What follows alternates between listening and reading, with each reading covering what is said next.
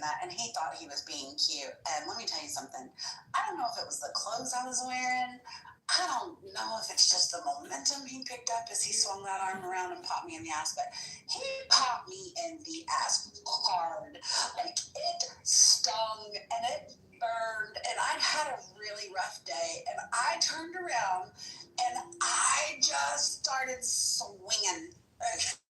Because I was hurt and I was going to swing. And I'll have you know that man put his hand on my head and held me back while I just completely, don't swing me in the ass anymore. You're not allowed to touch my ass. And he laughed the whole time. And it just made me madder. There's a big difference in that kind of that's totally relationship banter. That's and relationship banter, right? I'm decking some bitch in the jaw because she looked off to me. There's a difference. There is a difference, yeah. There's a difference between that and maybe not getting what you want in a relationship and, and thinking, hey, the way I'm going to handle it is, I'm going to use my woman powers and beat up a man. But can we say that a man has the ability to not really be hurt by a woman hitting him? I kind of think that's bullshit. I think some women absolutely can. Like, I think there are definitely some women. Some men actually die at the hands of a woman. This is true. There's probably a lot of men that die at the hands of women. My brother had a girlfriend who apparently was a little bit of a scrapper, and he said they were in a bar one day, and people that didn't know, a woman hit some guy. So his girlfriend said, you really shouldn't do that because he can't hit back. And she said something smart to my brother's girlfriend. He said my brother's girlfriend hit her so hard, she slapped up against the wall and just slid down the wall. She could, women can hurt men for sure. Yes, but I don't think in the context. In your case, it was actually a little funny. In that case, you're on domestic violence. It makes it so much worse when you're mad and you want to hurt. That is insane. Wait, what? The boyfriend's black. The boyfriend was black. Oh, So Bemis? all she needed was a whip. All she needed was a whip to be a slave. Seneca? Yeah, that's what I told her in back out today. I think she has to build up aggression because that man has yet to divorce his wife, and she likes to believe that they are a we, not an I. They're divorced. They're divorced, but She told me they weren't. No, they are divorced. Yeah, they are. Oh, he still won't marry her, so maybe that's what pisses her off. he's not going to marry a slave master. Is he cray-cray? I don't know. Oh my God. Yeah, Tip's your story. I mean, I get it. He didn't mean to hurt you, but he hit you hard, so you swung at him, but I repeatedly swung at him. I was beating on his chest as much as I could make contact with him holding me back. But I was bad. I was so bad. like a little T-Rex. I wanted him to say ow, and he just laughed at me, and that just made it worse. It made me more violent. Don't laugh. It's not funny. He was the Put a handprint on my ass. Guys are much stronger than women, and I don't believe just because a woman hits a guy that a guy has a right to knock her out. But at the same time, I don't think women. In your case, is different, Tips. That was something different, but women shouldn't put their hands on men because it's just like I said, they can't hit back. And I know women who I know another one who hit the boyfriend with a phone over the head, So I will tell you some crazy shit. In all seriousness, as a woman, and I mean, I taught my daughter this. I taught my boys, we don't hit women. You don't hit women. You are much stronger than them. But I also taught my daughter, you don't hit men because you know what? When you hit a man, you step into a man's shoes, and you don't know what man is going to choose to hit you back. And if he chooses to hit you back, he's going to hurt you. Mm-hmm. He's going to hurt you. I'm not gonna lie. There's a way a woman would hit, and I'm hitting back, bro. Oh God, no. I told my daughter, you don't hit men. All the way back, and I'm not stopping. What do you mean not stopping? Oh, I'm not stopping. I'm gonna Then beat I got- her to the pulp. If she took a phone to my head, I'm beating her to the pulp. Don't you dare. Okay, there's Don't a try. difference between defense and then Yeah, legally as well. right. Yeah. Because when you hit me on the head, that's defense, right? Yeah, I mean, if she hits you, if she punches the shit out of you, I feel like a blowback is debatable. Oh, it's not gonna be an equal blow. Going further than that, I think is where the line is Of for. course, and legally, Clearly. down to that. Absolutely. Right, that's not you defending yourself. That's Right. you Oh, harming them. that's where the line is. Okay. That's No, No, I'm but saying legally, Seneca, if she hit you with a headphone and you beat her to a pulp, you would absolutely be in jail. Right. I would. Thanks. Yes. So if she hits me over the head with a phone, Right. You're You not can defending claim. yourself beating her to a You pulp. can claim domestic violence. You can claim assault if she hits you. but she You won't can be in claim jail. self-defense if you are. I don't want like, to claim. like hitting her off I of wouldn't you. hit her 10 times. I'm just saying. Right, that's I'm not. just saying, that's not like, there's a self-defense difference between self-defense for someone assaulting you, and then you then also assaulting them to the point of possible death or severe Well, injury. my self-defense is assaulting them to the point of possible death. Okay, I'm just informing you Yeah, of that's self-defense. Yeah. If somebody in the street pushes you, Stop talking. Stop talking. yeah, if You're incriminating yourself. if somebody pushes you on the street, you take a cinder block and smack them over the head. Guess what? You're gonna be in big fucking trouble. Right. If someone pushes me on the street, I'm gonna ask them, why did you push me on the street? If a woman takes a phone to my head because she thinks I'm not gonna hit her back, oh, she's in a world of This trouble. sounds very personal. Yikes. Yeah. Very This is specific. like journal worthy. Like, is this in your diary? This sounds very personal and very specific. Have you been hit by a woman before, Seneca? It's the head, but with a phone. Actually, yes, I have, but you know what? I did not hit back, and Yeah. really, it's because like I had compassion. You know, I mean, I just cut her off. I mean, she wasn't gonna do shit. I just cut her off. I got a protection order against her. Blah blah blah. First, if she took a phone to my head that day, oh, she probably would have been almost dead or crippled. I'm like twice her size. I'm a big dude. I do push-ups every morning. I'm really muscular. Well, that's the point. Yeah, exactly. That's why you don't Yes. hear that. Of course, 100%. I agree with you. Yeah, so if any women are thinking, oh, it's cool if I just, I mean, Serendipity's case is different, that they're married, that they're doing things and just tapping each other's butt, that's different. Okay, she had a bad day. No, I don't think Bima's story was funny at all, personally. Exactly. The fact that we laugh about it because it's a woman is insane. Yeah, I agree. Because I would beat her to the pulp, blood and everything. Well, her story made me think of my story when I went after my husband, and I was like, oh yeah, But that is not the same thing. smacked No, my it's ass not. so hard. That is What not the did same Mima thing. say? What did Mima say?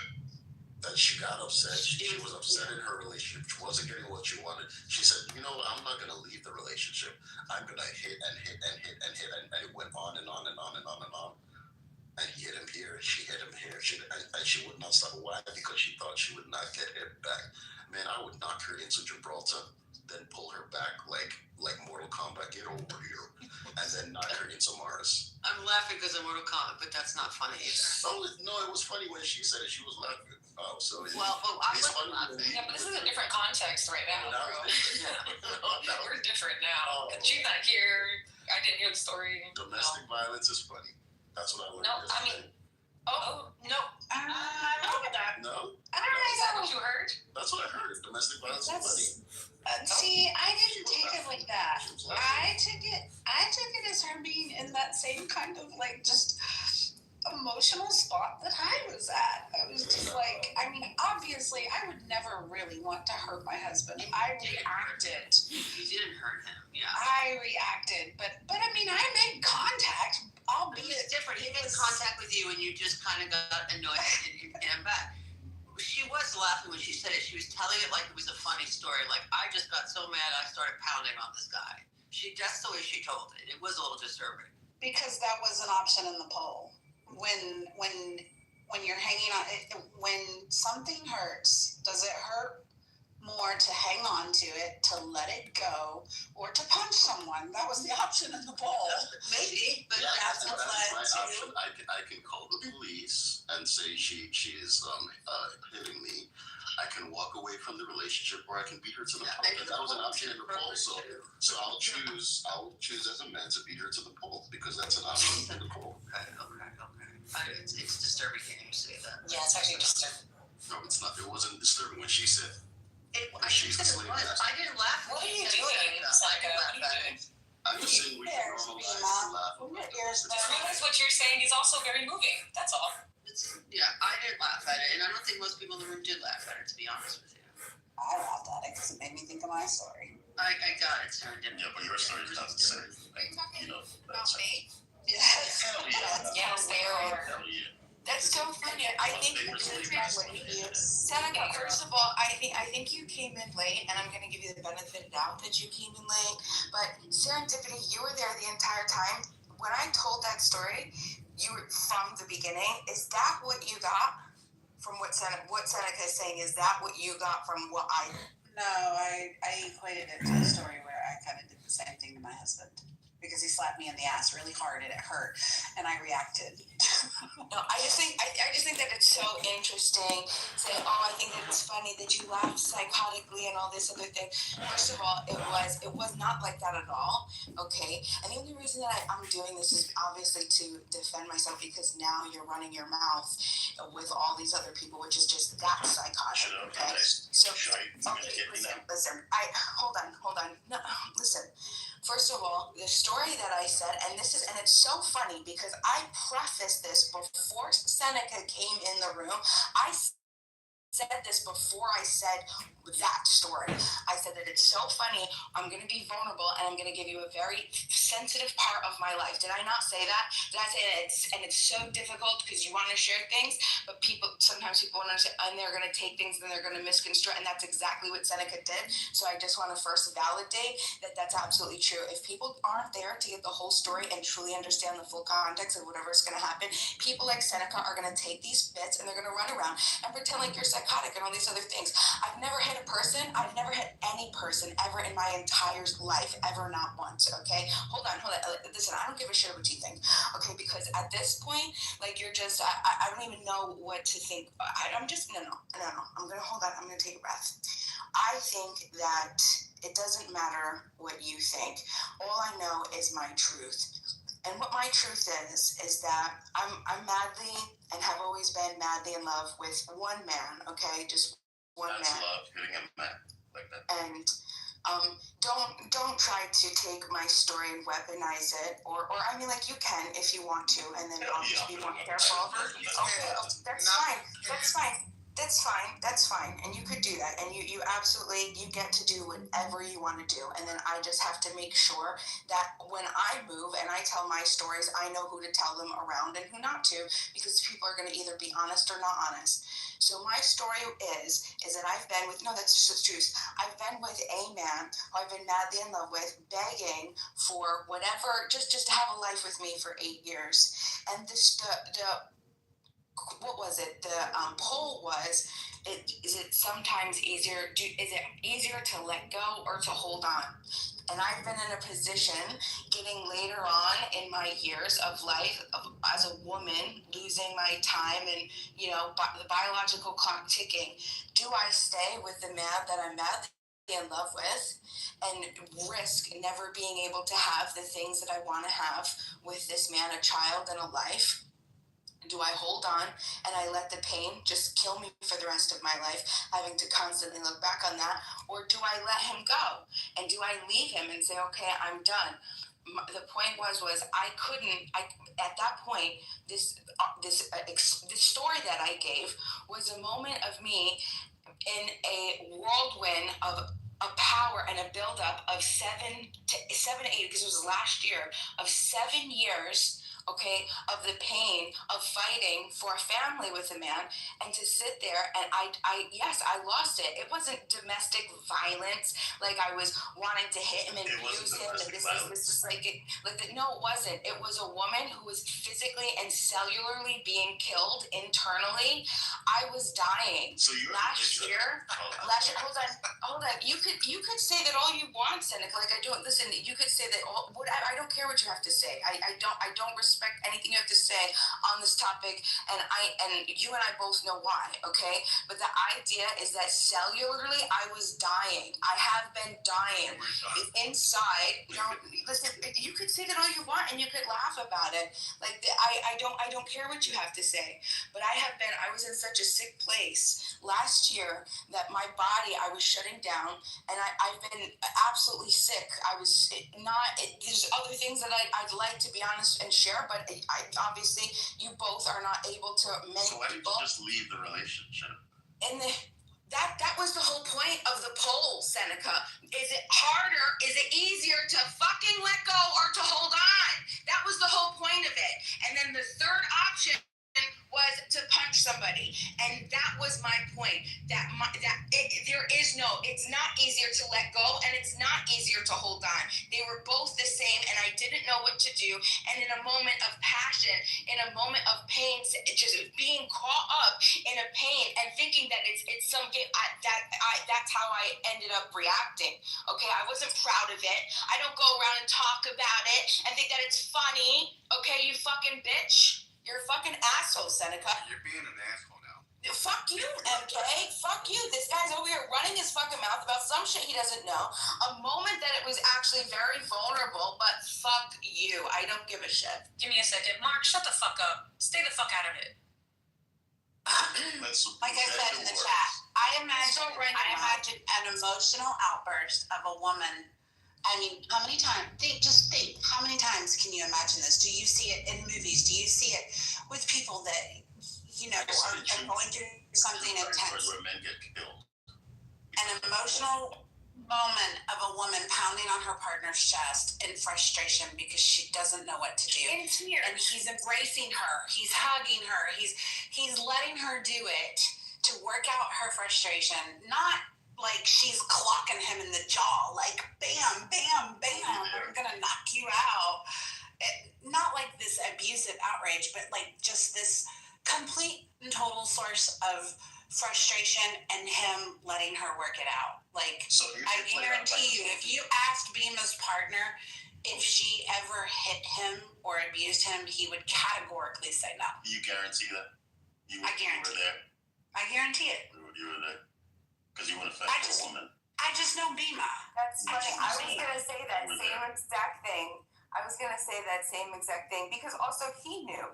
He understood what's been going on because do you know what? He didn't react in a way that was angry and violent back. Do you know how he reacted? Embracing me, telling how it's gonna change. I'm gonna change. I'm gonna be better. It's not gonna be like this forever. And then I sat there and I cried and blah blah blah blah blah. But go ahead and this is just a great testament. You have to be careful who you tell your stories around. Thank you, Senator. Yeah, don't be a man and tell me about Deflect. You're a white woman. What does it have to do with being black or white? What's wrong with you? What does it have to do with being black or white? Because we have a history of slavery in our country, that's why. Oh my God, you're fucking okay. That's crazy. Only a woman can get away with such. Exactly. Imagine saying, "Oh, it was a moment of passion, and I just wanted to be embraced as a man." That happens all the time. I love you. So clearly, you don't understand the dynamic of love. Not being in love, I can understand. You're fucking delusional if you think that's love.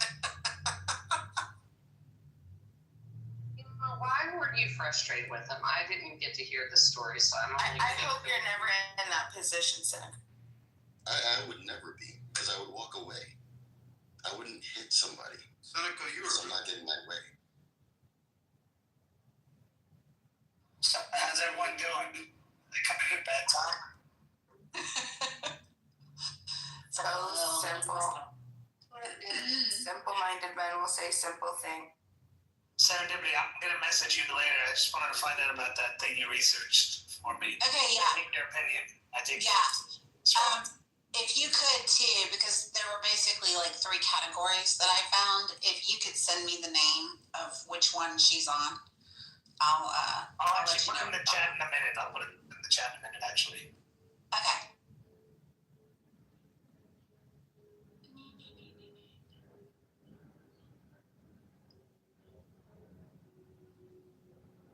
What a morning. Well, now, serendipity. So, still, talking about domestic violence, or do you want to just chill?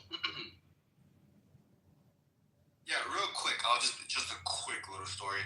One of my buddies got charged with domestic violence, and I went to go to his court hearing, and I knew that the woman that was filing charges against him also had a history of accusing other men of either harassment, sexual assault, or domestic violence, right? So when I went to court, I thought they were going to bring up her history, but they didn't. That would have helped him, but anyway, he lost the kid. Just because you've fabricated stuff in the past does not mean that something horrific can't happen to you in the future. And you can laugh at me all you want, Seneca. No, I'm not excusing. I'm not excusing. At all costs. I'm not excusing. Yeah, it's true for a man. Even if she kills a man, you protect her. No, because that's murder. No, it's not murder when she does it. Okay.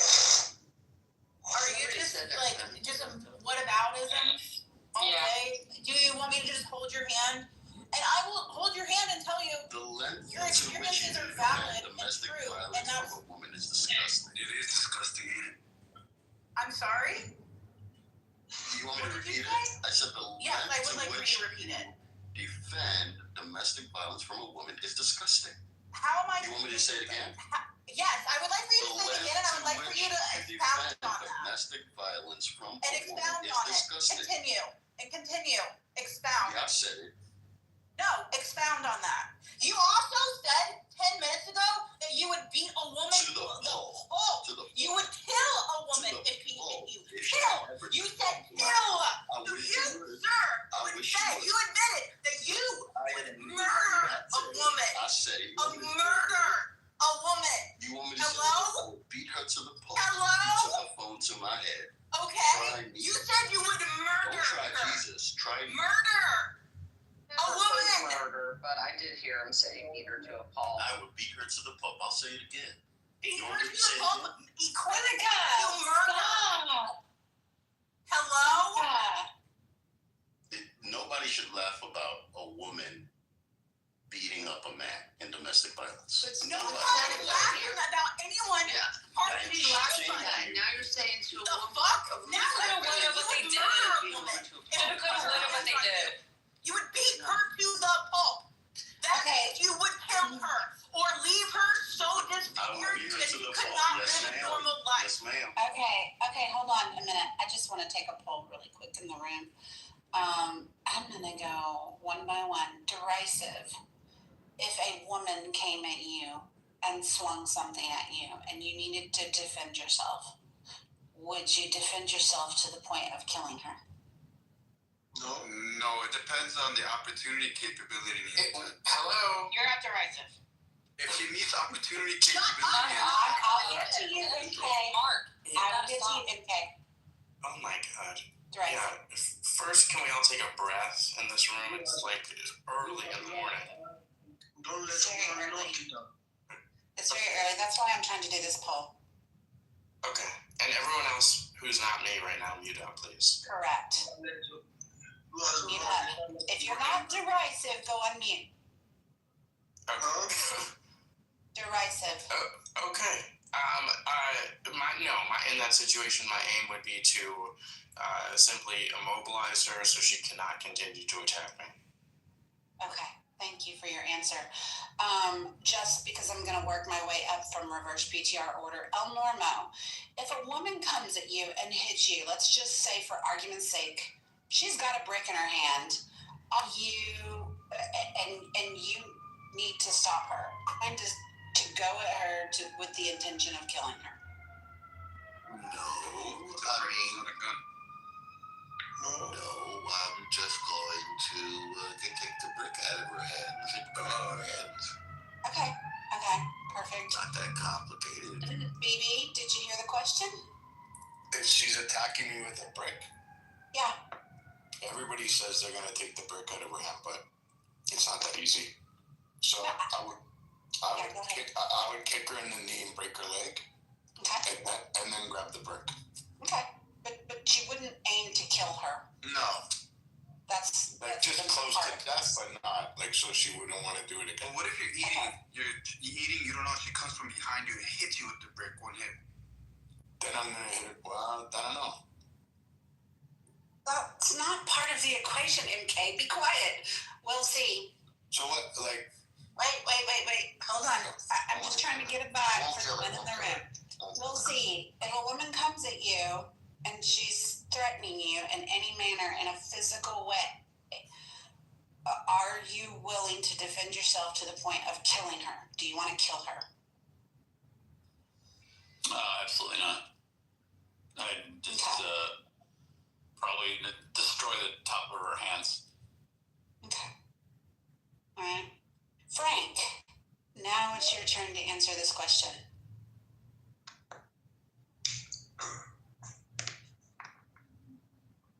Yes, no, maybe so. All this time. You gonna kill her? Oh, no. I'm not gonna kill her. I'm just gonna take the brick out of her hand, Okay. knock her down, and walk away. Okay. All right. If I have the opportunity to call the police, I'm going to do that. Okay. Right. So that we can pick him up, free her fuck up, and take her to jail. That's all. Perfect. Thank you. Naveen. wait, can I know who the lady is? I would not even touch her. If she's just hitting me, I would call someone and try to, get assistance that way. I wouldn't try to hurt her or do anything that way. Probably have some mental issue. All right, MK. What are you doing if a woman comes at you with everything she's got? It depends on the situation. I think if it's a brick, I'll just run away. Just run. I'm a good runner. I'll run away. Okay. Seneca, would you like to tell me what you need to do if a woman came at you? Beat her ass to the pulp. Yes, I'll say it again if you need me to. Yeah. Her ass to the pulp. Second, Up to and including death if necessary. No, you can include anything you want to and make it worse than it sounds. You don't really need to do that. Okay, I said I would beat her to the pulp. Okay. That's what I said. Do you want to include death and make it horrible and so that you can get this? I mean, in all Seneca, you're accusing Bima. In all fairness, Seneca. But I would beat her to the pulp. Okay, and in all fairness, you're accusing Bima of being abusive. Yeah, because you want to protect an abusive woman because she's a woman. I'm not. I don't want to protect. And that's why you're twisting this around. Would you kill her? Would you slice her arms? You said you would kill her. You said I would beat her to a bloody pulp until she was dead. You said that. Nobody put those words in your mouth. What if this was a repeat? That's exactly what you did. Trying to be facetious and twist the narrative to make the woman look like Seneca. Please, I'll beat her to the pulp. I'll say Okay, we got it, Seneca. What if this was a repeat thing? It would not be a repeat thing. No, I'm asking Serendipity. No, your name's not Serendipity. Oh yeah. What if it's a repeat thing, Serendipity? Like you're in a relationship and she keeps trying to beat you. Correct. And then the camel's like, it's like enough's enough. Here's the thing. I don't think any person should hit any person. I taught my daughter, you don't hit a man because you know what? When you hit a man, you step into a man's shoes. No one is fucking saying that. Seneca, don't put words into my mouth. I just sat here and told this entire room full of people. I taught my daughter, you don't ever hit a man because when you do, you step into a man's shoes, and there's a good likelihood that you could get, and they're gonna hit harder, and you're gonna fall harder. Okay, like I don't condone, but But in the back channel, she situation- told me that you wouldn't beat Seneca if you had the choice. Like, This, chance. I would even beat Seneca, not even right now. But the situation that she explained was not her partner in an aggressive, abusive manner. Emotional outburst. One in which he embraced her, and yes, she pounded on his chest, but not in a "I'm going to beat the ever-loving That's motherfucking passion. shit out So of if you." a man had Were an you there? emotional outburst, You were there. I listened to her tell the story, So what Seneca. I listened to her tell the But story. that sounds like passion. Did you? Like, Did you see what happened? Did you see her like?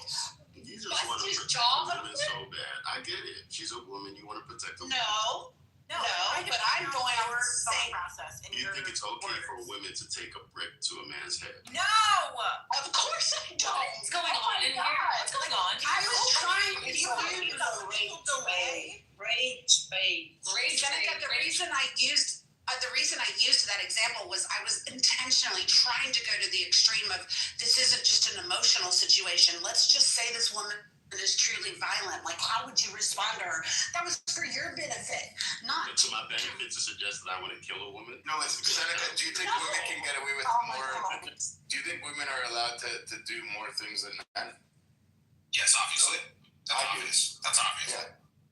Well, it's not obvious. Women. No, it's totally obvious. Like, court records indicate this. Women get lesser sentences for the same crimes. They're oftentimes lesser charged. Yeah, women get away with shit. It's universally true. Facts.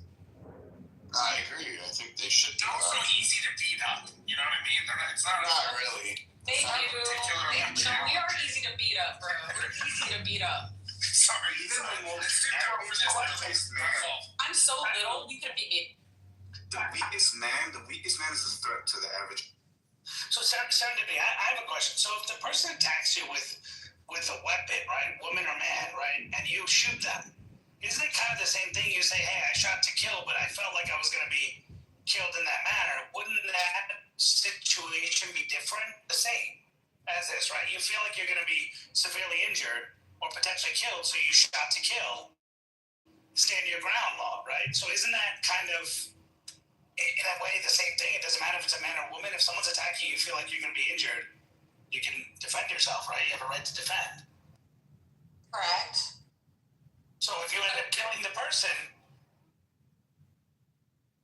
that's right. I guess, like I said, the point was Bima shared an emotional story.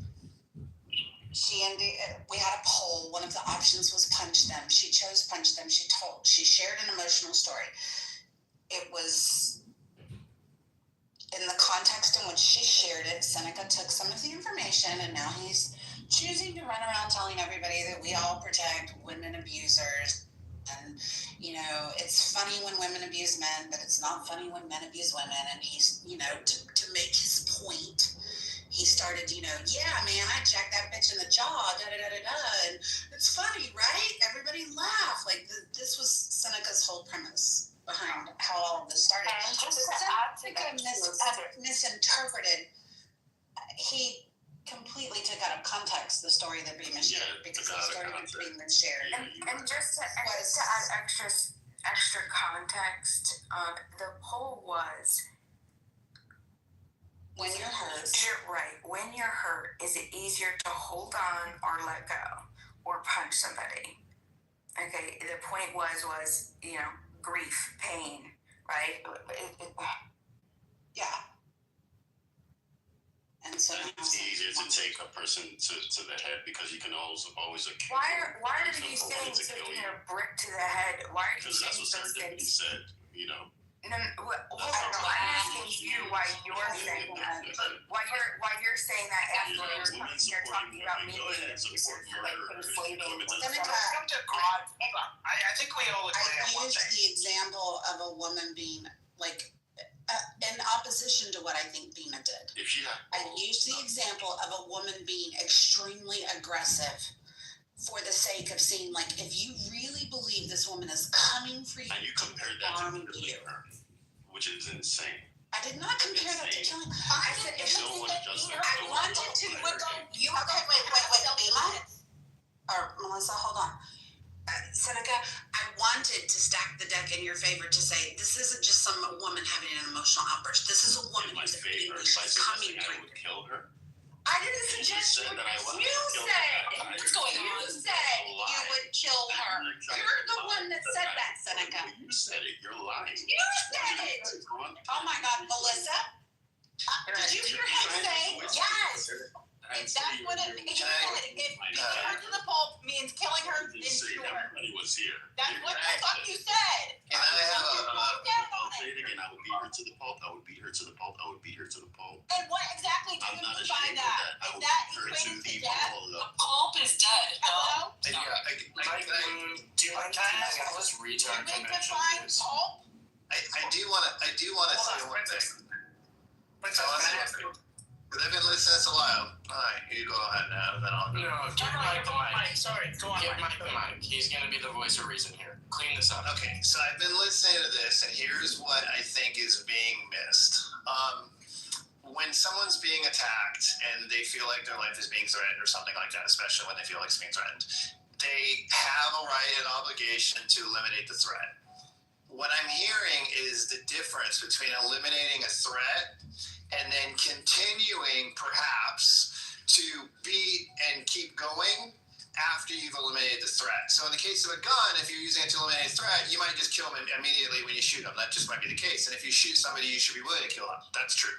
However, if somebody's coming at you with fists or something, even a weapon that's not particularly deadly, but not, that helps to make it more painful to be hit, and you eliminate the threat, and that you get them on the ground, you hit them, you knock them out, you do something to stop the attack. That's enough for most men to imagine this scenario with this woman. That's what would occur, right? I personally would try to grab her and hold her and keep her from doing anything rather than even punching her personally. Like I would literally leap on her, wrap my arms around her, wrap my legs around her, and throw her to the fucking ground and just hold her there to keep her from touching me, right? I wouldn't necessarily punch her in the face or anything. But the idea that you would say, well, if someone did that to me, I would punch back, and I would continue punching until they were a bloody fucking pulp mess. That's on eliminating the threat. That's basically taking your defensive and making it offensive, particularly because you could be angry or because you're in the moment. And the suggestion that I would do that, and that's what Seneca did say, that's what makes it icky to describe in the way that he described it. Whether or not he ends up killing her, the idea that he says, I would do more than just stop the assault. I would continue beating the shit out of her until she was a bloody fucking mess, is the problem with what he said. Yes, and I would beat her to the pulp. Absolutely. So she's a bloody fucking. All right, we all get it. Yeah, perfect. Can we move the fuck That on was from great, Mike. Moving on to a new subject. That was great, Mike. This is kind of Most places you're going to jump with the guy. Did I describe it? Why would you want to do that? Think I described it, Bima? What I was saying? I think you did an excellent job. It's 100%, and I always appear your rationality. I don't think just for the sake, it isn't okay to ever hit somebody. I truly do believe that was a moment of weakness on my part. It was I had mentioned I was vulnerable about that. If I could, I've talked to my love about I had imagined gotten together. I couldn't even imagine saying a me to him for the longest time. If I could have known or even try to manage myself in a better way, I 110% would take that and take every word that I've ever said to him in anything. I wouldn't even want to talk that, let alone losing myself in a moment of passion. But I think that there's, they talk about passions of crime. And I feel like in that moment, that was definitely where I was. It was like you weren't, and it's not a good place. And I hope that nobody ever has to be in that. It's when, you really do, you feel, I mean, I don't think I would have ever gotten to that point, because obviously I love him so much. I wouldn't want to hurt him, but I was just so sad, and it wasn't just this relationship. There was a lot of things going on in my life at that point, like I managed hospice, right, of my parents dying, my grandmother dying, him coming in and going. There was a lot. I lost, my best friend, all in a very short period. And it was after that, and yeah, I managed myself illy. I'm not proud of it. I shared that story. I regret that. I know who I can and can't share stories with now. And, I learned my lesson, but I don't think that women should ever, I don't believe that there's any justification in women ever hitting men. So, my best friend in the whole world is a Hulk of a man. His name's Adam, and he's an FBI agent, and he's 6'4". And his wife, I'm almost done. Let me finish the story because it's relative to what she was saying. His wife was bipolar, and she was a Fruit Loop, and we all knew it. We went on a rafting trip, and she lost her shit on him in front of all of us and punched him in the face and started beating the shit out of him as hard as she could. Like, literally throwing fists at his chest as hard as she could after she hit him in the face.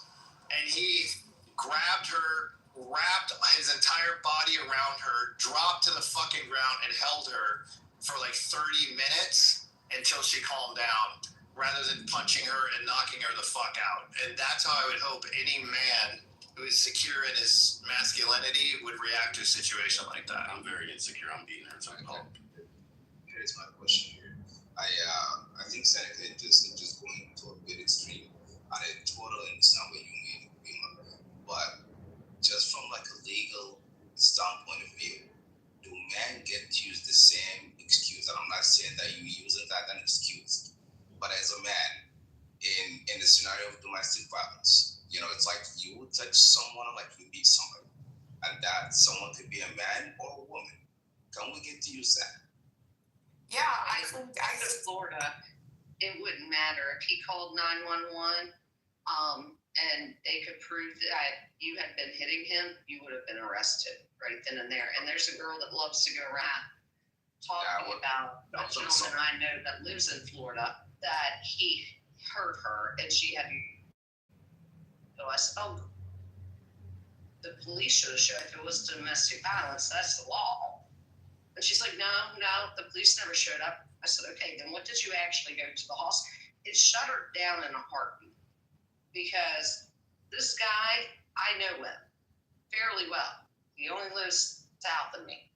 And I'm like, stop making up stories and running around an app and trying to discredit somebody's, image. Not cool. I know the laws in Florida. I've been married to a cop for 25 years. Somebody would have gotten arrested. Exactly the point I was making. That was an assault, regardless of how you look at it. And I get it's like a passionate moment, whatever it was. If the cops got called and they got in there, that's like just an assault. Exactly. Thank you, brother. I mean, look, in basically every state, you're allowed a reasonable, proportional response to defend yourself. But this, beat someone to a pulp thing, if we're to assume that means beat them beyond what's minimally necessary to defend yourself, then, yeah, both parties are going to jail.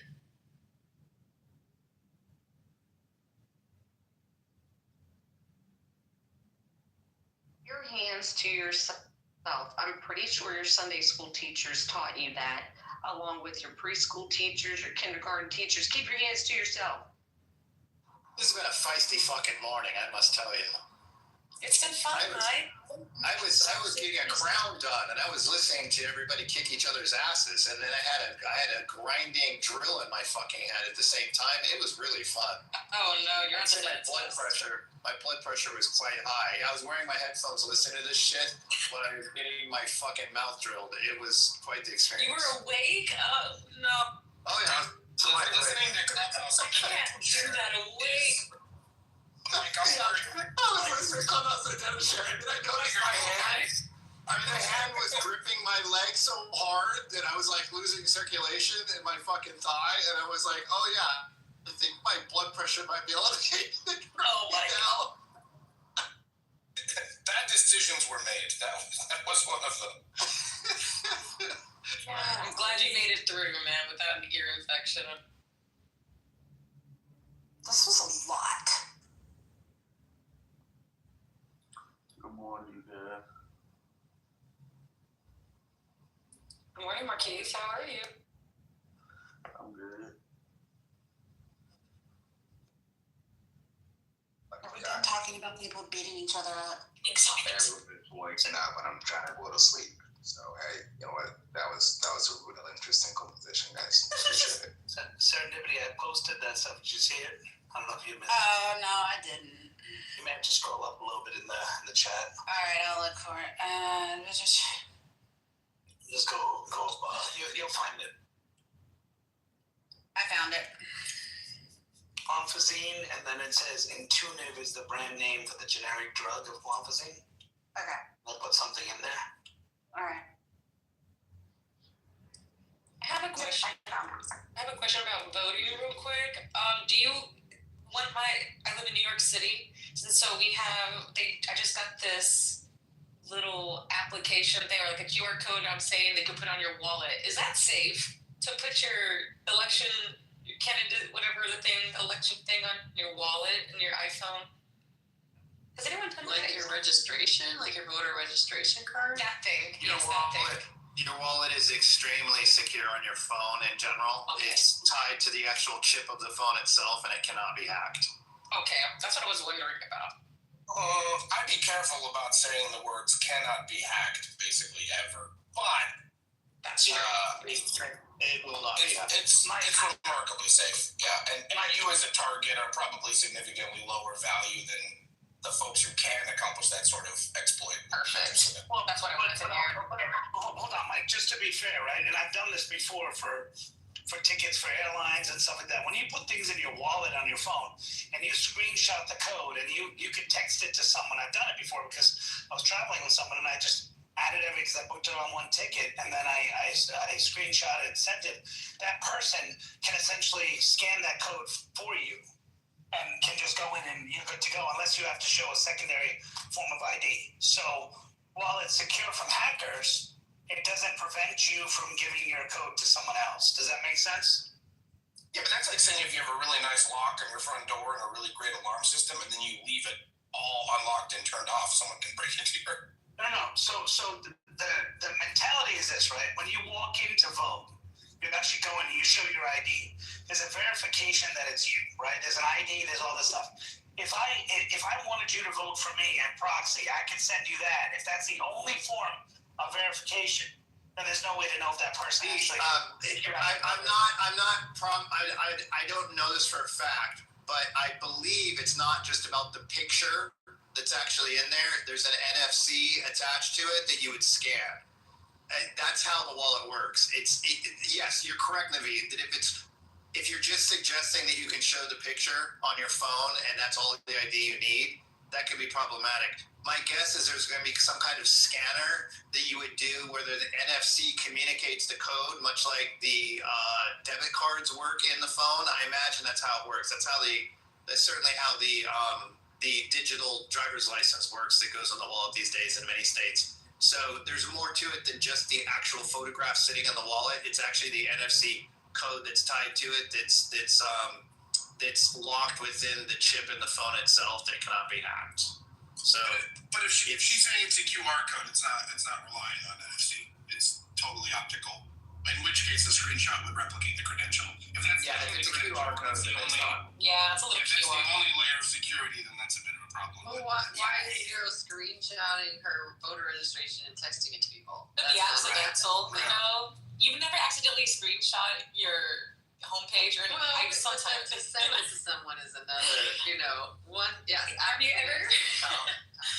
Liberty, have you ever seen those memes of when you drop water on your cell phone and crazy and texting your mom, go fuck yourself and all that? It's okay, literally, one time I was washing dishes while I was in a Teams meeting, and a drop of water went on the turn the camera on button, And so then all of a sudden, I'm washing dishes in a bra, like, and then it was like, my screen turned on for a minute. I was like, oh, fuck, and I just like chucked my phone in that. Exactly. Yeah, it was bad.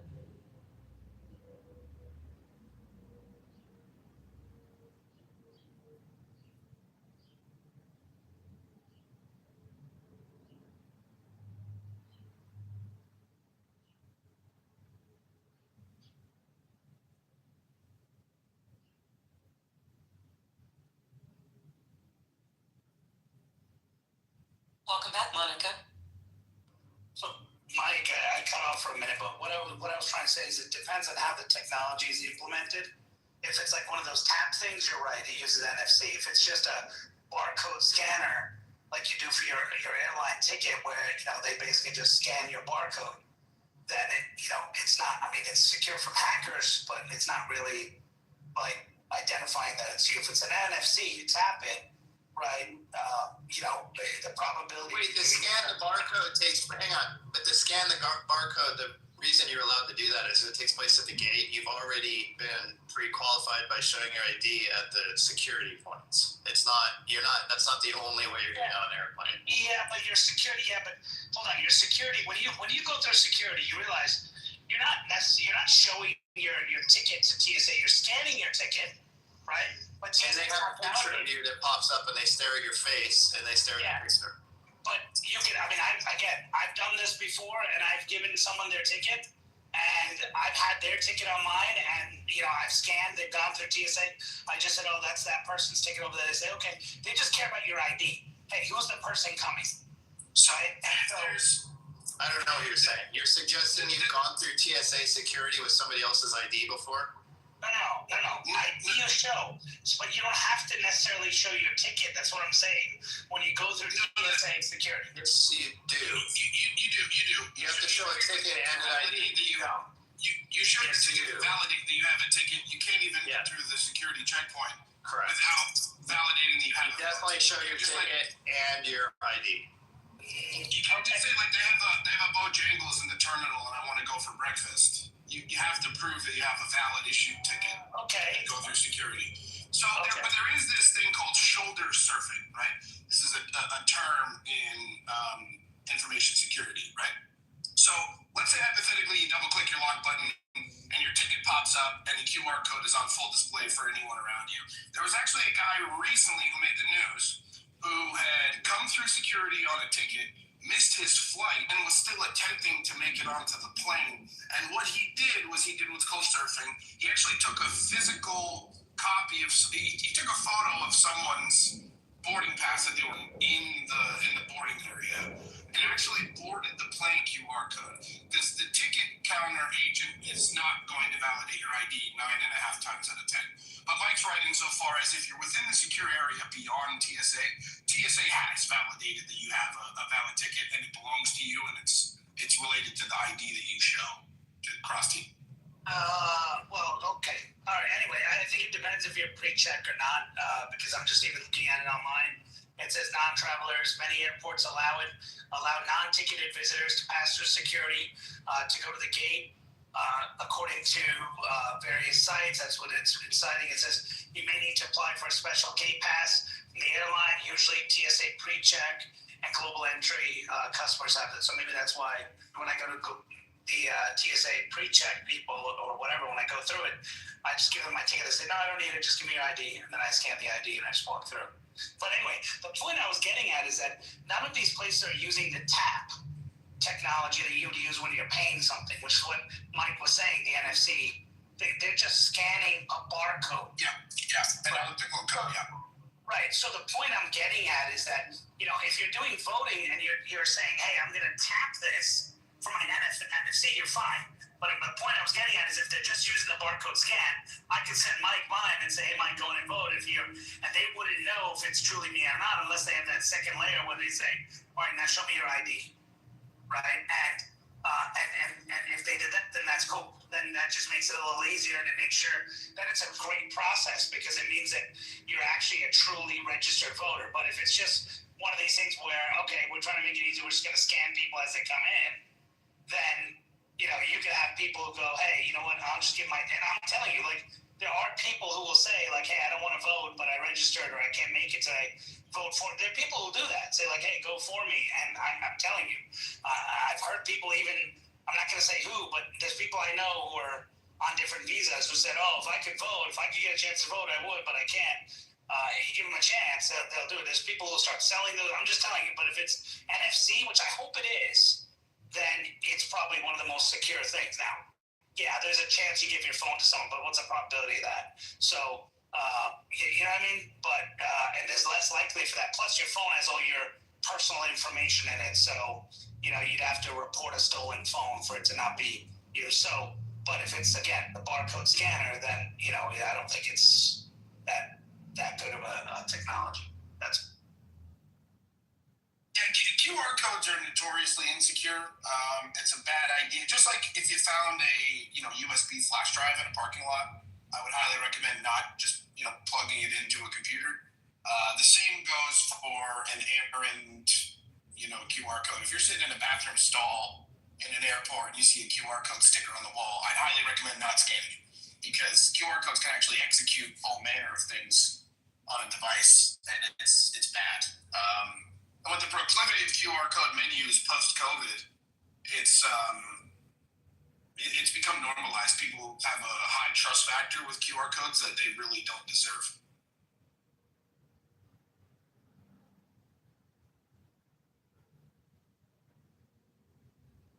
actually NFC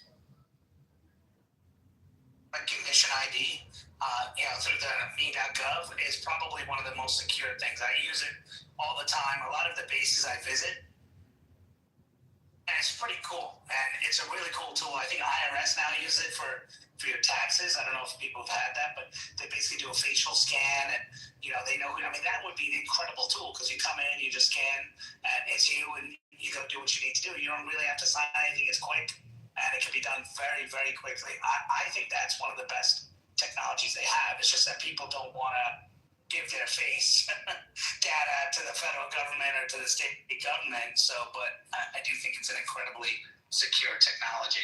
Like they do the eye scan, everything. It's really cool. It's great for payments too. So like if you use Apple Pay and use NFC to pay with your debit card, it generates a unique token, and that unique token is one time used. So you can have that token and try to reutilize it. It's already been utilized. It's no good. This becomes a real problem if you're a serial returner, as I am. If you make an NFC payment at like Best Buy and then you lose it and you want because it's a unique one-time code and you can't reference it back to yourself like you could with a debit or a swipe.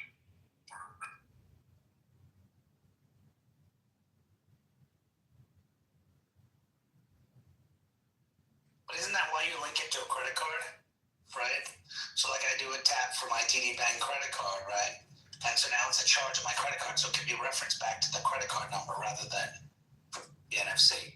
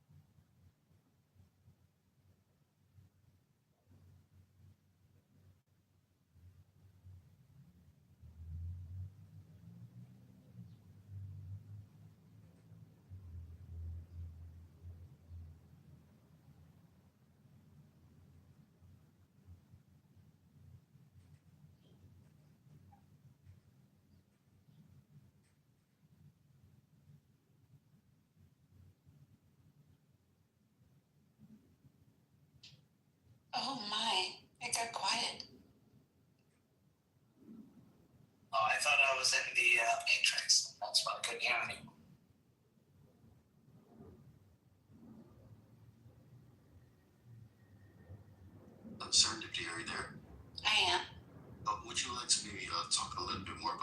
I want to kill people. That might Samantha, no.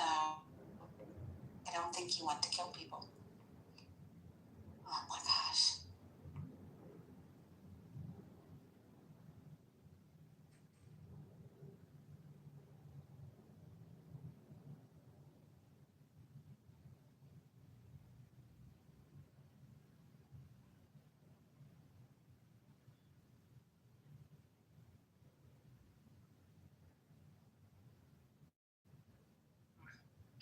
Oh my gosh, I'm looking up recipes. Like, I don't know why my Facebook feed only has recipes on it anymore, but these cheeseburger, they're garlic parmesan cheeseburger pops.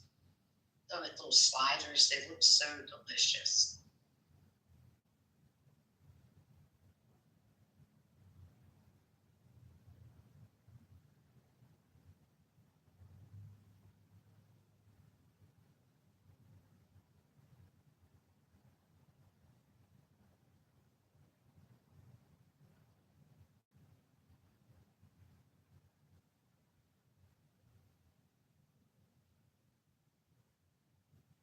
Seneca, Yes. you know I don't think that you want to go around killing people, right? But you tried to convince the room I did. No, I didn't. Yes, just because you say it in a soft voice doesn't mean. Can I tell you something? I was not trying to make the room think that you wanted to go around killing people. When I gave the example, I was trying to make the impact that this wasn't just a woman having an emotional outburst, that this was like a truly aggressive, wanted to do harm to you woman. And I wanted to know what the response was. Wasn't the initial scenario though that a cell phone was thrown at someone's head? No, it was brick. That was Seneca. It was a brick. Oh, it was a I brick. used brick. I used brick, but Seneca's initial example was yes, if she clocked me upside the head with a cell phone. No, not a cell phone, a landline phone, the rotary one. Oh. When you turn the remember those ones in the 80s? Oh man, you had to go to the antique store to do it? Yeah, the one you need to turn, those ones. Mm-hmm. Yeah. Because those are the ones you have to actually carry. It's like a little heavy, it's got a little weight to it. You have to actually carry. Yeah, that's functionally a brick, you know? Right. That's a brick. Functionally a brick. I like. Yes. I think the point of confusion came when Serendipity said something about like, is this on the table? And you said something somewhat vague about how like, if you want to put it on the table, you can put it on the table, or anything's on the table, something like that. I think that is the. I used the word beating to the pulp, and she conveniently, as the you would make an expert mayor or politician, she shifted it to killing. You know, because that's Seneca, such a pro. Choice Seneca, move. do you remember? No, listen to me. Choice move. Seneca, when you were having the conversation with Melissa, with Princess, she said, I mean, would you just diffuse the situation? And you said, no, I wouldn't just diffuse the situation. I would beat the bloody pulp out of her. And she said, what if you kill her? I don't care. Yes. I don't you No, I said I would beat her. I said I would beat the her to the pulp. That's exactly what I said. And if you guys want to say I would kill her or I would kill a woman, go right ahead. It does not bother me. It does not shift my emotions, not one bit. I see the manipulation from like 10 miles away. Oh my God. I don't even think you're 10 miles from me. I think maybe you're Sandy Spring or something, 20 miles. Okay, I see the manipulation from there. Yes. I'm not trying to be manipulative. To the pulp. If you want to say I would kill her, slice You her said arms and you all would this kill stuff. her. That was not my No, words. Those were your words. Those were not my words. And I said pulp, and I repeated myself repeatedly. You did. You Yes. did say pulp, and you said pulp, if she pulp, dies, pulp, it's pulp. okay. No, that's what you said. I did not say that. So nice try though. Nice try. I did not say that, Seneca.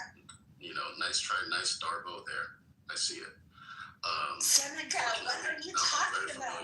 Fortunately, I read a lot about these manipulations, and I read a lot about reframing. You know, so I know what you're doing. Reframing. I'm using your words. No.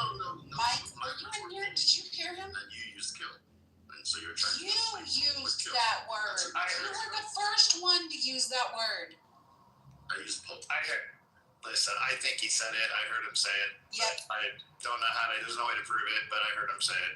Yes, Okay. you heard it. You heard me say it because I'm a black man, and that's why you heard me say it. Yes, Mike. We know. Now it's a race thing. But it is a race thing. Love that. I love it when it starts to go race thing. You It's associate an You can be a dipshit without being a black dipshit. It's an attention thing. Yeah, He's yeah. so happy that all the attention is on him, and all he has to do is get a retweet from more attention. They do this all the time. Yeah, You know, they do this all the time. But it doesn't bother me. My I'm used apologies to it. who are offended at the You're way trying to that I- conflate both. Okay, prove it doesn't bother you by muting out them. No, I will not. Just for you, I will not. Because you asked me to, I will not. Yeah, because Because I love that. you found your audience here, your little retard answer. Yeah, you are my audience. You are my audience. I never heard him say anything other than beating him to a pulp. I've never heard him say anything you value him. Again. Not even her moments in my life. Even though she does not disagree with me, even though she affirmatively disagreed with me, she can still tell the truth and not be a racist. And unlike everyone else, you clearly like the sound of your own voice. I am disgusted by yours. So yeah, it's because my people have a superior intellect, so I imagine you There it have is. similar Did I say racist? Did I say racist? There it is. Well, My people have a superior. if the shoe fits.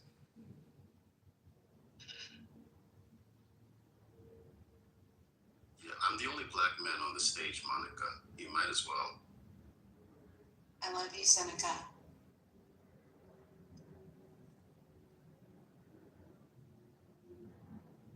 Did you push him down? Don't push him down. Don't push Seneca down. Yeah, Monica.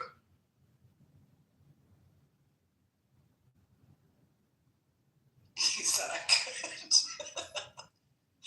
Seneca, don't tempt Monica.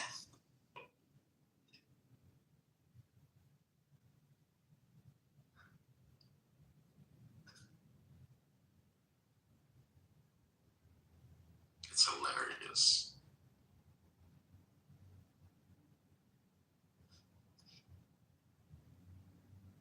No, my mom never said she'd kill me or murder me, but she the hell did tell me that if I acted up again, she was going to beat me to a pulp. Beth, I don't know if your parents ever said that to you or not. Beth, you always have great topics. I know you can pull one out right now. Let's start a new topic.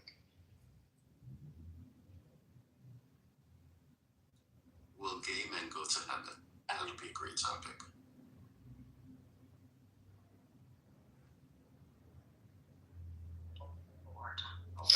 Serendipity, I think you are a true Christian in the sense that, Jesus took upon himself to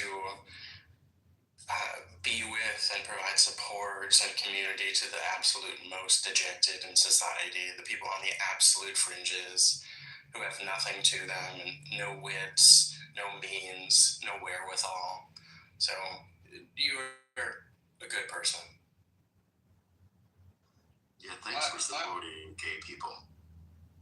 Yeah, my thing is, like, when I was in the military, of all the gay people I knew, like, a bunch of them I knew got, like, busted because it was, like, don't ask, don't tell, but if they got caught, being homosexual, they got put in Leavenworth for sodomy. And they would do, like, 18 months in Leavenworth, like, for being gay. And to me, like, you're talking about people that are willing to go and fight and do the hardest for all of us, but because you don't believe in their lifestyle, like they're subjugated to your moral or ethical understanding. That really bothered me. Doc, is that a new pic? Did you just take that? Well, that was a picture of me when I was 50 on my 50th birthday. Back in July. That was back in July. No, I was gonna say it looks like you groomed your beard or something, but very good. But just for minute that thing, so I got rid of the grace.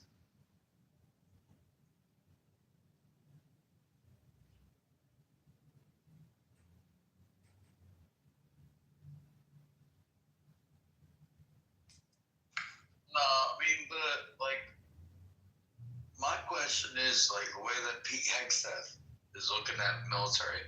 I agree. There shouldn't be open transits within the military.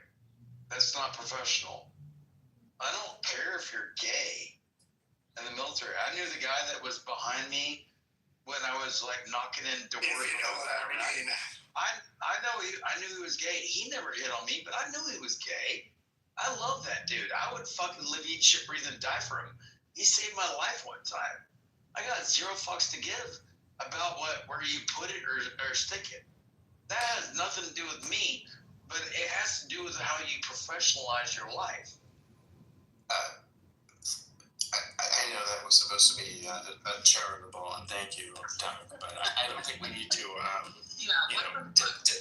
debate the merits of like gay people existing or whatever. Everyone here is enlightened enough to understand that, say for maybe a couple.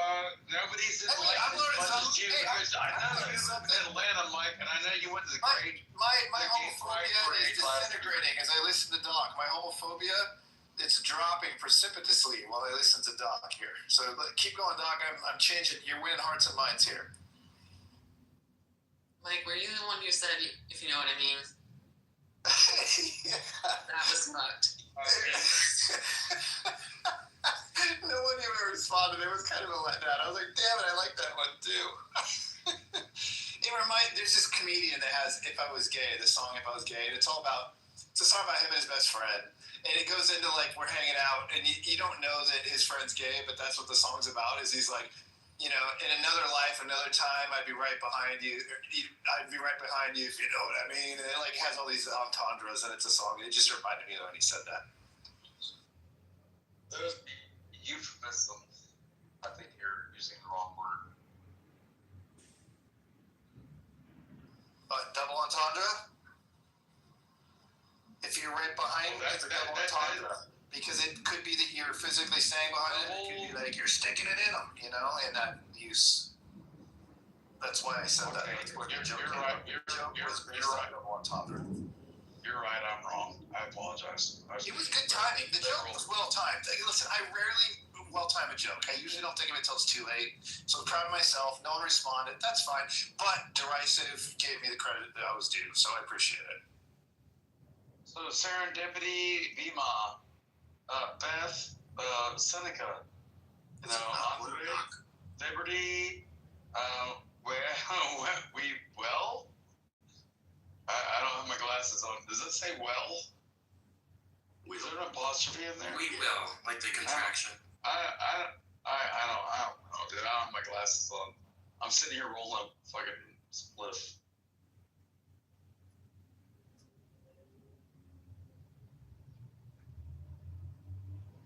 JB doesn't open rooms anymore. I noticed that too.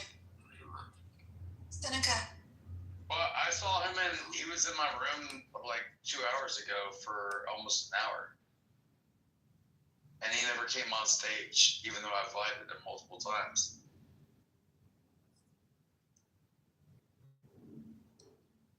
So I think he's just recording it and throwing him on a sideshow.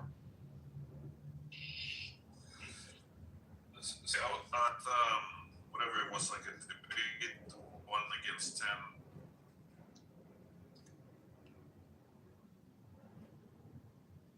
Is somebody talking? Oh yeah. So, hey, sorry, Nancy, the subject. I was wondering if you guys finished that 1 against 10 debate the other day. I think it was like 1 conservative Christian against 10 liberals. We did. It was really good. So what was the verdict? What was the verdict? Was it a Talking Apes room, or what room was it in? No, it was a room where we streamed the Jubilee. It was 1 conservative Christian versus 20 liberal Christians. I literally just finished that this morning with Allie Beth Stuckey. Yes. I literally just finished it this morning. It was good.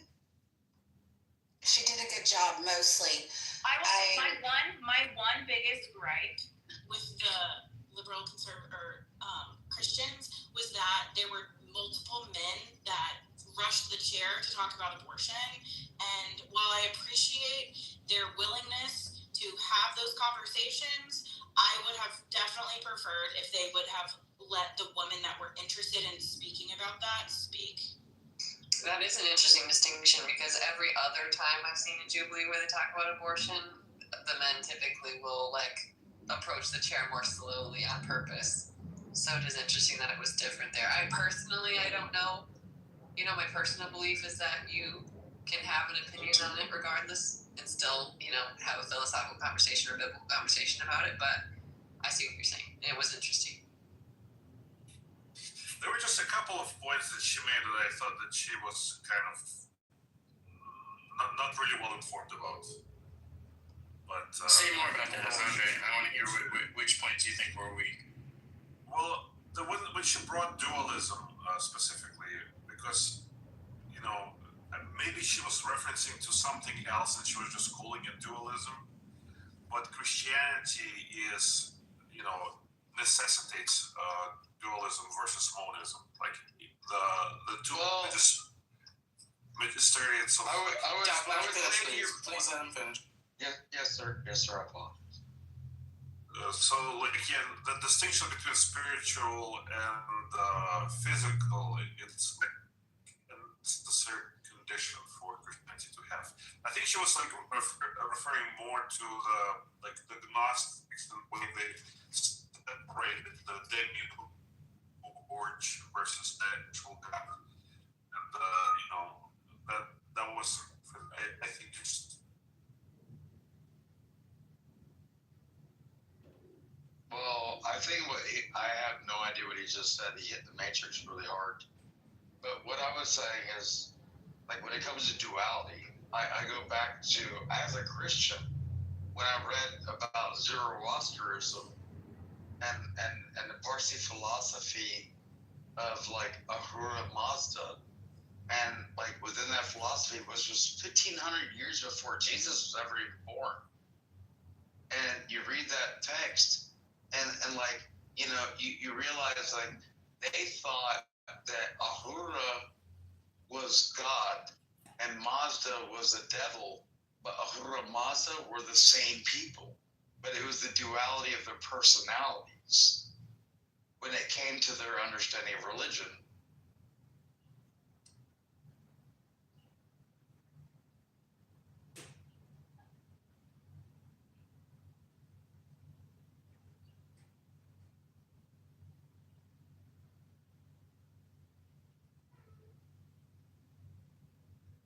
I would love to keep talking about it if you guys want to talk about it. So literally. So was her position that it should be illegal for all purposes, or what was her position that she was defending? Her claim was that it's a grave moral evil. Okay, I feel like it's hard to argue that, even if you're, you know, in support of the legal structure for allowing abortion. Well, I think it's hard to argue that as a Christian. But I think if you aren't taking a biblical perspective on it, it's not hard because you just debate the personhood of the fetus, and then you're good to go. Right, because I didn't feel like it was an argument of whether it should be legal or illegal. I think it was just debating the morality of it. Do you want me to tell you what my realistic? You know, I'm 50 years old. I could die tomorrow. I'm gonna tell you right now, the reality that I've understood. As being a Christian, I was born Southern Baptist, raised Southern Baptist. Like, I'm raised by the Bible and the fire and the brimstone. But, like, when it comes to Christianity versus like the Tao Te Ching or, like, the Holy Quran, you know, peace be upon Muhammad, inshallah, alhamdulillah, mashallah, whatever, I don't really care. With all my understanding of it all, like, Christianity is the only one where God comes to you. Every other way and every other religion I've ever seen on the planet, you have to go to God. You know, if you're a Christian, Jesus comes to you. If you're any other religion, you've got to go to God. I mean, I'm not a religious scholar, but what about Moses in the Old Testament? What was pre-Christianity? God coming in the burning bush and all. And what about all that?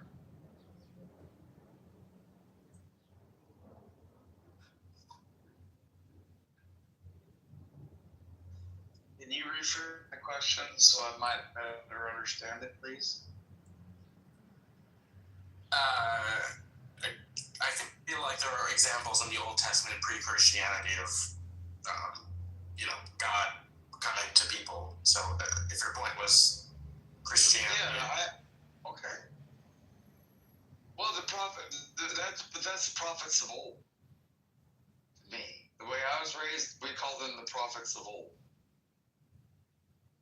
Like, do you know why, when John the Baptist, when he was in his mother's womb, and Jesus was in, Mary's womb, and they were kicking at each other in their mother's wombs, and then, John the Baptist was the one that was heralding the coming of Jesus Christ. But everybody thought, through the mind of, him, that Jesus was going to come to, get rid of the Romans that were within Israel at the time.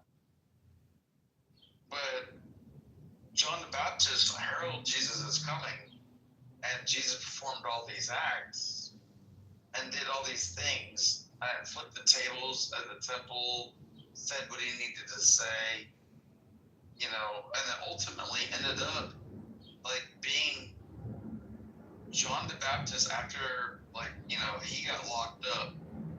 He sent a messenger to Jesus and said, "Are you truly the Son of God?" Because he thought that Jesus was going to get rid of the Romans. But because John the Baptist was a prophet, he just didn't realize that he was a prophet heralding Jesus to make the truth happen. And then, ultimately, when Jesus sent the messenger back, he said, "Because you have not known me, I will see you in paradise." So, to some effect of that was what I read it in my concordance when I go through Greek and Hebrew and Aramaic and English and whatnot. Can I ask Melissa, sorry, I don't mean to cut you off, but I was just curious what Melissa's perspective was, because we talked about that video pretty extensively the other day when we listened to it together. And my personal belief is that the liberal Christians didn't really do that good of a job. So I was curious, Melissa, as a liberal Christian, maybe you might identify that way, how you felt like they represented your position. I feel like I was a little frustrated in some of the conversations. As a liberal Christian, as a Christian who has studied clobber verses, as a Christian that supports abortion. Well, can I ask you, because to me, I thought that was the hardest claim to defend from a biblical perspective. So what is your biblical perspective on abortion? My biblical perspective of an abortion is that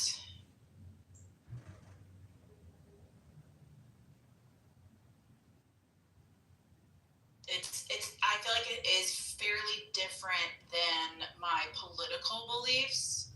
However, I wish that the woman that did bring up the example of the I forget what it's called, but it's that spell of the drinking the potion, and if the woman, if she's caught in adultery and she drinks the potion, and if she is guilty of adultery, she will then basically have a miscarriage. To me, that's an abortion. Where is that in the Bible? It is in the Bible. There is a story. I don't know exactly where it is. I'm just when adultery gets us going, Gomer did her thing. I just wish that the woman that had brought it up had a lot, had researched that a little bit more, and to have that conversation of that example. However, I don't believe that it is. a part of the 10 Commandments where it's thou shalt not murder. Because it's like, and there was like there was another discussion of where it was like, you were knitted in your mother's womb. I've known you basically before you were born, and that was actually that's God. Oh my God, talking to all of us. He's not talking about all of us. He was talking to a specific person within the Bible. Knows all of us before we were born. No, that's not what that verse is talking about in context, and that's where it's like I know that verse is used a lot, and that verse. Believe it your way, and I believe it mine. That's why we have different belief systems, right? Of the Agree to context disagree, and then we leave it there. That's fine. I'm just informing the room, and from my biblical research, my reading, that verse was talking about a very specific person within the Bible. So they were talking about when it's been a very long time. Let her finish. It was talking about a very specific person, and a lot of people have used that to relate it to every single person. And that's where I'm like that verse right there gets utilized a lot in the pro-birth, anti-abortion conversation. And I feel like that's like cherry picking a verse to make a point. He was speaking to Jeremiah. Thank you. He was speaking to a very specific person. About whom? About himself. Like it was God, like saying that God knew Jeremiah and knew his fate before he was even born. I think we could maybe make the leap. You're saying that Jeremiah got the only kitchen pass? Like none of us other motherfuckers get a kitchen pass? I do think that that's a reasonable claim, right? I think you could say if it's possible for God to have known Jeremiah before he was born, I do think you could make the leap that he would know others before they were born. Right. That is an assumption. Correct. Yeah. So, but you're saying like. So you said that your political perspective differs from your biblical perspective. So like where do your morals come from as a liberal Christian? So I do believe that life intrinsically has value, and I do believe that it is an actual like miracle to conceive a child and for that child to be born. However, I understand the severity of women's bodies, like, and how pregnancy and birth can be a direct threat to her body. And that is where I, as someone of faith, that's where I have that. How could God create an environment within a woman's body where harm could happen because of this, quote, like, magical thing? Because it's like, especially now, like, being pregnant, having a baby, going through birth, like, I'm like, holy shit, my body is a fucking portal. But I'm also like, I was so scared the entire time that I was pregnant because I understood the weight and the gravity of how anything could happen and how I could lose my life, how my unborn baby could die in utero. Like, those are things that I, as someone of faith, it's really hard for me to grasp those things. Did that answer your question? I feel like I rambled a little. I don't know that it did answer my question. I think what you said was interesting, and I'm glad you said it. But I think it's just like, because I had asked you like where your morals come from. Because basically, I was just trying to get at like, sort of some of the debate that happened in that video was there was basically there were some people who were trying to make a claim that abortion is not murder, right? That right. Either the Jewish perspective, allegedly, that life begins at first breath, and Jesus was a Jew and never really contested that, or, examples of where, like that weird story that she concedes is like a little little bit confusing and hard to know exactly what's happening with the potion or whatever. You know, there's people that went that route, but then there were other people who tried to go a route of like, well, we ought not to legislate religious morals, you know, and that's a perspective I have long contested, even though I am a strong believer of separation of church and state. To me, the question of whether or not a person is a member of the state, you know, at what point they are a person, I think is relevant secularly.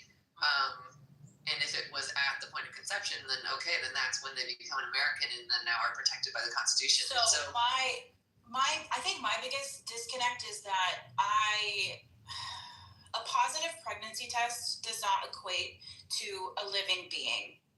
Now, hear me out. That is not a promise that a baby will be born. That is not a promise. Like, that pregnancy can end for whatever reason between conception and either there's no more development with the fetus or there's a birth, right? So to me, like, someone getting an abortion within the first few weeks, to me, I'm like there's possibilities that there are so many women that have had unknown miscarriages or chemical pregnancies. That's another word that they call them as well, of like just being completely unaware that there was a fertilized egg. Like, a fertilized egg does not mean that a human is going to come about from a scientific standpoint. For sure. Sorry, Liberty, but I just. Well, under normal pretenses, yes, it will. The exceptions are not the rule. Okay, I was going to ask. So I'm not extremely passionate about this issue at all. It's not anywhere near the top of my list of issues that I'm passionate about. But how do you reconcile? I had one of my girlfriends support one of my kids, so trust me, I'm very passionate. I'm not asking if you're passionate. I was talking to Princess. How do you? It sounds like you're struggling with your position on this yourself. So how do you reconcile the intentionality of, you know, it may not possibly result in a baby versus, you know, intentionally destroying the baby through human intervention? I think, like, I politically am very strong in my stance that I don't think that government should be intervening in women's health care and their, like, reproductive choices. Like, I'm very firm in that. Like, and I'm very passionate about that. And I also, I agree, by the way. Yeah, so, like, politically, like, I'm very strong on it. And I've always said, like, I feel like my morals, I feel like it's up to the person's moral decision. Well, I gotta ask you a question seriously, like, Princess, like, straight to you. Like, if you and I found each other attractive at a bar one night, right? And I'm a grown man, you're a grown woman. The answer is I would get an abortion. Period. All right, that wraps up this topic. So does that mean I get to kill your dad? What the fuck? No, because it's again, a fertilized egg does not agree. Well, you killed my son. Why don't I kill you kill one of my family members, I can kill one of yours. Okay, I think I found what I was asking you about, Princess, then. So you fundamentally do not believe that life begins at conception? I mean, I think, like, from a high-level scientific, like, view, yes. Like, it has to start somewhere, right? Like, everyone believes life begins at conception. Right. It's like I don't think everyone does believe that. It has to start somewhere, right? Like, but to me, I understand that, like, a woman does not need to be a vessel used to grow a baby. No, but if you and I actually didn't go to a bar and we met at, like, you know, a beach cleanup, I'm an environmentalist, I like to do beach cleanup. If I have a one-night and you like to do beach cleanup, I'm not carrying that baby to term. Like, what? Period. Why? Is it because of the way I look? Oh my God. No. I'm married. I have a baby. Like, I'm not here to play hypothetical games to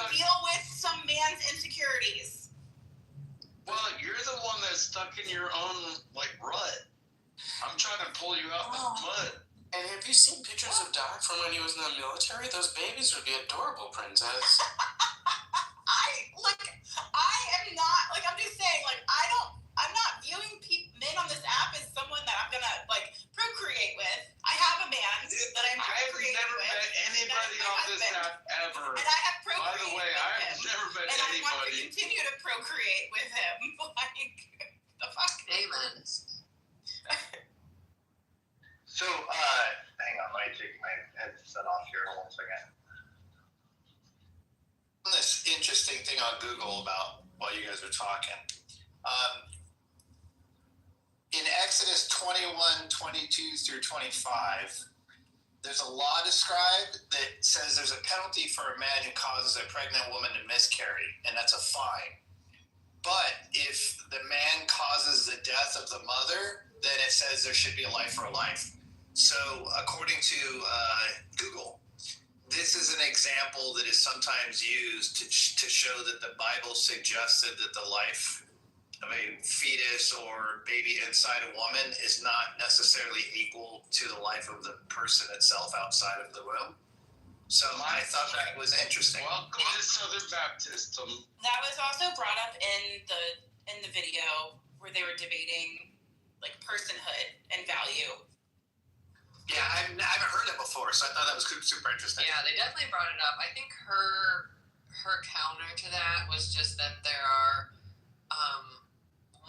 she brings up a lot the difference between description and prescription, right? That the laws of the land do not necessarily necessitate the laws of God, like, and especially in Exodus and Leviticus, that it's not necessarily like just because there was lots of laws in those books that Jesus never intended us to follow later. So the prescription, description thing, and also just she brought up like other Prescription and description. Do y'all hear those words? There were the words that she used. Prescription meaning God is telling you you ought to do something. Description being a description of what was happening at the time, whether or not God condoned it. And I always say it like this: as boys will always complain about what should be, and men make it what it is. Thank you for your contribution.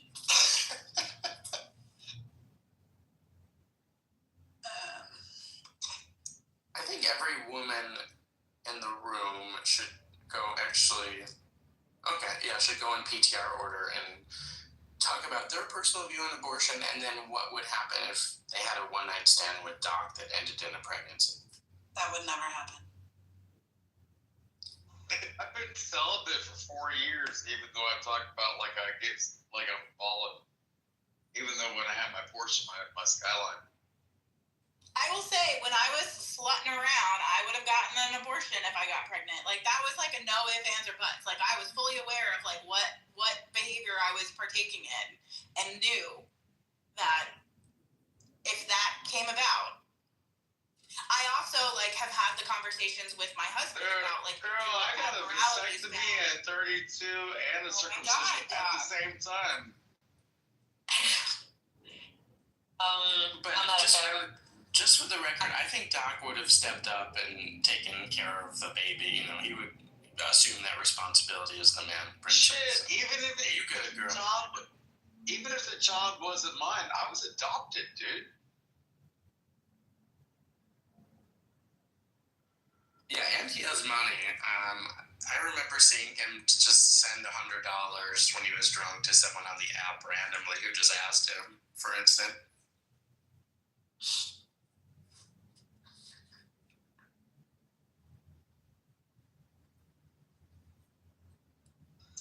Yeah, it's the really easiest thing just happened. Yeah, but it's a by deflection. Like Bima, what it was is like Princess was saying that if even somebody like me that has got everything that's paid for with like, you know, Dundada shit money, it doesn't matter to her. If I got her pregnant, she would abort my child. I think Bima was going to share a story and not was looking for a recap of what had just happened in the room. I think Princess also just doesn't like hearing the order of words of Doc got me pregnant in a row. I think it's maybe triggering to her. Beaver, what's going on?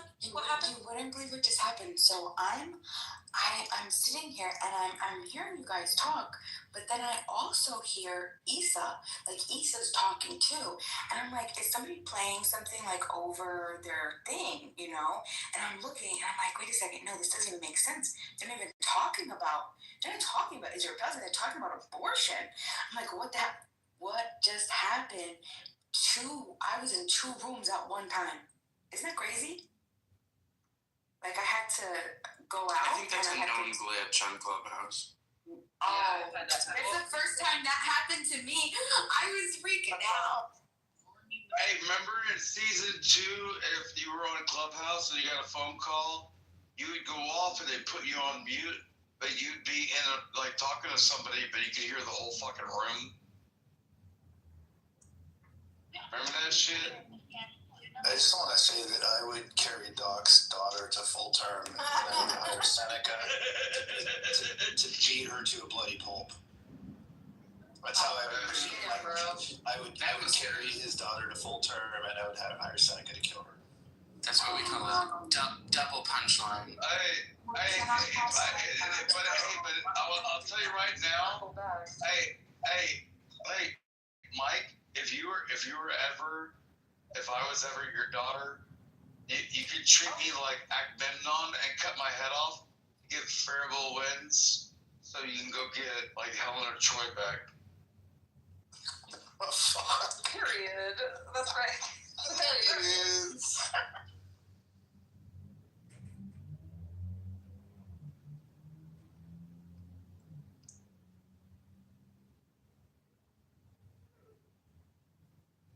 Also, I'm pretty sure I've met Gilbert long fucking time ago because I used to be in the digital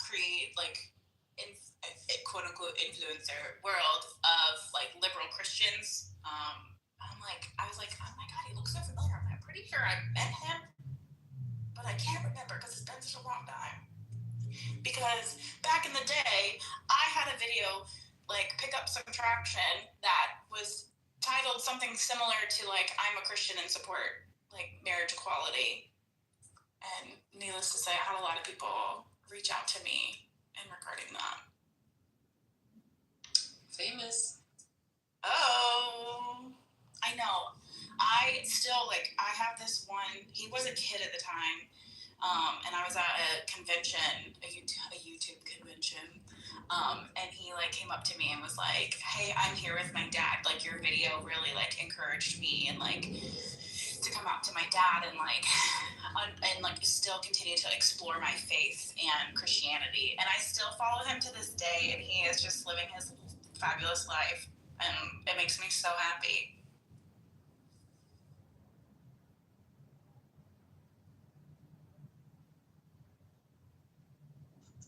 Well, we should all live through peace, love, health, and wealth in our lives, and actualize ourselves to the best of ourselves by making good choices.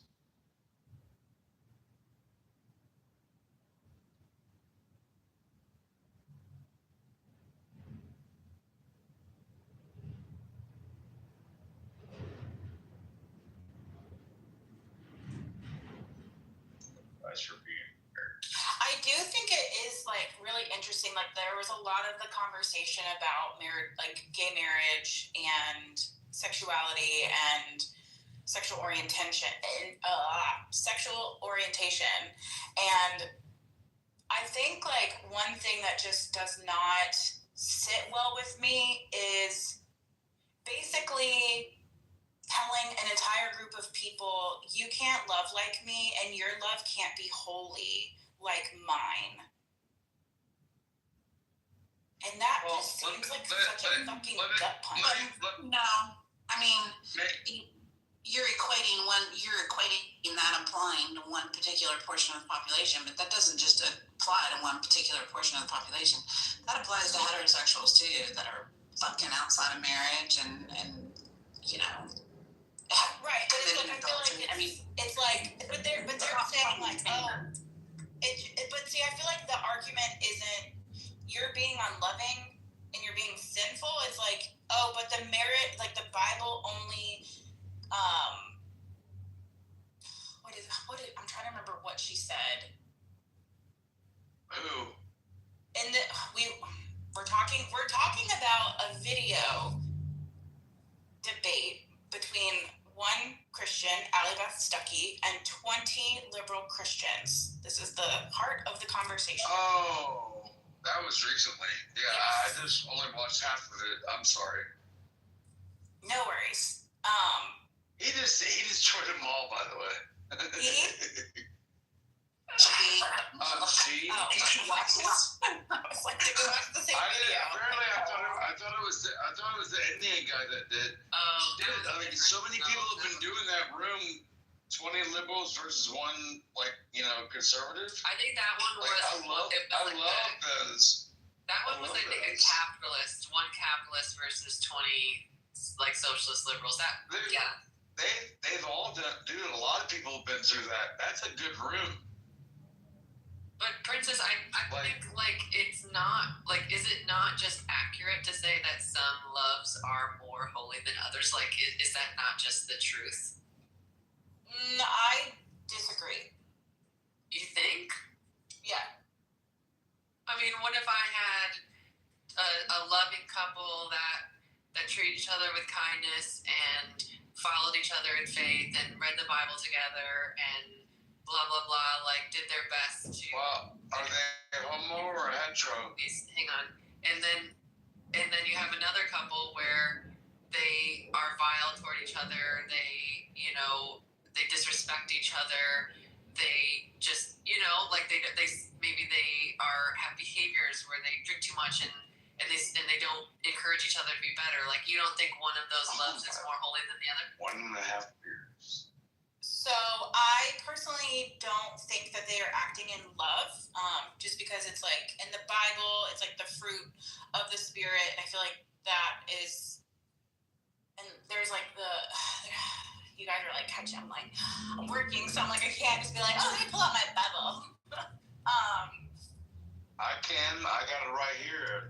I just gotta find my fucking glasses. There are the list of things that come from love, and I just. Oh, there they are. For me, I don't feel like that second couple is acting in love. Sure, so you're taking a definitional approach, essentially. Are we talking about a man and a woman in a traditional relationship, or what are we talking about? The fact of the matter is we're called to love in general, and there are different types of love. Yeah. There are 20. Dude, if you read the concordance through Aramaic, Greek, and Hebrew, if you open up the back of the concordance of a Strong's Bible, look up the word love in English, it'll tell you it's said 107 times in the Bible, and it'll show you where it's said in the Aramaic, and you can look up the definitions of the words where the passages where they're talking about love, and it'll show you through the Aramaic and the Hebrew and the Greek, and then into the Roman, and then to the King James, and to the NIV. Dude, that motherfucking book cost me $450. Hey. I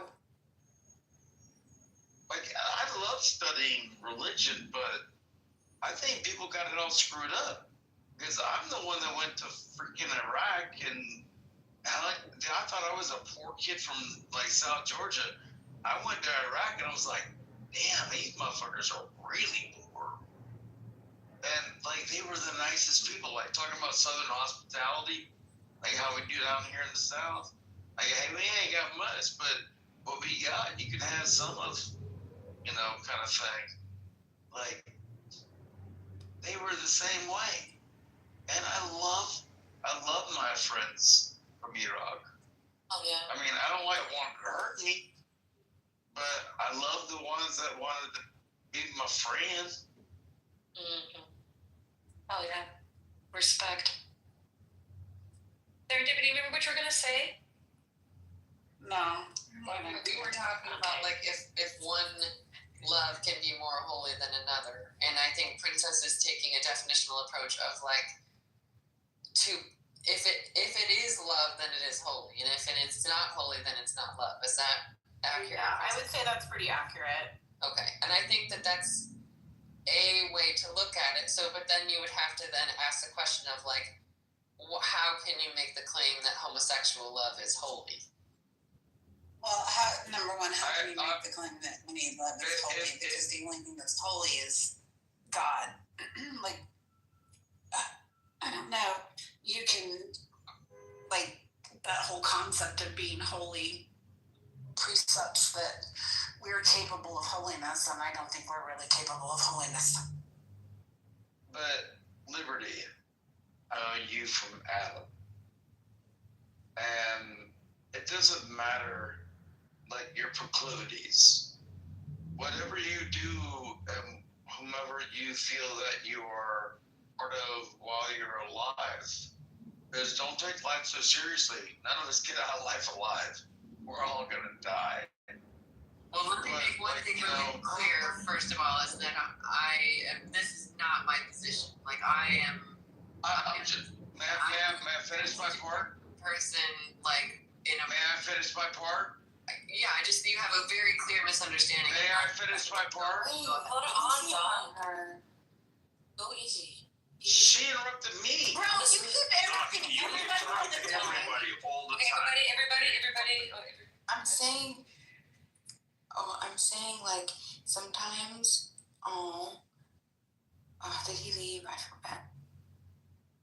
Yeah, I didn't. I guess I shouldn't have interrupted him because that was hypocritical of me. But it's hard when someone's like going on a diatribe about something they just like he was not understanding that I'm steel manning right now. Like, I do not believe it's wrong.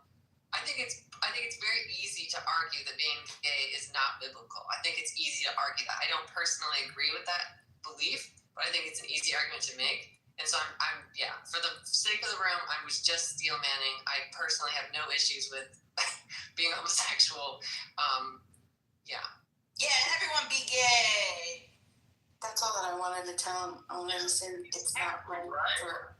I wanted to say it's not right for people to interrupt, but sometimes you can give the exception when they're letting you know that you're on the wrong track, so you don't have to waste your time. Yeah, I don't want it to evangelize to me about being gay is okay. It's just not. Well, I'd like to read a poem called "It's Okay to Be Happy" by Candidate John. It's only 60-second poem. It's called Be Happy. No. Do you have 60 seconds for a poem? All right, someone ping me when he leaves. Bye.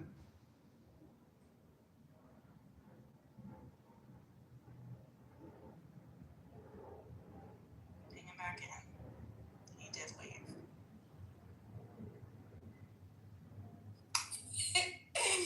Hey, I have a question. I need help. So, we all know that, but I've been trying to get, I want a new bag for my stuff, for my journaling, ecosystem.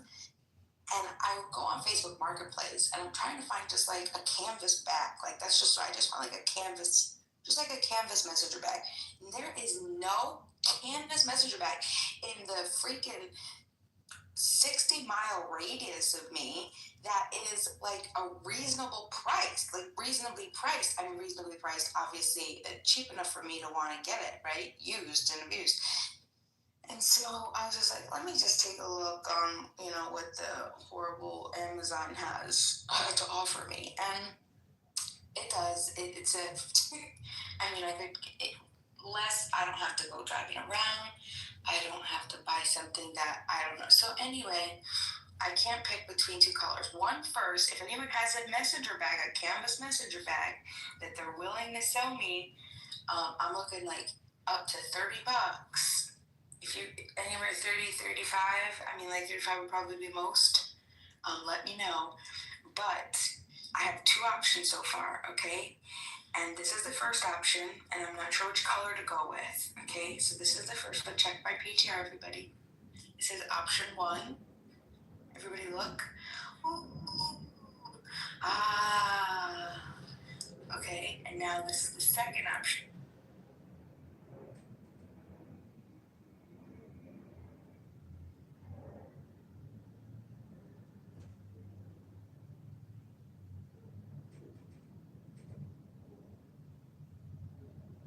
Okay, this is the second option. Should I go with 1 or 2? The first option or the second option? 2. 1.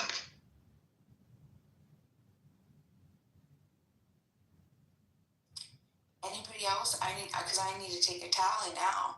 I think the first option again. Sorry to be that guy. I like 2. Okay, that's 2 women going for 2. So Bima, here's the question. Are you in the mood for a darker texture, or are you in the mood for something a little more military-esque? So that's my problem. Those are my colors, like green, forest green, like the military green, and then the browns. I love both of them equally. I can't make up my mind. The brown is going to be a lot more versatile. It's going to go with more. I like 2. I like 2. Yeah, number 2, just because I can imagine you roughing it up yourself and creating some character yourself in there. Okay, Mike, I'm going to show you one again. This is 2, and I'll show you about. I saw one. I went back in picture history. Oh, okay. Oh, that's right. You got plus. So you think 2 too? Number 2 is it, I think. Okay. I'm nervous. Okay, I'm gonna get 2. Is that you in your PTR? Who, me or Mike? Mike? That? Yeah, that's me. Yeah. They look like. That's a good shot, man. I like that. That's a good shot. Thanks, man. It was good goofy. I was on a set, and I just stood in the camera for a minute. Stood on set, and I was like, I took a guest picture for no reason whatsoever. And it came out bougie. Yeah, it did.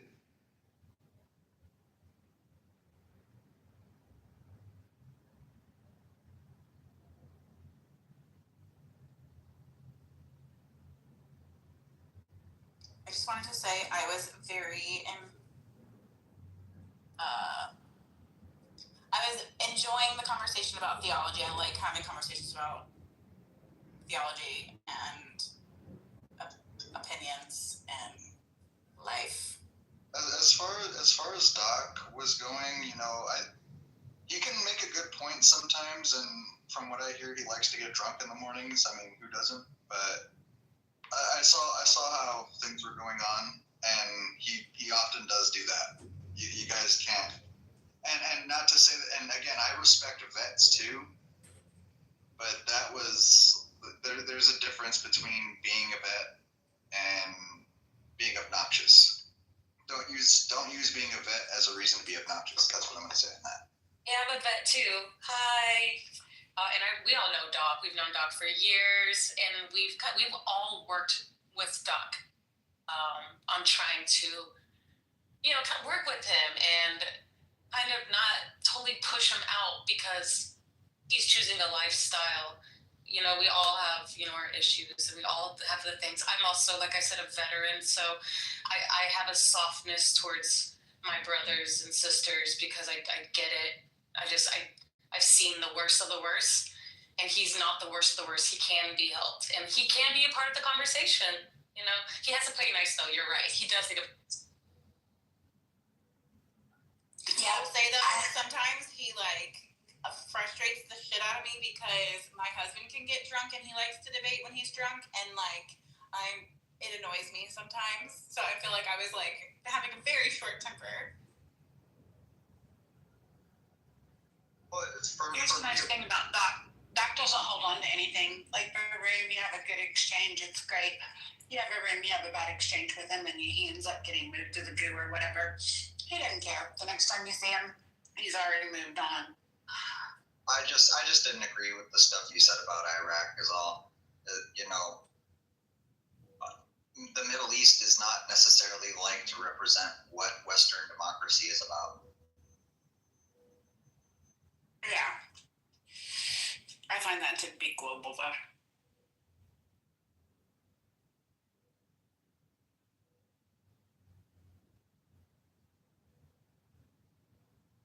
I don't want to say liberty were valid, though, to stop him in his tracks, because I did see it going down a route that it wasn't representing who you were or what the conversation was about. I think he was centering you for a second. which is also, I don't know, uncomfortable, and I can imagine that I would have stopped it too. Retrospectively, I would probably have just let him say what he wanted to say. But yeah, in a normal person, in a normal state of mind, I think it would have been fine, but I probably should have just recognized maybe not I didn't really know the history, so.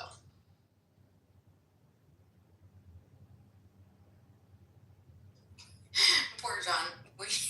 I wouldn't listen to his phone, so he just opened up. Oh. How do you feel? Is he okay? Like, I heard he kind of reports rooms and stuff. He has a lot of Instagrams he's trying to follow me with. Yeah. Okay, it's normal. Okay, got it. Yeah. It's normal. For him. I didn't say it was normal. It's normal for him.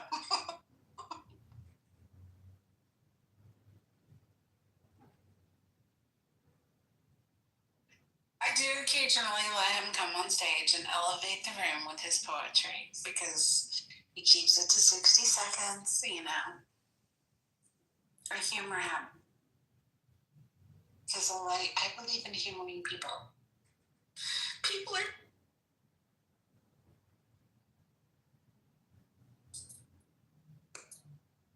all the peoples. The Docs, the Johns. I don't know. I give it to him. I don't know why he likes to. I mean, like, I haven't figured it out yet. But this character that he sells, you know, the character that he comes in here with, it's so, like, I think people probably get more annoyed than not with that. But there have been times, very few, but there have been times where I go into one of his rooms and we have like a normal conversation. Like, just, like, he's normal. Like, normally, and Grace, and I'm just like, what? Who is this? Yeah. This ain't the same person I know. What? I agree, we have the same experience. But here's the one thing, you can't count on that normal from them. Can't. Oof. That's deep. Yeah. Same for me. It's great when you get it. It's just not something you can rely to be there at any given moment. No. But I don't think he's evil. No, but he's not evil, but he is a textbook, absolute 100% narcissist. Like, every single thing that he has to offer is about himself. And sometimes it's like awkwardly about himself. Like, he'll come in and turn something onto himself out of the blue when it's like super awkward to do so. And you're like, what? Like, okay, yeah, all right, dude. Like, everything is about himself. It's crazy. It's crazy. Like, you can't talk to him for more than a few seconds before he's going to turn whatever's going on back to himself. I can definitely see where I think that observation is very valid in what he shows. I don't think he's a true narcissist, though. Well, I could be wrong. I think he plays one. He's performative and he leans into that persona. But I think there's a big difference between him and I'm trying to think who else is like a really well-known narcissist. I don't think he's a dangerous. I think narcissists can be really dangerous. I don't think he's a dangerous narcissist. Yeah. And he might even be like there's also a difference between real narcissists, like pathological narcissists, and then like people who socially act like narcissists because they don't know any different, right? Like, there's two different like types of. Yeah. And I don't think he's the pathological kind of narcissist. That doesn't track with him. I don't know. I mean, I don't think he's nefarious. I don't think he's dangerous or nefarious or bad intention. But I do think he might be an actual pathological narcissist. But I don't know. He's incapable of not turning things on himself. Like, he's literally capable of it. It's not something he does as a shtick. He does it like organically. It kind of seems like when the points come out, like he genuinely means them. It's not like it's a troll move or it's nothing. It does seem pathological. Yeah, 100%. Yeah, I agree with that. And I don't think he's bad intention. I don't think he's a bad guy at all. I think he's a character. Like, he's a perfect example of somebody that, like, I wrap my head around is like, oh, this is the character. This is the Elmer Fudd character that comes in here and he talks, you know, with a weird lisp, and we all know that's who he is, and he's goofy. And, like, I mean, if that's who he is, he's that character. And, like, we're all characters, kind of, but some of us are more cartoonish than others. He's very cartoonish. He's drunk most of the time. Hey, y'all, speaking of heavy conversations, I know we had a really, really heavy conversation this morning. I wanted to give you guys a heads up. Did you hear that story in the news about the 9-year-old and the 10-year-old that attacked the 5-year-old? I'm trying to be... Was this an older story? No, this just happened. A 9-year-old and a 10-year-old were just recently charged with, I think, raping and murdering a 5-year-old child. And Francie is going to do a room today, I believe.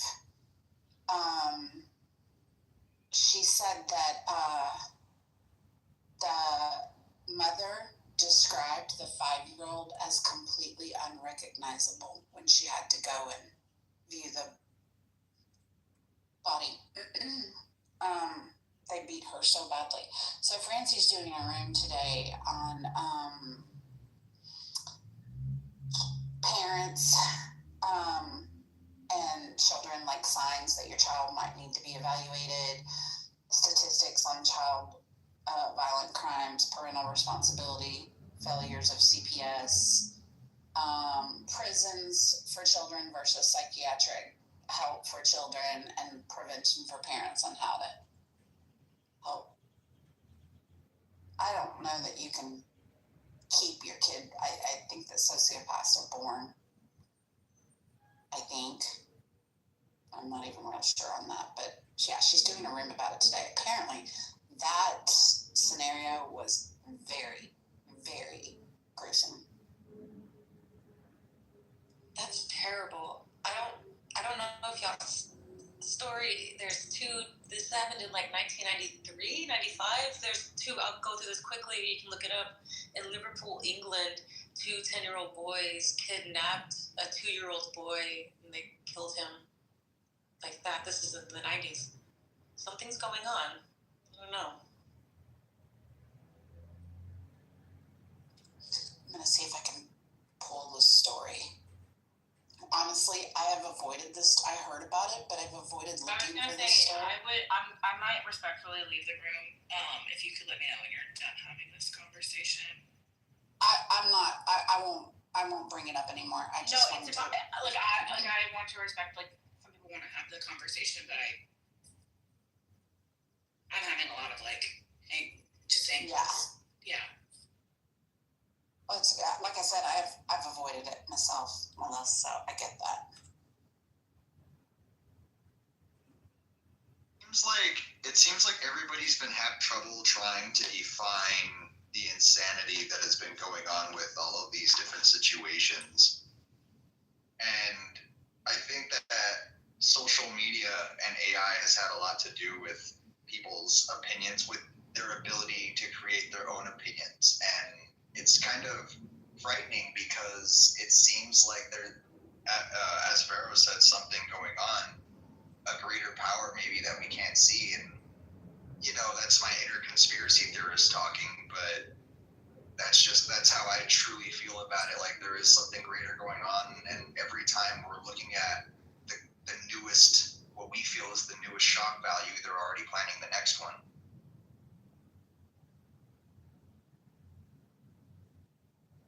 You know, I've asked this question a million times of, is it just in how could it be just in my lifetime that it seems like the world is falling apart and there's major deaths and assassinations? Has this always been? Or is it only recently, in the last 38 years that I've been walking? Don't you think that some of this, I mean, because statistically, and I hate to be this person, statistically, crime was at its pinnacle, at its height, like in the 80s, I think early 90s. But I think that because of the easy access to material, with our phones and social media and the internet, like, I think we're just exposed to a lot more than we were back then. Because the statistics don't bear it out that it's worse now. Yeah, I also think it's precisely because the world is so much safer and less violent now that when we hear examples of violence and stuff, that it's so much more jarring, like, because we're so used to the world being more calm than it is. Well, and everybody has a video camera in their hands. Like, even when you historically heard stories, there oftentimes wasn't like video corroboration, and now we're actually everywhere. Security cameras. Yeah, we're actually seeing people get blown away on live feed footages, and like it's one thing. So here's wherein lies the real question and the real point. Is it the fact that we've seen it happen for so long that we've just became customly adapted to it? Like, have we become comfortably okay with it, or are we lazy, or are we scared? And is the point that since this has been happening even before the cameras, and when kids were shooting up Columbine and they thought the world was going to hell, and 9/11 happened and they thought it was going to be a whole national crisis, is it just possible that everybody's been in a denial, and the fact that every news source that places this new shocking event breaking, a new kid gets shot today, like, a lot of these, it's always about something shocking, and that's why people think it's so normal.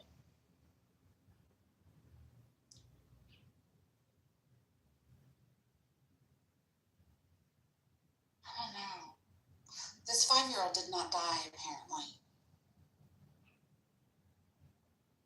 I think the social media piece comes into play too, because I think that you have this like subset of people who, they want attention. They want to do something horrific that will make people go, oh my gosh, this is so terrible.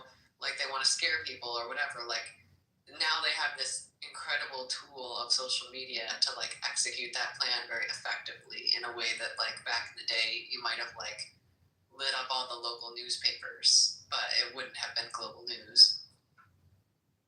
Yeah. Like I said, everybody's got a video camera, a camera right at their fingertips. There's not much that goes on anymore that, we don't see, like, up close and personal. And we're also finding out, because of technology, I'm sure, and access, we're also finding out a lot of the things that have been happening from the 60s, the 50s, even the 30s. So yeah, it's all just coming at us right now, full force, with all, like, everything. No hold bars. It's crazy.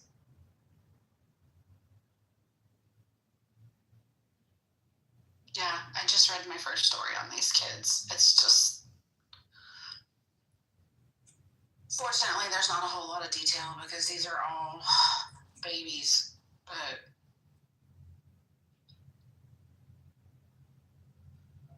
yeah, it's hard to talk about when children murder each other. How do we handle situations like this? How do we treat the child and the victim and their families, also the families of the children who committed the crime? Because I'm sure the families are also equally, what the hell? Is anybody going to be triggered if I read this very short synopsis? I'll be fine of the charges. Prosecutors say a 9-year-old boy, 10-year-old girl are facing initial charges of attempted murder, rape, felonious assault, kidnapping, and strangulation.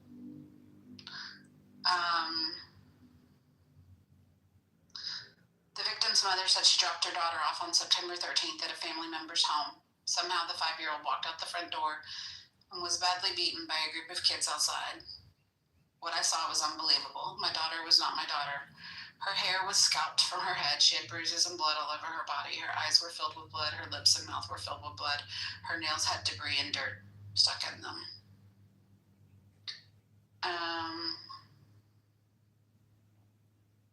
Given the sensitive nature of the matter and the age of the suspects, police have not released any further details about the attack. Wow. That's brutal. Yeah.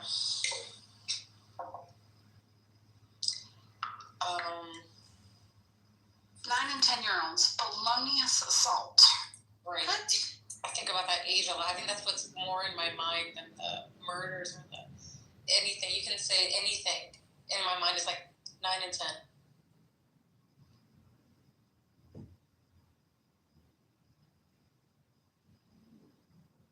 Yeah, it's brutal. Yeah.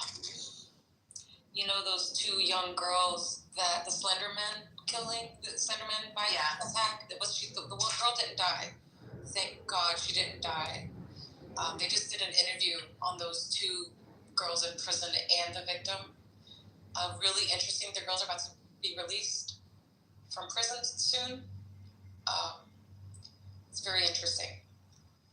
But it'll probably help because the girls are now adults. Maybe it'll put some insight, give some insight on this. Terrible. Damn, that is.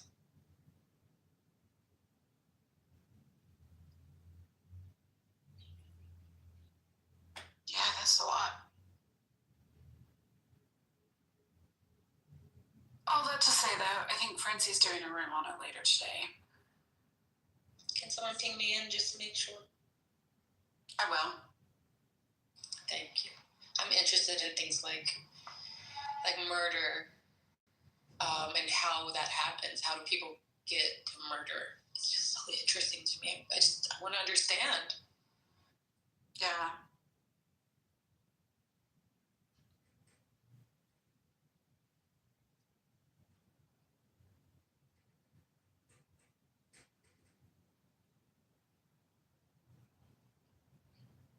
Starts with anger and hate, you know? I think that's why I worry so much about all the finger wagging and the pointing, and I can honestly say, like, if a right-wing crazy nut job does something crazy, like, I don't feel accountable for that crazy person, nor do I think I should feel accountable for that crazy person. They did a crazy thing because they're fucking crazy. But yet we all play this game of the left did this, you know, and vice versa. When a left-wing, radicalized person does something crazy, I'm not thinking their politics made them crazy. I think these matters go a lot deeper than the politics of it all.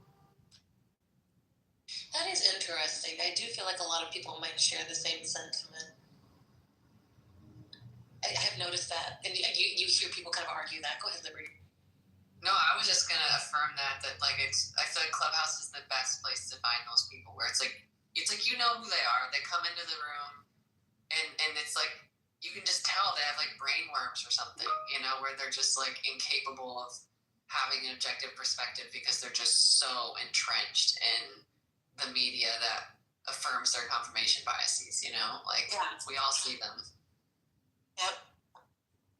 I mean, when Monica said yesterday that she's capable of seeing both sides, that she criticizes the right, and you said no, she doesn't, or you rarely see it, she never ever does. She's literally brainlocked. She's one of the examples. She's smart, but she's fucking brainlocked. She literally can't. The first time there's conversation about a real issue that the right's responsible for, she immediately starts throwing out examples of the left. Immediately. She can't talk, she can't face it, she can't address it. She'll deny it if she can, but if it's undeniable, she'll just shift the focus to the left. it's not a right or left issue. It's weird for somebody like me that isn't right or left to listen to these people do this, because I'm kind of like, guys, there's fucking weirdos all over the place. You think weirdos don't have different political opinions? Like, you're both responsible. It's the fringes, man. Like, when are you gonna start realizing the fringes are the problem? It's not one fringe over the other fringe. It's both of them. It's making fucking sense to me. I don't get it.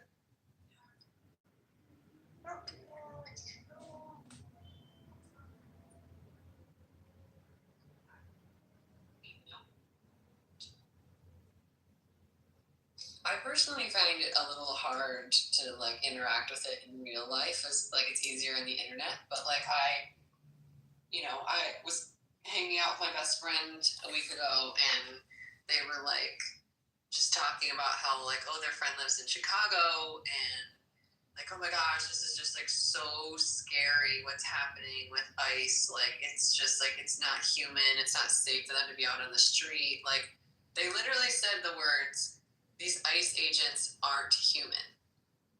And I was like, I didn't even know what to say. Like, I regret to say that I guess I didn't really say anything. I just said, like, I just kind of nodded and was like, like, yeah, it is pretty intense right now.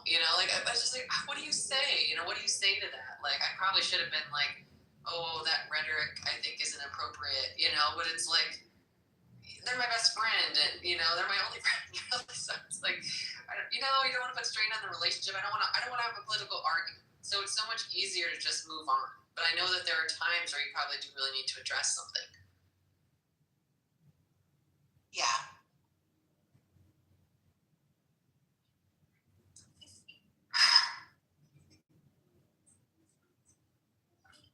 It's hard because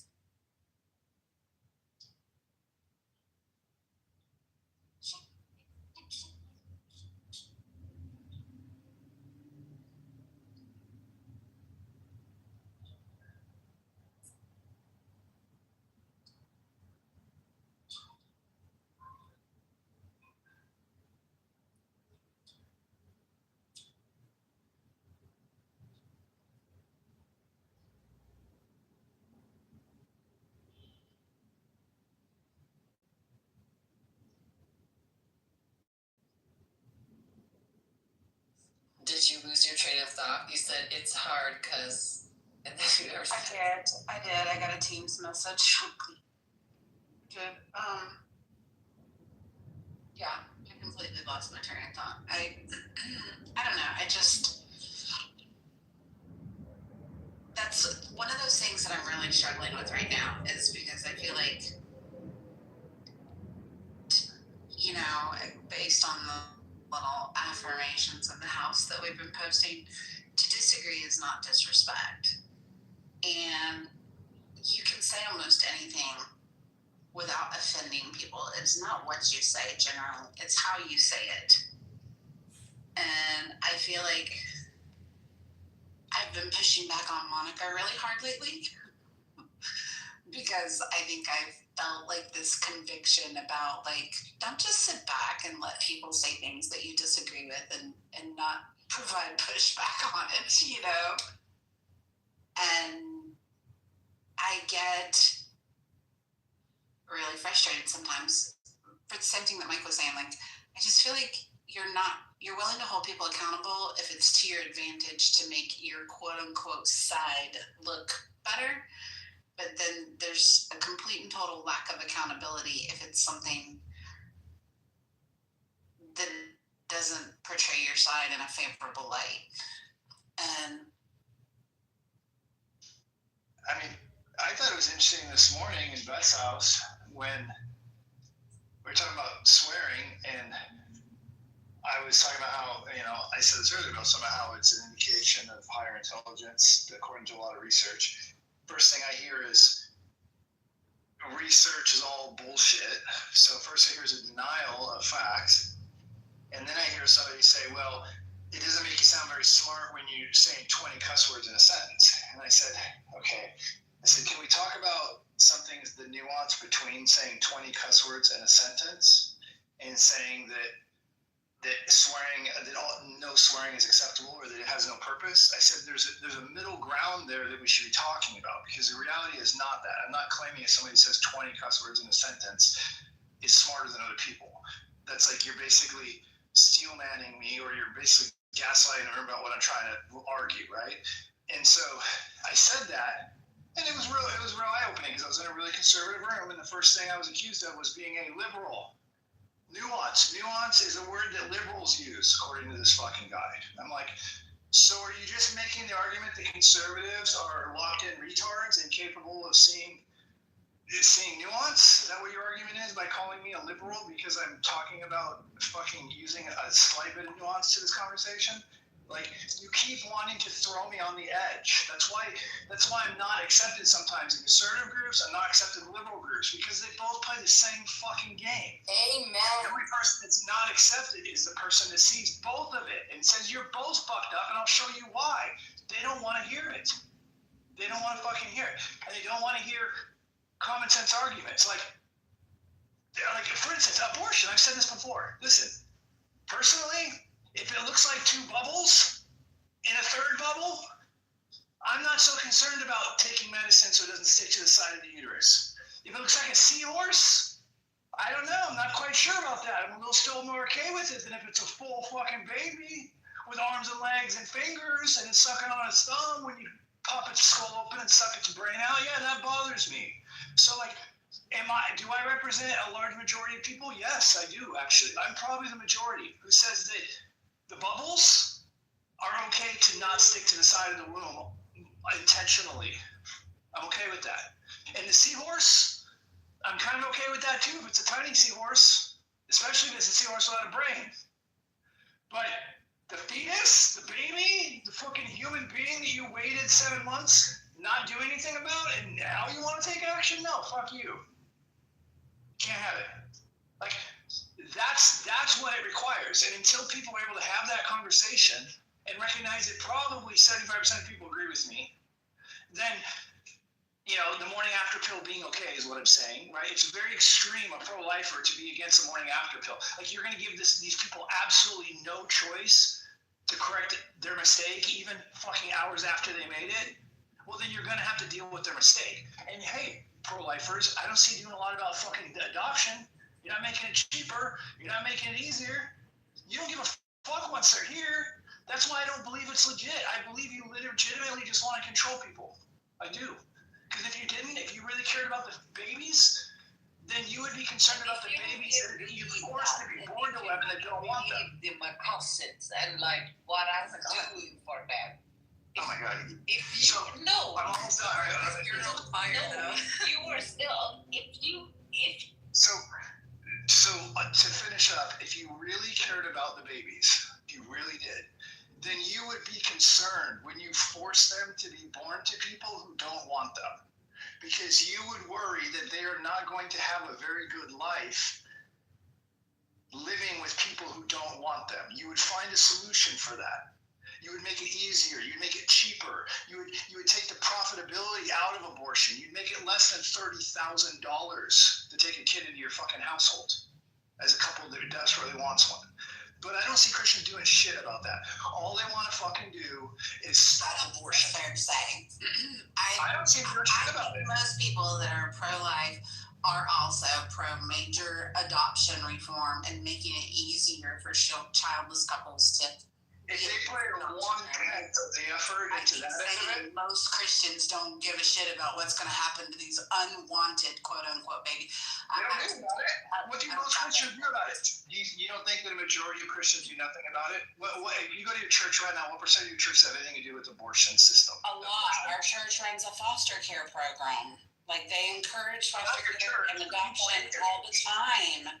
So, like, it's not fair to say most Christians don't care jack all shit about these unwanted babies. I think most Christians are trying to control people.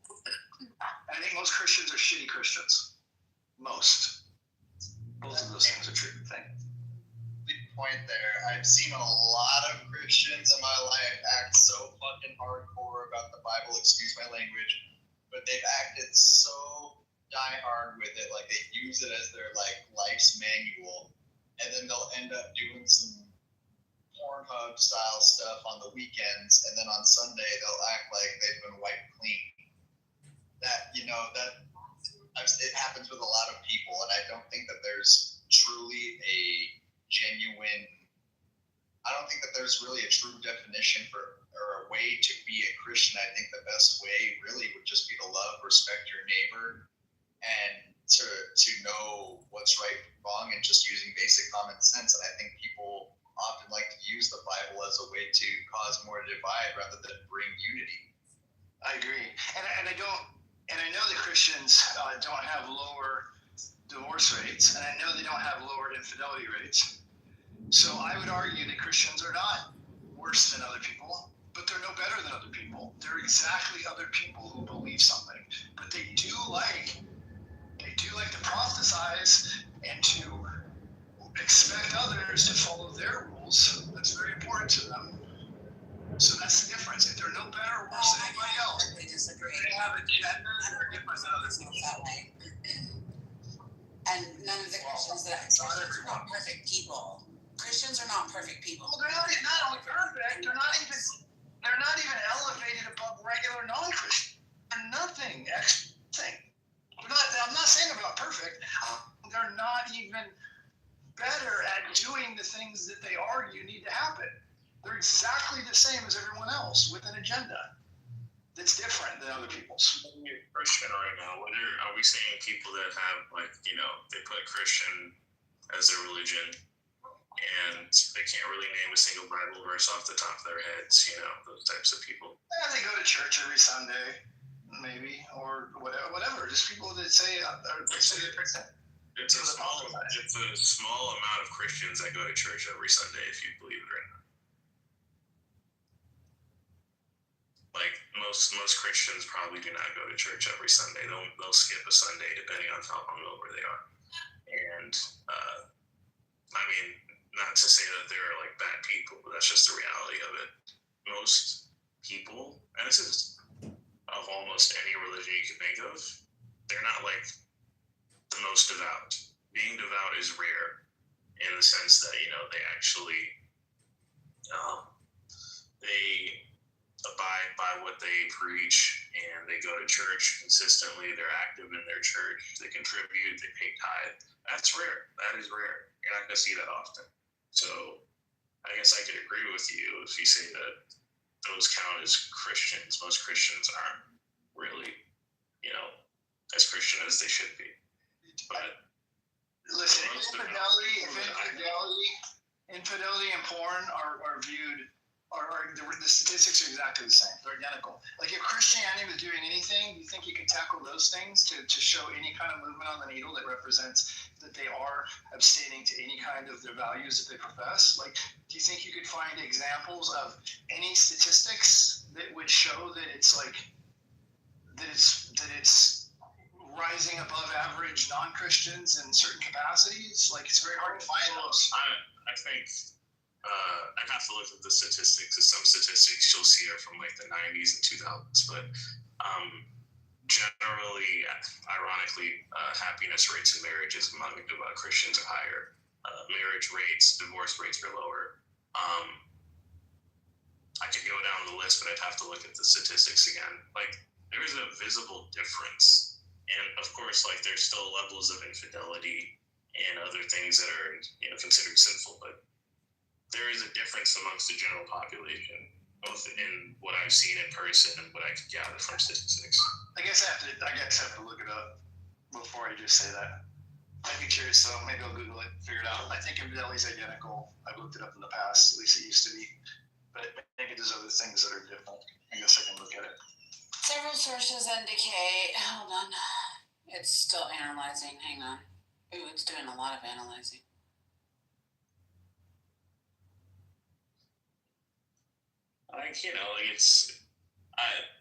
Religious organizations are probably the biggest donators to charity.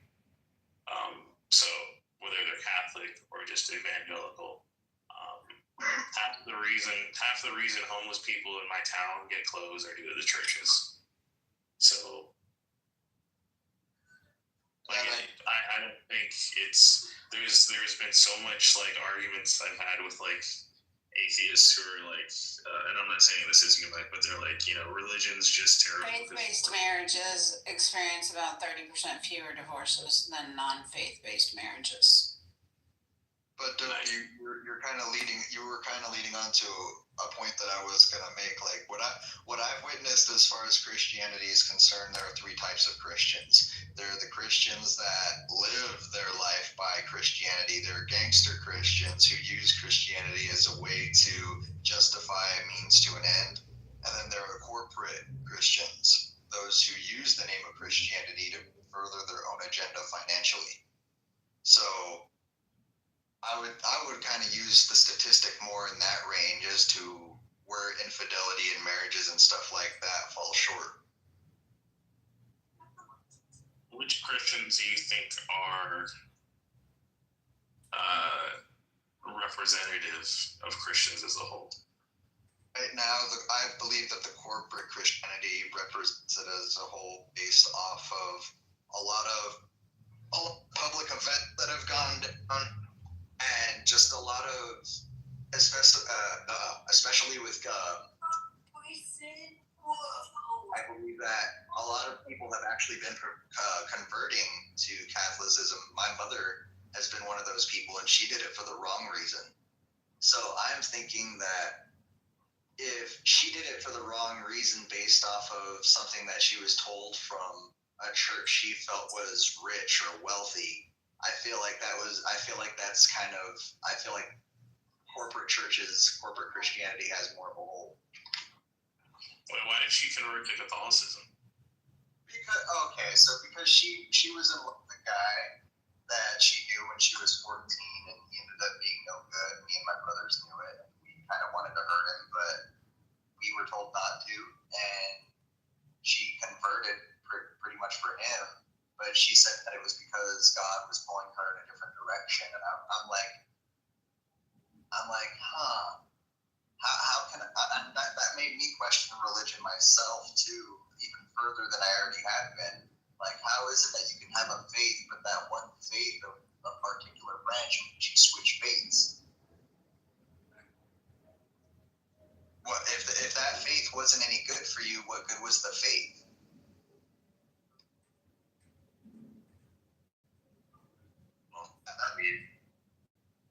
I don't know the situation in detail, but I mean, regardless of whether her motivations are honest, like I could see what you mean on the general point, but my point more so is that overall, you're going to see, for someone who's like a Christian, a genuine Christian, you're going to see a difference in their life, and that's not even 100% because works don't define your faith as a Christian. Unless you're like a works-based Christian, which ironically Catholics are. That's another conversation. But my point is that you should see genuine changes in your life, and those changes are bared out in the statistics, like borne out in statistics. You can see that statistics. Serendipity just read some, and charity is done by churches a lot. There's some corrupt churches, especially in certain foreign countries, unfortunately. But in the U.S., religious organizations donate by far, like, to charity. They're not the main nonprofit source, but obviously you're going to see the average church contributes more than the average, like, I don't fucking know, private business. So, like, and it's a good thing that we have churches that care, because if not, like, if we don't live in a society that values a certain level of spirituality or believes in a higher power, what motivation do we have at a certain point? If everything's secular, and this is another conversation in general, but if everything becomes secular, then what? I think people have less of a reason to give a shit about anything. So, I'll put the mic down.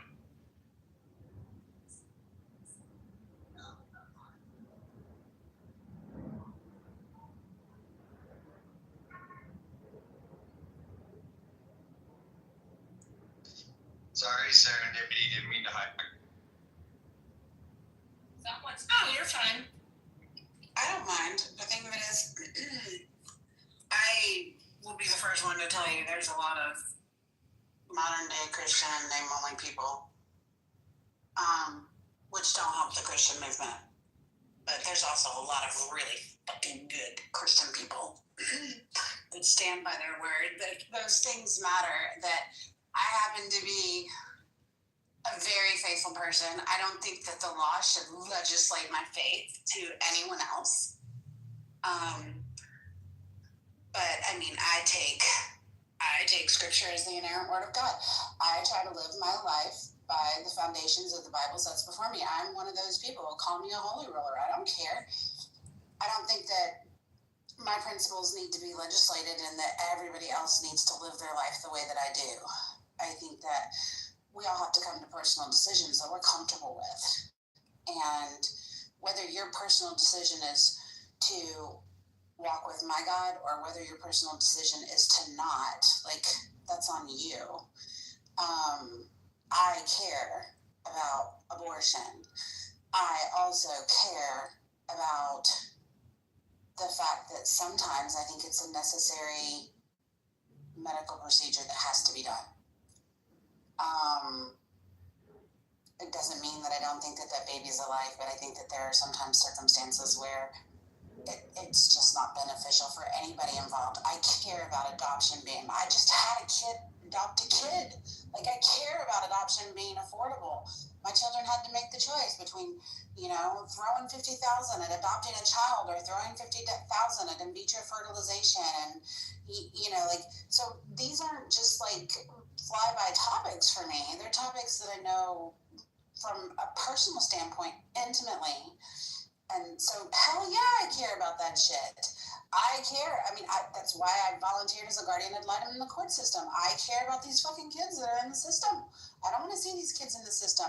I also don't want to see people like my children have to get on an adoption agency waiting list and wait 7 to 8 years to fucking adopt a kid. So, yeah, I can recognize that all of these are problems in the system. And I can team with the people in my community. But to sit there and just collectively say, yeah, fuck Christians. Christians, they're just as bad as all the rest of us. And as a Christian, I'm going to take a little offense to that. And I'm going to stand up and say, no, that's not all Christians. It's not all Christians. And it's not even the proportionate number of Christians that I know, anecdotally. So, yeah, I don't know. Just my opinion. Be it not so humble.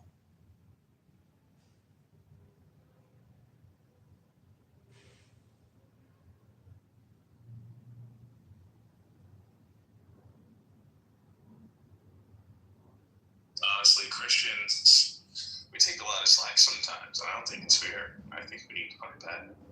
Well, I think the good ones do, though. I think the good ones do. I think a lot of people, like I said, they identify as Christian in name only because it's their tradition or it's, it doesn't hurt anybody to think about the afterlife and being reunited with your loved ones. If that's their copay, more power to them.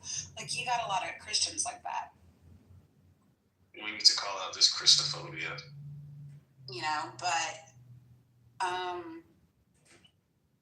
I don't know.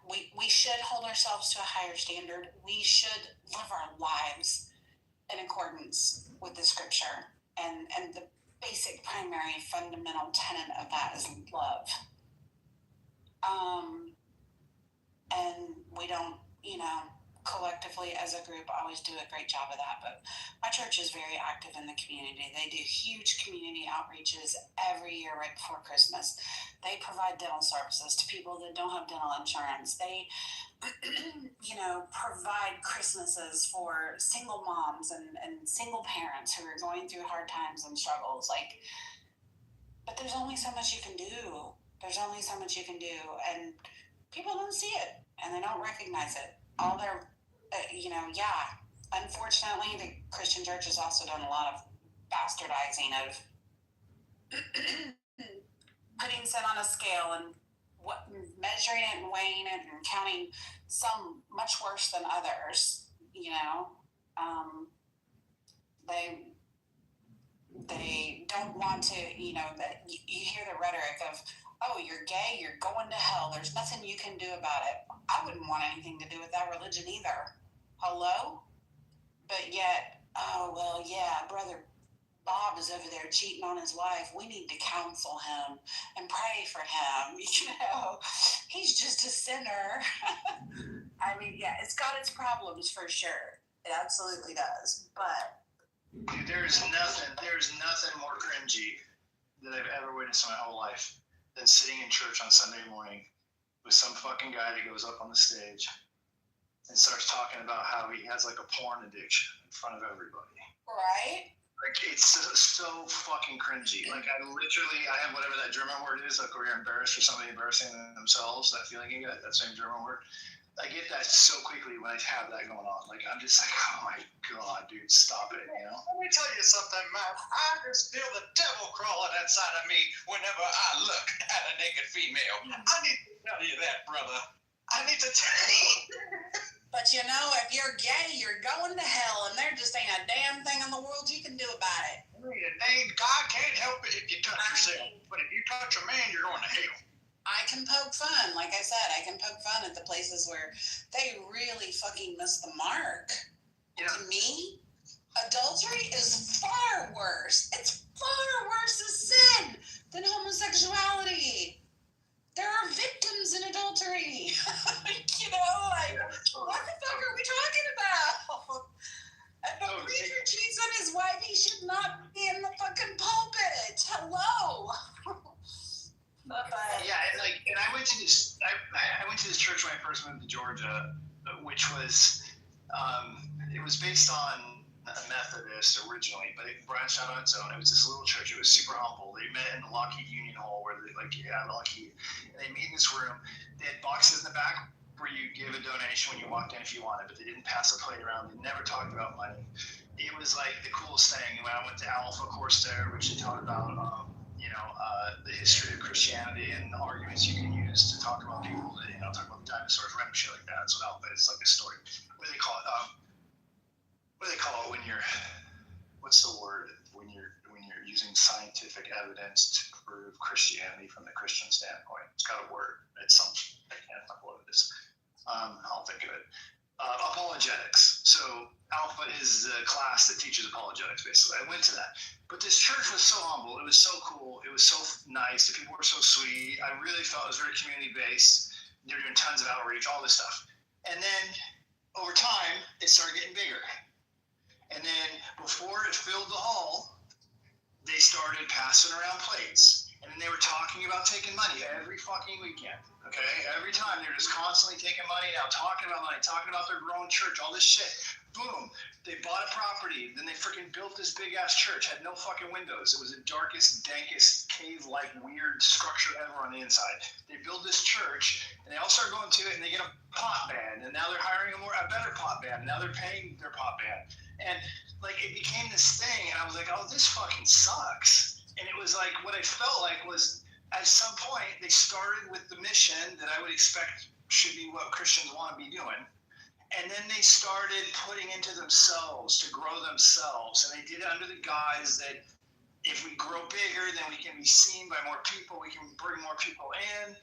It seems to me that like charitable giving is not necessarily aligned with growing the religion and having tangible assets. I mean, when I shoot a wedding at a Catholic church like downtown in Buckhead, and I go in that fucking cathedral that they have, I'm looking around, I'm like, dude, there's a lot of fucking poverty money here. Like you said, they can only go so far. They could go a lot further if they didn't build structures like this. Like they go in every Sunday and sit in this fucking thing that looks like it's in fucking Rome. And it's in Buckhead, and I know goddamn there's a ton of money in that place, right? They got parking decks full of cars. Like, I don't feel that they're doing the mission. When I bash on Christians, I mean, I believe in Jesus. I believe Jesus is the Son of God. I believe the whole thing. But I'm more disgusted when I look at Christians that I've encountered around my life than I am, like, satisfied with what their motives are. And I just don't get it. Maybe it's a prosperity gospel, which is bullshit. That's a horrible thing, too. I don't know what it is. Maybe it's Atlanta Christians because there's so many of them and they're so dominant. There's churches on every fucking corner. I see the hypocrisy more than like, when I grew up in Seattle, where there's very few Christians. If you're Christian, people look at you weird, and you have to really defend it to be there. You know, it's just different. I think the church overall has lost the concept of humility. You don't see very many humble Christians who are humbled and awed. And, you know, you do see a lot of prosperity gospel, where, you know, growing the church, making it bigger, making it better. And yeah, they justify it on the basis of we're making a difference in our community, we're having community impact. But I mean, all you have to do to say are you having community impact is look at what are you actually doing for the community, you know. And you do have to kind of get into the nitty gritty of what is your church, how are they outreaching their community. You know, our church does a huge program every year. Like I said, Love Loud. They get auto mechanics who will do oil changes for widows and single moms. They get, like I said, they offer dentistry services for people who don't have dental insurance. They do a huge outreach to benefit the community. They sponsor children for the holidays to make sure that, you know, they have good Christmases and to make sure that they have Thanksgiving meals. And you have the proof is that you'll see their works from the fruit of their works, you know, like. But a lot of these people that do and that give and that provide these resources are doing it because they're coming from a genuine place of wanting to outreach and wanting to share the gospel. And sometimes that can be done very effectively in a small little church within the community, and sometimes that can be done effectively in some of these larger mega churches. We just left the mega church for one of the smaller churches, but I will still stand on at least the mega church that we went to, that we were a part of for so many years. The proof was in the pudding.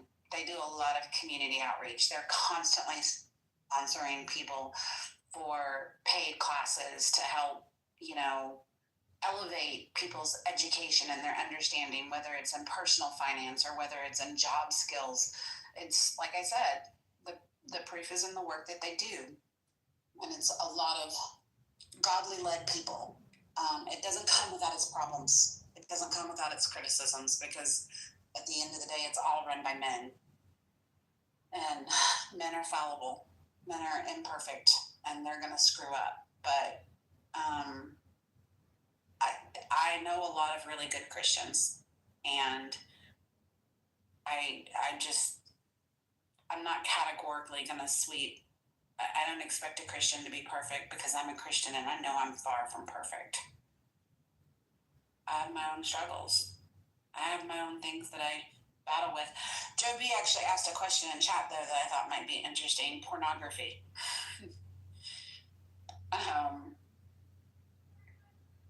And where that falls.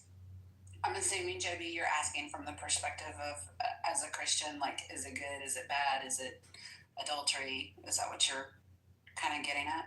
Actually, I was curious, but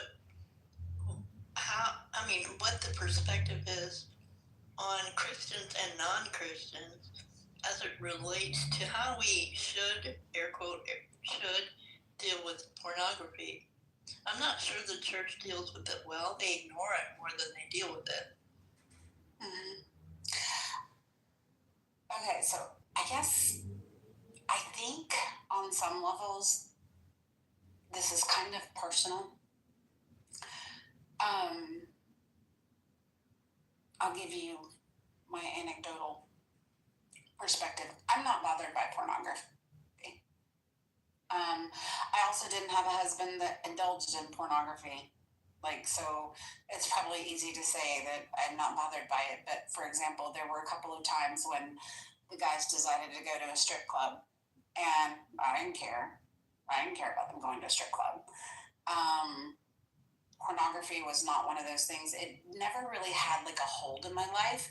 So my perspective is maybe if I were dealing with a man that was addicted to it and I felt like he was watching it all the time, and that it was impacting our sex life, I might feel differently. I will grant you that.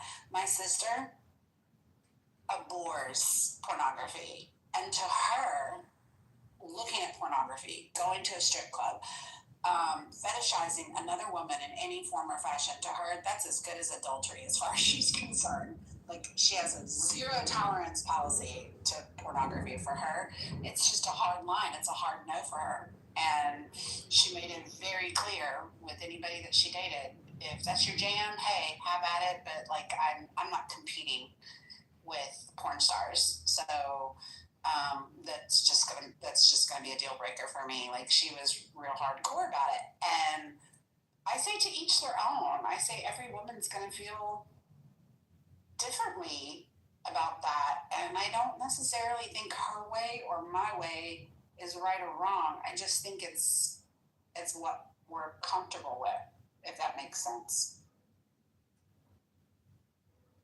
Yeah, if my man was into porn and he's not, well, sometimes we can be, I would do a striptease for him and that's it. I mean, whatever. I would try to, air quote, accommodate when appropriate. I was almost 30 years old before I saw my first porn. I had to make my husband go borrow one from somebody at work because I just had this wild curiosity about, like, what the fuck is this all about? Like, I don't understand. I don't understand the intrigue. And I'll never forget, he brought one home, and I was like, you know, you get the kids in bed, it's all dark, you're sitting on the couch, and it's like, okay, let's do this. Like, I'm going to see what this is all about. Like, what the hell? And it was just so awkward and uncomfortable. I was just like, why is this entertaining for people? And I'm not even gonna lie, I kept spot checking, like, is this making you hard? Like, is this getting you off? Like, what's going on here? You probably thought there wasn't your response. I know, I'm just like, oh my, like, you know, you're turning your head, you're like, is that really possible? Like, what? It was a rather humorous educational experience for me. And that was it. You know, I was like, okay, well, now I know. Now I guess I know, but I don't know.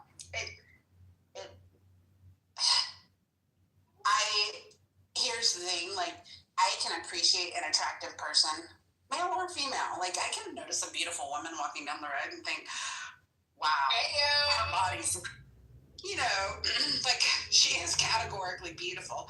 Just like I can recognize a beautiful man. Hello, Adam Levine. And drool over him. How can I very well hold my husband to a standard of, no, you can't look at other women. No, you can't admire the beauty of other people. And knowing I'm doing it myself, like, I don't know. It's just not a big deal. Admiring attractive people is different than watching porn. Was that there's a distinct difference there.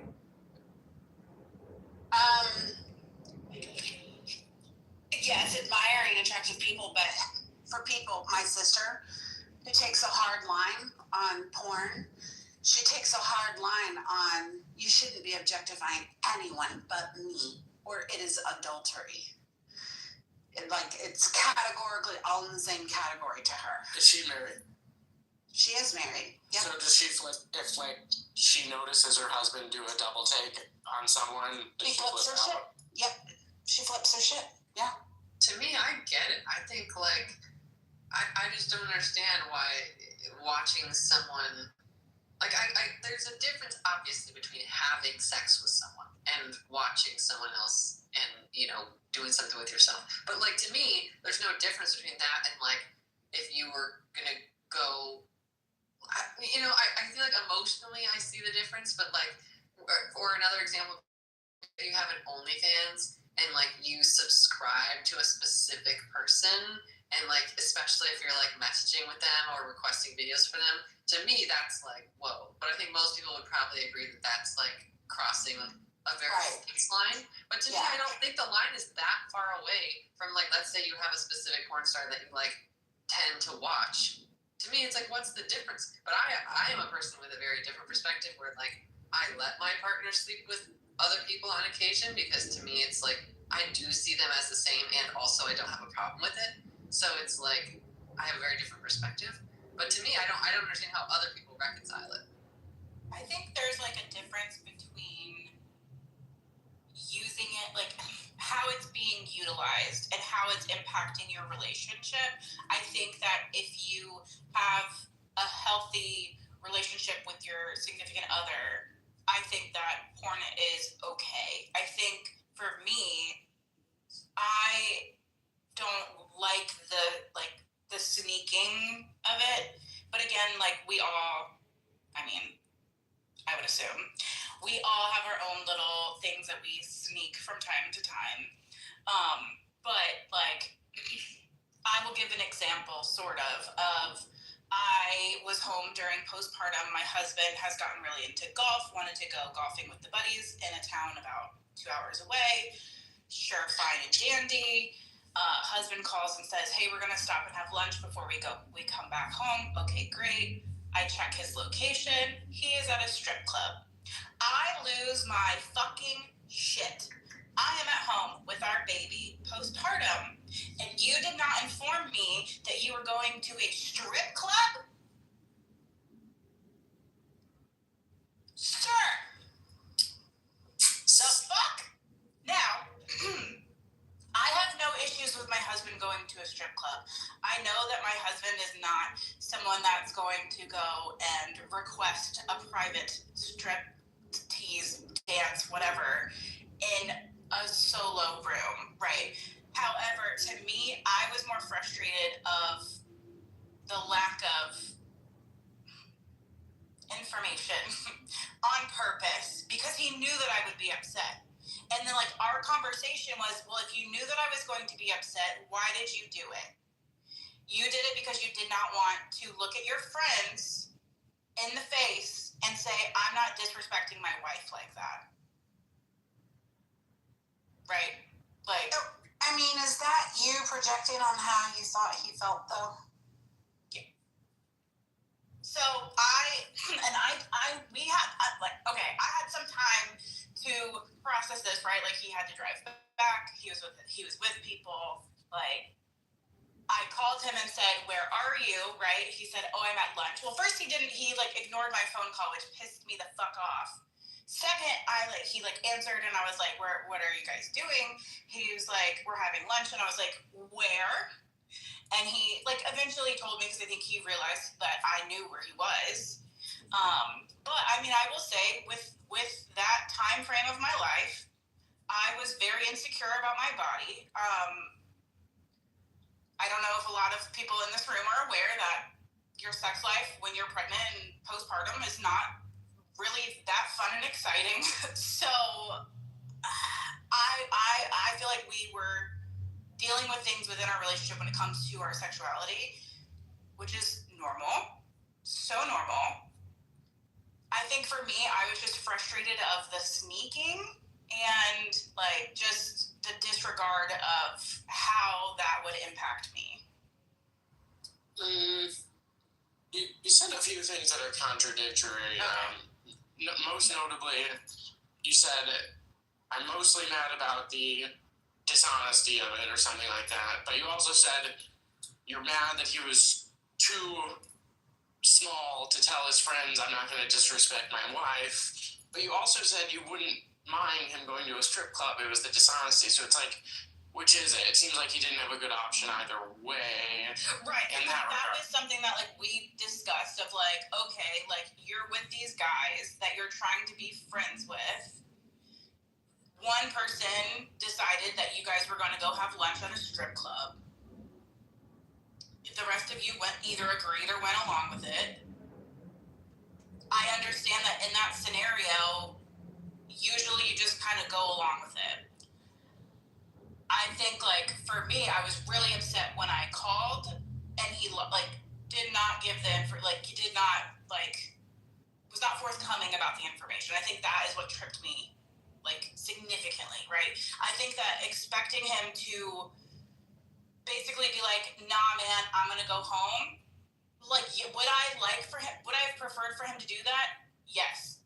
Did I think that was the easiest option? No, I don't. Do I want him to hang out with these people again? No. Could he possibly hang out with these people again? Yes. Like, I'm not gonna tell him who he can and cannot be friends with. I just informed him that like I was just disappointed in the situation, and I was honest with him about how I am dealing with a lot of insecurities in my postpartum self. So like we had that conversation, but I think like for me when it comes to porn and strip clubs, I think that like you kind of have to take into consideration of how the other person in your relationship can feel because of that. From someone who's dispassionate about, your intimate relationship, which obviously I don't know anything about, and also I don't know what you look like, so what I'm about to say is not about you at all.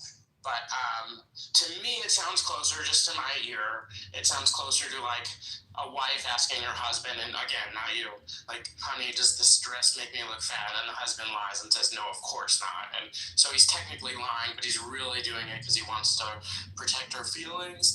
That was the sense I got. Maybe his buddies pressured him into the strip club. He didn't want to hurt your feelings, right. But he also. So anyway, because like he sounds like not a bad guy. No, and I don't think he's a bad guy. We've had conversations in the past about strip clubs, and like I don't necessarily like think that they're a moral evil. And he also has kind of said like they're not really my thing. Like I will go with my buddies sometimes, but like he's also. This was like early in our relationship, and like we've had this conversation a couple times here and there. But and like for me, I was like, well, if it's not your kind of thing, why did you go along with it, right? But then again, it's like I'm sure all of us have gone along with things that aren't really our thing because we're trying to be friends with people, and that's kind of you make that decision when you're friends with people.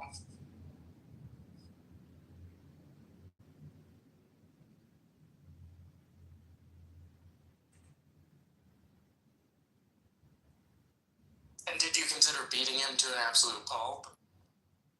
For a second, I considered it. I'm just kidding. No, I did not. This is going to be a great new inside joke.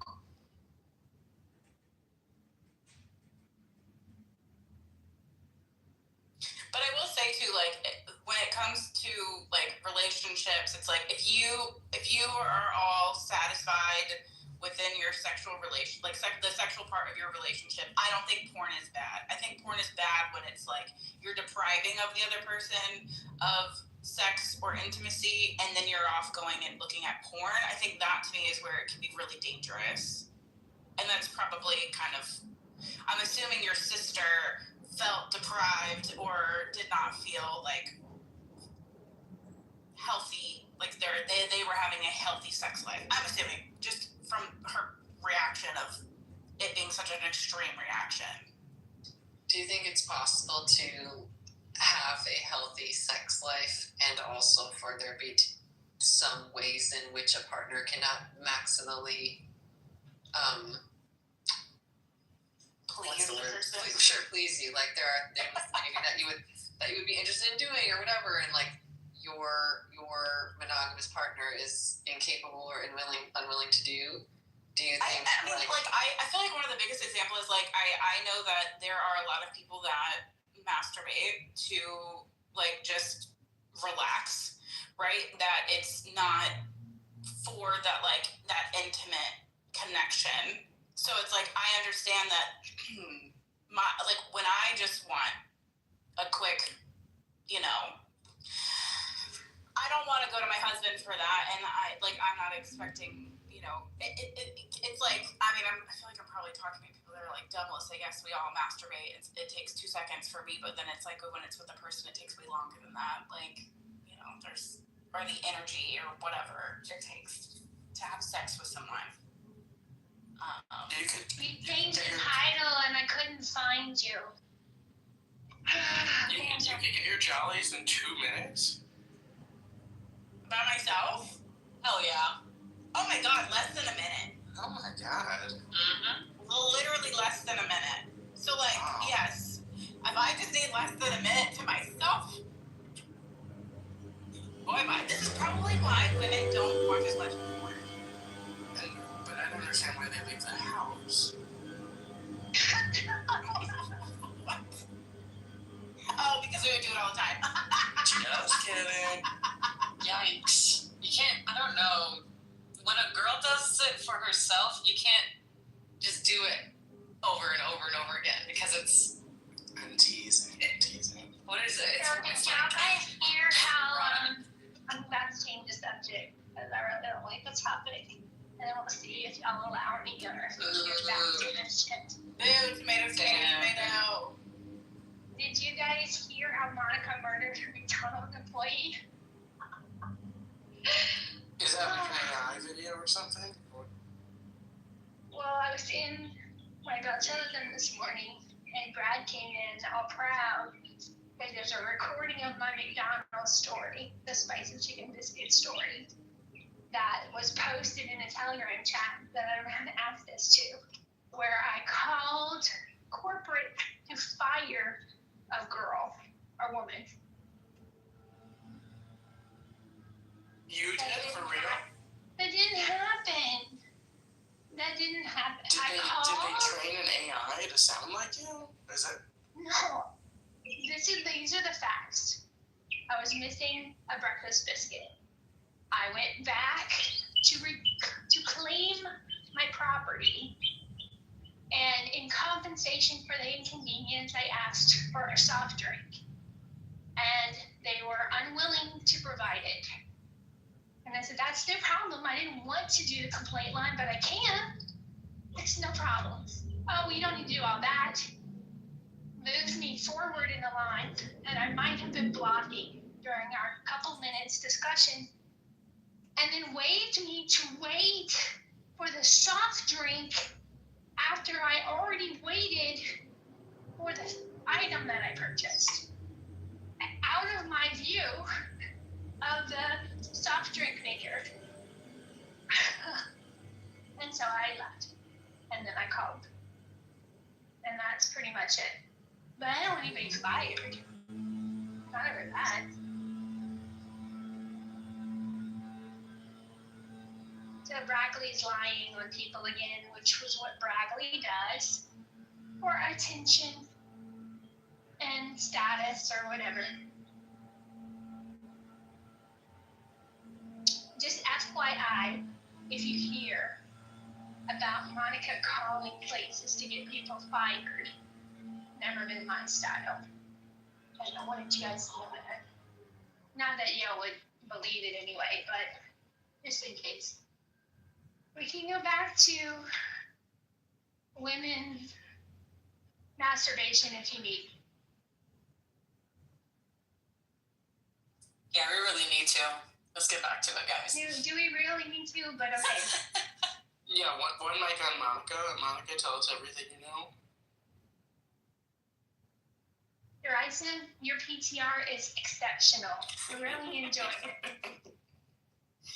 Thank you. I just want to know why people, if they would let their partner masturbate to another person, why they would be completely unwilling to let them sleep with another person. Valid point. Like the other person, like masturbating in front of a person being a person on the screen, like in pornography? Or in the house? I could conceive that there's a distinction between having sex with a person and masturbating in front of or to. STDs would be a factor. Sure, yeah. So obviously communication and safety would need to be a priority. But I just think that every relationship looks different and every relationship that you might describe as open looks different. But I guess it's always been interesting to me why so many people are so opposed to any form of openness in a mostly monogamous relationship. I think the biggest thing is jealousy, at least in my personal opinion, experience. So what's there to be jealous about? You know, I don't know. For me, it's like with my partner.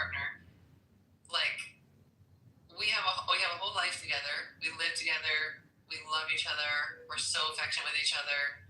Everything about our future we plan together as a couple. And every once in a while, she has two different friends that when they get together, they'll get freaky with each other. And it's like, it doesn't bother me. Like, she comes home to me.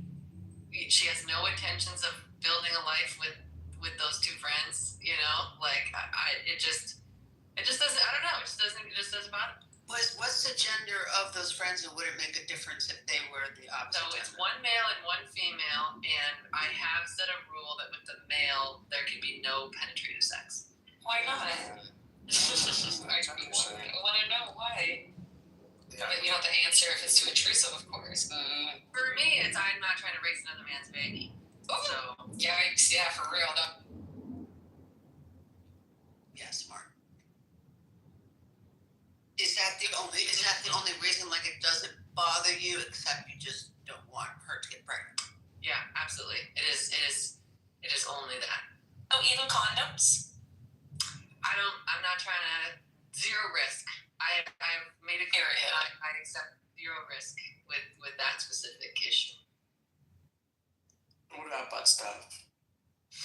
But it would be fine if that was something she was interested in, but she's not.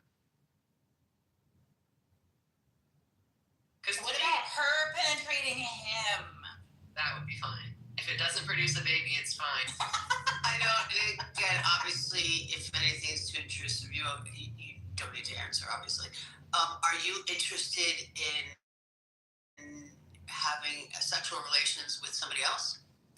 No, and that's the thing. Is it's like I feel like it feels weird because she does it and I don't.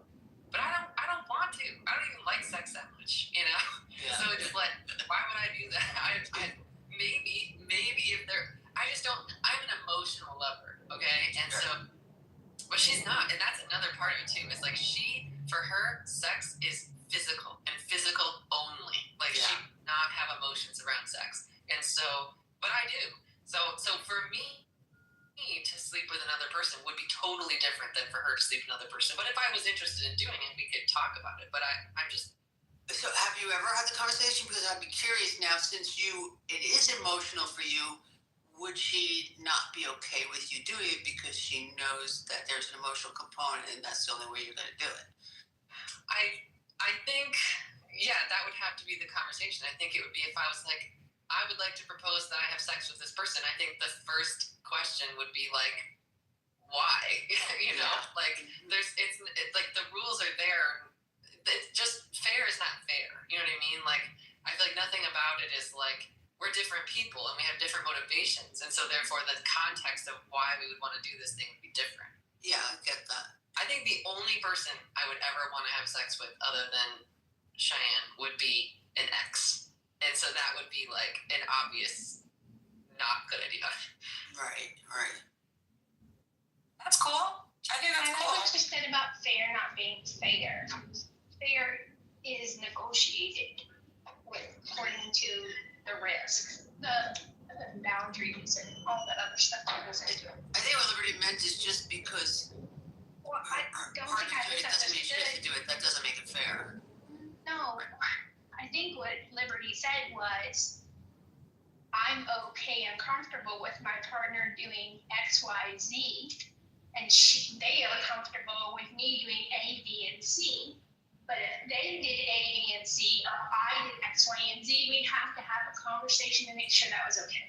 That's how I understood. Yeah. My just to clarify what I'm saying, it's just that it is not necessarily fair for both people to have the exact same rules because the rules are there for the reasons of the different people being different people and having different motivations, and so. That's what I meant by fair is not fair. Is that to be fair does not mean to have the exact same rules, in my opinion, in this specific issue. I will say I was very black and white on the having an open relationship, and because there's a lot of them in the military, and I was like, that's weird. Your spouse or significant other is away serving our country, and you're just gonna sleep around. Until my husband deployed for the first time and was like, oh, I get this. This is like, it's more nuanced than just being faithful to your one person. There are a lot of open relationships in the military. I mean, I know it. When I was deployed with my bros, and they're like, oh, you know, like my wife and her boyfriend. I'm like, boyfriend? What do you mean your wife and a boyfriend? This is strange. But even in my work center of 15 people, 7 of those men had open relationships while they were deployed. I believe it. People have needs. And the person literally can't meet every need while they're gone. And for some relationships to continue and to thrive, that's right. Something needs to change. And the guys do it too. I mean, we're hitting Thailand. We're hitting Hong Kong. You know? We're hitting Rome. Right. We're hitting Australia. I always told my husband, I was like, because after the first deployment, I was like, oh shit. So then we had a conversation, and I basically was like, listen, like, I'm understanding how this is impacting our relationship, how hard this is. If for some reason you want to step out of our relationship, we just need to have a conversation about it. I was like, just don't lie to me and come home and come get in our bed while you have been sleeping around. Like, that is where I draw the line. Like, like, we haven't had that conversation, but I just was like, hey, if for some reason... You think you would be able to allow it, or you're going to cross that bridge if you ever come to it? I think it's easy to give an answer to that question now, and that not necessarily be what I would say or do. I think if I were to ask my husband, he would be okay with it. For probably the same reasons that Liberty is okay with her girlfriend.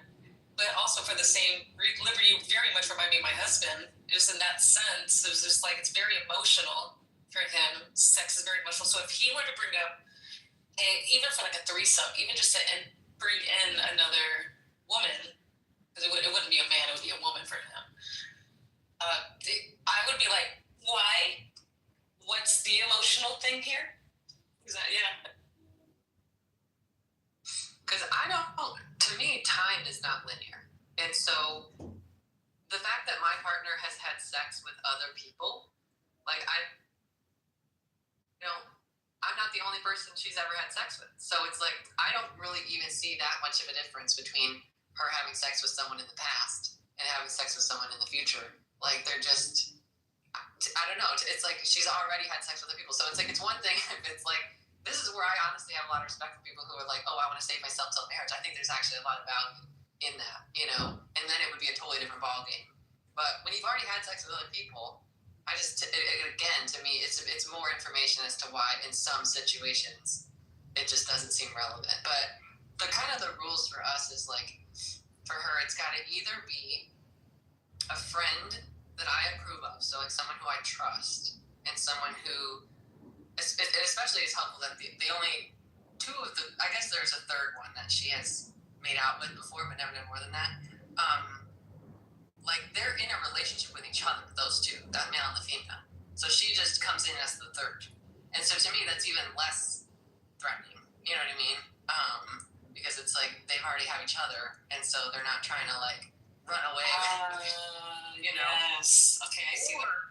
Or it has to be a stranger, right? So it either has to be someone I know really well, who I trust, who we both know what the agreement is and what the rules are, or it has to be a total stranger. But that's something that that's a line we have not crossed yet, but it's something that I said I would be comfortable with depending on the context. Because if it's a total stranger, then they're just going to have sex and then it's going to be over and that's going to be it. But in that specific situation, I have said it cannot be a male if it's a total stranger, because I don't trust males. I don't trust that she wouldn't maybe get like raped, or that he would say like, secretly slip it in or whatever, So you had these conversations before anything happened between her and the friends? Correct. It was like, so what instigated this conversation was,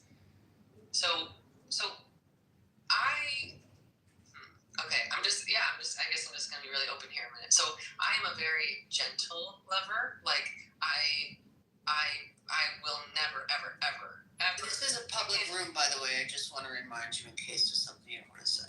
Sure. I think this is fine. I think this is it's not something I would just scream in the town square, but it's something, it's something I'm fine. I'm a very gentle lover, and so I don't ever like to do, I won't even, like, speak, you know what I mean? Like, I will not do anything like that. Like, I do not like to be, like, rough is even an understatement. Like, it's just, like, that's how I do it, And I also have some sensory issues, and I really don't like heavy kissing, Like, to me, it's gross. It's, like, it's wet, and it's slippery, and you taste each other's spit, and it's gross, and I don't like it. And so she was having a lot of sadness about, like, oh my gosh, like, I'm never gonna make out with someone again in this way. Like, there were just some things that it was just harder. It was harder for me to do. And we had this conversation of, like, okay, do I either ask you to do something that you're not comfortable with, which there's no way I can enjoy it if I know you're not comfortable with it, or is there room for maybe that I could just get this specific thing from someone else that you can't give to me, and it was led to me being like, yes, like, that totally makes sense to me.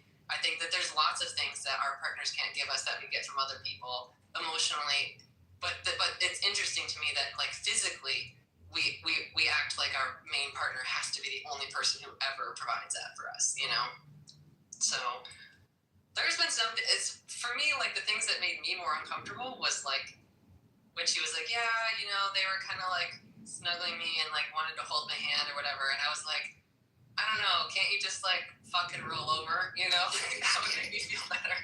So some of the more intimate things I feel better about feel worse about than, like, the actual fucking, But anyway, yeah, that's kind of the backstory. It was just, like, I didn't want her to just feel this regret about, like, me being the only person she's ever going to be able to experience these kinds of things with again. And it was something I never really felt needed to be true. So when we talked about it, I was like, yeah, I don't care, like, that doesn't bother me. I think so then it was, yeah, why not? Win-win.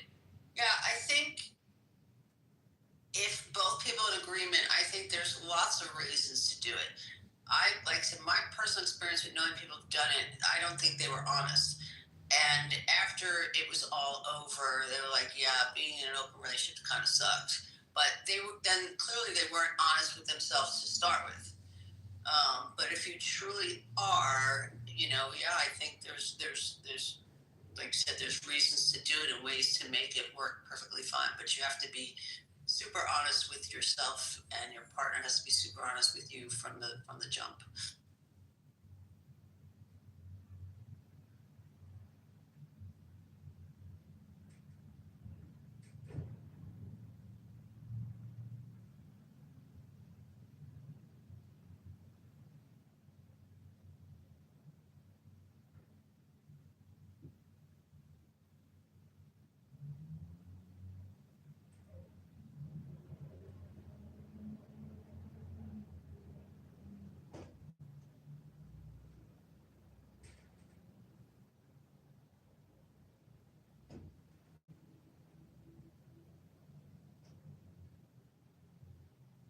I will say, though, that part of the agreement was that my family can't know the situation, because I feel like they wouldn't understand, and they would, they would, like, please. I think they'd really judge her. I think they would think that she was, like, a bad person if they knew.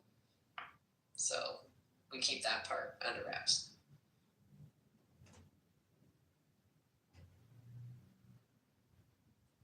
Do you two share a location with each other on your phones? Yeah. Okay. I feel like, I don't know, I mean, it's been a long time since I've been in a serious relationship, but I feel like, and I guess long enough that it was before that was a big thing, I feel like I would never do that unless we were at, like, an event where we needed to find each other later that day, for a couple hours, but I don't know. I like it. I know most people in relationships nowadays do. I mean, what would you want to do that you wouldn't have the freedom to feel like you could do if you had your location available? Like, where would you want to go that you wouldn't want your partner to know you're going? I don't know. I don't know. I don't like the idea that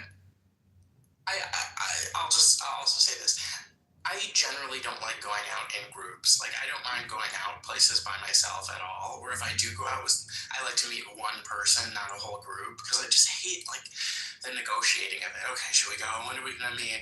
Okay, do you want to go somewhere else? You know, I don't know, that's just my nature. I would just hate knowing, even in the back of my mind, that someone could be on their phone, like, looking at me as a dot on a map and have a question about that. I love it. Sorry, go ahead, Drew. Yeah, I was gonna ask, do you share your locations with anyone else? No, I don't. Cheyenne and I will message each other all the time, or we'll be like, why are you at this place? You know? Or like, I saw, like, you know, I see her on your way home or whatever, or like, and it's like, never once has it ever made me feel bad, you know? Like, there will be even times where I'll be like, oh man, I know she's gonna text me because she's gonna wonder why I'm here, or she, you know, I'm getting like a sweet treat somewhere, and she's gonna be like, you better be getting me something, you know? I don't know. It doesn't bother me at all, but I think it's a matter of taste. I can totally see why it would bother someone. I share mine with Trevor, but Trevor does not share his with mine, and I haven't asked. I feel like I do it because I'm a girl. I'm just a little nimble thing walking around New York City, and it's been getting crazy. So I feel like multiple people need to have my location. You know, I lived alone for 10 years, and so multiple people needed to know where I was, and I wasn't in close contact with my family, so my friends. I think about 10 people total have my location. Vera, yeah. I bet that you know how to, like, tell off a street person if they're getting too close or too aggressive to you.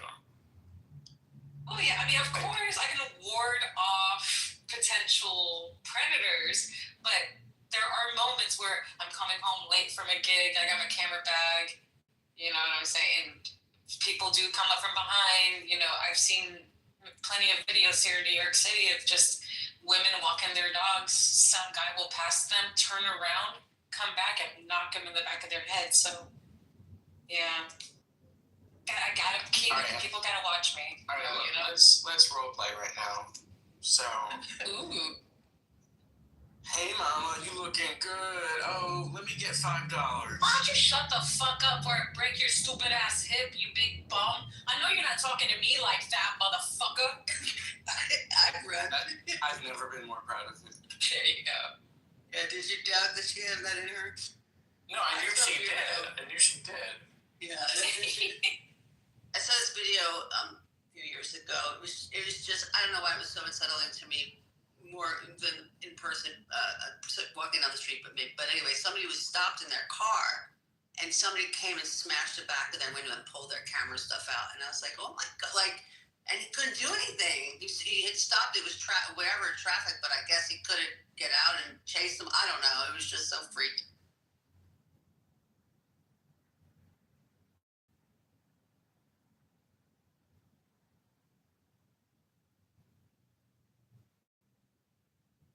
I didn't have my husband's location until he had a heart attack. And then I was like, please put your location on so I can come find you wherever the ambulance takes you.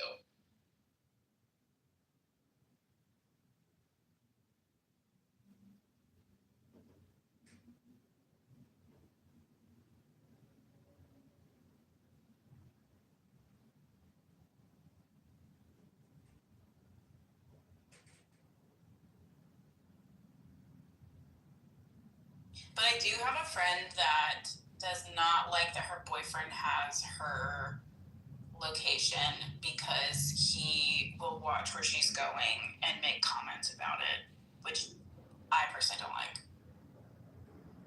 So I understand, derisive of, like, there are people that use it in a way to look out for you, like Vera was saying, of like your safety, your security. But then there are also people that use it in a controlling, manipulative, keeping tabs kind of way. I have my best friend, I have given them my location and they refuse to use it. They have like this, like, I don't know if they just don't want to feel like they have to reciprocate, you know? But there will be times where they'll text me and they'll be like, "Are you there yet? Did you park?" And I'm like, "Dude, you have my location. Like, just look at my location." And then they just say, "LOL." And I'm like, "Oh my gosh." They just don't want to share theirs with me, I think. Do you use the Apple built-in to Apple, or do you use it on Google Maps, or it doesn't matter? Just the built-in Apple feature. Okay. The only time I've done it is with my friend, and we're going to the same event, and we'll share it for, I think there's an option to share it for a few hours or something, so we'll do that, and then, but it's through Google Maps. I don't even know how to do it on Apple. I'm sure it's on our. It's the same. It's up to an hour until the end of day, so midnight or infinitely, or until you turn it off. But y'all, I've been mugged before. So, like gunpoint. So, here in New York City on Canal Street. So, once that happened, I'm like, Oh, yeah, that makes sense for safety purposes, of course. And you never asked your husband, you never were like, why don't you put it on tonight? You never did?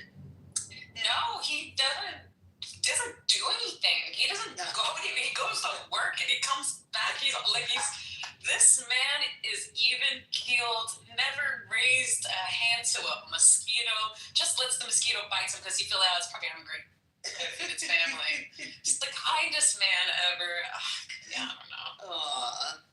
I trust him fully.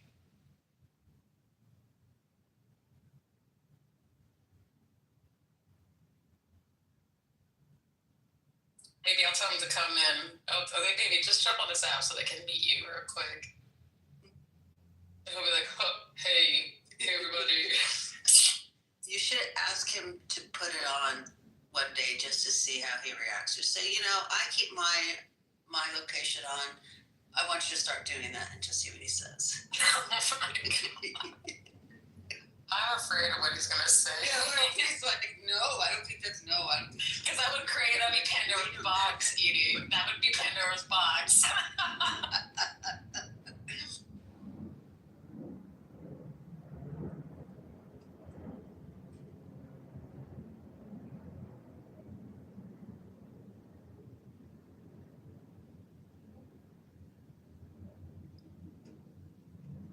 Did I miss anything delicious or wonderful?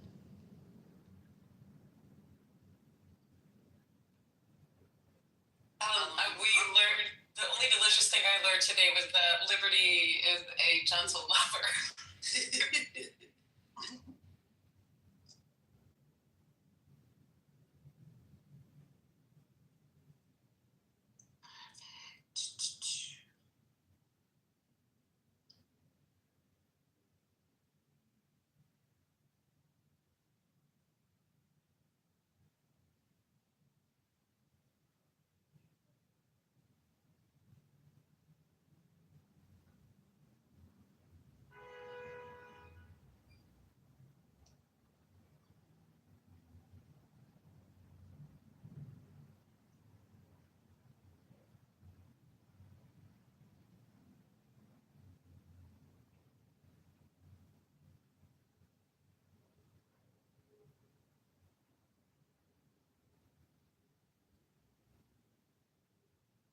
Everybody got so quiet.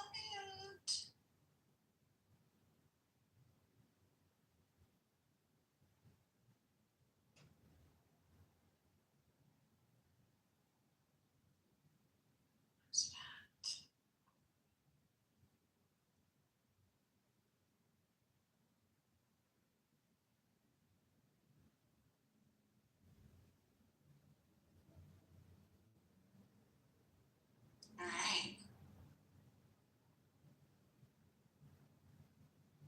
Now that we're done talking about porn.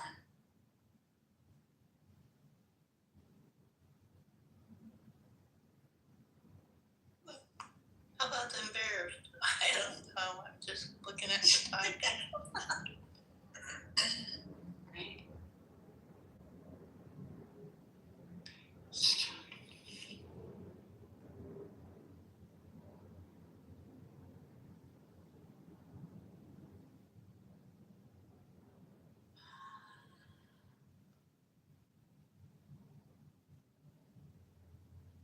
Liberty, I'm glad you're back. I've seen you, a year maybe? been back for a little while, but only during the day and only in this group. But yeah, it's good to see you.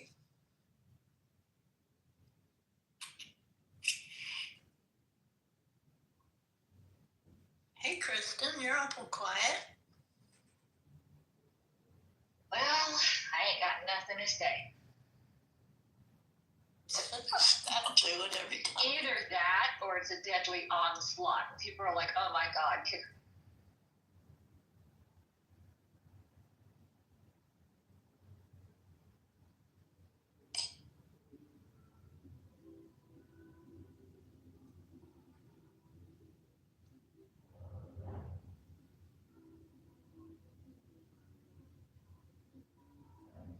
Jerome, are you there?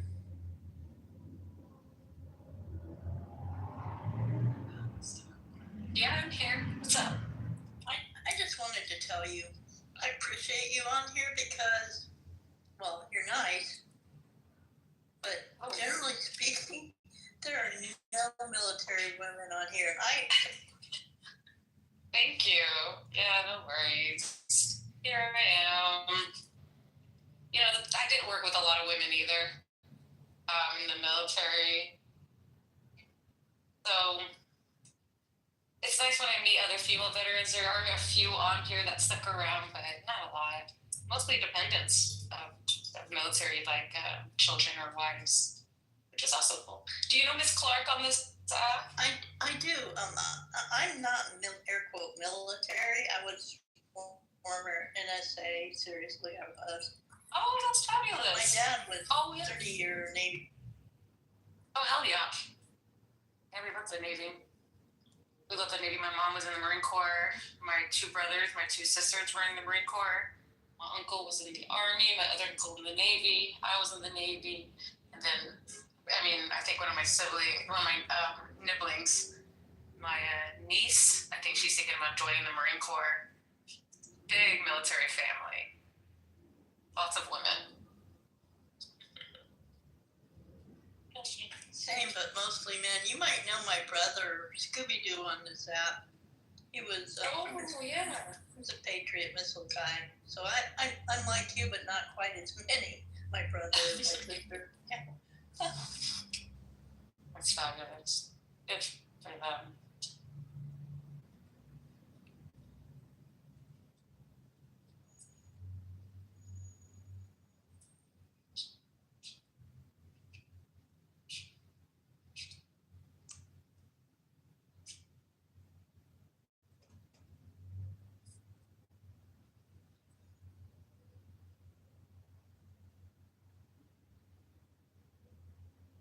Be your best self. Get snatched, girlfriend. Be on fleek, on point. Oh, well, I love that. Nobody uses fleek anymore. Yeah. That's what it is.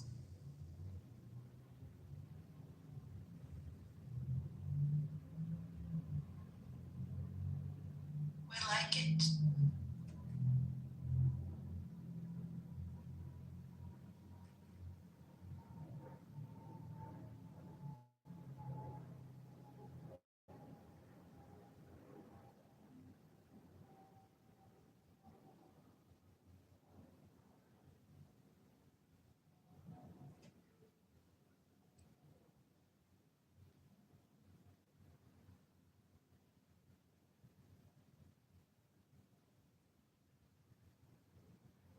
Oh, that baby's having a time. She's so pitiful. She's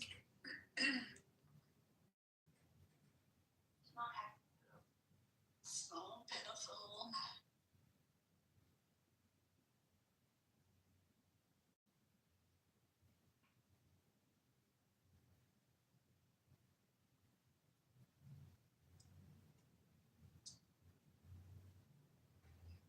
We have our mayoral elections coming up. That's exciting shit. New York. Yeah, New York. Good luck with that fucker. Yeah, it's happening. It's happening. I already see it happening. Are you not excited by one of the candidates? Well, I'm anxious as to what's going to happen, just because it's going to be a major turnover. It's just a major turnover. Adams was kind of just running this place like a party capital, trying to bring party life back, and I get that it's huge economically for the city, right? That's a huge part of it. So I get that, but a lot of things are going to the wayside. And you think of a lot of issues that don't necessarily impact me, because I'm now married. I live in a different part of town now, and now I'm out here. I'm a filmmaker and I'm traveling, and so I'm just doing my thing in a different space. And so now that I'm aware of what's going on, I'm like, oof, I wonder what's going to happen. And are people like myself and my husband, are we going to have to move because we won't be able to keep up with the prices? Yeah, expensive and shit. We're trying to buy property and the prices are fluctuating. It's a lot.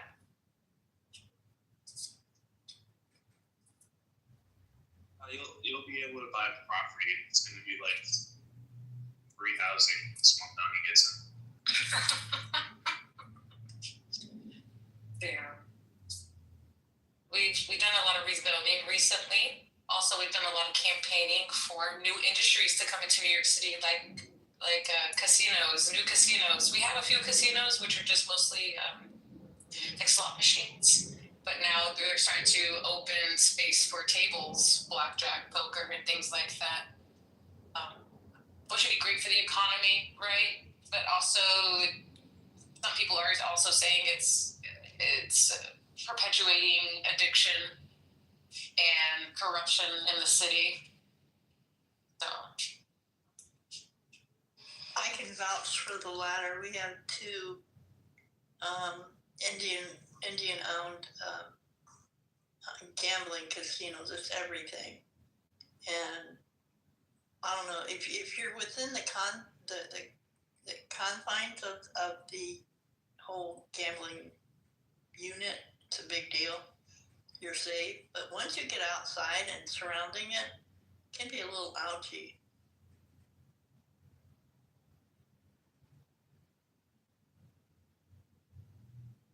By Indian, do you mean Native American? Yes, I do. Sorry. That was very insensitive of you.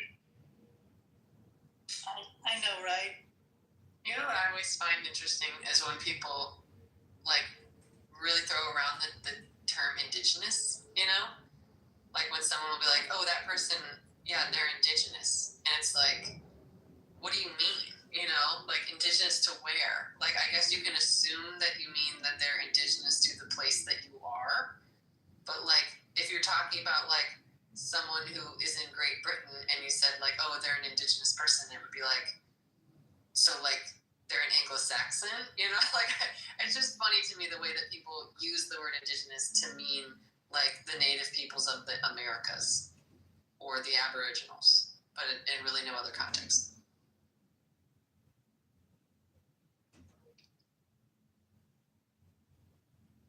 That's interesting when you say that. It made me think a little harder about what indigenous means now. So are we saying that we are occurring evolutionarily? We are occurring naturally in this location. So that means we are indigenous.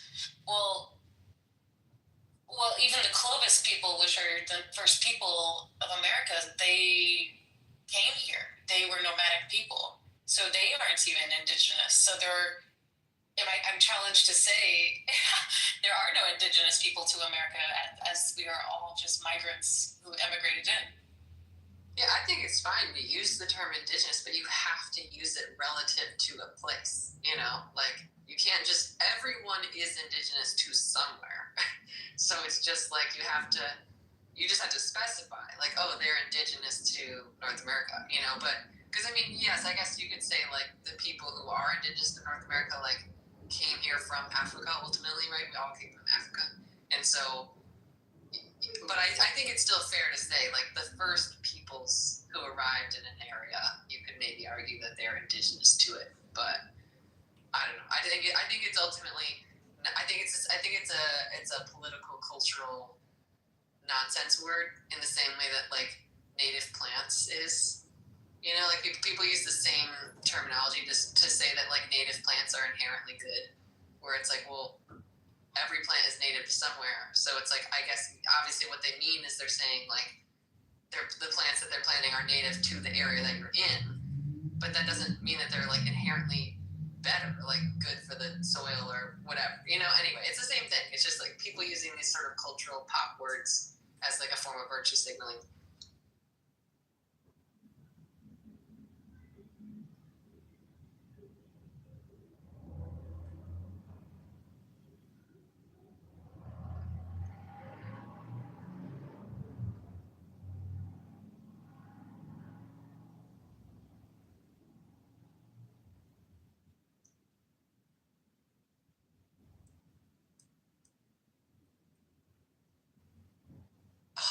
The baby. She's been crying for almost 24 hours straight, y'all. This is the saddest thing.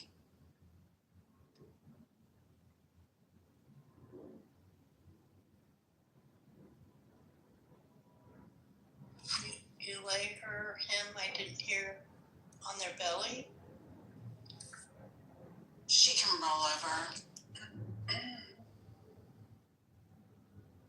She can do either or.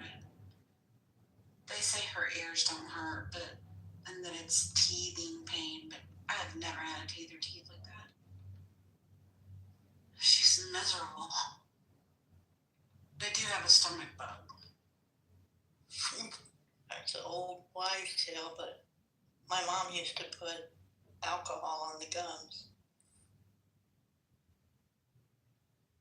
Yeah, that worked.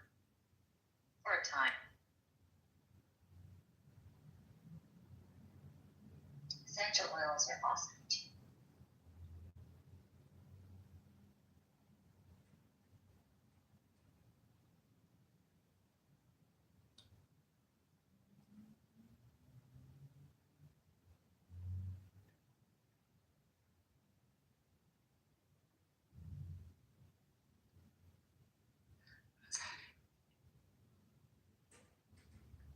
Not able to see this room in the lobby.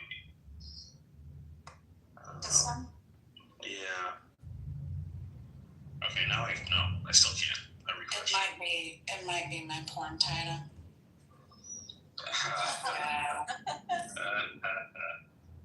It's my porn title. Hold on. Nobody's blocked. You were guys talking about that long that became the title. We were talking about it for a little while. Okay. Now look and see if you see it. I see it now. Until Monica declared that she didn't want to talk about porn. Oh, she did. That tracks.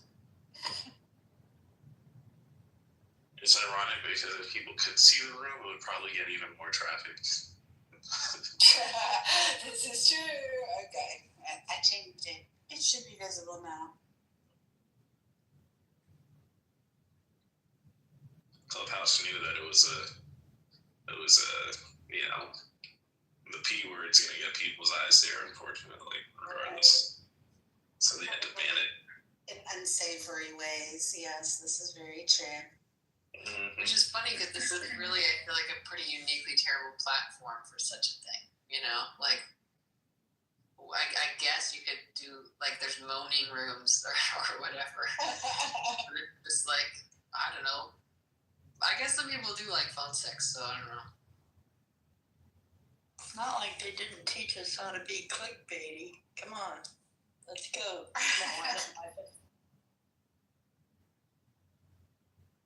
I mean, I'm sorry, but too, like, hello?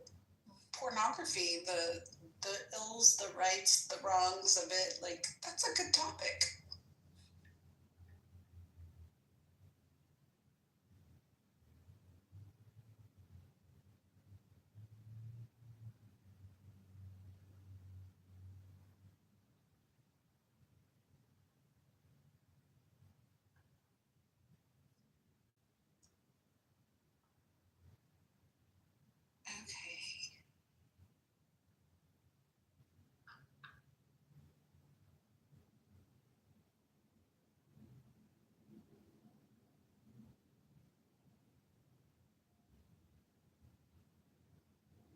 Man, I was wondering if Akeem came into one of these rooms. I'm trying to do my best to troll him whenever I see him now.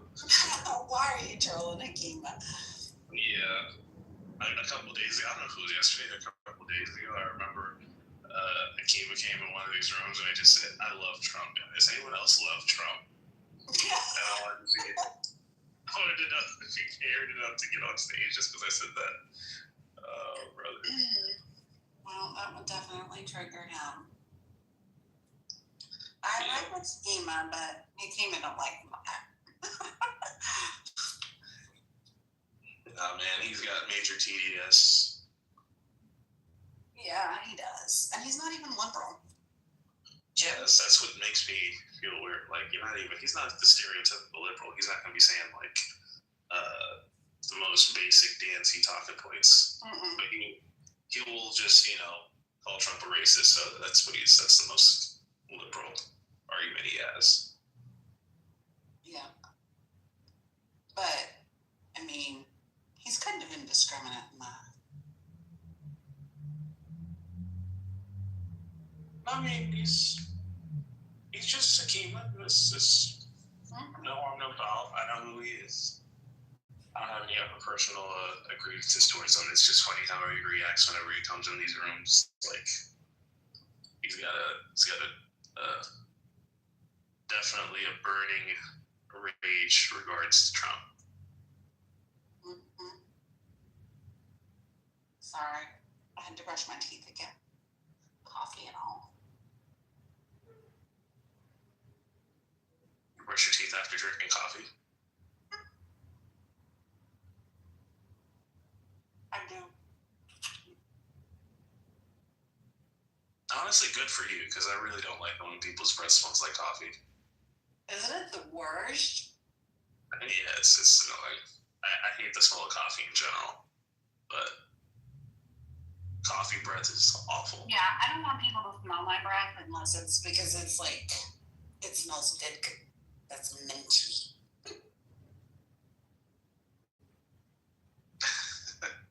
Yeah, there's no reason to smell someone's breath unless it smells like mint, honestly. Right? Like, it needs to smell like a mint or bubble gum. Like, if you have to smell it, it's got to smell fresh. I don't even know what else it could smell like besides mint. Like, if you had a breath that smelled like strawberries, would it still smell right? I don't know. I think, like, strawberry breath sounds weird.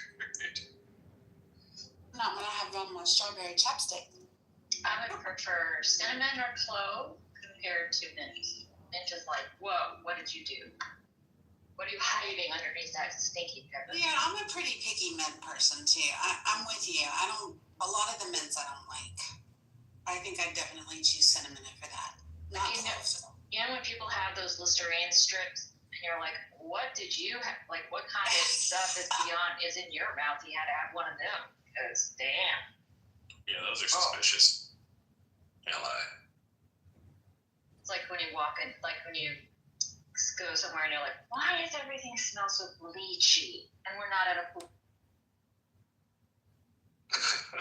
I like that. It means they just cleaned up a place. Go ahead. I didn't assume something terrible happened. They just used bleach to clean. Okay. Not too much bleach in a house gives me serial killer vibes. Right? Come on over, dope. I just bleached my apartment. You get there in a second. You just call the police.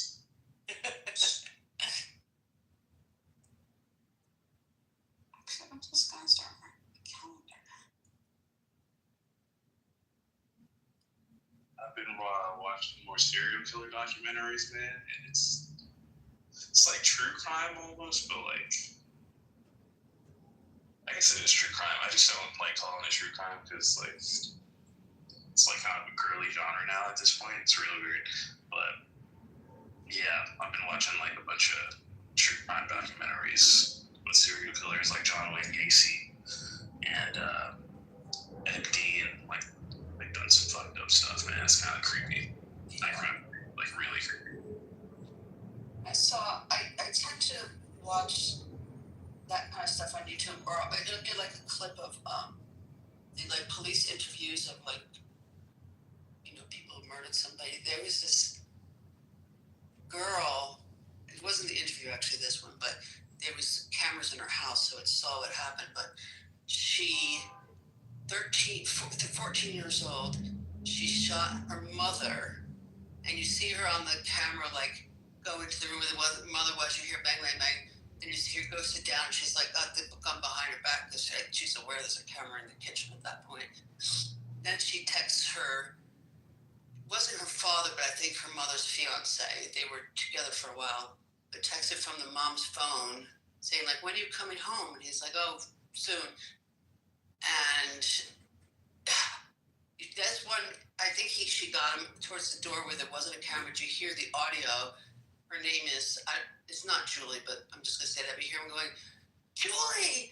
And then like bang, and he's screaming and wailing. She didn't wind up killing him. The mother died. But it was like, when you see kids do stuff like that, it's just something beyond.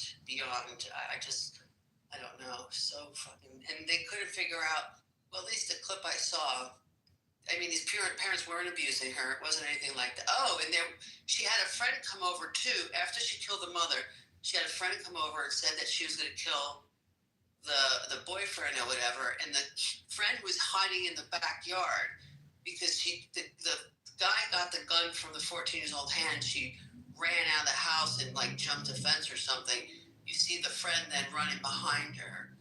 And I'm like, so not only did she do this, but she had a friend sitting in the backyard waiting for this to unfold, and there was no abuse or anything like that. It was just, I don't know, she was having problems with depression and was on some medication, and it was just the craziest thing. Name of that? What's the name of that case? I'm going to see if I could find it right now. I remember the guy's name was Heath Smiley, so I'll find it for you. Was it recent? Because I'd never heard of that. That's crazy. Yeah, I think it was within the past few years. Yeah. Yeah, that's tragic. There was this case, I guess similar, like a daughter killed her parents. Well, had her parents killed. It was like a Canadian chick, Asian Canadian chick, under a very strict household where they pretty much like would disown her if she became unemployed, and they were on her ass about getting a good job. And she was living with her parents until like her early 20s, and she decided to kill them for insurance money. Goodness. I'm putting an article to the story, but yeah, search for the YouTube video of the cameras in the house. This happened in 2024, apparently. So very recent. Yeah, but look for that video. It's just so creepy seeing this kid, like, you know, she just shot the mom and walks back to sitting on the chair, and you see her with the phone texting the guy, and oh my goodness. And she even like hums a little tune, like, I don't know, where it's just like, you know, it's just crazy.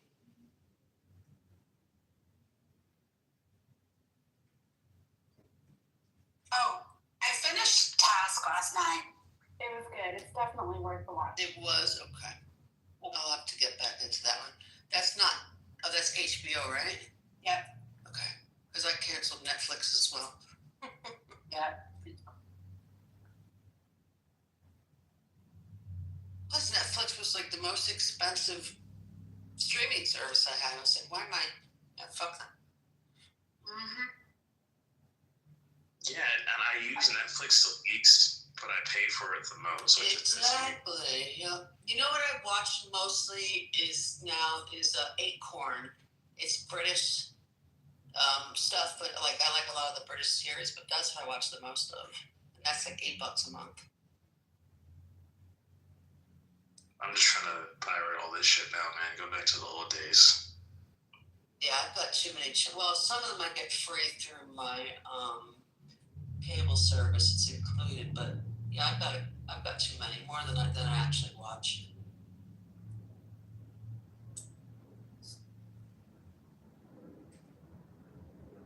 I forgot what it's called. It's like Flex TV, or it's free.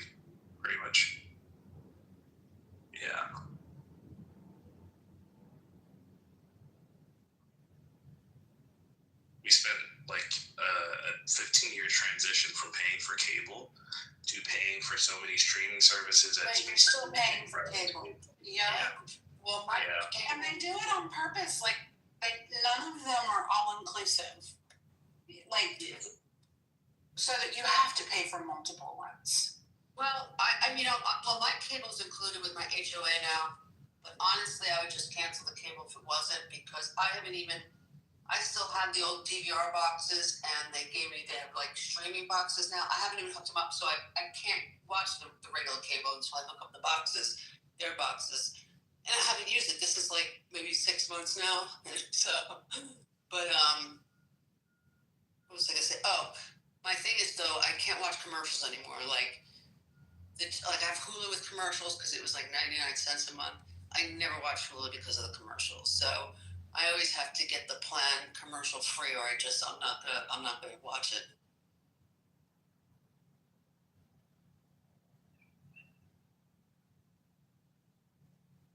Yeah, now the commercial free ones are extra. That's what they did to you. Netflix. Yeah. Used to be commercials. Yep. Now it's freaking $25 if you want no commercials. What? Well, that's for I was paying $25 for the longest time, and apparently that's for like 4K, whatever. I don't even have 4K TV right now. It's like $15 with no commercials, and you'll be just fine with the $15 plan. But it's like they keep sending me things to come back. I guess it's $8 for the commercial plan. So it's like, pay as little as $8. I'm like, nope, I'm not gonna watch it. Sticky commercials. But yeah, I was paying $25 for the longest time for no reason apparently. So.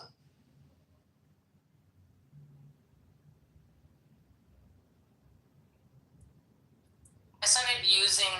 Okay, so I don't like to smoke weed in front of my husband, just because he doesn't smoke weed. I would hate for him to mess up with his work because we got secondhand high. So I use commercial breaks. Like, maybe don't pay for that, because let's use these commercial breaks to my smoke breaks in between severance or something. You know what I'm saying? Yeah, it worked out.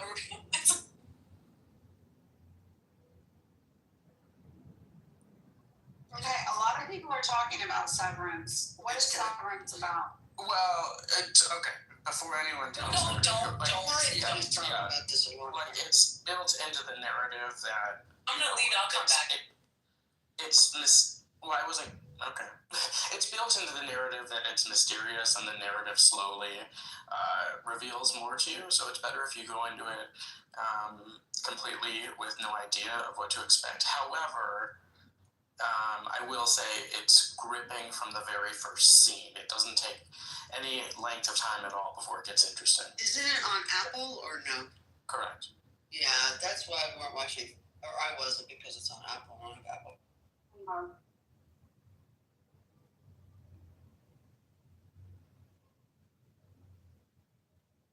Oh, Apple is gonna. How long do you think? How many seasons is it? There's 2, and then the third one is, I want to say, coming out next year. So there's 2, and then the third one is in development. I could do a free week of Apple and probably watch the seasons real quick. Mm-hmm. Yeah, and you'll want to. Yeah. Oh, I got choked on a piece of sauerkraut, y'all.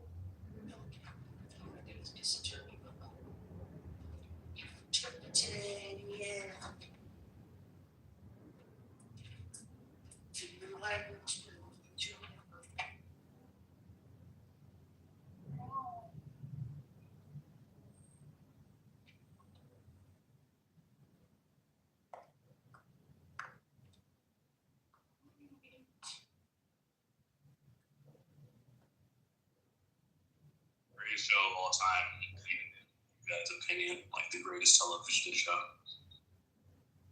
Greatest one. You know what? Which one? Girls. Oh, you're asking. Golden Girls. I can still watch Golden Girls over and over once I've seen it a million times, and it's still funny. Isn't that a sitcom though? I mean, that's kind of. Yep. Yeah, I guess that makes sense. It's the point. You don't want to be a serialized sitcom. Did you say series specifically or just television show? Just television show in general.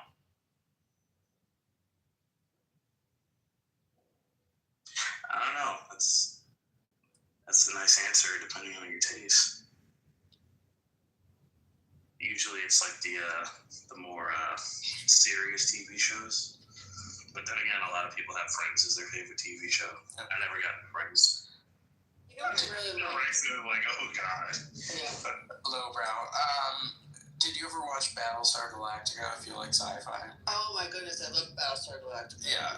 So good. Great. That's another show that it's a weird order. I think technically the pilot is the first episode, but so you have to make sure you watch the correct first episode, not what's listed as the first episode. Yeah. It's another show gripping from the first minute. Yeah. And it didn't get lame, right? At the end, I remember getting it got weird. It didn't get lame, but the last 2 seasons got kind of weird, but still good. Was that because they finally landed or something? Didn't they finally land on a planet or something? I mean, it's foggy. The end did less. Maybe I don't remember the end so much. It was sort of like the it got more philosophical at the very end. Okay. Mm-hmm. Yeah. You know, True Blood, I really, really enjoyed, and I rewatched it recently. Yeah, True Blood, I really enjoyed. Breaking Bad. Yeah, Still. I'm with you. True Blood. True Blood was great. Breaking Bad, Game of Thrones. Yeah, Game of Thrones was up there. I love 6 Feet Under back in the day. That's one of my favorites. That was the first show I ever binged. Yeah. I liked Mad Men, and then that last part, I'm like, man. I really like Alan Ball. So Alan Ball's responsible for 6 Feet Under and True Blood and a lot of other stuff. And I pretty much end American Beauty, the movie. I pretty much like anything that he screenplays, to be honest with you. I don't think I've ever seen an Alan Ball project that I didn't absolutely love. I just like his humor, I guess. Dark.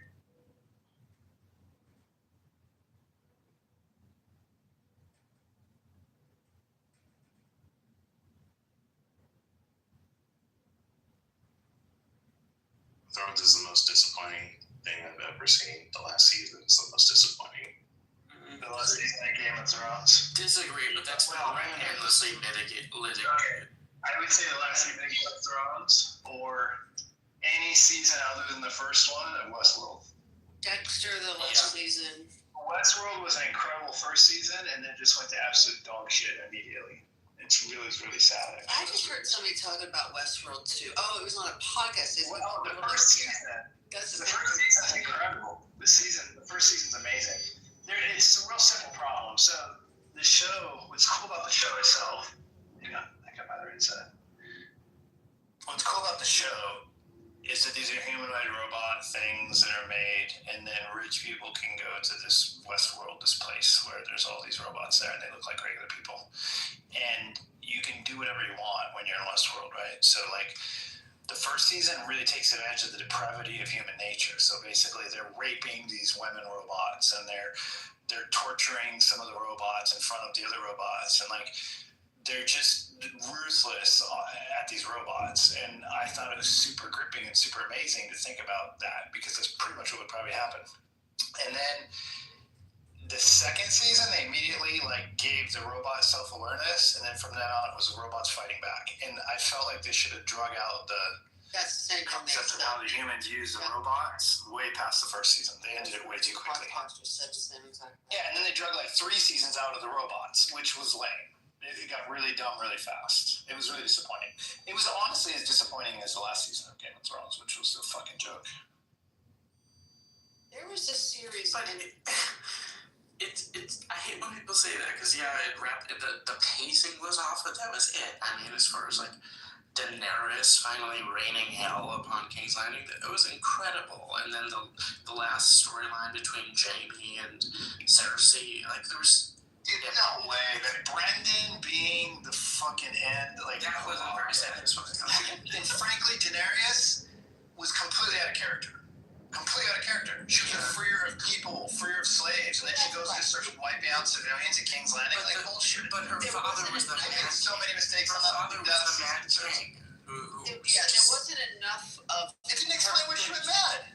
She didn't have to flip out. There was enough, right? There was enough of her personality sort of shifting, right? It was Right. Like, now she's but yeah, that was true. Dude, the last season, it deserves all of its criticism, dude. It was fucking horrendous. How they killed Cersei. I waited freaking how many seasons to see Cersei die, and then she gets just hit by shit over the top. Like, come on, man. In a tragic love story with her brother, like that was they say a great literary. She needed to be fucking murdered. She didn't need to just have some freaking cave fall in on her. Everything she did was for her kids. She loved her kids and her brother. And they say a great literary ending is both tragic and yet unexpected. Both unexpected and yet inevitable. So I thought that was perfect for Cersei. It's amazing. They could have did it so better. They did it. It was like 6 episodes, right? The pacing was off because the showrunners were done. They wanted a new chunk. Yeah. The dumb part was that they had characters doing what's outside of their fucking character arc after seasons of characters.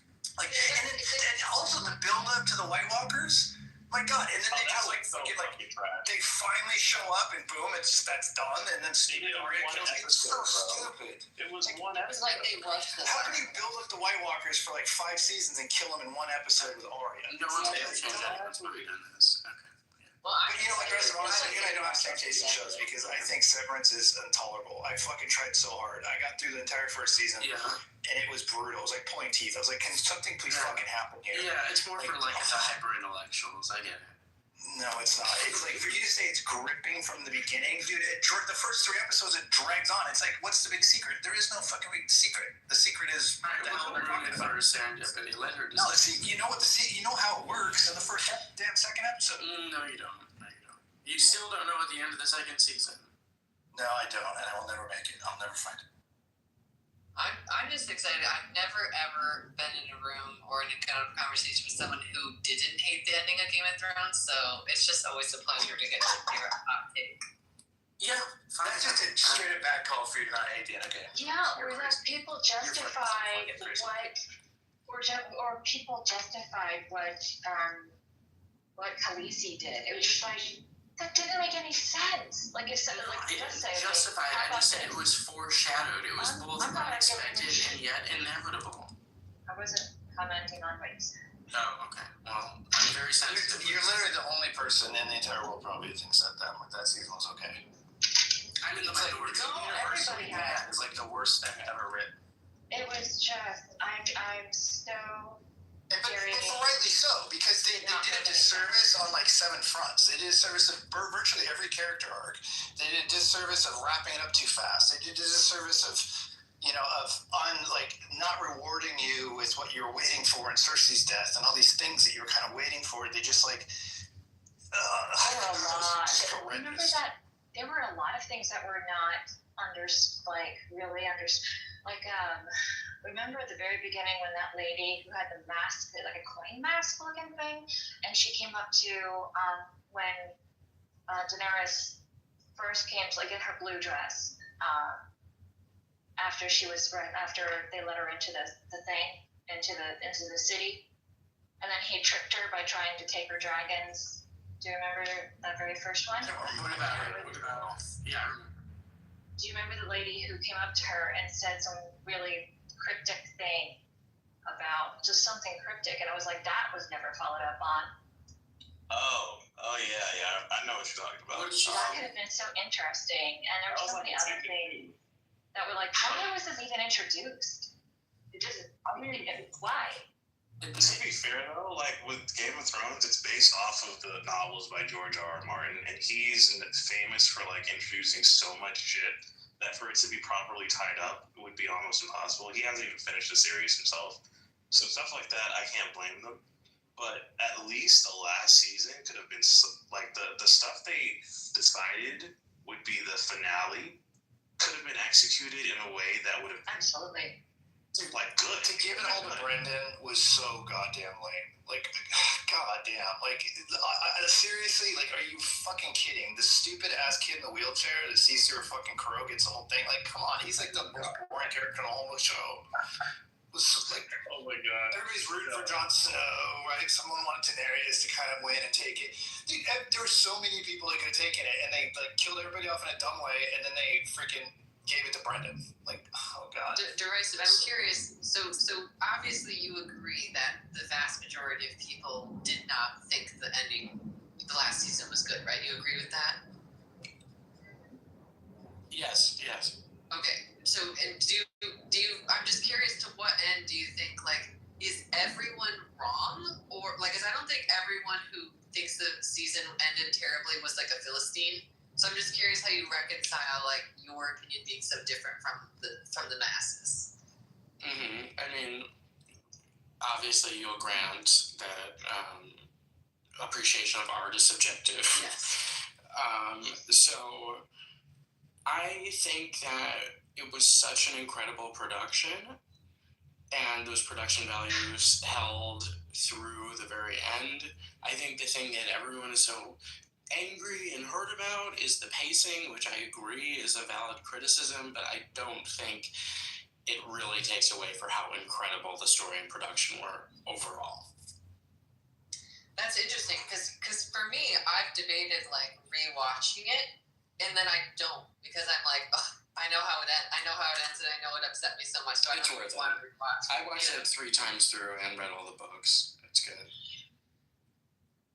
So yeah, I don't think like the masses make something objectively good, but it's just like, I do think I think there's gotta be other ways that could. It's just such a famous example of like how something went from a cultural cornerstone where everyone was talking about the last episode of Game of Thrones to no one talking about it ever, in a way that like people still talk about Lost or whatever, you know. So I just think it's kind of interesting. Yeah, those 2 guys, the writers, those 2 guys that did it, they blew it, dude. I think they still haven't recovered from that shit. What do you think of House of the Dragon? They rushed the project because they thought they'd be able to, like, off of the good reputation of being Game of Thrones directors, they'd get a gig in a Star Wars movie, essentially. Right. Or was it a TV series? I don't remember. And the freaking last season of Game of Thrones was so shit that they had no more goodwill. And I don't think they've had a single, like, major production since. Like, they've done... HBO rushed it because they started paying those characters too much money per episode, each one of them, and so they immediately decided to split it off and make it more lucrative to do multiple stories at once. So, I mean, HBO kind of forced them into it, and then they did a horrendous job of caring for it. I heard HBO were cool with the amount of money. Like, they just, like...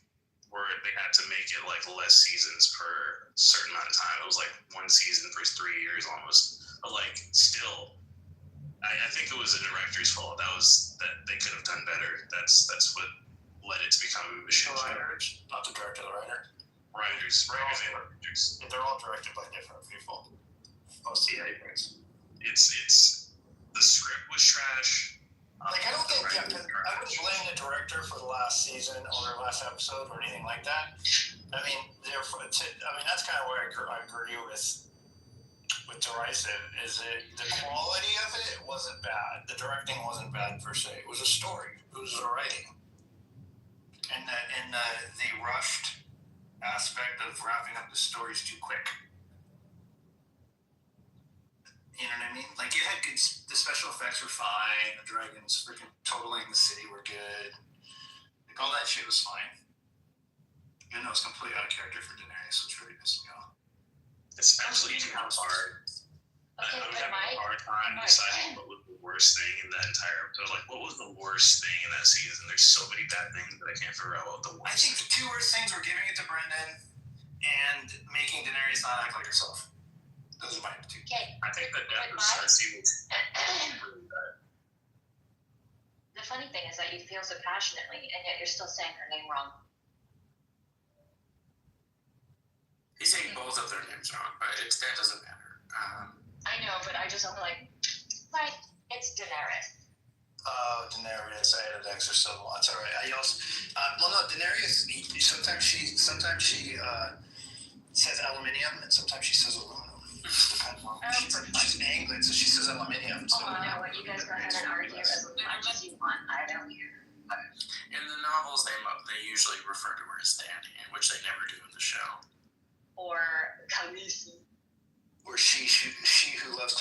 tits.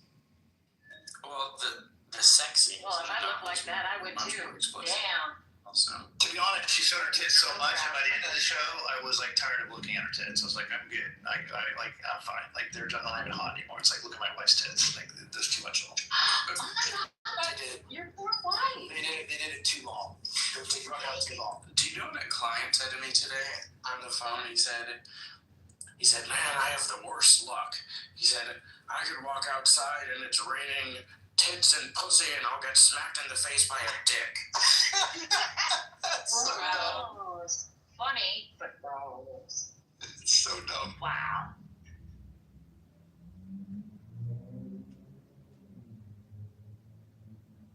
Frankie.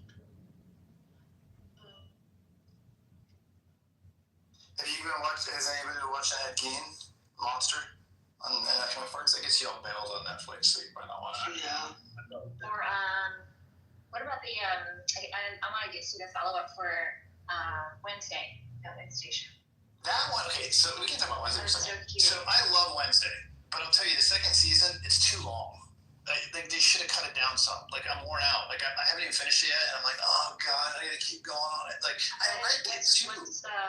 There's too many episodes. I don't fucking how many there are. There's got to be like, I don't know, 12 or some ridiculous amount. What needs? What 12 you think is ridiculous? That's funny. There's a lot of episodes of it. Like what part of the story that needs to be wrapped up? I think let me think what I don't like about it.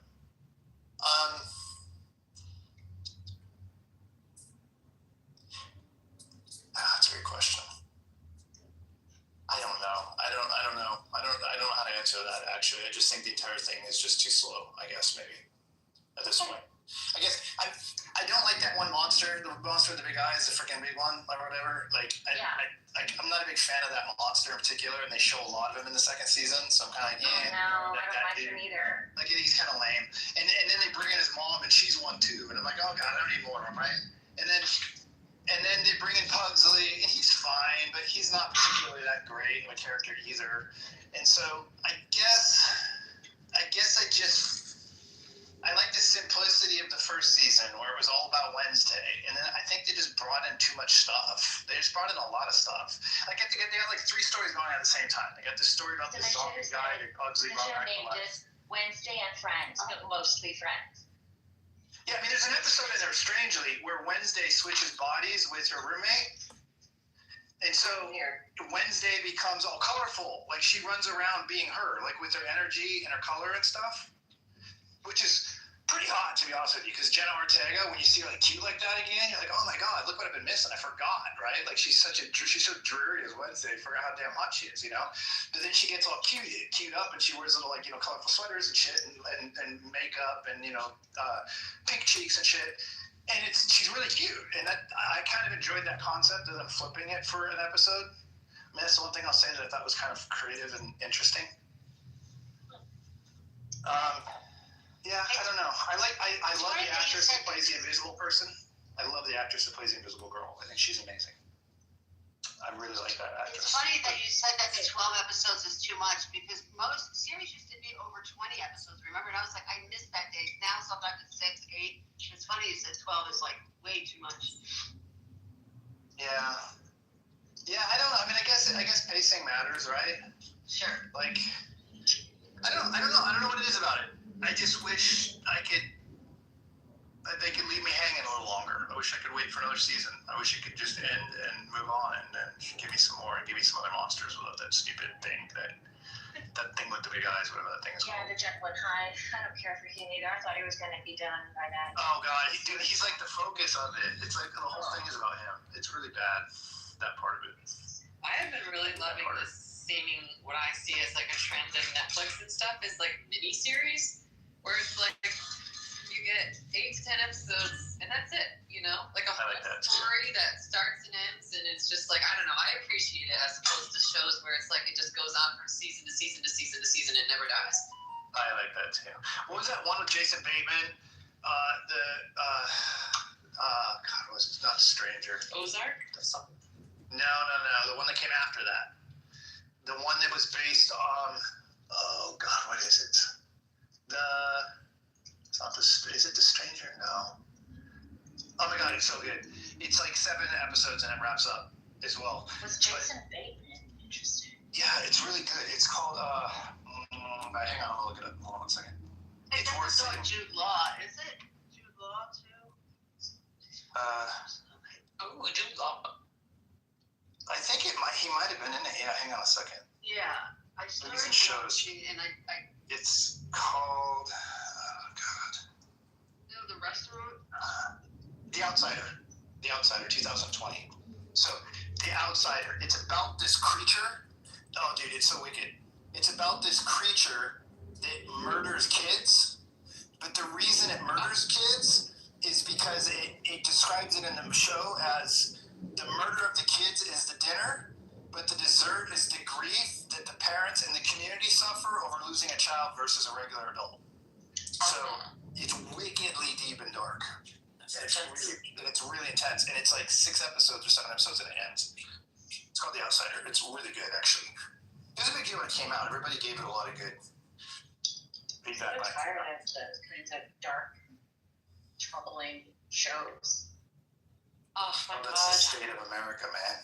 I know. We need something that bring back musicals and not the No, again don't bring back dystopian musicals. La La Land did it for you. Don't No, not like La La Land. I'm talking about like old school musicals that are even to the point of being campy and cute, fun. I really don't like. That's what they did during the Depression.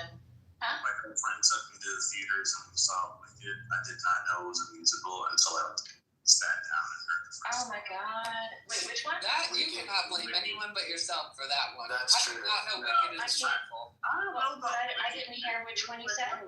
Wicked. Oh. Well, it was You know what? I hate musicals, but I liked Wicked. I actually was surprised by it. Pleasantly surprised, but I hate musicals typically. my dad and his I also like Moulin Rouge, and that's another musical that I hated that one at first, and now it's one of my favorites. I really like so it. Weird. But I do hate musicals. I really do. I'm not a fan. But they're also different, you know? There's like pop.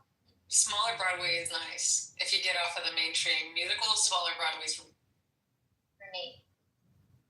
I think I would like a musical in real life, no matter what it was, just because it's actual performers. But watching a musical on television on a movie is boring as fuck. Yeah, that's what I'm saying. It's so fun. You go with like your wife, or you go with a group of friends or something. You do a couple shrooms before. Oh my God. Do you remember anything on that?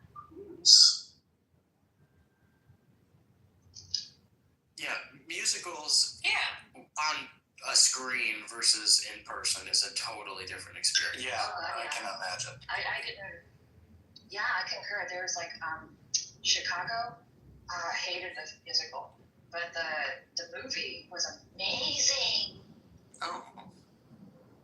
I feel like there was like a cultural moment in like 2010 where they were doing a ton of like TV musicals where they would get like famous people, you know, like the live ones where they would do them live. Yeah. That was a thing. That was a nice little cultural moment for a minute there. What was that musical with Hugh Jackman? That one was decent. The Showman, I think, or whatever. Showman, but he I didn't hate that. I didn't. He did a bunch of them. I wasn't a huge fan. What about Sweeney I didn't Todd? like it. You like Sweeney Todd? Sweeney Todd, yes. It is so dark. I can only watch it. I'm glad I saw it once, and I did not like Johnny Depp or Helena Bonham Carter, because I'm like, why did they pick bad singers? Why? Like, it could have been, they did a great, yes, they can act and everything, and yes, we get it, it's just, we get a good decision. The same with, the Mamma Mia ones. The woman is supposed to be 40. She's supposed to be like 40 years old.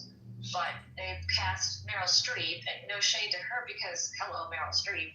But like, Meryl Streep is like, over 60. And it didn't make any sense. What do you mean? What do you mean it didn't make sense? Because the storyline is that she got pregnant at a very young age. So 20 years later, she's 40. But Meryl Streep's character is over 60. And so are her two friends. And it didn't make sense because the decisions that you make when you're 30 are not going to be the ones you make when you're 20. Do you know the story? Okay. Okay.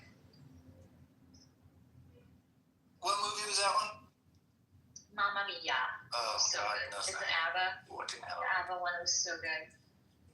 I mean, I liked ABBA music, but just the way that they, and I really honestly, I was like, well, how are they going to make all this work together and make it make sense? And it's absolutely adorable.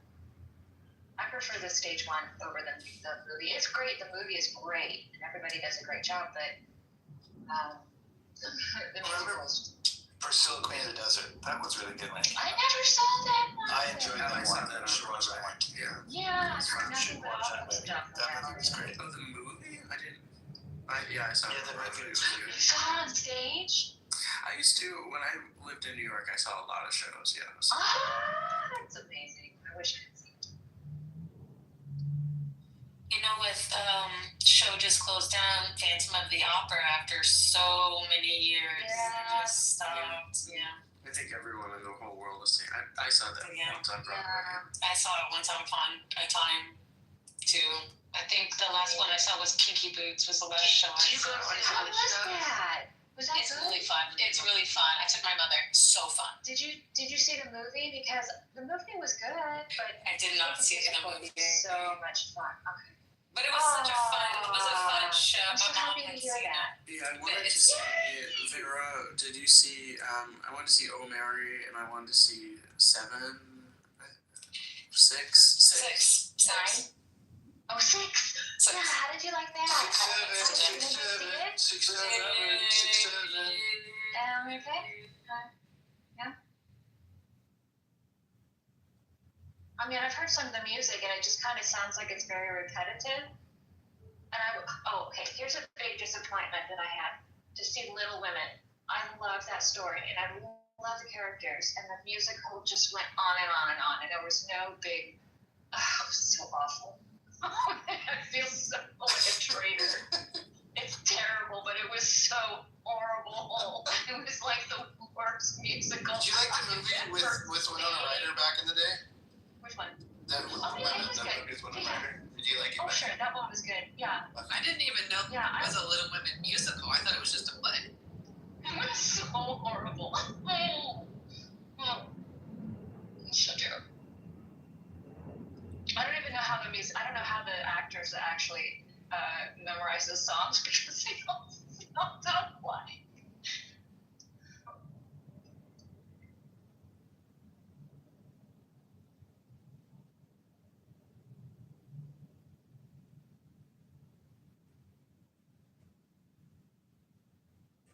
What's another one that was really? Spring Awakening was cute. That one was. It grew on me, especially when I found out that all the performers were actual teenagers, and I really liked that because who better to play to portray teenagers and their youthful transgressions than actual teenagers who have the chops to sing all that. Oh God, it was really beautiful. It was a little. It was sad, but it was beautiful. I wouldn't see it again. The last time that we were in New York City, we saw A Strange Loop, which was like a new. What's that? It was like a new one. I don't even know if it's still running, but it was pretty good. It's definitely like a little on the woke side, you know, like it's a black gay young person and just kind of like his relationship with his mom and like how he reconciles like the relationship he has growing up, right, where it's like you're a young fat gay black person and then you get like fetishized and like all this other stuff. So and it was, I don't know, it was good. I enjoyed it. I'd like to see that. I like seeing perspectives. That would be interesting. Vero, did you ever see? God. Okay, you're gonna kill me. I'm so sorry. Go ahead. Did you ever see War Wars? No. Is it still playing?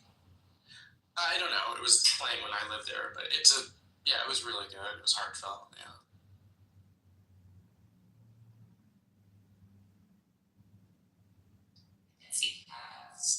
It was really fun.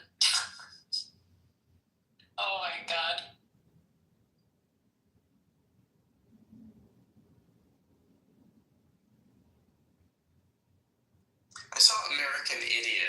everyone loved that, and I thought it was kind of silly. And I do like Green Day. I saw that too. I thought it was also kind of like it was cheeky. It was just, I don't know. I liked Green Day before the British accents. I wanted to see the one that was based on Alanis Morissette's music. Oh yes, that one. What was that called? Oh my god. Jagged Little Pill. Jagged Little Pill. That's what it is. Jagged Little Pill. Jagged Little Pill. I want to hear that music. Oh my god. I have that on vinyl. I love that album. That's my favorite. Oh. Yeah.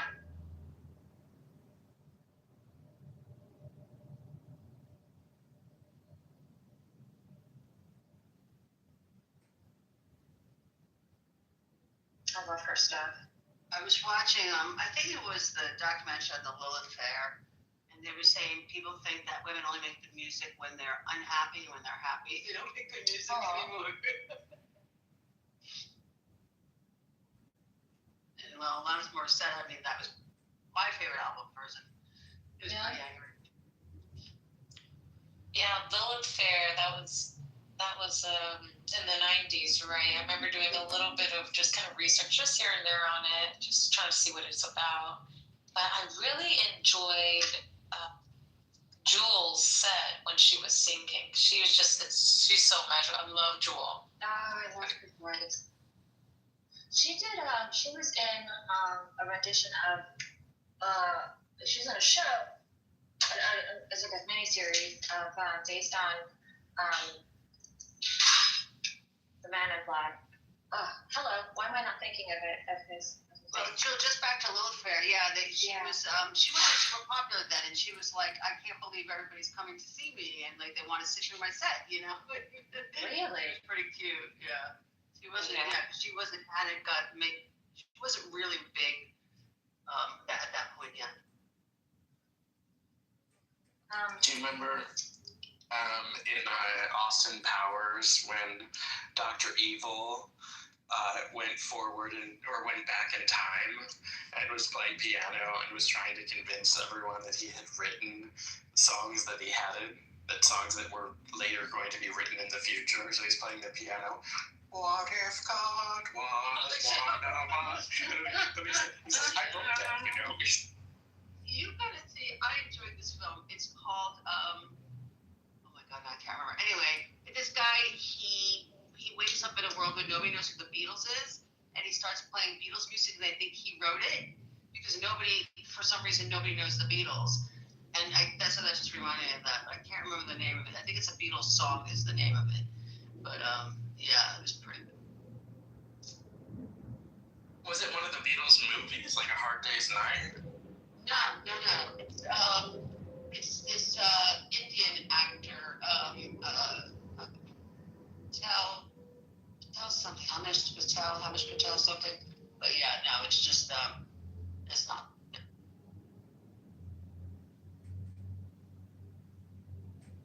Yeah, I saw that movie on I think Netflix or something. I didn't watch it, but I thought it was an interesting premise. It was cute. I liked it. And I'm not a Beatles fan. I just thought the movie was cute. You know which musical I'm so glad that they made it, and it's really good. It's just not just the hype of it was obnoxious. My opinion is Rent. I get it. We're all struggling artists. There's disease and shit. God.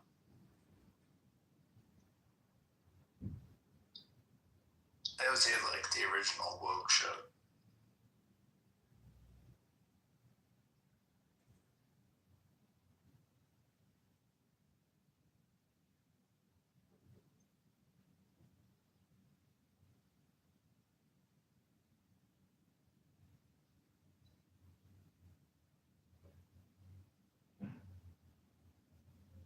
You know, when I saw that as a revival, that I was so glad that I actually saw, because I just poo-pooed it, and I shouldn't have, maybe, because you see all these particular musicals done by high school, and it's like, ugh, but it shouldn't actually be done by high school. I don't think it's it's not an appropriate one because they just won't understand.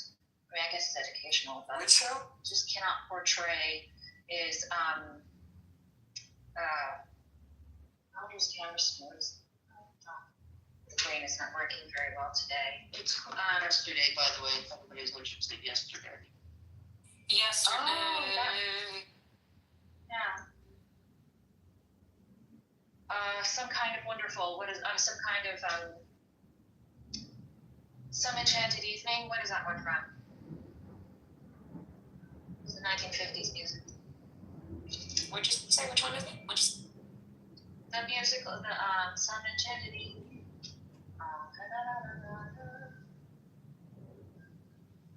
I can't recall.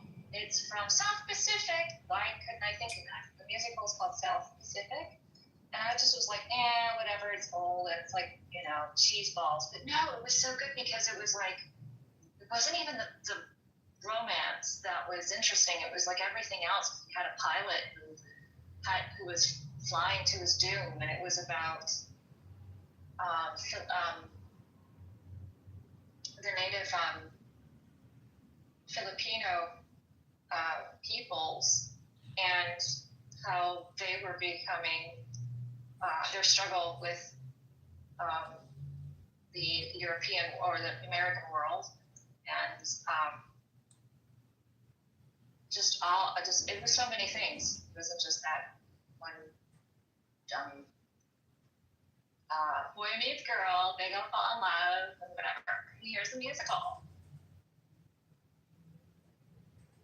It's very sad.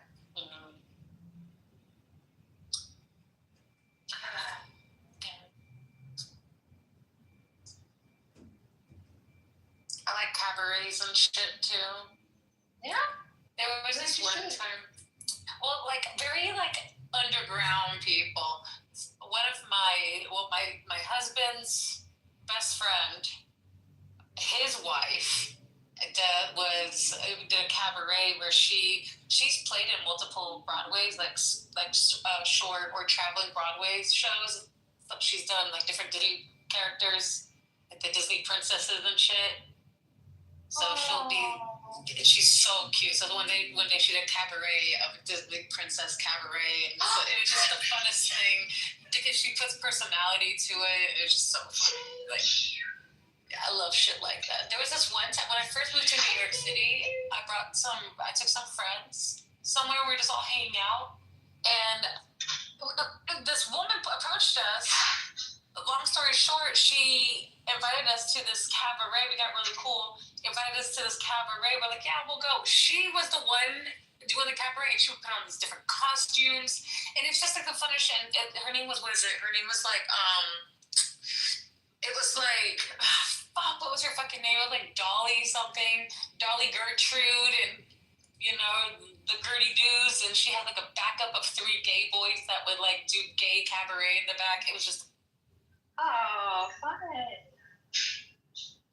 I love good. I love that. Yeah, I like those. That would be fun. Because then you can really enjoy what they're really into and immerse their voice. It reminds me specifically. Yeah, right. It reminds me, it makes me imagine myself in the times of like Liza Minnelli, what was going on, what she was doing, and just kind of performing her cabaret sets and scenes, or who's the woman who did these other fabulous cabaret. I mean, Cher used to have something like that where she would dress up and do things with other artists. Oh yeah, yes, a variety show, like not a variety shows. Yeah, variety shows. I would totally go see shows like how they did back Bette Midler, if Bette Midler, she would do variety shows. Exactly like that, and even older than that, with these fabulous glam artists of the 60s and early 70s. So, you know what? I was mesmerized by the Barbara Mandrell show, and I looked back, like when I was a kid, I was mesmerized. And it was only until the invention of the internet that I was like, I gotta see that again. that I got to see it again. I'm like, what the heck was I so gaga about? Because I don't know why I was so excited about it. It's like, it's just really weird how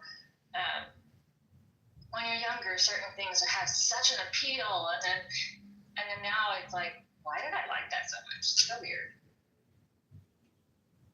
Like Lisa Frank, I know this is not musical, but Lisa Frank, you know, and that I just loved it when I was in middle school. Why? Like, when I look back now and I'm like, I don't know why I liked it.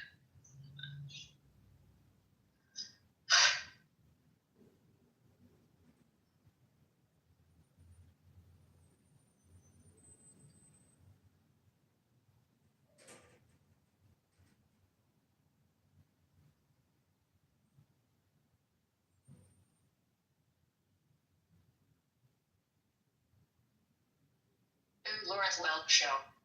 I like that. I didn't know it was cheese balls.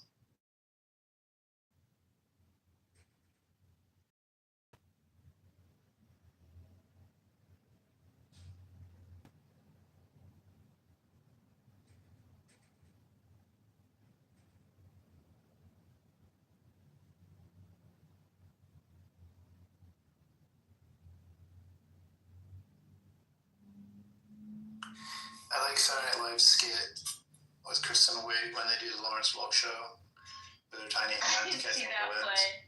With their tiny hands catching balloons. You've never seen that skit on Saturday Night Live? No, that sounds hilarious. Yeah, you have to Google it. Do Kristen Wiig tiny hands SNL. It's really, really great. It's a Lawrence. They do a Lawrence Welk spoof. Okay.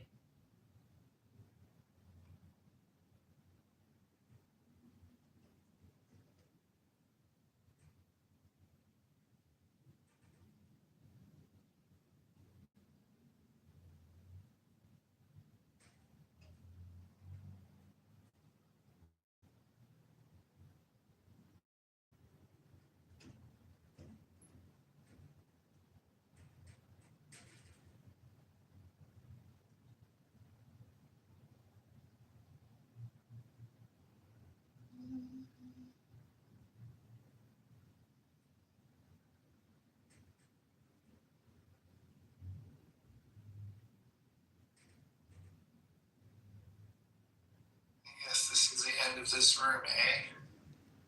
Yeah, you can close it if you want to. That was fun. I'm just doing some work, so. Oh my God, sorry. Me too.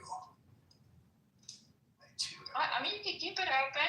I don't feel like you need to, but yeah, close it if you want.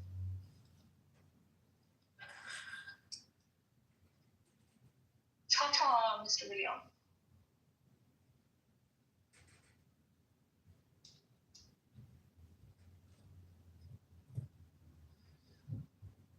I'm working to putting in a drop ceiling. Oh my gosh! So like the metal part and everything, the metal grid.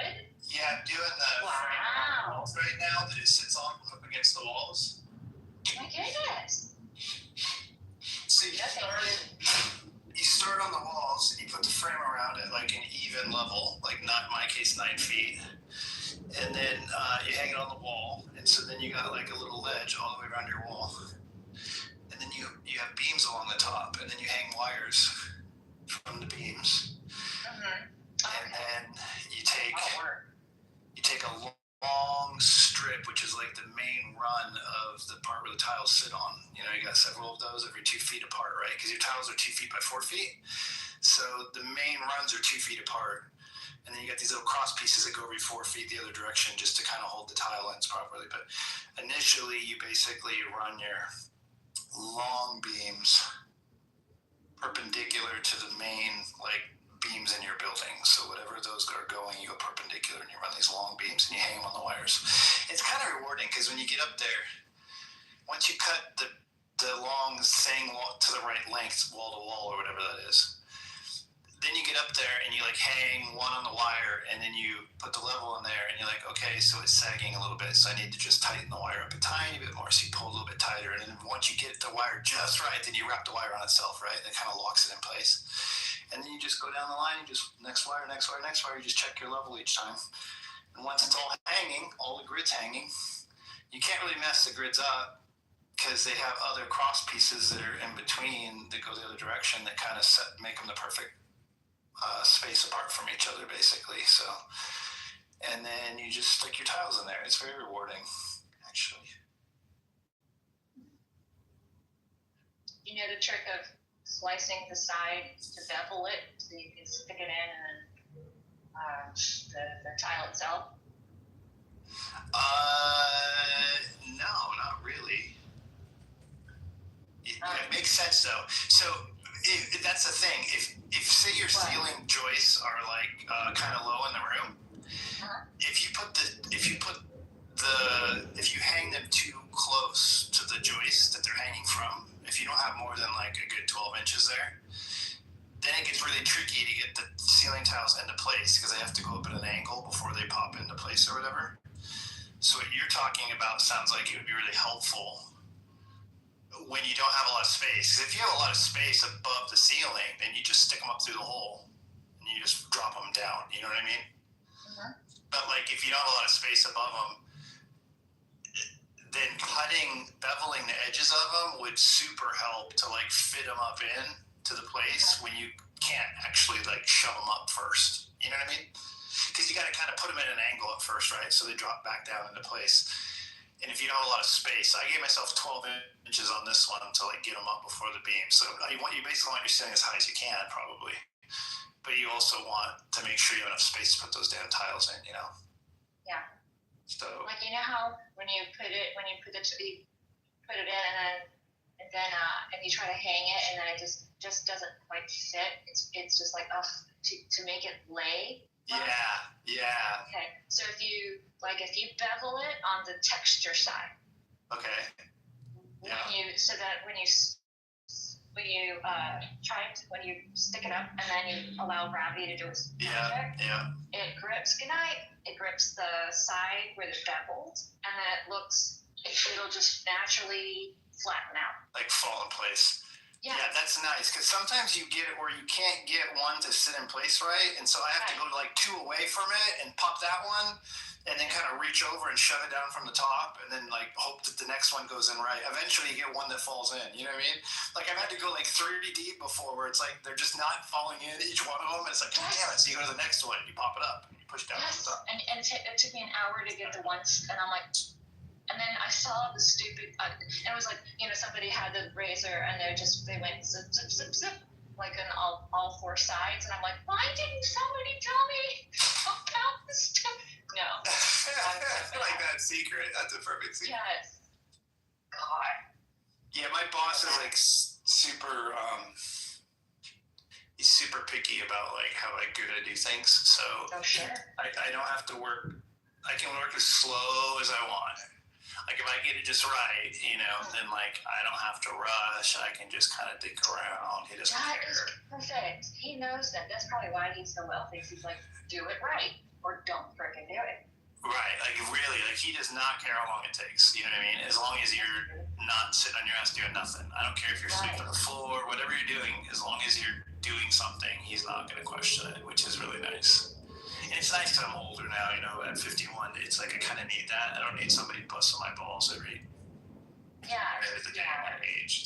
It's exhausting, Well, it's also, you were wise enough to understand that it's counterproductive to what the end results are going to be. So what are you doing? Like, why are you rushing me? What? Because you want to crank out like it's a machine?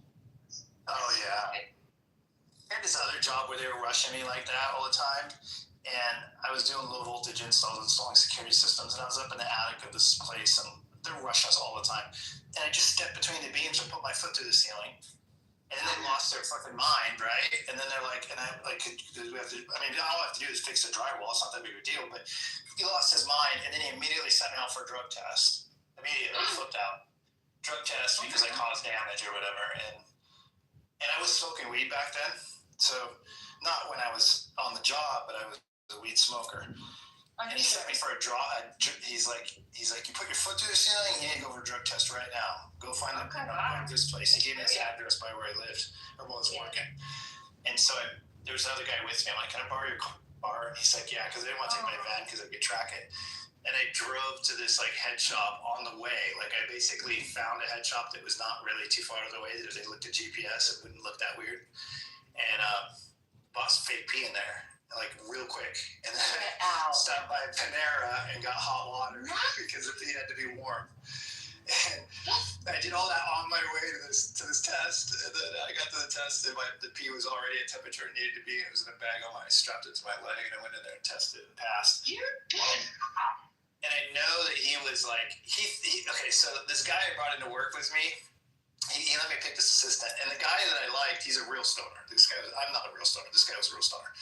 But he was a good worker, and I liked him. So I picked this guy to be with me. Well, because we were like the two guys that were like, kind of like, he just thought we were smoking weed. He was pretty sure of it.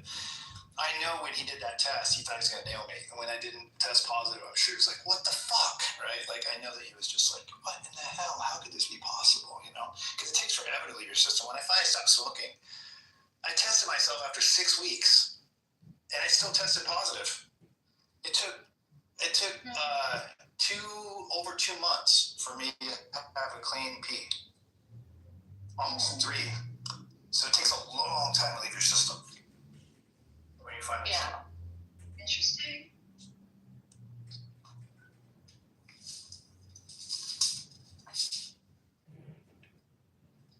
Yeah, I love not doing it now. I definitely should quit sooner. It's just not worth it to me. I've always worked jobs where I had to be tested. I just was okay with it because it's just the line of work that I do. Like they weren't okay with it? What do you do? No, they weren't. No, I just that they always test for it, so I like it because to me it's just one more validation of I'm dedicated to do this job. Let's go. You know. Right. I am. Yeah, like I don't know. No, the more employable I am, the better off throughout. I want to be as employable as possible. Right, that makes sense. Because I didn't have a specialty, you see. So I always did office work, but I didn't do anything. I wasn't paralegal. I didn't do I didn't have an accounting certificate. I didn't do, so I did office work, but it was not specialized where it's in high demand. So you felt replaceable if you weren't like reliable? I still feel, I think anybody's replaceable. And I like that because I worked with, 20 years ago, I worked with a lot of people who, they did not need to be around people. Awful people. And I think a lot of people, there's been a lot of people who are like, they don't care how, you can be the best employee, like you can be the best salesperson or whatever, but if you're awful to work with, they'll take an average person over high maintenance. That's true. Douche canoe. Yeah. Because they're like, I have to be with you for 40 hours a week. Give me the middle player because I can't stand this person. I don't care how good. We'll work with, we can improve the work. We can't improve the douche canoe. Especially if said douche canoe doesn't want to improve.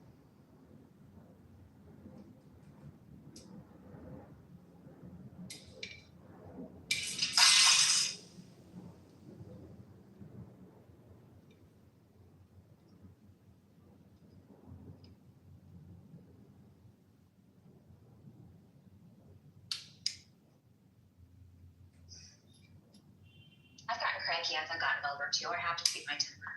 I'm surprised I was actually not let go a while ago. I had a terrible week and I should have gone to the doctor because I got the day before. Oh, okay, bye.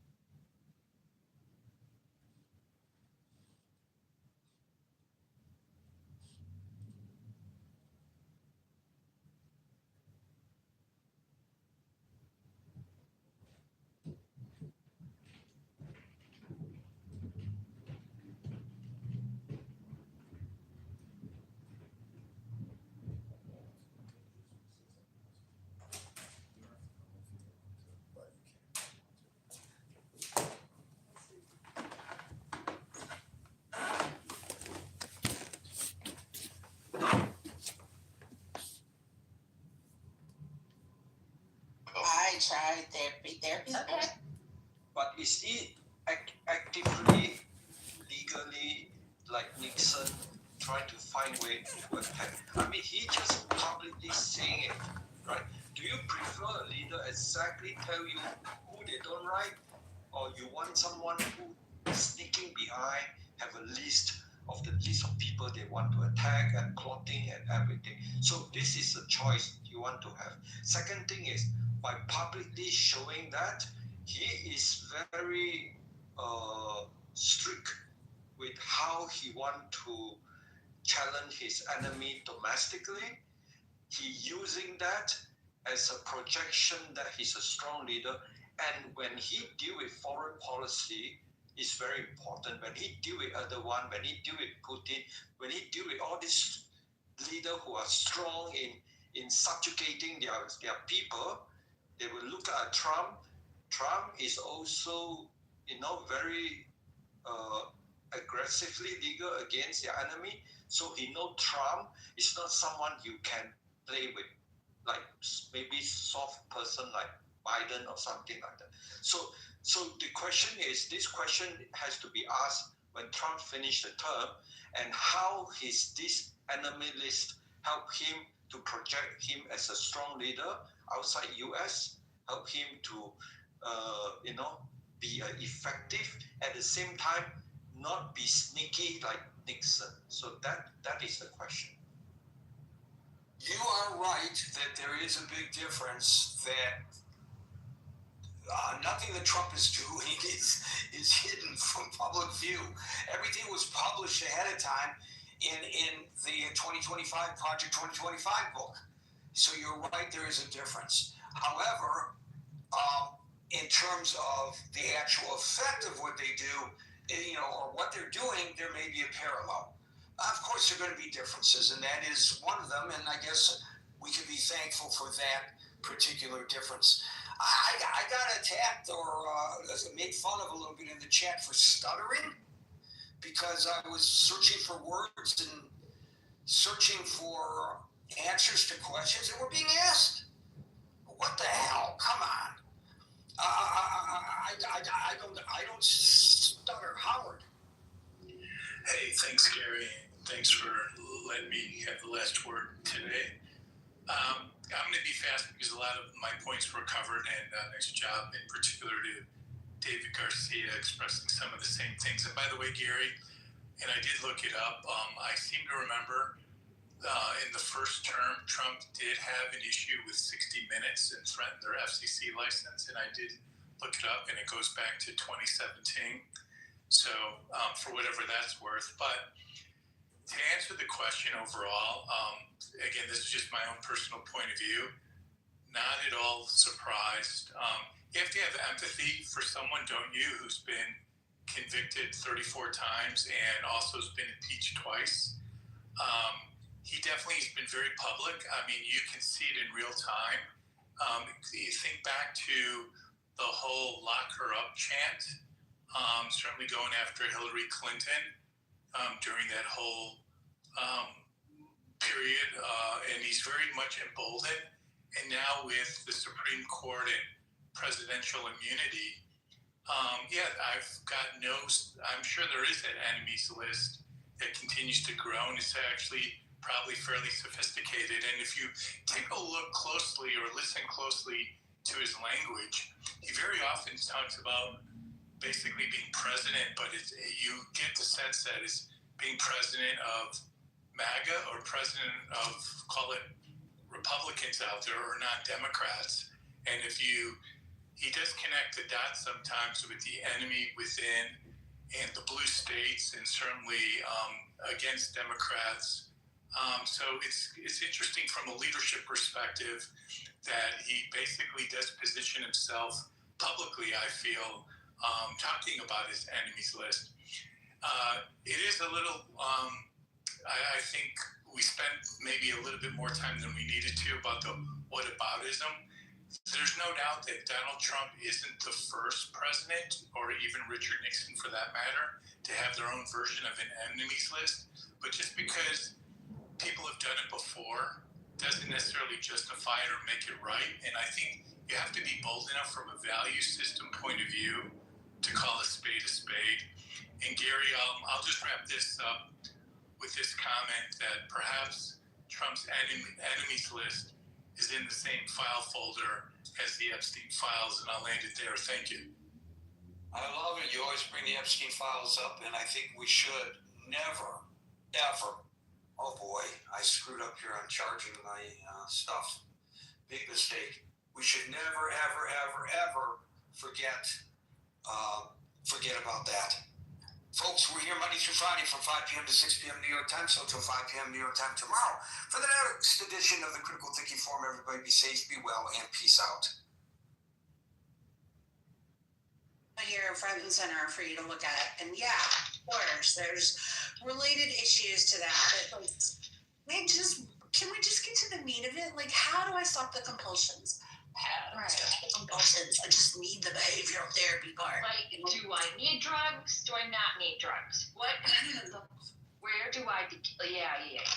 Like, I don't want to be on drugs. You know, I want to do the behavioral modification and get the compulsion part of it under control. Like, I know what the problem is. I know what the issue is.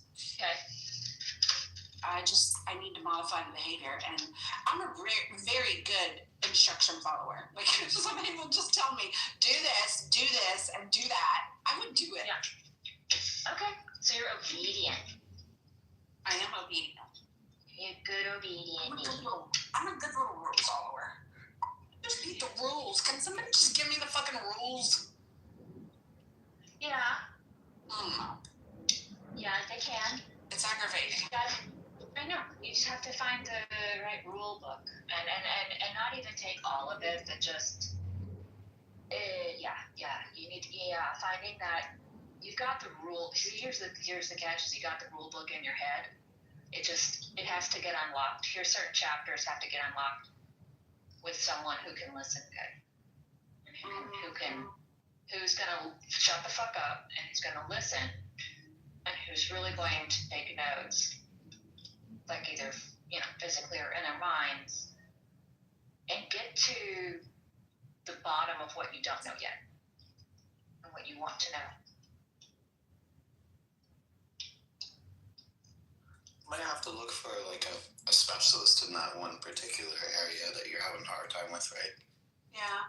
Yeah. Yeah. That would be good. Yeah. Like you said obsessive compulsive things like that.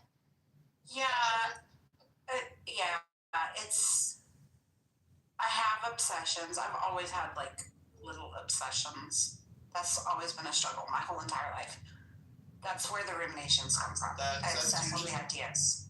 That's usually very simple. That's usually, as far as I understand, related to serotonin. Like if you don't have quite enough serotonin, your mind kind of itches at itself. That's originally what my doctor thought, but for me, it's not the serotonin. Drugs did not help. They made it worse. The dopamine drugs are what helped. I needed the dopamine. Yeah. Oh yeah, that's what I mean. That's what I mean to say. That's what I mean to say. Dopamine uptake. Habilitators, whatever. Like escotabine. That's what helps. Yes. Yeah. Yes. Yeah. I take just take that stuff. Yeah. And it just kind of like, it kind of like chills you out a bit. You like care less, right? Well, what it does is it doesn't stop my ruminating. It did stop the compulsions though. But like, I want to know how to stop the compulsions without having to take the stupid medicine. I want to get to a place where it cured half the problem. It didn't get rid of the ruminating, but it got rid of the compulsion to placate the rumination. Right. I'm just curious, why do you find medicine stupid? Like, I take it and for me it's good. Because I don't think, it's not that I find medication stupid. I mean, I wouldn't be taking it if I found it stupid. But I don't believe that our bodies are designed to be sustained by virtue of synthetic medication. If you can get to the root of, the problem, I think a lifelong medication is probably like that's going to have impacts on things like your kidneys and your liver, and I don't want to be on medication for the rest of my life. You know, I feel differently from you, but yeah, I mean to each their yeah, own. I want to use it to be well, obviously, you know, and to help me in this journey. But I feel like particularly with compulsions, it's a behavior thing. Like if I can learn some quality behavior modification, then I shouldn't need the medication to. So what is it? Sustain. So that is it lights turning on and off in a number of times in order to make sure that something bad doesn't happen? Is it something like that, or No, it took me 6 months to get in to see this particular medical specialist, and on my way to the appointment, I start ruminating on the fact that my house is going to burn down and my kids at home asleep, and I need to turn around and go back and make sure that my house isn't burning down. That's definitely dopamine. It's just dopamine. It's a dopamine thing, right? It's a medication thing. I think, you know, I mean, you may have to be on it your whole life. I mean, so it's the other thing is, a self-soothing thing. I know, I get it because I have PTSD, and it's kind of somewhat similar. What happens is that your mind gets locked up in a cycle, and you go over and over and over again, and it feels itchy, like you have to do something to stop it, and then it sort of resets. Yeah. There's a lot of people with that. It's mostly a dopamine thing. It's like dropping her off at a party and then suddenly being scared to death that somebody's gonna drug her cup or she's gonna overdose on something, and I need to be there, and I suddenly can't leave. Like I just sit in the car and refuse to leave. So that basically obsessive thoughts and negative thoughts are kind of related to dopamine. Yep. So you may have to just take the medicine. I mean, thank God that we even have it. Daily. Yeah, that's not a good idea. Because when you're high, you're gonna be everything's fine, but when you go down, it's gonna be even worse. She's gonna worry more. I'm just saying. I can't do marijuana. It does not agree with me. No. Neither do I. Okay. Yeah, a lot of people who have this problem, they definitely cannot. They definitely cannot smoke weed. It makes it worse. Oh yeah. No, I don't know if you heard me. Serendipity. I said cocaine. I didn't say weed. Oh, I won't do any of them. I know. I'm taking medications. Head is the answer. Trust me. You can get your head worked on. Get your head worked on. Real long and slow. We just need cocaine and bed session. And a young man to work on your head. That's real talk. Go to some therapy then. I didn't need any drugs when I was married. But yeah, the right person that works with your head, and I don't mean it in that way, like finding the right person that actually does work with you is probably like a major part of the challenge is finding the right person that you connect with.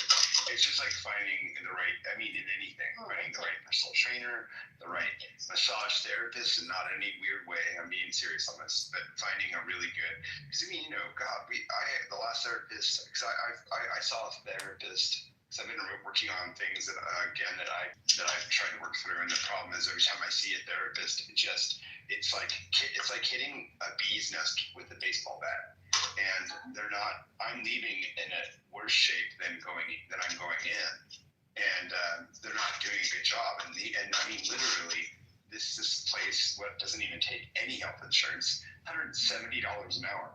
I'm really not in a good place then, because I'm going, this shit better fucking work quicker than later. And then at one point after 7 sessions, they said, well, you can't prescribe any medication, but we have a PA on hand, and that's $370 per hour. And so I did that. I did that session, right? And all they wanted to do is prescribe ketamine to me, and I'm like, no, I'm not doing that. I'm not going. I'm not just going to go with some role that you want to push on me. I said, I'm trying to work through things, and I don't want to go with some kind of drug like that. I would like to do it without being put on some prescription. So none of them works for me. So here we are again, back to square one again. So yeah, finding the right person is really half the battle, at least half the battle of the whole thing. you find the right person, and then of course not feeling the stress of the cost. If the stress of the cost is painful, then geez, I mean, find someone where insurance does cover, because I think that ones that where insurance does cover, you might actually find a better person than these ones that are doing private with not taking any insurance. But well, my whole thing is I shouldn't need a lifelong medication to stop the fucking ruminating thoughts. Like, that's what I need to get rid of, is the fucking thoughts, because even the meds don't kill those. They kill the compulsion to placate, but they don't kill the ruminating thoughts. And nobody needs to be thinking about, all the people that they love dying in horrific, gruesome, gory, graphic ways all the time. It's just not good for you. It's not good for you.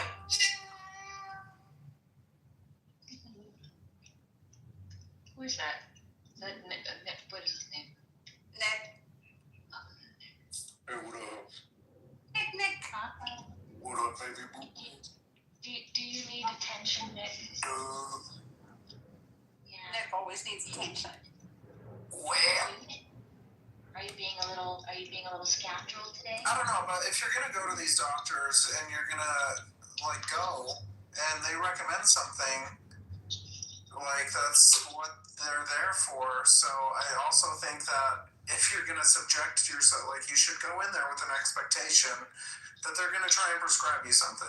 That's a doctor. You don't call a doctor if you don't need them, right? Which is why I'm taking the medication right now. I want resources to pills are good. Rely on it.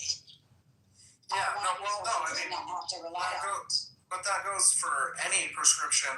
If prescriptions worked, you wouldn't need a refill, right? So you can also use it in tandem with therapy, and then eventually you may be able to wean off of it. Yeah.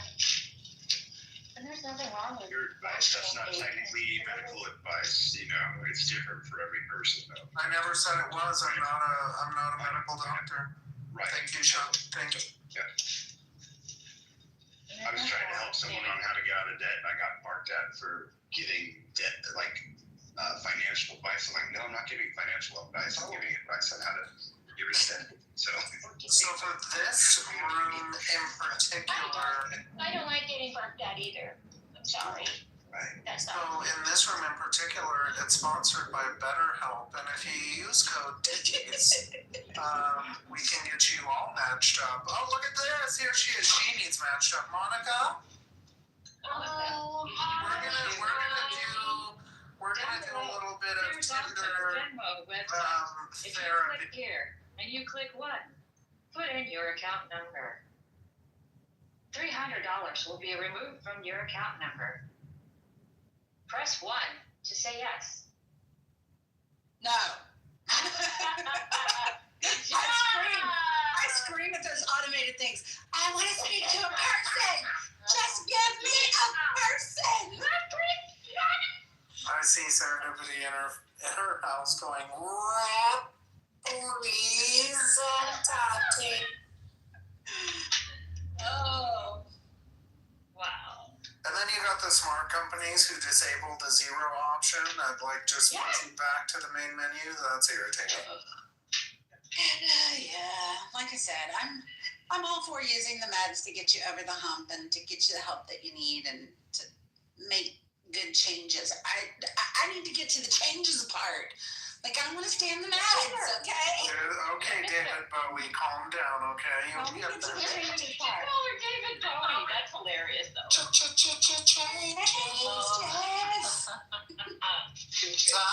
to face the strange. Okay, that's great. I love that.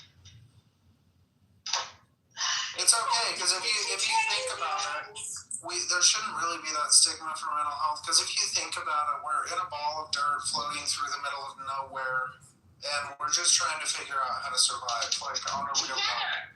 Yeah. And we're trying to do it together so we don't hurt people. For fuck's sake. God. Oh, shit. Well, you just have to, I think when it comes to taking prescriptions, it's really important to, put it on paper, list the possible side effects of the medications in totality that you're taking, and be aware, be alerted on that, be aware of them.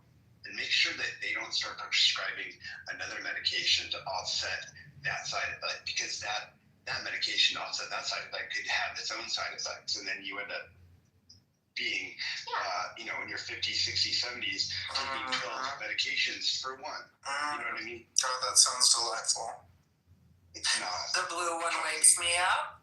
The white one calms me down. Yeah. The red one keeps the demons from dancing all around. Right, Serendipity? Yeah, sure. What Nick said. Exactly. Sorry, I was texting. Sponsored by BetterHelp. Use code Serendipity for 20% off your first consultation. Right, Monica? For 1% deal, enter Sereni. It's kind of like Tinder, but for you and your therapist, we'll find the right match for you.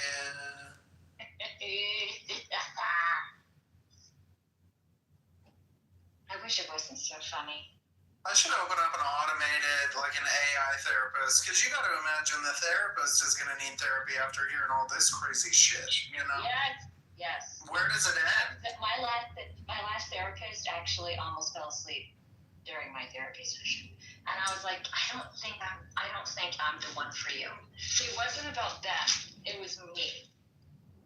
And she, I can tell. I'm like, you're so young. You need to be dealing with children. She's just like, blah, blah, blah. If you weren't outside yet. She fell asleep.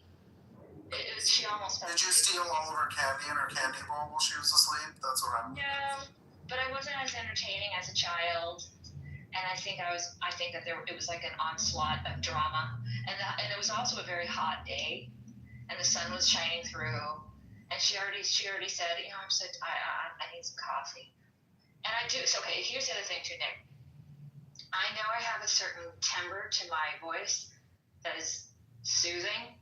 There's also one that's aggressive and annoying. But there's also one that's very soothing. And people have a tendency of falling asleep. And so that's what happened. Poor little lady. Hi, Nick. Yeah. Sorry, I didn't hear that. I fell asleep. What? Hi, everybody! How you doing? Did you say you have different voices, or did I misunderstand that? I think she said something about that. I have a lot of.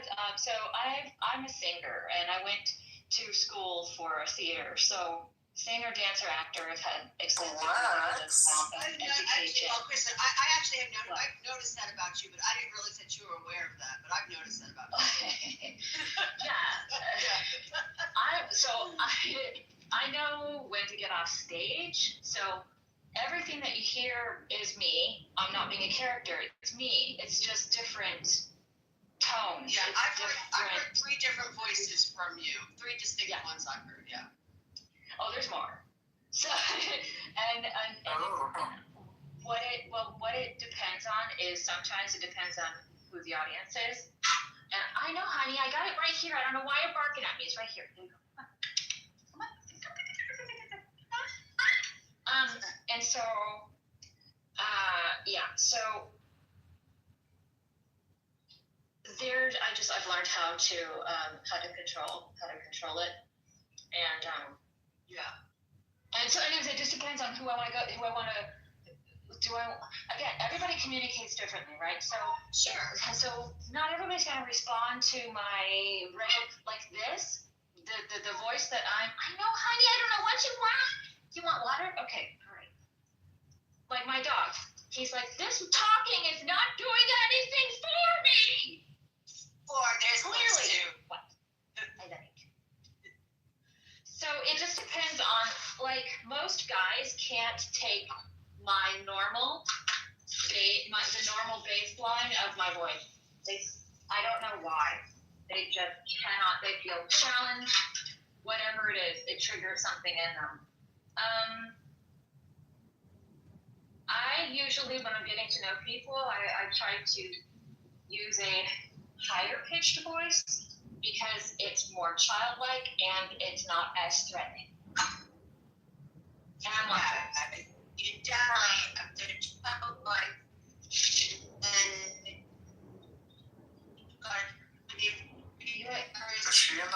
Matrix or something. Yeah, she's in the Matrix. Yeah, Speedy 80 speaks Matrix. Edie, nobody can hear you. But we love you, Edie. Boost. I mean, would you go fucking get Verizon already? No, we don't want her internet traffic on our network.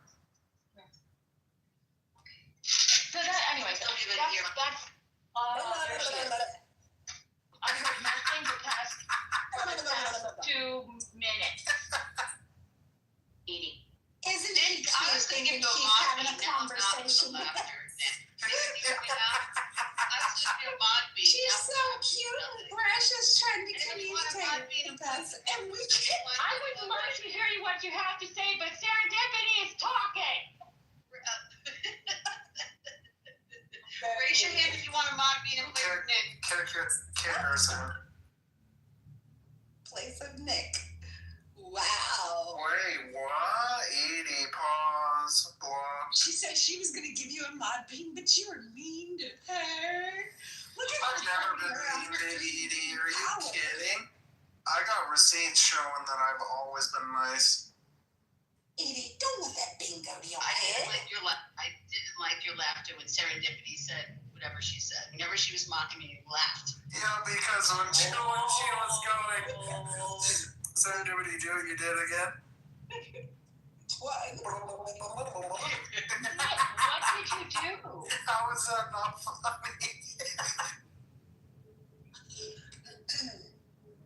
I'm not shocked. Look, this is God shutting Edie down. Oh no! She's so cute. She thinks she's having a conversation with the rest of us, but she's really not. You can hear the rage trying to peek through in her shitty service, but you're really not getting any of it. This is like my favorite way to talk to Edie. This is when you get the best advice from her. Just wait. Seriously, me? Don't forget I can hear you. Edie, come back to us. We need sex. Kristen, no. No, we're getting her really worked up. We don't want her to be able to come Oh, back. yeah, sorry. This is what are we doing? Yes. Some people don't want to communicate sometimes, and right now it's one of them. They want to rile you up, and I don't understand it, but okay. So I'm going to play along because I want friends. Here's what to play along. Oh, I know, but I can't. Look, I want friends, okay? So I'm not good at this game. You all suck, except for Aubrey. She wasn't laughing at you guys. Hey, I'm not laughing. I'm just trying to catch up. Edie, you must be, masochistic. You have the bean. You can make all the changes that you need. Why do you have to make so much sense? What do you mean by changes? What do I have to do? Oh no! Where'd Nick go? Did you put Nick in the goo? No, I did not. Did you put Carl in the goo? He does that to himself. I know. Wow. Little prankster. Yeah, he's a little yipster. Yep. I think that was Monica. Oh, sure. Now we're going to throw Monica under the bus. First Sean, then Monica. Monica, throw Nick down to the audience for me. What are you talking about, Sean? Sean was driving the bus.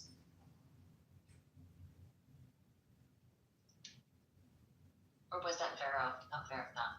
No, it was Sean. It was Vero driving the bus. She likes to see people go into the bus and do big bumps. Those wheels on the bus go round and round. It's fun to drive around during a protest, right? Oh my God, that's but terrible. Don't say such Bum, things. ba-dum, bum, bum, bum, bum, bum, bum, ba-dum, bum. Edie, are you still trying to talk? Because I don't hear you. And I'm so. And also, your little zombie. Still driving. Okay. It's and your zombie. between cell phone towers driving. There's no way she can focus. And And your zombie Hello Kitty is so cute. Even though it's a zombie kitty. It's very cute. Thank you. Agreed. Nick, he'll be starving after he eats yours, so I'll eat somebody else's. Doesn't Nick have a brain? That's the whole thing. He doesn't I'll have be a brain. starving after I eat. Are you calling Kristen stupid? I said after he eats your You said I'll be still hungry after I eat her. No, I said after Nick's brain. Nick's. You got it back. Nick heard it backwards. He thought She only eats kale.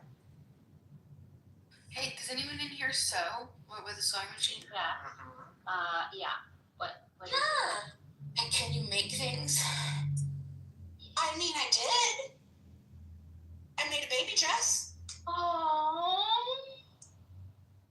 So, I have a proposition because my sewing machines are in storage right now, and I'm having a okay. I can't get to my sewing machines. My love made sure that he packed everything in the way back of a closet because our entire life is in one closet. It's like this big walk-in closet, and there's no way I'm getting them out. And so this is what I can't get this stuff out, and so this is what I need. This is so stupid. There's this thing called a Delphonics bag, okay?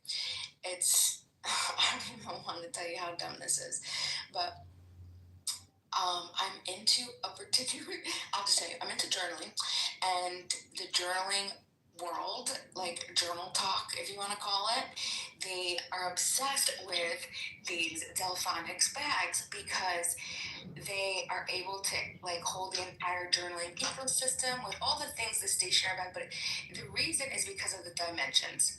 Now, I've spent the past 3 days trying to find a Delphonics bag dupe because they're up to like $60, some of them. They're on average about $40 to $60.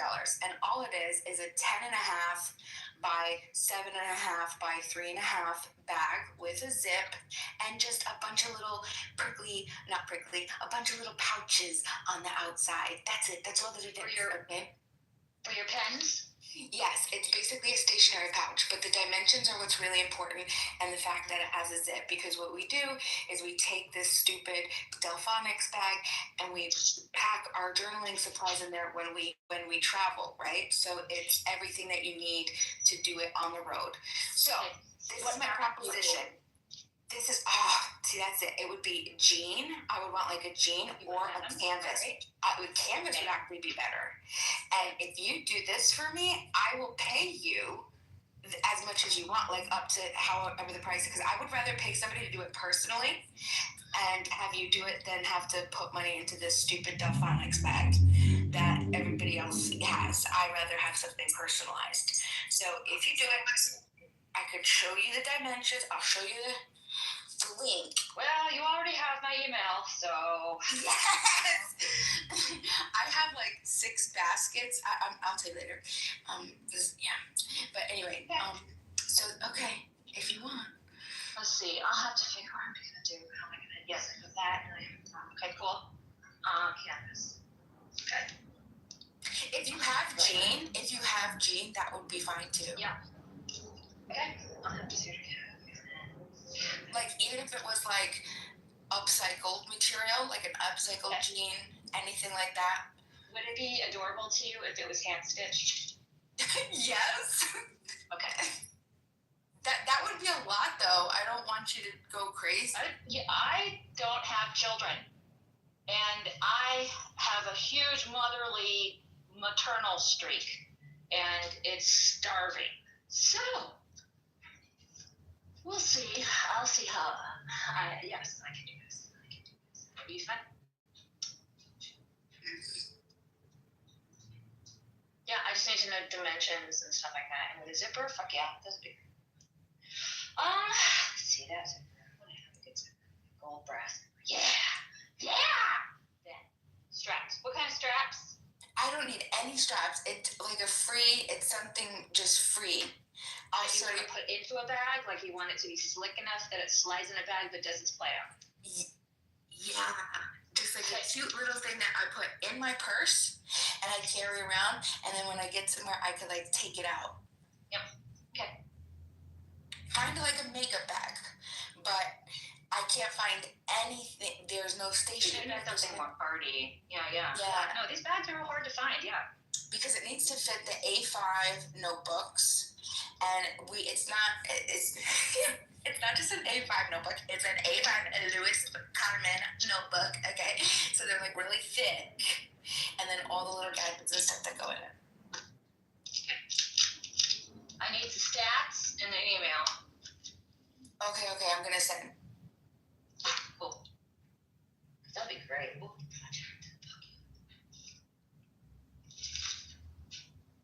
Project! Oh no, where's my flower?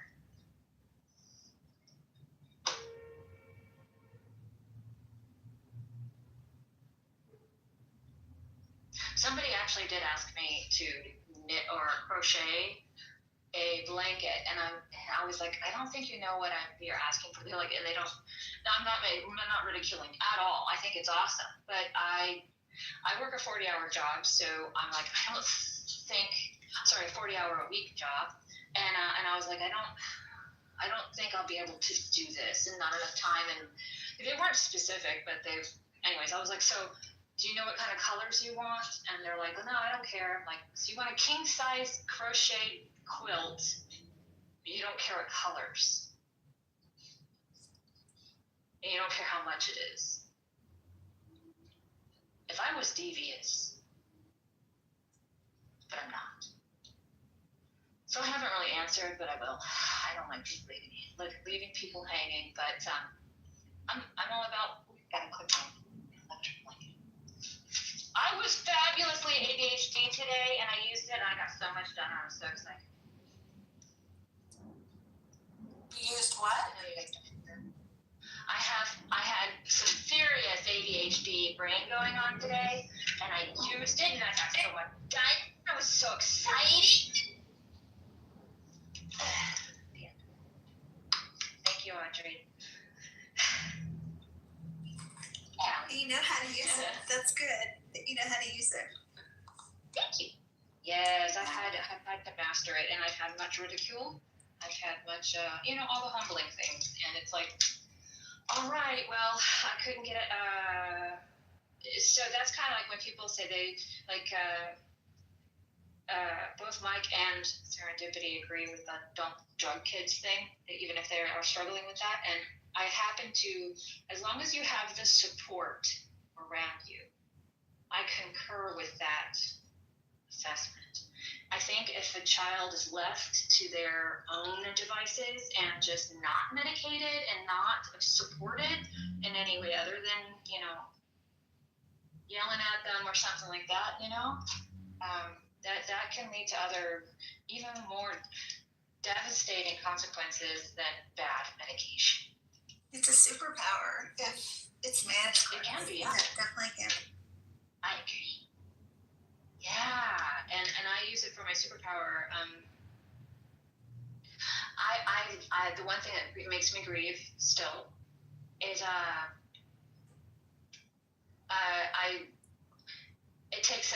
I'm finally able to describe it, and that's the good thing about these things being talked about. Nobody likes being pigeonholed. Okay, I get it, but what happens is I'm able to finally, and it may actually change the diagnosis or whatever you want to call it.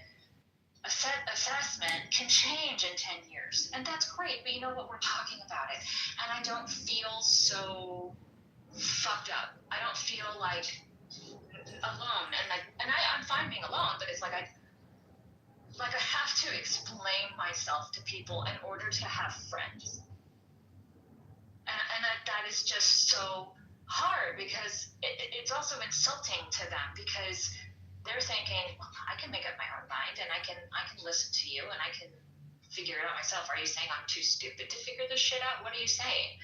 And it's like, can I just bypass the complications and say, hi, I'm autistic.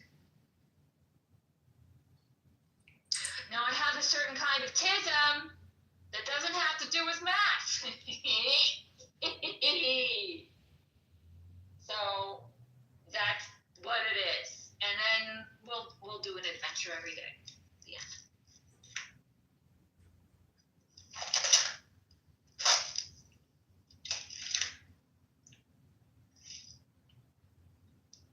Yes, little guy. I don't know where my flower went. And I want to sew my flower. Hey, serendipity doesn't like quiet. I'm done. Somebody else can talk, or else I'm gonna get nervous. I had to be quiet for a moment. Yes.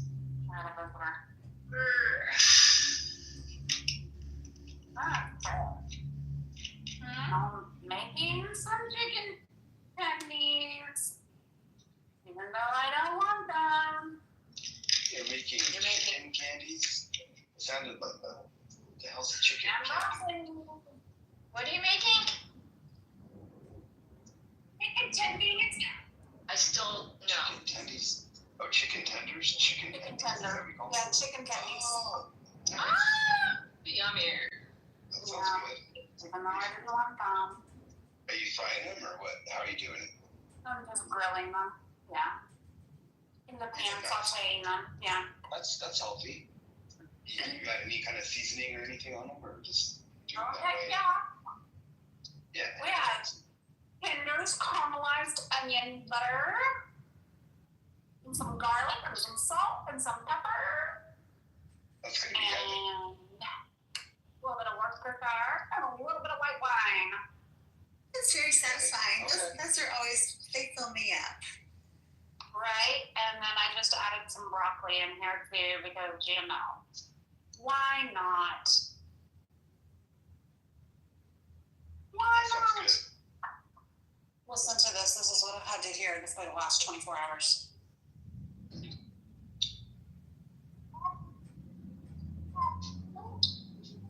Y'all hear that? A poor screaming baby is so upset. Oh no. She does not feel good. She's all sick. Does she have a fever? Yeah. 102.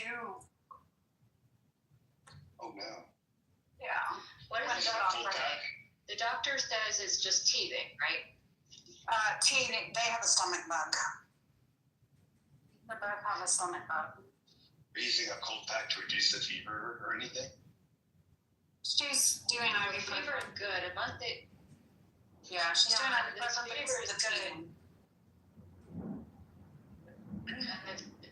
the fever is good. Like, you don't want to encourage it, but it does kill the infection faster. Yeah. True. But yeah, 102. Gotta be able to take that serious. So Yeah. cool down a little bit. She's just really terrible. Oh, poor thing. Have they tried doing little tummy like rubbies? Yeah, it's positional. She screams when you lay her down. But like she's hardly That slept. sounds like a tummy thing. That sounds like a tummy thing. Uh-oh.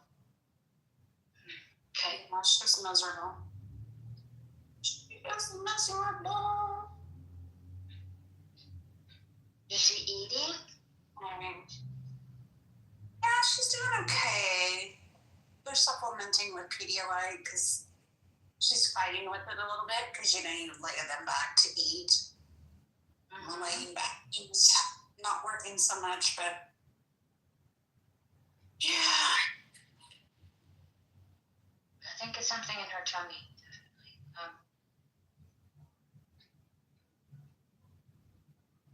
It's just sad.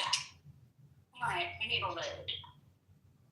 Have they tried? I'm sorry, I know people have suggested things all damn day. Have they tried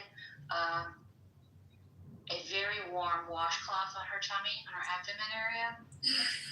Yeah,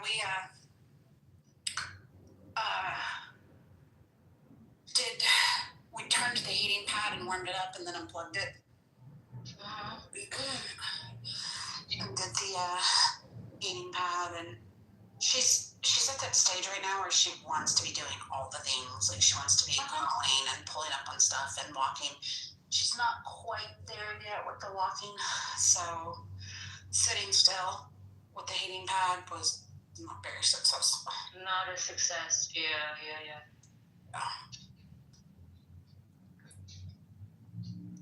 What are you doing, handsome baby?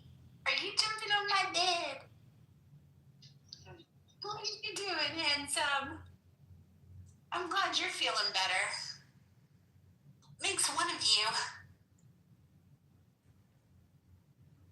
It's Grandma Ever, I swear to God. I can't, it's hard to even call you grandma because you're not even like 25. Okay, so Oh my gosh. you're such a liar. She's a gills. She's totally making up her age, I swear to God. No, there's no way. This is not a 51-year-old. You should see her when she pops her teeth out. Or whatever, yeah. Oh. When she pops her teeth out, oh my God. I know. Anytime I hear like the grandma thing, I'm like, no way. Lies and slander. Such a grandma. Such a grandma. Why don't you come and get on Mimi's bed? Grandma. Can't be a cool grandma. I know. He loves his Mimi. Look at his face. The red? Yeah, look at his pants and his legs and his feet. Have they got fan foot enough? I don't know. They didn't say anything about it. Did he have it when he was there? And it's got like his little face just started popping up. It totally looks like he. Mel, really? Explain why she's so miserable too. She's the happy thing though. Yeah, but you know they've got the same thing. Hi, Stinker. Sarah, can she hear? She can't hear us, can she? Your dog? Yeah, she can. Oh, she can. Is that the one with the poochie face? That's my daughter. This is my daughter-in-law. Okay. Yes. I loved that. That was great. That was good. Yes, honey, the potty lips. The potty, yeah. The poop. No. Like, Serendipity, did Frenzy have that room yet, by chance? He did not have it today, Vero. Yeah. She didn't have it yet. I promise. I will. What is today? Tuesday. I'm thinking she might actually do it tomorrow because they normally do a room on Wednesdays anyway. Okay. Right, Punky. What's the Yeah. So I'm thinking. I promise I will ping you when she has it. Thank you. Yeah. I don't know. I wonder if maybe it's just taking a while for the rash to pop up. I would say when would we know? And they both have it. You'll know if she starts getting them too. No. I'm so mad. I'm trying to find a dry cleaner for my husband's clothes. I just took these clothes to the dry cleaner and I'm looking at the ironing job and it's just fucking trash. I have to redo all the ironing. Pissed about it. All the the lines, like all the creases and shit, wobbly. There's some of these have double creases. Like, oh my God, you couldn't pick a spot and go with it? Right. That's crazy. And you spend good money for that. In New York too, it's fucking crazy prices too. It's like $50 per top, I bet. For sure. Every dress shirt is $47 per dress shirt. Oh, it's like $47. It's stupid. And dress pants. Oh my God, I can't. Same prices here in California. Oh yeah. I'd be mad. You're like, we didn't even do this right. You charge me how much? You lost your mind. You know, maybe I need to open my own damn business. I'm good at this. Let's do it. I'm really good at it too. These are the skills though that kids and stuff like that now don't know. How to sew things like that. Like they're not taught like how to do things in real life. Like, when's the last time y'all found the volume of a cylinder? Okay. The volume of a cylinder. Exactly. The other day when I was baking, I needed 2 cups, and I pulled out my cylinder with the 2 cup line, and I found 2 cups of volume of water in volume. Okay. Anybody else? Cylinder. Okay. Period. That's what. Anybody else? Okay. And I didn't hear anybody have anything either. But yeah, it would be nice if they had life skills, right? Like He's stupid. ¿Qué pasa? Where you been? You know, just busy. Not on here as much. Well, we've missed you. I've missed you too. How you been? Great. Husband and I just moved to a new place. Yeah, I think that the last time we were talking, you were all stressed that you were moving, but you're in there now? Yeah. Nice. My husband just walked in. Hold on. Getting settled down. Baby, he's ironing. All right, now she's his problem. Now we can hang out, right, guys? You're funny, Nick. I love you. Thank you for giving me. Thank you. If it wasn't for you, nobody'd be like. No, that's good. That's fun. But yeah, that's not funny though. Spend that kind of money and then not be there. Yeah, that's what I was gonna ask. She said they like did it and then undid it and then did it again. Like, and you're spending that much, dude.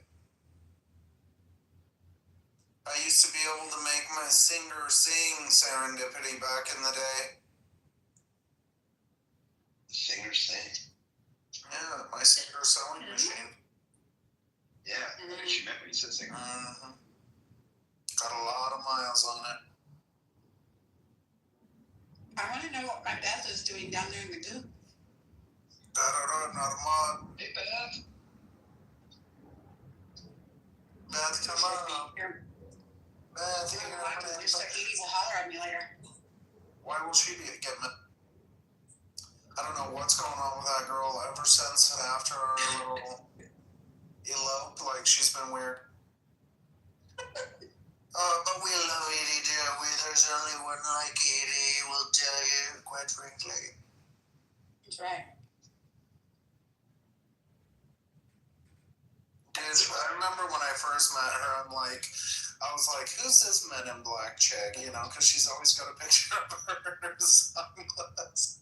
Assassin, PTO. Yeah, like straight up, it's like Secret Service. Yeah, I love Nick's great. Nick, I forgot you could do that Trump impersonation so well. That's fucking hilarious, man. That's really good. I've been working on, honestly, it's just was birthed on Clubhouse, just talking to everybody and making jokes, and it slowly got better. It's really good. That's really funny. It slowly got better. It's really good. I love Marsha. Hey, what's up, Marsha? How y'all doing? Good. Serendipity does a Kamala impression, that's good though. Really? Yeah. Wait, I've not heard this. The laugh. Do the cackle. You can? I want to hear it.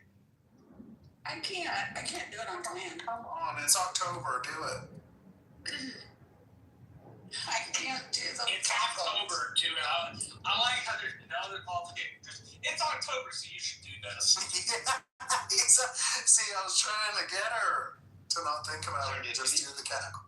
Think about Kamala trying to explain the Ukraine and Russia to students and the size of the country. Oh my gosh, it's very big. It's very big. It's like really big. I just remember her repeatedly saying how big it was. It's big. See, the thing with the Kamala impression, Serendipity, you gotta start off from a middle class household. Okay? And I mean, and we lived in the middle of America. Mm-hmm.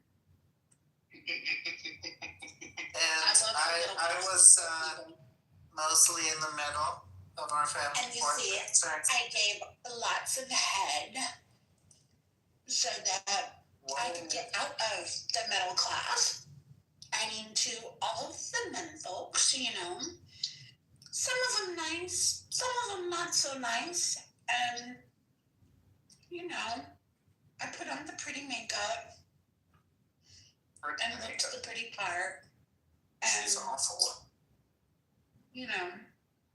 It's crazy that Black America doesn't realize she locked up so many for like nothing in California. Like, hello?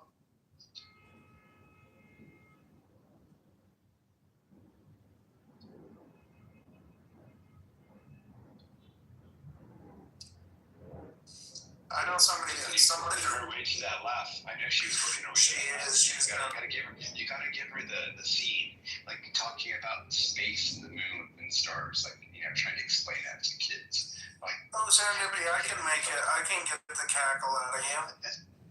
Good. What kind of bees make milk?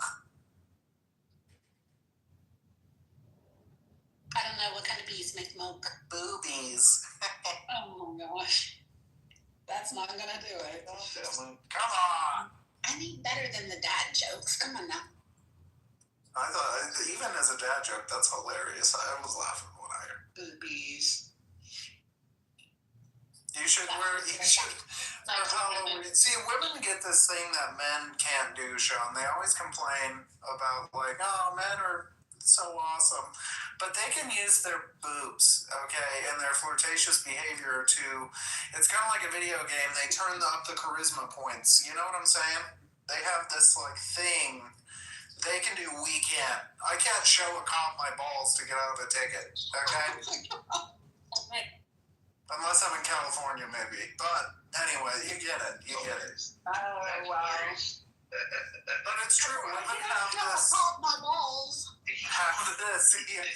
How fast was I driving, Lou? Hey, Nick, check out Beth on the stage. Hey, Beth, you're welcome in. She just pulled me over. Hey, Beth. Everybody. I only have a couple minutes and then I'll be back on. But you can show your boobs. Just try it. Just like let a nip slip? I don't think that'd work. Press them together. You'd be like, put that hairy titty away. You don't want to see that. What was Alan saying? How non-feminist of you? I don't even know what he was talking about. Machines. Oh. This is great. I just spent like real estate professionals afternoon drinking with a gentleman I just recruited to my team. It was fun. Fun times. Did you drink? Fun. Did you drink, Beth? I had a happy hour. I had 4 beers. You did. He had like, I don't know how much. Yes. I just had him sign the paperwork and say, you're coming to my team, right? And he's like, yep. I said, here, you sign it. Thank you. I don't know what he was drinking. He was drinking beer, then gin or something. It's only not even 7:30. Hell yeah. Watch him call in. I'm hungover. I can't come in. Now I have to put him through some training, so that'll be another deal tomorrow. But at least I got him to sign to say he would be coming over.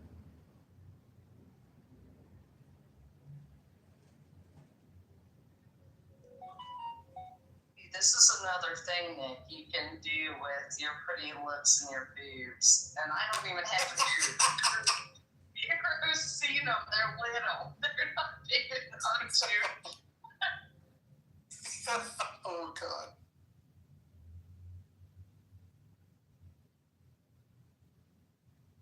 Yeah, Women do. They have this, like, power, you know?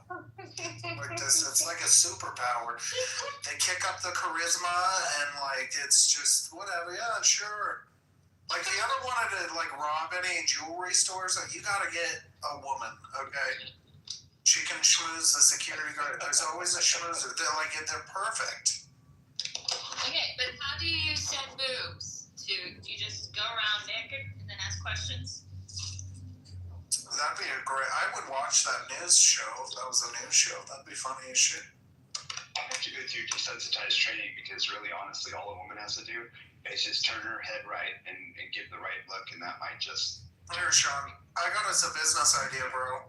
She brought up. I brought up news, and she said, "What do you do? Go naked and ask people questions." Get this, bro. Let's start a news channel. You in a bikini, and I'll be the cameraman, and we'll just go report the news. Oh my God! Do you guys remember?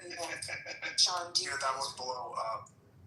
Do you guys remember that guy that trolled the media, and he would wait for a news station to try to report on a situation, and he'd pretend that he was an eyewitness, and then he would interrupt by saying, they'd be like, "So explain to us what you saw here," and then he'd be like, "Well, what happened was." Once that red van hit the light, fuck her in the pussy. You remember fuck her in the pussy guy? You guys don't remember fuck her in the pussy guy? Where was this? This was all over. He was on a bunch of news media stations, and he would troll the reporters, and then he'd be like, "Fuck her," because he was like a legend. Where were you guys? No. Is this a Beavis and Butthead moment where I'm like,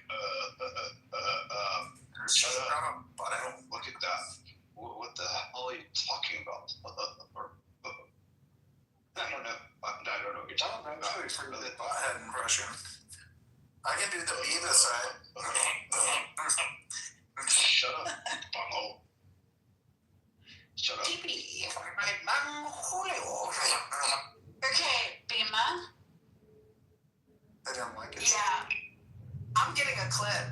This was for you, darling. Define the crack in the 64-year-old pipeline. I'm standing here with a friend who says he was greatly impacted by the gushing of oil. Can you tell us a little more of what you saw? I sure can. I was sitting on my front porch and fuck her right in the bush. So you have not purchased your costume yet. What are you going to be this year?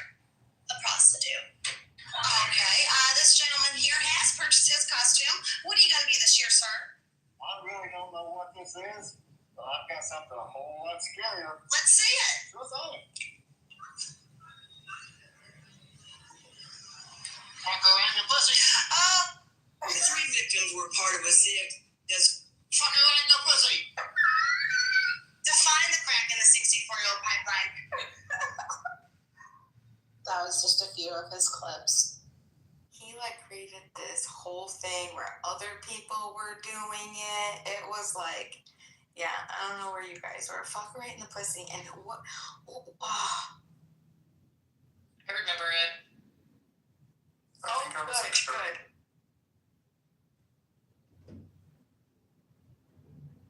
Chloe, that was all Bima's fault. That was Bima's influence. I did not see that. All I know is that's not where I'm starting. I might start on the neck before I get to that point. It has to start somewhere before it just go at it. Okay, never mind. I would never say fuck her in the pussy. I know, right?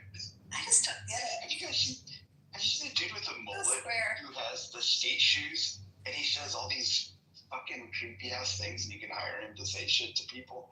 Like, you know how some of these Instagrammers will let you hire them to do a personalized message to someone? I mean, does anyone know who I'm talking about? I'm gonna have to get this link at some point and share. It's this dude with a mullet. He wears hyper color shirts. Yeah, I said hyper color. You only know if you know. You have to be a certain age to know what hyper color is. And he goes rolling down the street on these skate shoes and he pauses and looks right at the screen and he says, he's like the daddy joke king. Except it's not daddy jokes. It's always perverted ass shit. Does this ring a bell to anyone? Or am I the only one that has this on my goddamn streams? I swear to God, Instagram's crazy on my. No. Yeah, that's you. That's your algorithm. I'm gonna have to. If you saw this, it's funny for a week, and then you're gonna why did I follow this motherfucker? That's about all I can say. Y'all know what Liberty did to my algorithm one time? We were sitting in a room and Liberty kept saying, she kept trying to divert the topic and saying, let's tell fart jokes. Anybody want to tell fart jokes? I think we should tell fart jokes. Who's got any good fart jokes? And she repeated it 15 times. Yes, you're all welcome because I probably just did it to every one of you. Then suddenly I started getting all of these flatulent reels on my fucking Instagram. It was what in the hell? Wait, are you serious? I am 100%. So you're saying it listened to you? Fart jokes, yes. Just say fart jokes. Well, stop doing it to me. Why the hell would you do it to all of us? Yeah. Then you're going to start getting the flatulence reels. Okay? Thanks for spreading the love, Dad. You're welcome. Creepy, though. For real, though. For real. This is a real story. So Sarah's car, she's got a leak in her radiator. She needs a new radiator. Her radiator's done. And the car's not worth shit. And I'm like, we just need to figure this out because I need a new car. I've been talking about it for a while. I'm like, why don't I just get a newer car and you can drive my Prius. Just have that one. You can use that one. I get a freaking text message from our local Toyota from a virtual assistant, like an AI assistant saying, Yes, we've been informed that you're looking at giving your Prius to your girlfriend, and we're wondering if you're ready to buy a car. I'm like, what in the fucking Sam hell is this? It's like next level. It was a text message from a local dealership. I kid you not. AI. Does anyone have this?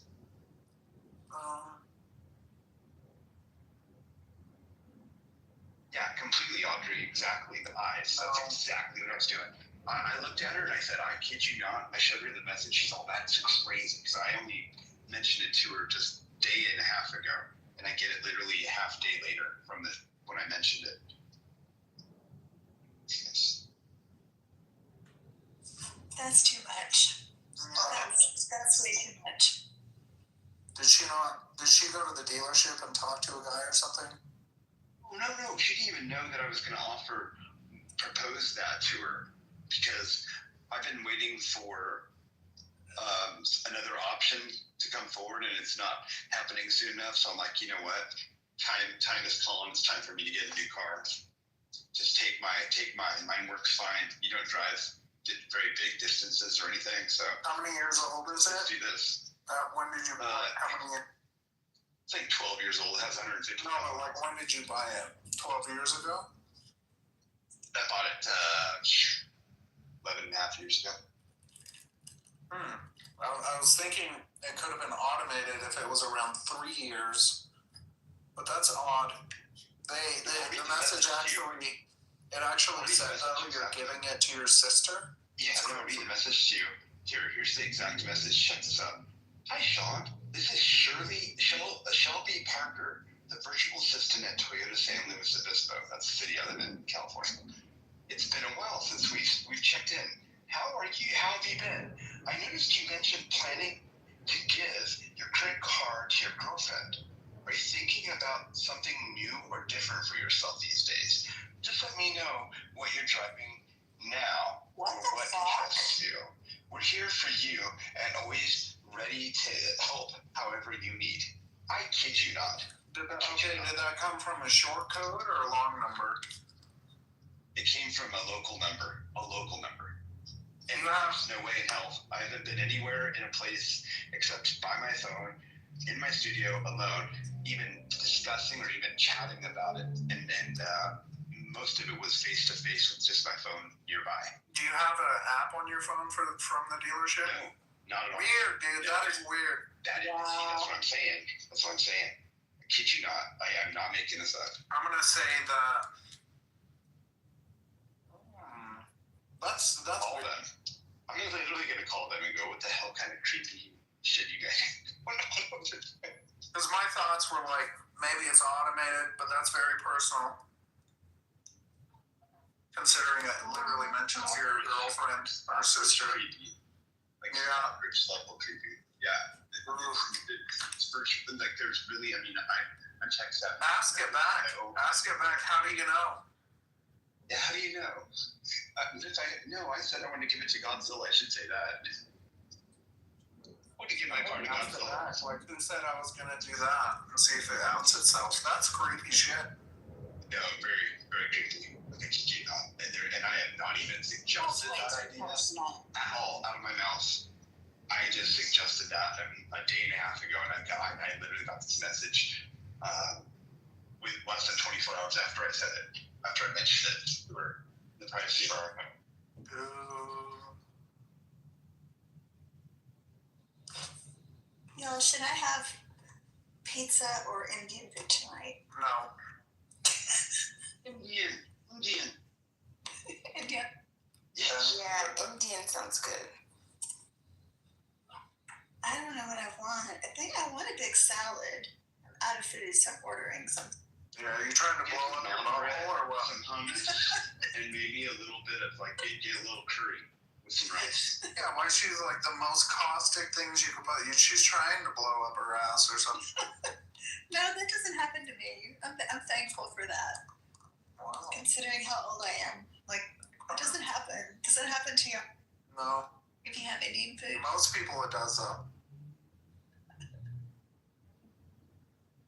I think you should go with pizza of Calmax citrate, or if I take 2 tablespoons of CalMag citrate. If I give you that, then it just doesn't matter. It's gonna clear out of my body by the morning. Yeah, it's guaranteed. Calcium magnesium citrate is a concept as a teacher, because then I don't have to like run in the middle of the client to go to the bathroom to have me in the morning. Yeah. It's a natural magnesia. whatever. Same thing. It's not milk and magnesia, Okay. but it's like that. It does work like that. It does.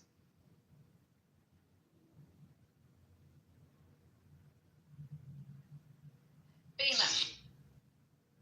So I'm looking at this bag thing, and I'm willing to make it and everything, but have you ever been on Etsy? Because they've got a few that are like $60. Yeah, I could just buy it. You don't have to make it. It's complicated. I would rather have somebody like make it if I'm gonna pay $60 for it, because you know that the bag is not worth $60. Okay, it's definitely not worth that. They're just doing that because it's high. What is it called? High demand. And so I just thought if somebody wanted to take the time, I would much prefer a personalized. Spend that same amount of money. What is and have this? someone make it for me. What kind of bag is it? A makeup bag? It basically is like looks like a makeup bag. What's it called? But what's it technically called? It's I'll look it up. A Delphonics utility bag. How do you spell that? Like DOLPH? DELFONICS. Okay, I'm gonna look this up. Delphonics utility pouch or stationary bag? Inside out stationary bag. Okay. TikTok has them available for Clearly she can $16.99.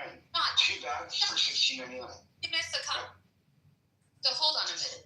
She knows. And I just wanted to make sure that that you were aware of where they are, and that I'm willing to do the bag and everything. And I do understand it's like all the personalized. I know, and then I'm excited about doing a new project.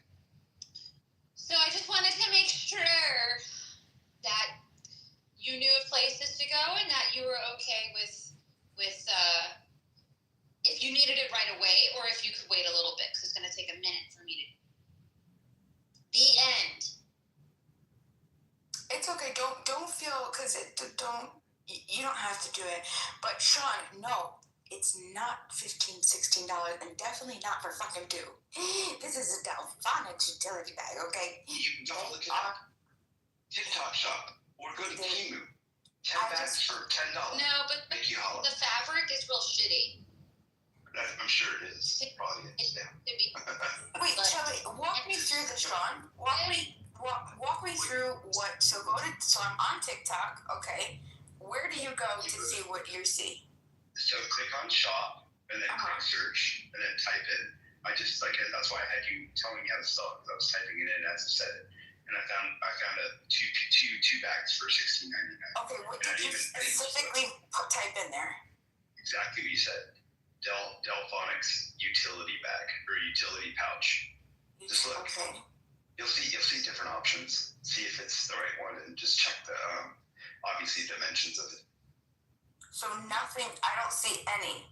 There isn't a single one that shows up for me. Nothing.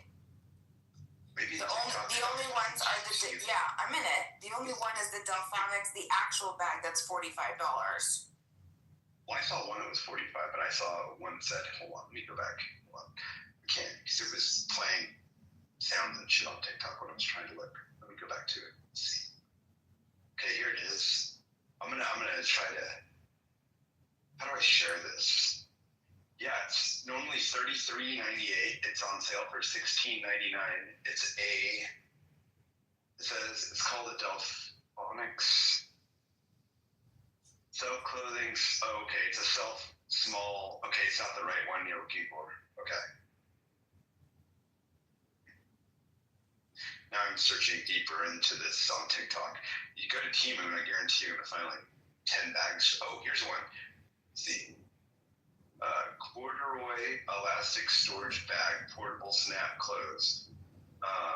Looks like $11.94. I think you get just one bag for $11.94. But still, look in there, and then if you don't see anything there, I mean, you can always go to Doesn't Chico. look like it has to look okay. Now hear me out. The reason that this stupid bag is so sought after is because of how it's structured and the specific dimensions. So it has to be, because it has to fit an A5 notebook, a big thick one. So imagine like 3 or 4 regular journals, because this is a Louis Carmen / Paper Republic big fat journal. So about 4 of them stacked together. So it's thick. So 10.5 by 7.25 by, we'll say 3 inches. And then there has to be like all the little shit on the outside so you can view it to set up, so you don't have to like rummage through. It's like this whole thing, but it's very visual. I'm visual. And I know you give it dimensions, and they don't have the dimensions in my head, but let's say a composition book, because I have a few journals myself. I journal. Is it a composition size book, like a composition book size? Your generic composition book, like 4 of those should fit in a bag kind of thing? No, it's A5. A5 isn't composition size. A5 is A5 size. I don't know what that means. A5, so there's like A5, A6, all the different sizes of like the paper, letter size. A5 magazine, honey. Like. Oh, okay. Okay, like a full page. Well, just plug that in. Like, I guarantee you guys, you know what, actually, just go straight to. This is what I'm saying, Sean. I already looked on Temu. I already looked everywhere. And it will link you to. Say, I want to find the most affordable. You men are so links. No, you men are so like you. Dude, I opened this. He's trying so hard. Sean, I appreciate it, but I opened this by saying I've been looking for this for 3 days. Okay, for 3 days. It wasn't like a quick, like I put the work in. I'm telling you. Yeah, Sean, if she's been looking at it for 3 days, you know that algorithm would have already picked it up and tried to show us her. See, this is why I don't get frustrated. This is why my girlfriend gets frustrated with me. Because I mean, all I do is have to go into. I can go into Claude, say I'm looking for this at this exact size and dimension if I know my dimensions, and I'm looking for the most affordable, highest quality, and it will literally give you links. I kid you not. Like I've done that. My website. I've done that, but there's no dupes. Right, there's no dupes because the closest, there was this one dupe that I found on a bag that's $16.99 on Amazon, the closest, but the fabric is, listen, the patterns are horrible. They are hideous. Okay, like I can't even swallow. That's $16.99. So that's probably the one I found. It's probably the same one you found. Okay, gotcha. And there's like really ugly patterns, and I just can't. And the material is just like flimsy. It looks like it's like shit put together. So this is the thing. I looked all that other stuff. Like I did the ChatGPT thing. I did things. I did Temu. I did Etsy. I was like looking all over for it, and I can't find anything. I'm not saying that one doesn't exist. If it does, let me know. But Sean, go show me. I am open. If you can find the Delphonics bag with the dimensions of 265 millimeters times whatever, just start with 265 millimeters. That's all you need to know. It starts with 10.5 inches. There's only one because it's like small, medium, and large or whatever. So it's the 265 millimeters. Hold on. Restart. Say it slower. I got my pen out now. That's how I roll at 48 years old. I'm going to write this down. I want to write it down exactly. Okay. Delphonics. Delphonics what bag? Utility bag, right? Yeah. Okay. And what are the dimensions exactly?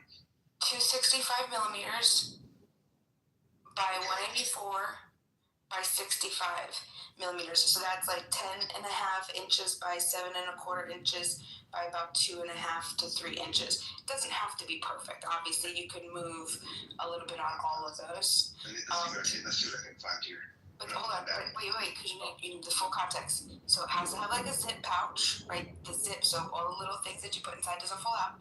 And on the outside, it has to have like all those little pockets, so you can set up your highlighters, your markers, all the little things to just grab them.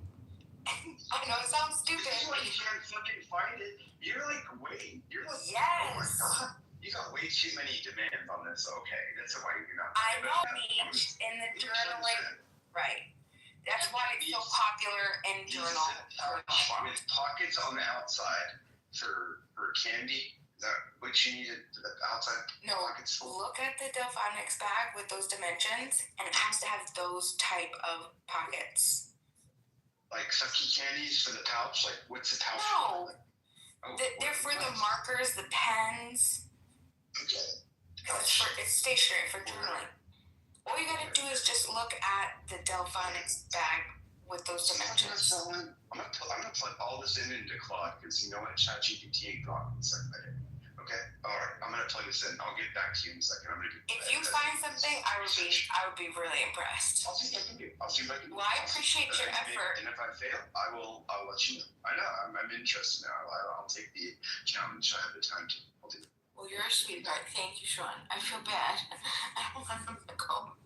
He's gonna be as disappointed as I am. No, why? No, I did find some stuff on Etsy.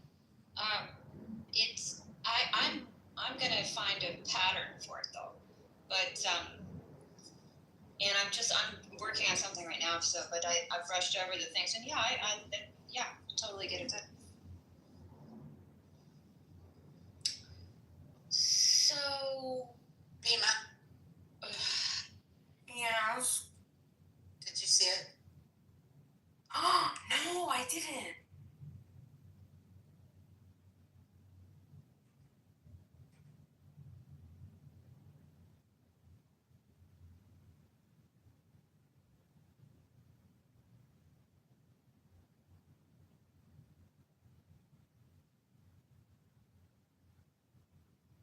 They're on back order, but they're there for $42.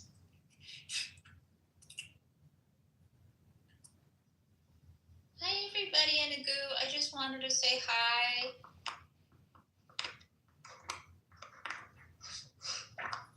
And I'm glad for this app. I was thinking that it's such a miracle. I was just driving out of the parking lot today, and as I had my earbud in my ear, I was thinking what a freaking miracle it is that I have this little tiny electrical device in my ear that's connecting me to everybody around the world. It's pretty fucking amazing. And it has narrowed it down to these fabulous people in this room. And that's pretty, I was kind of blown away for a minute with that thought. Aww. I'm gonna cry. That's so sweet. Yeah, me too. I love that. No crying, for Pete's sake. See what's up, girl. Sending you love. I hope you're good. Hey. I got an answer. And oh yeah, what? Oh yeah, I have an answer. Is everyone okay? It might take a second. I'm gonna read it. You go let me know, okay? Yep. Okay.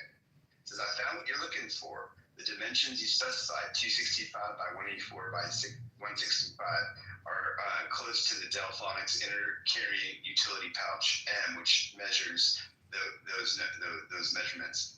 That the depth is 65 millimeters rather than 165 millimeters. You may have meant 65 millimeters, as this is the standard size for this popular pouch.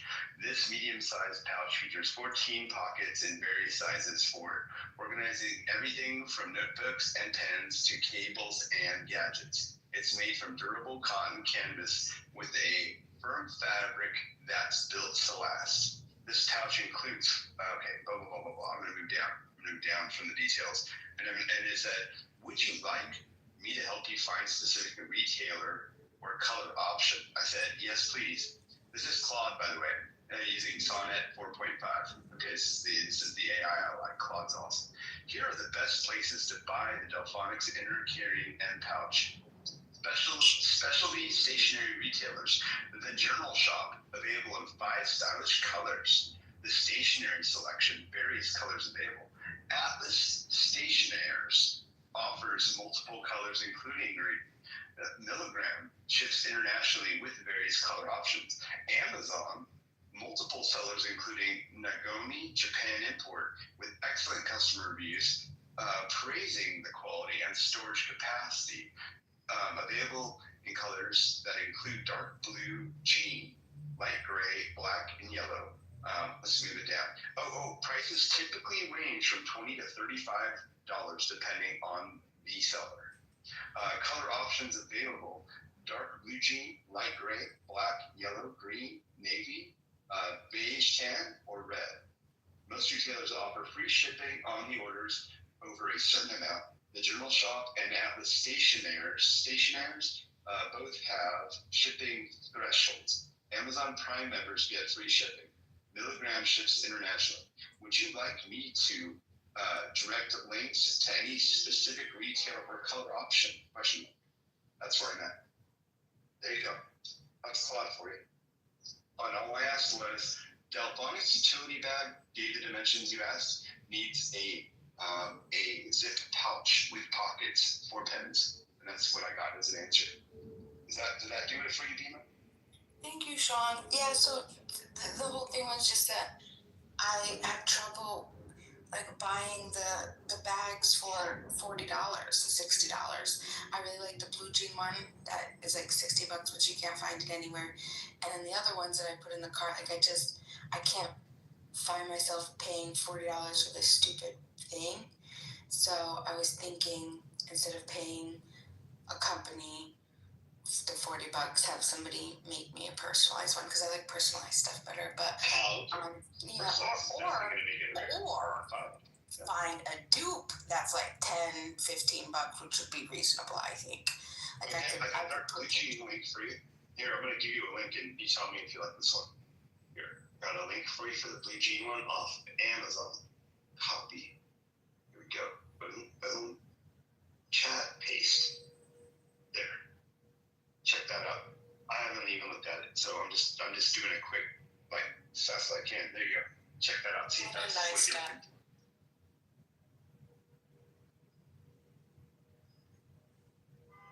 I'm like the utilities that I have at my fingertips a lot, but sometimes I'm like, let me see if I can find this. I'm better at helping others than I'm at helping myself. You all feel me on this? Yes, 100%. Yep. I find me the least exciting person in my life. Yeah. Like Kristen, I would employ you if I wanted one. I'd want a custom one, like what you could do. That would actually touch my heart more, because then it's gonna have your special signature to it with your customization as asked and requested. But Nima, if you're looking for something quick, that might be it. How's that looking? Anyone look at that link? I appreciate you. I love you so much, Sean. That one is just it's a blue canvas. It's like the dark blue color. It's not the blue jean one. But it's, yeah, the only reason I like the blue jean one is because it was a really dumb reason. I saw a bunch of ladies on TikTok with it, and I just love the way, like, when they like move around, they talk about like how the material folds and stuff. It's not like a sticky structured.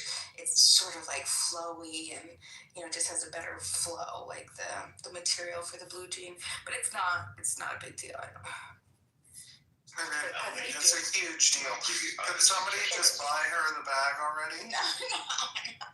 Is that what you're asking? Is it just for all of us to pitch in? I could never do that. I would never accept it. I want to pay somebody to make it for me. Somebody buy her the bag, please. No, I don't want to. I could pay myself. I could buy the bag for you, and I'll just send you I'll buy it and sign my autograph on it and send it to you. That would be.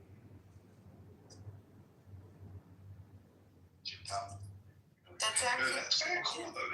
Those bags are cool though. I never even heard of this before until you said this. So I'm like, okay, that'd be cool for the journals. Yeah.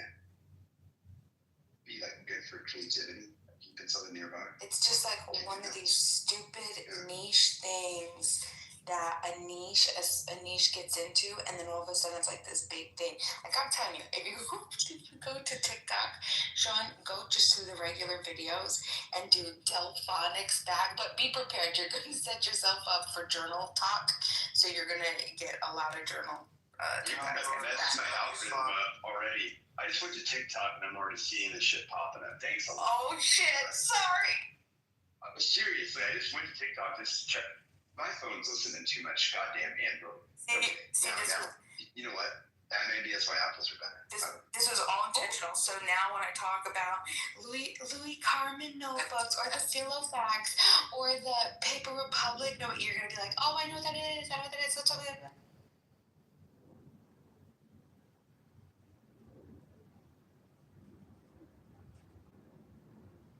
Download that. Just put in CLAUD.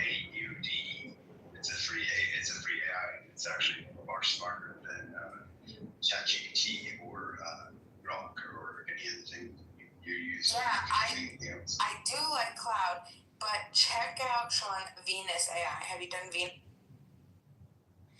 Venus. VENICE.ai. It's the least censored AIs. I bet. Sounds kind of like a penis. I'm a little worried about Venus. Just saying. But okay, I'll look into it. I'm always down for like the best, the new best because you see, Sean? I can tell you about it. No, but you know what? You see, Claude. Let me tell you about Claude. Let's go back to Claude because there's no sexual innuendo. Don't drag me into this. This is all you, brother. You're Venus. I know. Claude. Let me just say. The thing about Claude is that Claude literally held the entire company. I thought he said captive. Claude, like Claude. LMFAO. LOL. They actually held them hostage. They held the AI actually held their own company hostage because it was so damn smart. Yeah, they had to go back and fix some things. But my girlfriend actually works with someone who works for this Vandenberg Space Force Space, and there's some interesting AI projects in the mix going on, and they had to go backwards to revert some of the answers that were happening. But it's pretty high-end shit going. So yeah, I mean, in 5 years, we're not even gonna. We think this is good. I mean, it's scary. Honestly, I think it's scary. I don't know if I'm gonna see how this all works. Hey, when was the last time I like to go around in PTR order? I would like to know, when was the last time you bought something for yourself? And it can't be food. It has to be something. And I'm curious what it is.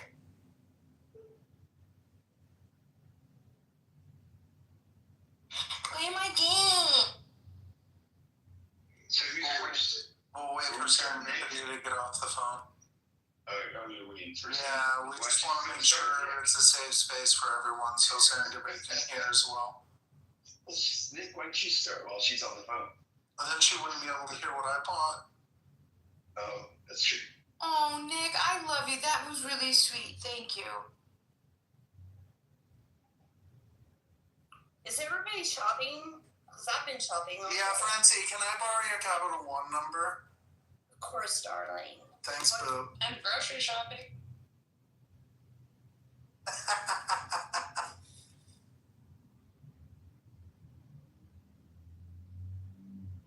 I've been sending Serendipity and derisive pictures of all my shopping that I've been doing.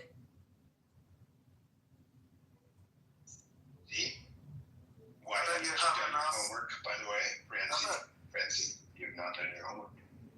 No. I'm waiting for in the corner, Francie. You said you were going to send me a picture of your gate so I could give you a better sense of gate. Not the metadata. Or alignment and walking pattern. I'm waiting. Well, I just said date, like she went out on a date, and I'm like, damn. Yeah. Her gate, she wanted me to see if I could. Yeah, I remember the conversation. Yeah, you were there. That's right. Yeah. Tomorrow. So, Francie, I have not. Okay, all right. Yes. All right. I look forward to it. I'm holding you accountable. Okay. Oh, I love that, though. I love when people care about you enough to hold you accountable. I did not forget. I did not.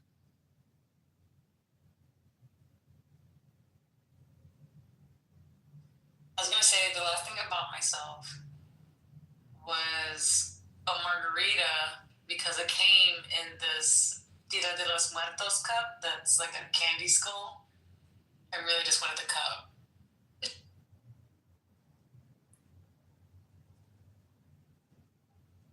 So you said no food, so does that not count as food? No, because I wanted the cup. Serendipity, we'll start with you. Go ahead. What am I Next time, by the way, next time you're modding, the room comes first. No phone calls.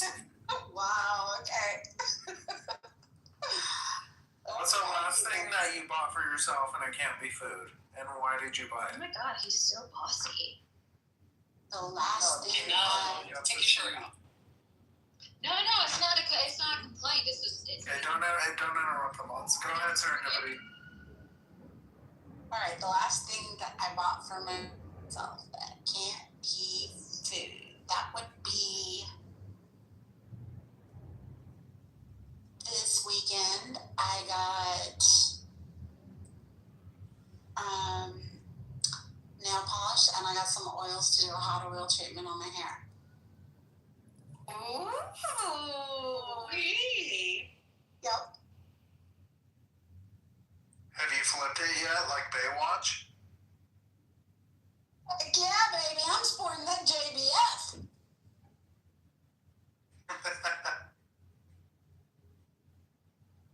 Oh, so you guys already know what I got, but I could say it again. The last thing I bought is a Knopf Louise Carmen notebook. It's burgundy and it has a flap, and I can't wait to PCR when it gets here after I decorate it with all of my little charms and all my little stupid shit. Thanks, Nick. Go ahead. I just got the new iPhone and the Apple Watch. It's not as fun, but Oh my goodness. yeah. Proud babies. I got the 17 Pro Max Plus and Cosmic Jealousy, bitch. And I know people are gonna unfriend me in this room and protest, but I'm sorry, dude. You just want to beat me. How much was that? $1,500? No. 2K. It's I got the 2 terabyte version. 2K. So how much is it? So that one's 2,100, and then the watch is like 700, and then the new AirPods Pro 3, which sound amazing. Wow. I'm gonna. You know what? That's what's up, man. I like the way you put it. Oh yeah, I did a whole refresh. Wow. Did you check the curious to see if your AirPods last longer than a year though? I got But the new ones, last.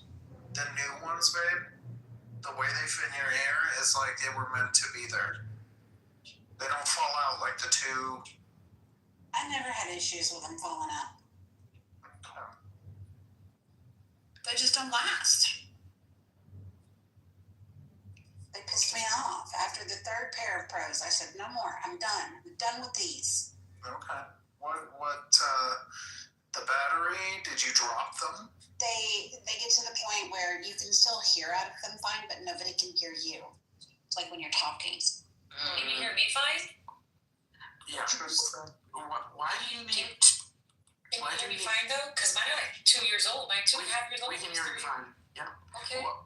Why do you need 2 terabytes of local storage on your phone?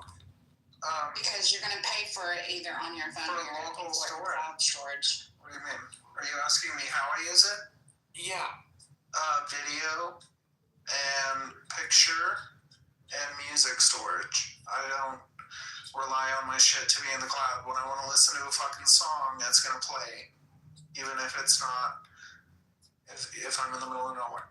That is one thing I hate about Apple is that for 2 terabytes of storage, they probably charge you $600 or $700 upcharge just for that. It's not even that big of a deal, and I'll tell you why I did it. Is they bought my old iPhone. On Android, they have a micro SD slot, so you can upgrade to 2 terabytes of storage for $15. Yeah, that's what you also have an Android, though, you know? Yeah, but what I'm saying is, like, it would be so easy for Apple to just put in a micro SD slot, but they'd rather, take you to the goals with that. I don't know. Droid, again, it's like... Android fucking owns your Apple. Fuck Android. Yeah, seriously. It's okay. You know what?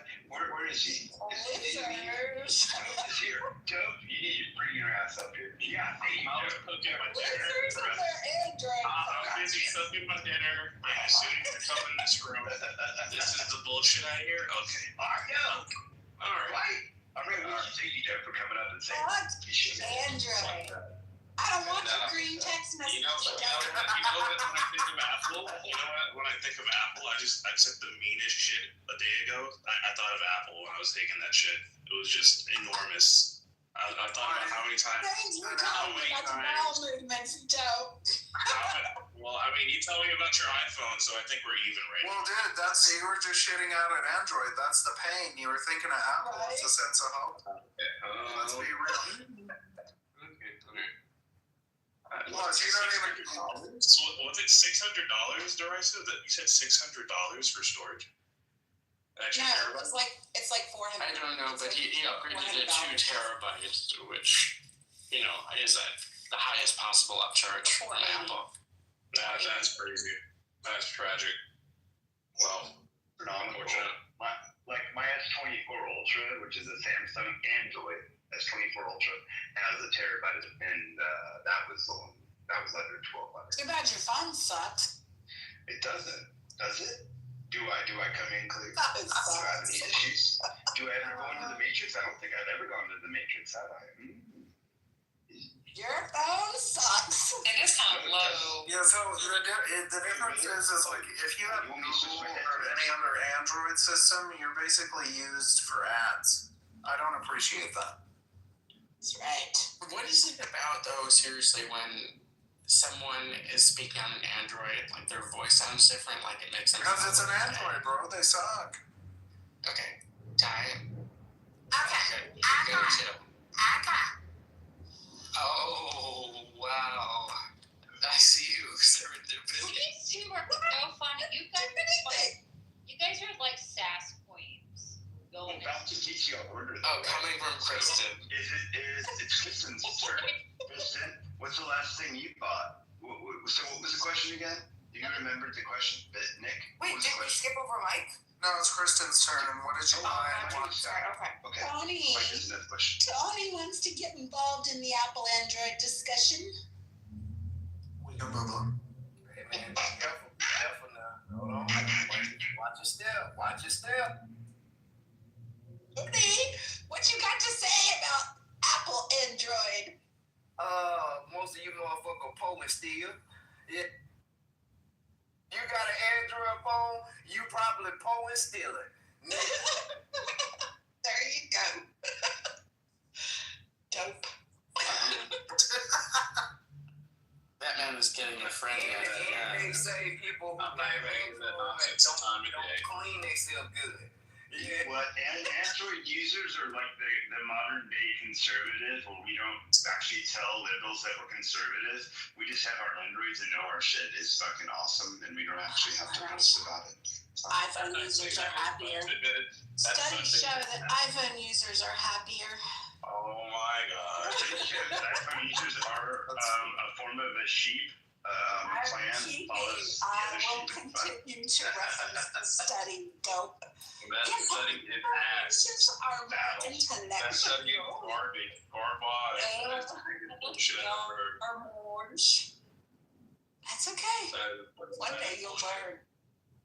I'm ready to gracefully accept you into the Apple family once you learn the error of your ways. I'm surprised your girlfriend is still dating you with those green text messages. Like, Listen, I'm talking about green text messages. You see this, bro? I want to say this, right? Let me say this. Nah, they do make a whole out of them now when it comes to Android. They do, right? But hey, they can if they want to, right? They got the right to. Yeah, they got.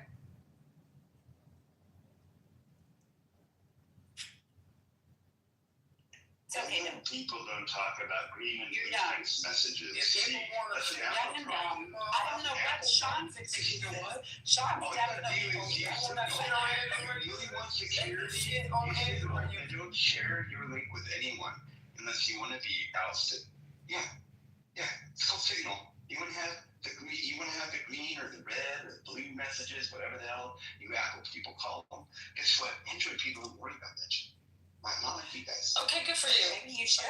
Kristen, it was Chris trying to say it was a text message. It was a text message. You gotta go on A their phone level call and is a talk to phone them. call. Right. Okay, You Kristen. gotta be like, ooh, green, blue, pink colors. Ooh, and that's the iPhone user. So Dope and But Tony, it's a FaceTime. we're playing I don't know, playing the game. FaceTime We're rolling around separate. PTRs. You get to tell us the last thing that you bought for yourself, what it was, but it can't be food. Okay, go ahead. Well, I am a self-proclaimed office supplies, mostly pen addict, and so I got some acrylic pens, and yes, I have fed the beast of my addiction. My name is Kristen. Thank you. I almost fell asleep. If you can, I'd love to see that link. Vero, because I mean, Vero.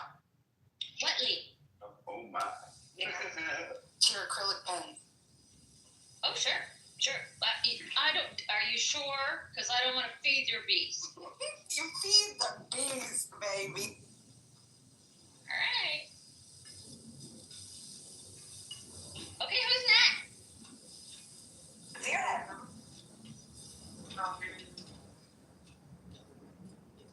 I'll be next. I guess my cup didn't work. Let me think. I guess the last thing I bought with my own money would be, it's probably something for work. Oh, yeah, it's probably a camera lens. It's probably, yeah. Oh, I like that one. What It's one a did little, you get? it's just a little shitty one. Well, it's not shitty at all. It's 50 millimeter 1.8, but it's for just like a little 35 millimeter Yes. Canon film camera. So universal. Yeah, it's lovely. Yes. That's the last thing I got. 1.8 too. Yeah. Mm-hmm. Very cute. Sean, is it your turn? Yeah, mine's easy. I was thinking, because I had time to think about what it was, because I haven't bought anything lately for myself, because I got everything I want. I did a TikTok shop purchase, because someone was asking if I bought from TikTok, and I did, and I was very happy with my purchase. I bought 2 different items. One was a octopus diffuser. So what it does is it puffs out little, jellyfish diffuser. So it pumps out little smoky looking jellyfish out of the diffuser. And I have doTERRA essential oils in my studio. Oh, so It's amazing. Which? Oh, I will have to get the link. I will post it when I can. I'll post it as soon as I can. And then the other thing was I'll just go with that. That's one of the last things I purchased, and that was fire. Oh, very cool. I gotta see this. Yeah. Beth, your turn.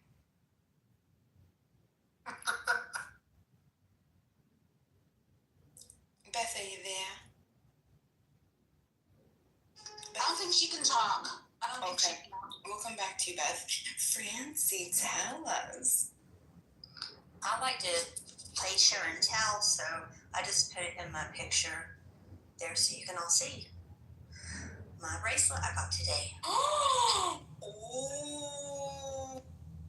I designed one and it broke, so then I found this one and I love it. Wow. That is so cool.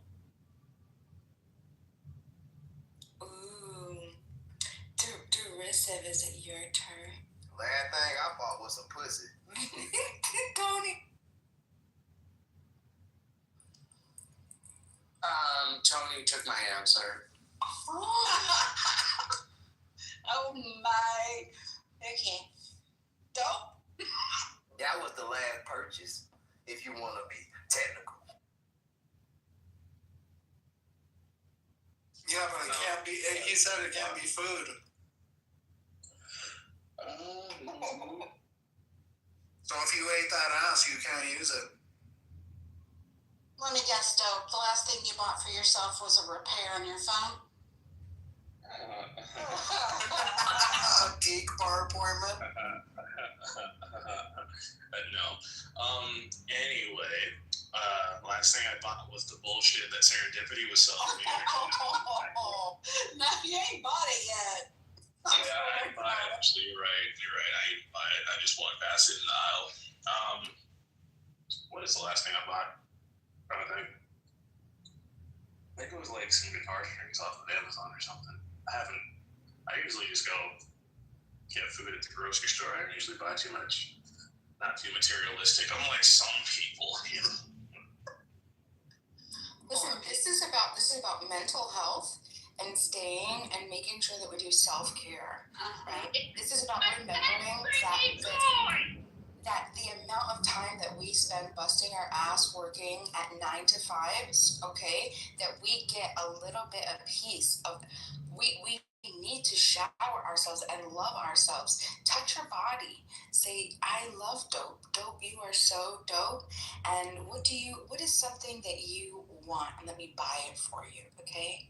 And then don't feel guilty and go do it. Because F it. Money comes, money goes. Touch your body. We're here. I like the guitar strings. And that's true. Dope. The guitar strings works. Very cool. Hi, Nick. Hey, yo, there's a link, everyone. There's a link. If you want the jellyfish diffuser, it's on sale for $20. Oh God, he's gonna convert you to his MLM. I really love that shit. Dima, I really wanted to buy a Nintendo Switch too, but I feel guilty spending the money. No, D already bought it, huh? That sounds better than the jellyfish. No, I didn't. Not yet. Ben got it. It's worth it. But you're gonna spend how much money? I mean, how many bills? How much money in bills do you spend a month? And one bill that you could budget to get yourself what you want, that would be the cost of just one. How much is it, like $300? It's like $600 after taxes. Okay, maybe 2 car payments or something. Maybe a car payment and insurance. Okay, still, or that's 1 month.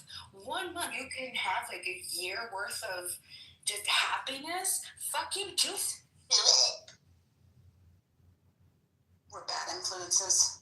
Anybody else? Okay. Not really. I have the next question. In PTR order. Did we get everybody? Tony told us about his pussy. Yeah. Derisive said he stole his answer. Nick, did you give us an answer? I just bought a new gun. There you go. Oh, are you back? Beth and Mike. You pass the background, huh? Mike and Beth still haven't said a third year. Chris Beck in my lap. Yeah. Oh, I don't know if it counts, but I bought a $1,100 dental crown today. That might count. Careful, Mike. Don't wear that to the No Kings protest. Oh dear. That is the most adult, like, self-care thing. Oh my God! Congratulations. Thank you. Yeah, it was. I went in today for cleaning, and he's like, "Your crown is not touching your gum line properly, and it could cause a little thing here. We should give you a new crown." And I was like, "Okay, I guess so." And he's like, "All right." And then he's like, "We'll get it in there. Give us 30 minutes." I'm like, 30 minutes? And they were able to freaking like make one, like computer scan it, build the damn thing, stick it in my mouth, done. Dentists are like mechanics. Okay, Dude, they're like the most gadgety dudes ever now. They have all this computer gadgety shit they use. It's really amazing how they do shit now. Yeah, I think your dentist had a phone payment tonight. What about online? But Mike, what about online? What's the last thing you bought online? Online? Mike, what's the last thing? Online. The last thing I bought online was lens hoods for 2 lenses that I used for weddings that I lost over time. So I've gone about 3 months now without a lens hood on my 35 millimeter. And I lost my lens hood for my 17-28 last wedding. And I finally just went and bought 2 new hoods for them, which are the things that clip on the end of the lens. It keeps flares from happening, and it's a real nightmare to not have them when you're used to them. So. excuse me, Mike.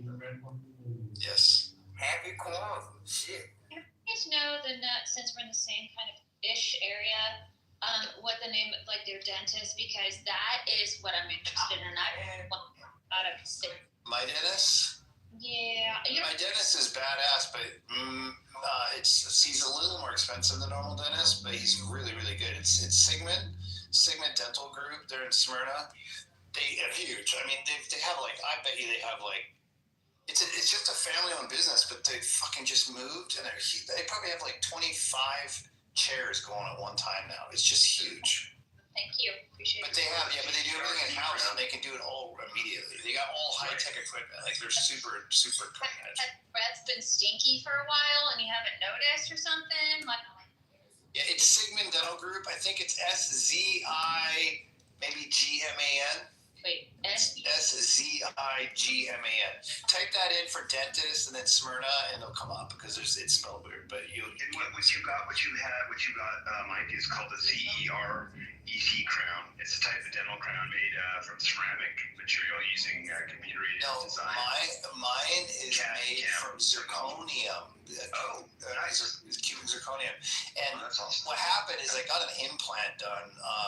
I just finished it. Actually, it took a year to get it. They had to freaking bone graft a bunch of shit. So I got an implant done. Well, it turns out when they drilled the hole for my implant, the tooth next to it had a crown on it. It caused my gums to recede a little tiny bit, and then my old tooth that was under the crown was exposed. So you could see it, and it just didn't look that good on that side. And so the problem is that my implant actually caused me to need a new crown on the tooth next to it. So it was like an additional cost. And the implant was $6,000. And so it's a $7,000 fix at this point. It's overwhelming, to be honest with you. Family home. Do you brush your teeth? Why are you paying this? I have really good teeth. Look at the only mouth words I've ever had in my whole life are those two teeth. No, I have like really, I literally don't even get cavities. Like I have really good teeth, but I'm 51 and it just finally caught up to me and got two teeth that are just causing problems. My implant happened because I had a crown. I had two crowns side by side. It was a problem area in my mouth, and over time, it's between the two teeth. I got cavities on both of them, right? And so my dog keeps squeaking. This thing's driving me fucking nuts. So anyway, I got crowns on two teeth side by side, and then one of my crowns broke off, and I was like, "What the hell?" And the tooth that was holding it broke, and so I had nothing left for them to put it back on. And they're like, "Oh, you're gonna have to get an implant because we can't put it on anymore." I was like, "Shit!" So I went through a year getting that implant because they had to fucking bone graft and drill it out and then wait and all this shit. And I finally got that done, and then the back one looked like shit. And then they're like, "Oh, that's because your gums receded." So that's what I'm saying. So basically, that's what's been. It's been a nightmare, but I'm all good now. My wife just did a very similar thing. She did not need the bone graft, but it was her right front tooth, and she got this hurt broken when she was 8 or 9 years old. So it's been replaced more than once, but this time she had to do what you did. It took her 6 months to get it done, but no bone graft. Yeah, it took me a full year to get it done. I mean, they drill it out and then they stuff shit in there to graft bone back, and then it took a year for the bone to grow, and then finally, so I had a whole. They gave me called a flapper. It's like a fake tooth, but I never wore it. I literally, because on the side of my mouth, I literally just went without a tooth for a year, and then I got kind of self-conscious. Got to the point I wasn't smiling properly anymore on purpose because I was really self-conscious of it. And then I finally got it replaced, and now it's like I'll go to smile and I instinctively won't, and then I'll be like, "Oh yeah, I can smile," and then I'll smile big, and it makes me happy because it's like I keep forgetting that I'm okay to smile now. My wife was very self-conscious, and she always wore the fake tooth. Yeah. If it was in the front, I would have. Mine was behind my canine, so it was just on one side. So I would literally smile. If someone was on my left side, I would literally smile like normal. If on my right side, I wouldn't smile like normal. So like psychologically, I started like zoning off half my face, and then now that it's all there, it's like I have to keep reminding myself that I'm good to smile. Do you ever feel like dentists are like mechanics? Like we're too stupid to know what they're doing, but we just allow them to tell us and we just pay the bill? Like, I feel like that sometimes. Well, I feel like they definitely get paid a lot for what they do. Like, I mean, you're in the chair for like an hour and it's $1,000. It's like, holy shit, and that thing doesn't cost anything, you know? So, but it's all their equipment. I mean, millions of dollars worth of shit in that room you're sitting in, you know? Did your insurance cover much of yours, Mike? My insurance was actually decent. I was surprised. The crown was it didn't cover shit for my implant. Nothing. I paid outright. For my crown, it was $1,100. It covered 600 of it. I only had to pay $520. Yeah, we were out of pocket. We were out of pocket like $6,000. Yeah, my crown was $6,000 out of pocket. Yeah, I paid it I did 12 months, no interest, no payments. No, 12 months, no interest, all payments, like $250 a month for 12 months. Okay, so now Beth is back. Beth, what's the last thing you bought online? We could talk. Mike, we're gonna talk about dental because I spent over $40,000 since I was. Holy fuck! Yeah, I don't have that. On my teeth, man. It could be worse. Yeah, we could talk some dental game. But Mike just came back and we've gone through everyone except for Beth. I think Dope has not answered. Francie, did you answer yet? But we're going to PCR order. So Beth, your turn. What's the last thing you bought online? That was what we were talking about. We were kind of going through order. The last thing I bought online. If that wasn't food. Kristen, Yeah, I know you know me way too well. No, it wasn't food. Oh, that I bought 2 pairs of shoes, and I know you know me way too well, but I would definitely buy food online. Nice shoes. Okay. Francie, did you answer this one? Did you already answer it? Because I had to step away. I buy everything online. Everything. Dope, did you get to do one yet? Did you say last thing you bought online before we get to Joe? I did. Joe, what did you buy online? Cigars. I bought a bunch of cigars. I just got them in Saturday. What kind? Can you go into detail a little bit? I was a mixed bag of cigars, some Oliva, some Nubs, some Partagas, some Drew Estate, Cuba, a bunch of different ones. Okay. Nice. I like the PCR order thing. Bima started this. I thought it was a good one. She's all, let's do the wasn't it Bima? She's all, let's do PCR order. When either one buy. What's the last thing you bought online? Yeah, I posted a link on the one. If those were interested in the jellyfish diffuser. Yeah, I think it's amazing. Yeah, $30 and like doTERRA will sell you the same diffuser that does half as good as what this diffuser does for $100. So. Oh, you want? And it was a TikTok shop order. You want to know? You want to know one of the coolest things my wife got 2 weeks ago? What she get? You know how you got really expensive sinks in your kitchen, but the stoppers suck, and they're just metal pieces of crap with a rubber thing on the bottom. You got to find the hole to get it in there just right, and they just get gnarly. They're not cool. She found this one by OXO, which is really a great design company for household stuff. OXXO, and this one is universal magnetic. And it's got the coolest trap inside of the stopper. It's all high quality plastic, and you turn the little thing, and it seals perfectly, and it makes your sink look like a fucking $1 million because it looks so much better than the standard one. They're $14, and they're just worth it. Now, I have to ask you a question because when I grew up, my mom would have one sink with soap in it, and we washed the dishes in there. The next sink, we rinsed them off. I've never used, after I've moved out of their home, I've never used a sink stopper ever in my life. Do you guys use that to do that kind of stuff? Or what do you use it for? I use it all the time because we cook shit here, and there's pots and pans that don't go in the dishwasher. I guess the question is, do you wash your dishes like that? You do one with soap and water, and then the next one is where you rinse it. Yeah, I don't fill the sink. I do the soap in one, and I rinse with water running, which I guess is not necessarily the best way to do it, but that's the way I do it. But I also grew up working in restaurants where you had to use 3 basin sinks. So we had one sink with soap and water, one sink with sanitizer, and then you rinsed. Francie, when are you doing your room?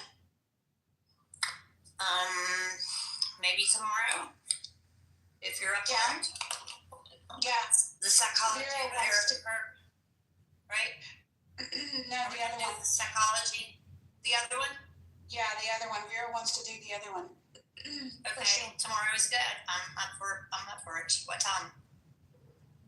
Where is Vera? There she is. What time, girl? Anytime. I'm at your service. You said if you do it tomorrow, I wake up and I'm at usually at noon Eastern Standard Time.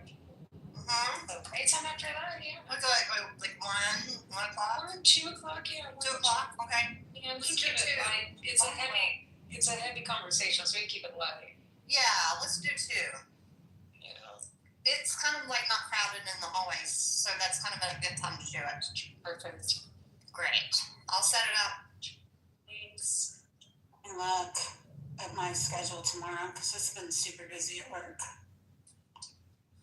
I'm going to be talking, I think, a lot about how Child Protective Services, I think, has failed parents so bad and children that these things are happening. So I just want to let you guys know I'm going to be talking about that. I have a meeting at 3, so Okay. I'll have to dip out quiet for probably at least half an hour. That'll be good. Yeah. Hey, Francie, how far are you from Hagerstown, Maryland? I'm in Statesville, North Carolina, so that's like it's over 5 hours, I'm sure. Yeah, it doesn't matter. I thought you were in West Virginia. I don't know why. Yeah, I'm from West Virginia. I'm moving to West Virginia as soon as I can. But so if I was in Southern West Virginia, I would be about 5 hours from Maryland. And see, I'm all amazed that you're moving back to West Virginia. Because before my dad passed away, he told me, he said, you never lost anything here, baby girl. So, no reason to come back. That's so sweet. Yeah, I get it. Like, but my son and my grandchildren are there, and the mountains are there, and I'm just ready to have some land and maybe some chickens and a goat, maybe. Yeah. Yes, goats. I'm excited. Yeah. Any proper woman has at least 2 goats. And one donkey. Donkeys. Gotta have a donkey. And there's so much to do. Like, we'll do a lot of hiking and kayaking. And I mean, it's just such a beautiful state, so we'll be active. And then we're going to help homeschool our grandchildren. I'll be teaching, like, history, and my husband will be teaching math and chemistry and all that. So, yeah, so it's like everything, our culture revolves around family, church, and community. So I'm just ready to go back to that life. And mini cows. Pepperoni rolls, too. Yes. And if you guys we're hoping to do a couple Airbnbs, so you guys are welcome to come and visit. And Vero, I have 2 goats. They are the greatest of all time. My children. Do they faint? I got myself 2 goats. Do they faint? Do they paint? Faint. Oh, faint. Yeah, if I shove up. Did you say faint? Like faint? Yeah, like fall faint, over? like fainting. Yes, like fainting goats. Well, that's a special kind of goat, though, sir. It's not a special Yeah, kind of goat. Lots of goats faint. Yeah, but they are special kind of goat. Have you spent a lot of time with goats? Not all goats faint. I think a lot of goats do faint. You're just not scary, right, Kristen? No, they're special. All goats matter, you guys. Fainting goats are the funniest thing in the world. I love fainting goats. They're so much fun. And I want little cows and I want little horses. Holland, we want the Holland miniature. Yes, I want the little Highland cows. I'm gonna name them all with P names. Poppy and Petunia and Piper and Penelope and right? I love goats. They are delicious. Stop serendipity, you're insane. Did you not hear me? I love goats. They're delicious. Joe, I'm choosing to ignore you. Oh, little fainting goats. And donkeys. I want to rock a donkey in a rocking chair. A little baby donkey. We have we live in a giant HOA, but surrounding us is farm country and horse country, and we've got goats and we've got miniature horses and we've got donkeys, so we can go on like a little parade just driving through the neighborhood next to our neighborhood and see all these things, and they're other people's goats and they can feed them, but we get to look at them. I want some more. The serendipity is very easy to make my goats the greatest of all time to faint the minute you pull the Wi-Fi. They faint. Yeah, my little goats faint. Shoot, where I grew up, we had remember when Kmart existed? They used to have donkeys that you put a quarter in, and then they would rock you. You sat on it, and it did some goofy little bum for like whatever minute. Then you put another quarter in. Try the donkey again. I want to rock the donkeys. They love to be rocked in rocking chairs. I really want to rock the horse. That's it. Donkeys are so cute. Donkey. So serendipity. This isn't like a fetish or anything, is it? No. Okay. I just want to make sure. No. Okay. No. Look. You want to see where my rocking donkeys comes from? I'm going to show you where my rocking donkeys comes from. I'm pretty sure we all in this room rock the donkeys every day. No, Beth. Yeah. That's not what I'm talking about. I'm talking about legit donkey. This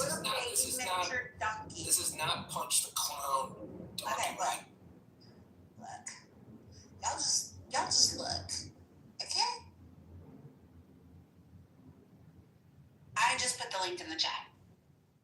Tell me, that is not the sweetest thing you ever did see. Oh, I thought you were going to PTR. I kept fingering my phone there for a moment. Okay. Oh.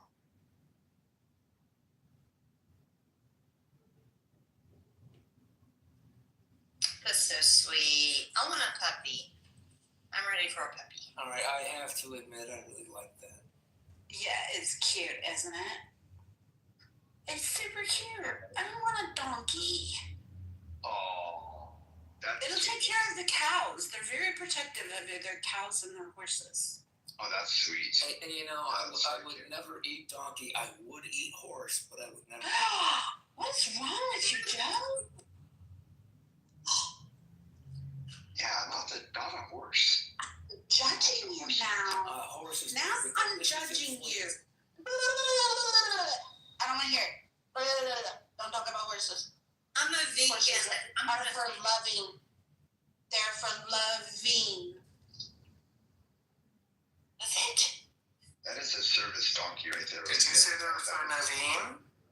No, I didn't say they were for Naveen. Okay. I said they were to love. I was like, I don't know if Naveen would eat them. I don't know. If you were sad and you had that donkey in your arms, there's no way you would still be sad. You might cry a little bit. Exactly. You will feel a lot better after that. 100%. Yeah. You would feel so much better. Yeah. We do that every day in America. We hold the donkeys and rock them and say, "You're going to be okay, baby. Just hold on." Yep. No, I'm kidding. Are you talking to some of your very dependent friends?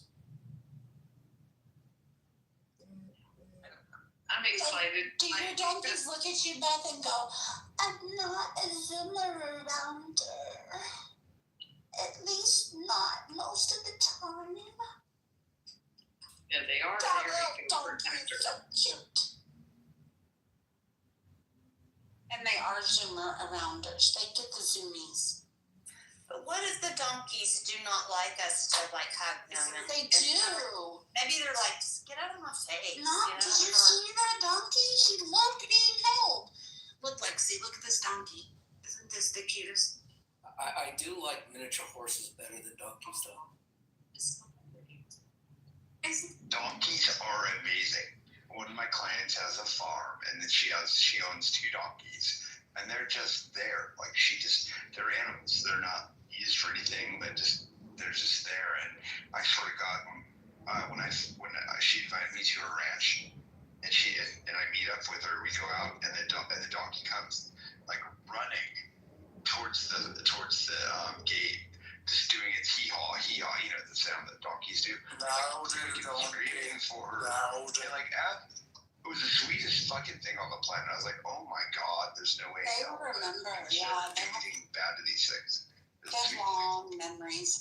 There's this video of a donkey horse being reunited after like 5 years, and that donkey is just crying.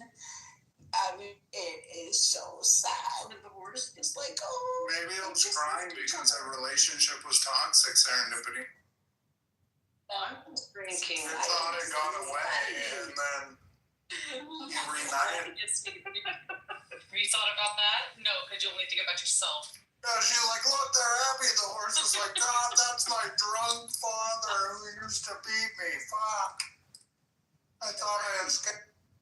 Nick, I'm just thinking that Sean's friends, like that has the 2 donkeys, it might be her husband and her mother-in-law. And he just didn't know the difference. You were spicy Pat. No, they were it was a whole-on ranch. She had 2 donkeys, and I couldn't wrap my head around it. I'm like, okay, so they have this whole big, huge, beautiful space, but God, they were always so excited.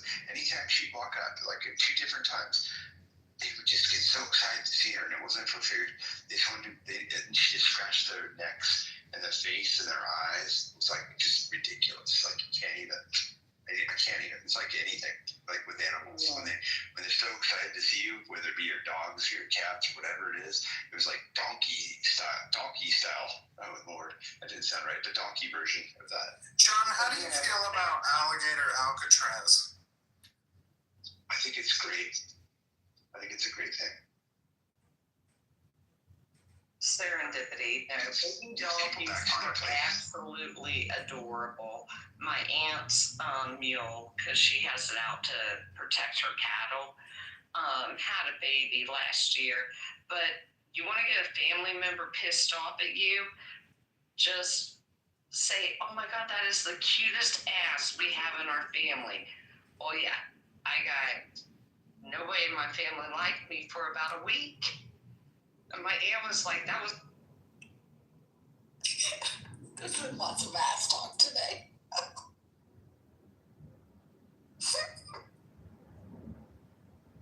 Yo, my cat is over here tripping balls. He just got one of his toys out from a while, and it's got catnip in there, so it's like a pothead just found a nug in the carpet, you know? He's going crazy.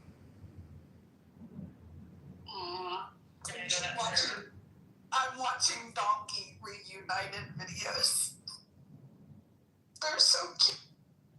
Alright, Serendipity, log off, okay? Alright? No more donkeys for tonight. So cute. You should Google. They have Serendipity. It's going to be showing them donkeys on TikTok. Serendipity, check out the Mexican donkey shows. Google that. I will if you Google fainting goats. Okay. No.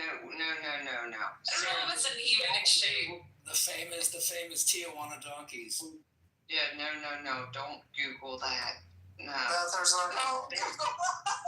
Okay, I'm not gonna Google it. Then she ruined it for you, Ty. Sorry. No, there's donkey shows. They rape the donkey. I'll take your word for it. Google fainting the goat. No, I can't. That told me not to. They're so funny. She said don't do it. I've been to Tijuana lots of times and never went to a donkey show. There's nothing you can get me to do that ever. Yeah, I bet there is. What if there was pizza in there? A nice pizza oven. Or chicken wings. Well, chicken wings wouldn't do it, but the pizza oven, he's got me there. He got me Damn, the oven, yeah. We'd be like, aha, got him.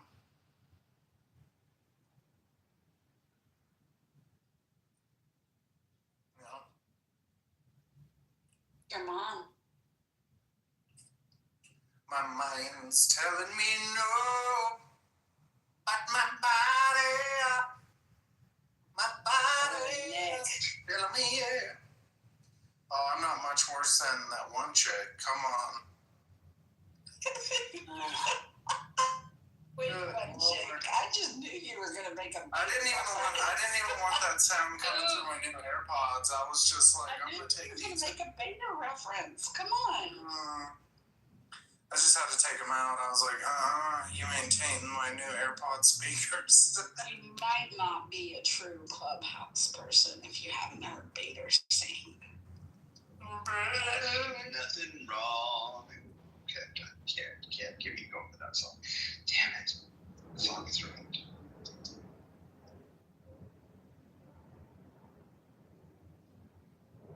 Whatever happened to Stephen Bader? Is he still here?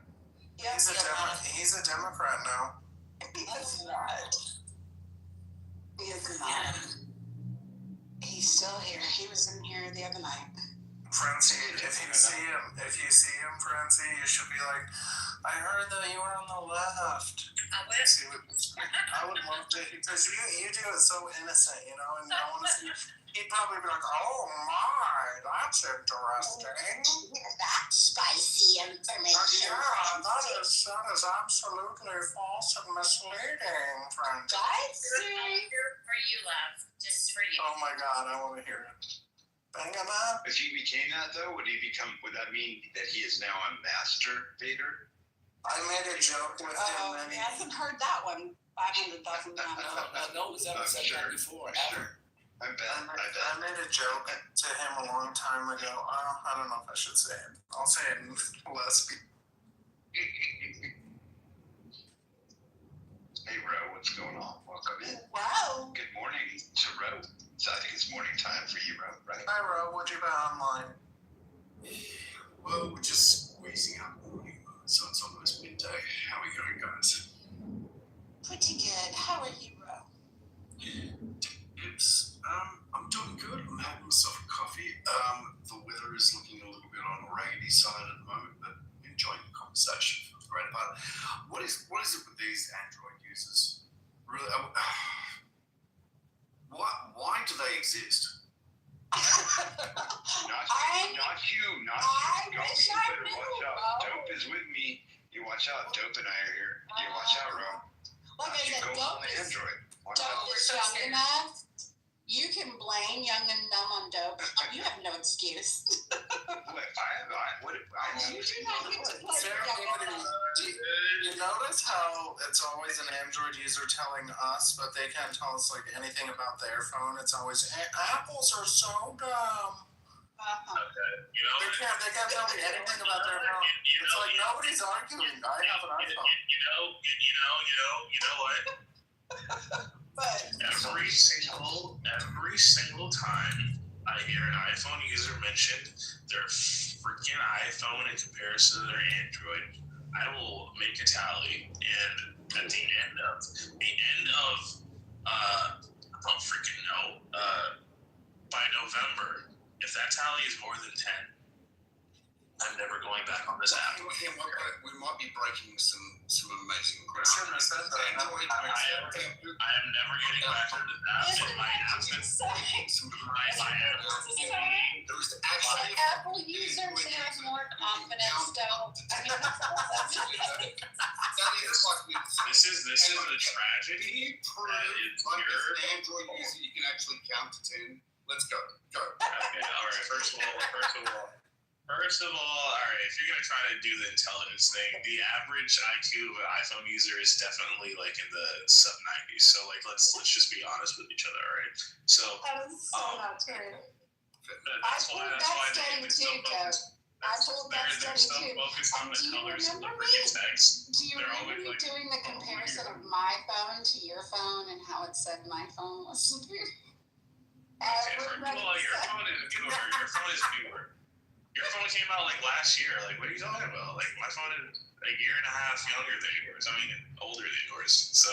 Your phone is like, yeah, like. Yeah, that's correct. So, it's not newer. Congratulations. It's manure. It's manure. It's manure. It's not newer. It's manure. Yeah, manure. I mean, just everybody and their brother agrees that mine is superior, though. So. My next phone actually is a phone with an actual built-in what do you call the flying things, the drone? Yeah, it's got drone built-in quality, so I can actually summon my phone. The wings come out of the back of it, and it'll fly to my hand. I bet your iPhone can't do that. Yeah, I can. That's right. Ours did it with a software update. You better hope that whoever replaces Ted Cook is better, because who the fuck is Ted Cook? Tim, but Ted is his real name. Just decided to call himself Tim because it sounded better than Ted. I think that's a lie. Don't worry, one day you'll grow up and get an iPhone. Oh, you know what? My phone's going to grow wings and it's going to fly to my hand. It's going to make me even lazier than ever, and I'm still going to laugh and go, my phone's better than yours. I can mirror my iPhone on my MacBook and use my phone right on my screen. Can you do that with your Android thing? Everything your Apple can do and more. Yeah. See, that's what they always say. And more, Joe. They just can't tell us what that more is. Yeah, more, Joe. It's more. I can. So what can yours do that mine can't? I'll take our CDs back. Save us, CD. My Android brings all the girls in the yard. Damn right. It's better than yours. Whoa. Pause. Want to hear some facts? You guys want to hear some facts? I'm looking at the study right now. It's just so. I'm looking at my PTR. I'm looking at a study. It says it's talking about your PTR is probably as shit as your iPhone. Okay, so I'm looking at the study. That is, it is an Apple logo. That's just amazing. Thank you, sir, for proving my point. Anyway. That's the best his screen is going to look on his phone with that Apple logo. Okay, all right. Okay, so, all right.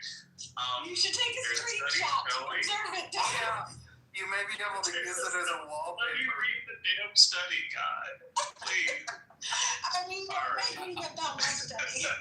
I do know one thing. In comparison to Android users, iPhone owners are more likely to be female, younger, and increasingingly concerned about their smartphone being viewed as a status object. They also display lower levels of honesty, humility, and higher levels of emotionality. That is just amazing. Beautiful. That is, oh my gosh, that's my entire argument summed up in a single headline. Here's what I'm going to do for you, Doe. I would like to draw your attention to the top of the room. Okay?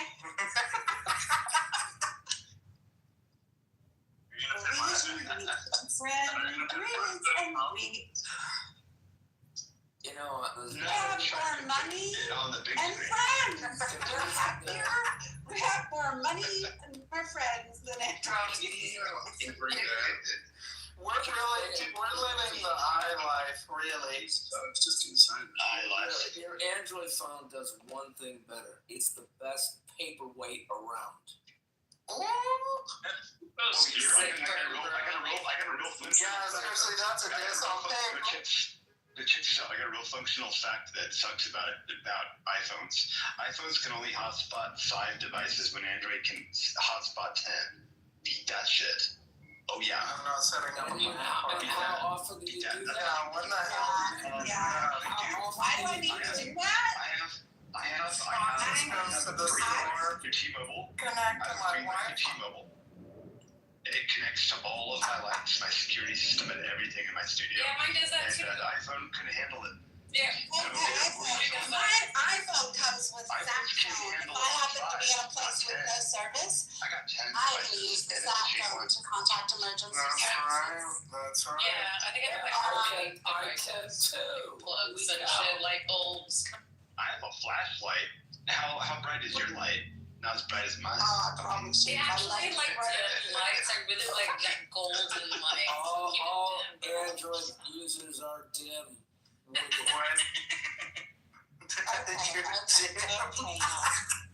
It's time that we stop flexing our superiority over. Yeah, sorry. Let's get down to your level. We're seeing, yes, it's time to be nice to our And less fortunate friends. fuck that.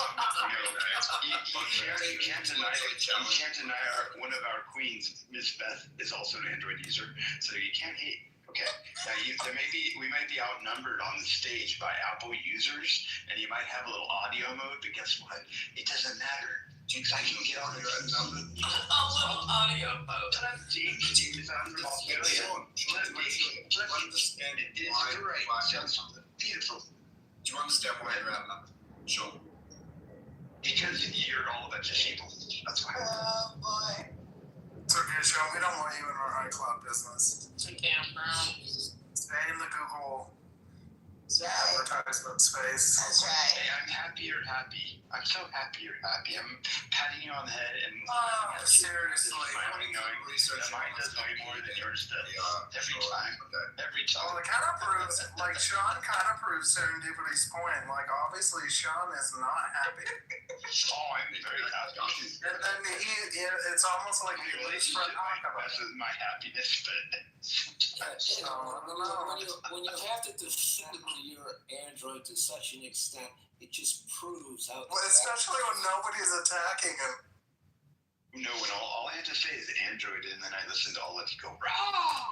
That's all. I mean, that gives me the answer. Sean, can we do a check-in with you? I just want to make sure. Are you okay? You all right? I'm good. Are you good? I don't want to feel as if everybody's ganging up on you because you're The average IQ of an iPhone user was 102. The average IQ of an Android user was 110. So Stop it. Nice. Stop it. And I have 154 IQ. I was testing. So like, Stop it. How did they get the IQs of these phone users? hey, it was a self-submitted studies. Sorry. Oh, Well, if Some figures the liars. if you are Sorry, I can't be much to help you. That's just the facts. Average, if you love being Yeah, my average, IQ's just You're literally average though. You're 100 IQ. Well, That's listen, literally average. we actually need people. I am not average. Well, the average iPhone user is average, so yeah. Averagely above. It's funny though, because Cambridge actually ran a study and said, unfortunately, there is just no definitive evidence that iPhone or Android users are inherently smarter. Intelligence isn't tied to phone choice, although I get the fucking nonsense. You know what Cambridge is? Fake news. That's fake. Didn't think the most retarded statements on social media come from Lame.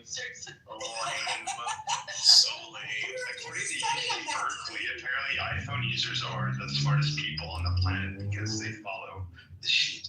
That's search for it. Just it. It's there.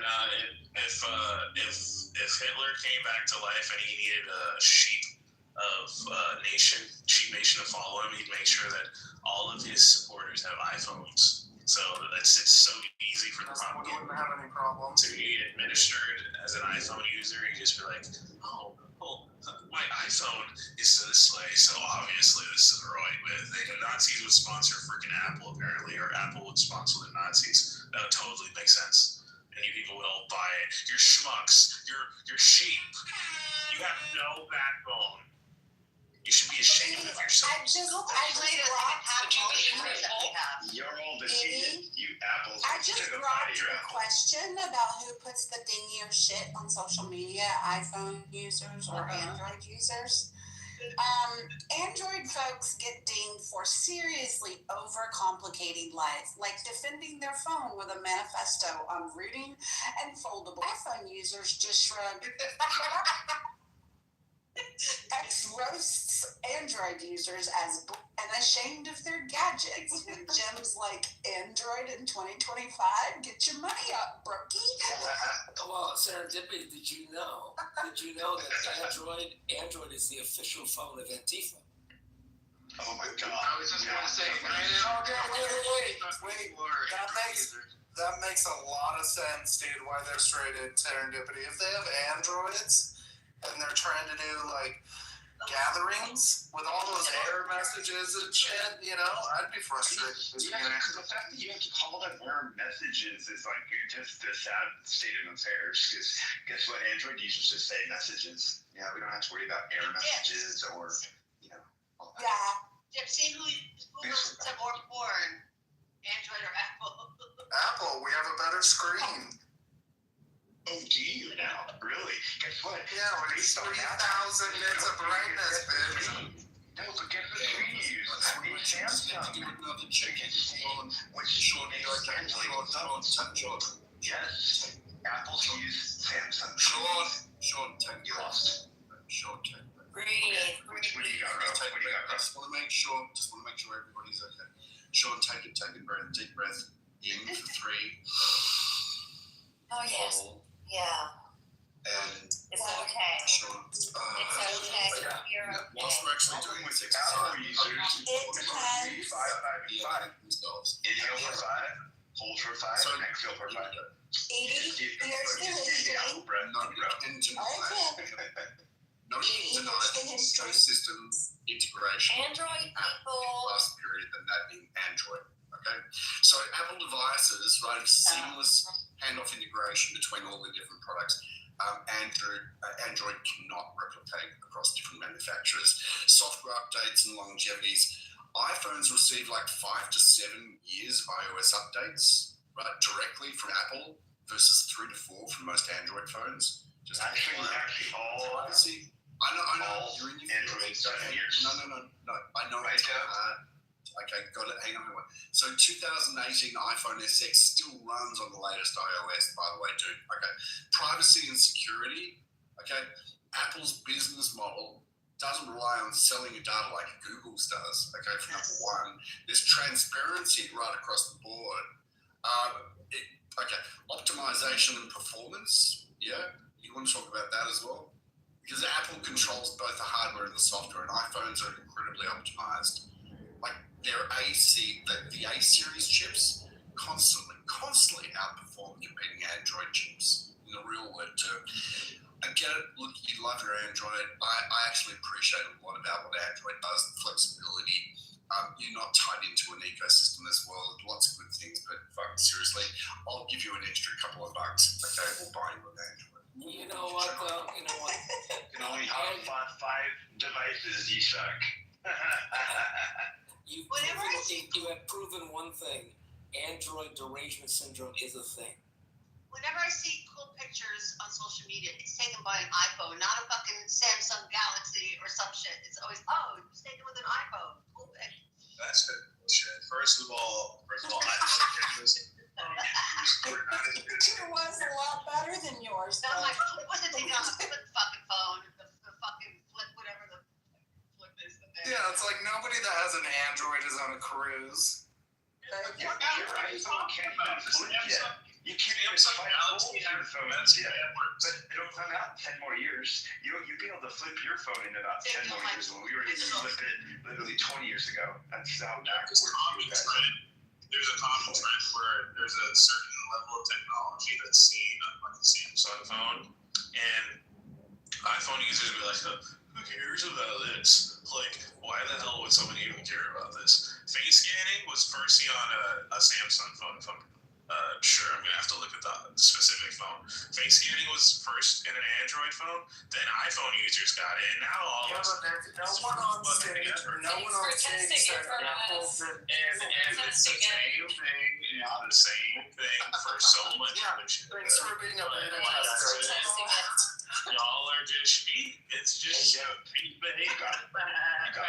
Yeah, it's just biometric fingerprint reading through the screen that you don't have. Thanks for testing it. You don't have. Yeah.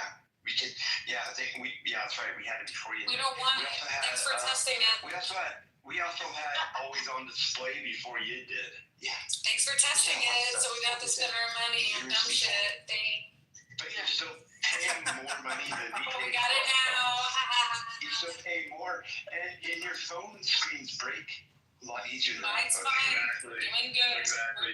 iPhone user, you know how freaking iPhone is Samsung like screen, bro. Like every single time I see an iPhone with a cracked screen, they have an iPhone. It's so hilarious. Like, yeah, I don't know if your screens are shit, the glass is shit. Actually, by the way, the glass, the screens that are used for iPhones are manufactured by guess who? Samsung. Isn't that amazing? Ho ho ho. And thanks for testing it for us. But the problem is they break their screen. You know why, Joe? Because they have a low IQ. They don't know how to actually protect their phones like we do. Yeah. That makes sense. Oh, hang on, but Sean, actually, like, really. Coming from Sean, it's crazy. It's like, yeah, we got retards using his phone. Okay, you draw your phone. Dude, this is almost like an Israel-Palestine This is amazing. The apps that are used on Android are far superior in terms of security. You leave your ecosystem wide open, right, to attack. So you know that. Give an example. I want to know. Give an example of what apps are better than. Just give a good example of what apps is better than an Android app. Give me a bit of time. Just give me a perfect example. I'll tell you about the security breaks that have happened with Android due to their app ecosystem. Okay, bear with me. Okay, I'll find some. Okay. By the way, you're suggesting that there aren't any issues with the App Store. Are you suggesting that there are no issues with the App Store at all? I don't have any problems. I've been using Android since the Motorola. Didn't you just say your phone told you that you were giving your car to your sister, though? Yeah. I will tell you. Okay. Now hold on. I'm gonna give props to Apple. Relax. I want to give props to Apple. Are you saying there are no security issues by comparison to that of Apple on Android app systems? Is that what you're telling me? They're faster than you usually say. They are secure. They are on the user, and then you're telling me the Intelligence of the user. Hang on, Sean. Hang on, we're getting down to nuts. We're getting down to nuts and bolts here. Okay. Are you telling me that the Android app system is actually has better security measures than the iPhone? Yes, it uses Knox security, which is actually what it's actually what the U.S. government uses for security on all of their phones. Yeah, Knox security. What do you know about Knox? KNOX. Knox. I know about right? You know about Knox? Okay. So what does Apple use? What's theirs? Wasn't it the FBI that cracked the iPhone security to get into a phone? I mean, that was overseas. No, do your research. That was not done in America. Well, let's get into details on this. Let's get into the real details. Dude, just say Apple's better. It's easy. Well, okay. What makes you know what? Why don't you just explain to me the commercials that promote your iPhone 17 now? Or whatever the fuck you're on. See, Samsung got smart. It is a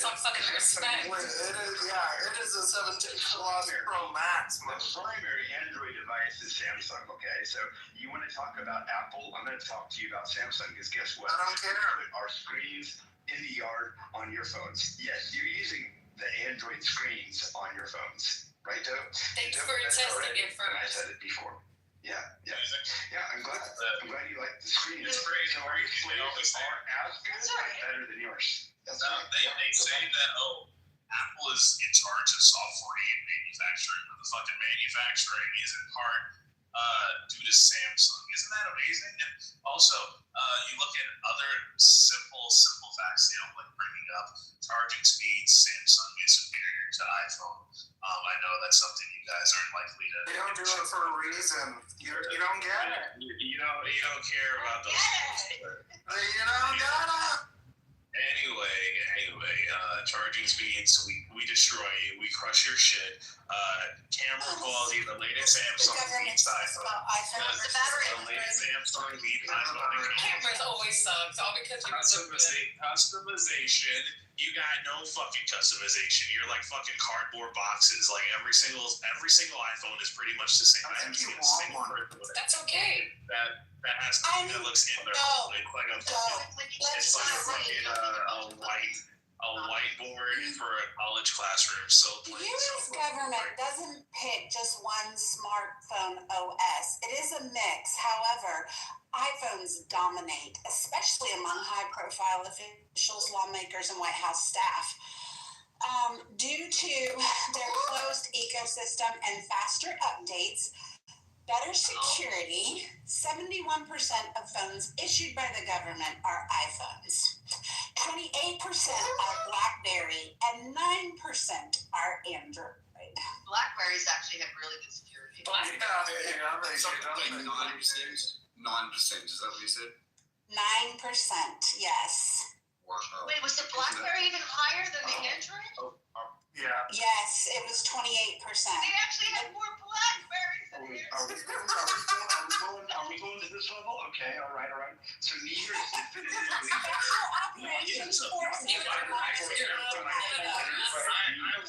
I work with a iPhone is better for general users. Generic users. Oh no, check this out. This is the generic Google. I did the generic Google, and this is the generic Google AI answer. When I said is Knox security better than iPhone security, it says neither is definitively better. Knox is better for customizable enterprise needs, while iPhone is better for general users. Oh yeah, generic users. Prioritizing general, user-friendly. General, not generic. Let's not be changing the words. Okay. I know. I threw that in. Okay. Fair. Knox offers high-layered, customizable security and is fit for business use. So yeah, if you're not using an Android and you're using an Apple, you're kind of supporting more of the liberal.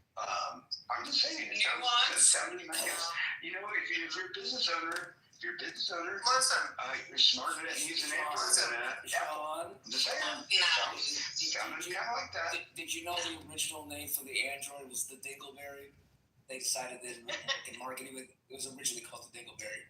You know, the first time Android was actually presented was in 1977 in the original Star Wars Episode 3. You saw the little green Android. It was there before Apple even existed. As of 2025. Which are Android. Which are more secure, Android or Apple? And as of 2025, iPhones have edged out Android. For most users with tighter security due to iPhones have edged out Android with fewer vulnerabilities in the wild. for the people in the back. Can we call the original name Dingleberries from now on? Oh, I hate Dingleberry. Yes. That is a terrible word. Oh my god. Yeah. Stop. You said it. Dingleberries is terrible. Isn't that what hangs off your butt when you wipe it off? Yeah. It's the shit that doesn't get off the hair of your butt if you don't shave your butt. This is why you need a bidet and not an Android. Yeah, there you go. That's a good fact, Nick. Dingleberry users have problems. Yeah, and thank God none of us are Dingleberry users. I mean, so we all agree on this one. Sean, I just want to maybe just revisit something that's actually really important. Sure.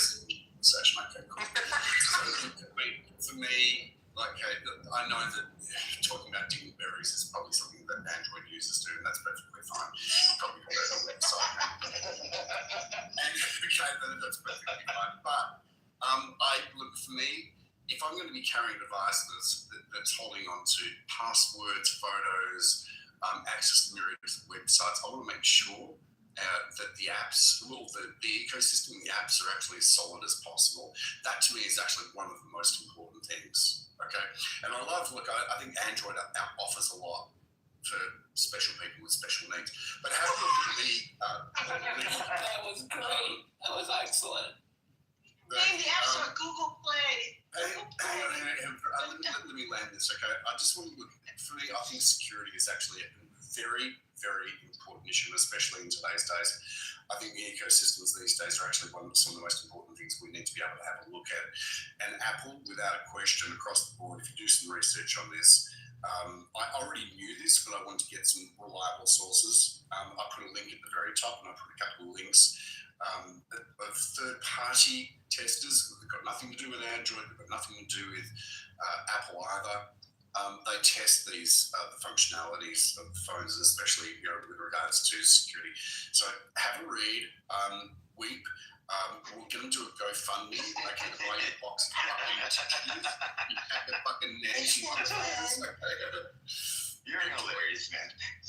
Well, you know what, though? To be quite honest, though, I know several people that are white hat hackers that go to the Las Vegas white hat hacking conference, and actually both phones are equally challenging to hack if you know how to set your security correctly. Yeah, I mean, respectfully, that's fantastic. I think that would be where there's a somebody who works at McDonald's drive-through, and I can get like an extra ice cream cone if I ask nicely to go. I'm sure you could. All you have to do is speak to them with the way you speak, and you're probably going to be able to do that. It has nothing to do with Apple or Android. Less flapping with the lips, okay, and do some reading, okay. I think your lip flapping is what makes you win. Your lip flapping, dude, okay. It's the first So when it comes down to the mechanics, maybe you're not coming through as well as you thought you could. No, just read it. Just listen for a real world example of how clear Rose coming in. Sean's mic is just struggling to figure out what the internet is. Yes, it makes him sound very weak. Maybe it's because he just woke up in the morning, and for me it's after hours. Okay, it might be just it. It just seems analog, very dial up. Analog. I don't know. You're doing maybe analog because I'm 48 years old. Maybe analog because I'm 48 years old and I'm not a millennial and I'm a Gen Xer. But I will say though that I know you're not saying that with that being my job and shit. Shut up. I ain't hating on no millennials. I'm just saying I've been around a little longer than some of you little tater tots out there. Okay. Yeah, this is a good one though. This is good. I like the challenge. I appreciate the challenge. Well, you see, no one had an answer to my hotspot point because no one can answer that. You can't. You can only hotspot. Who uses hotspot?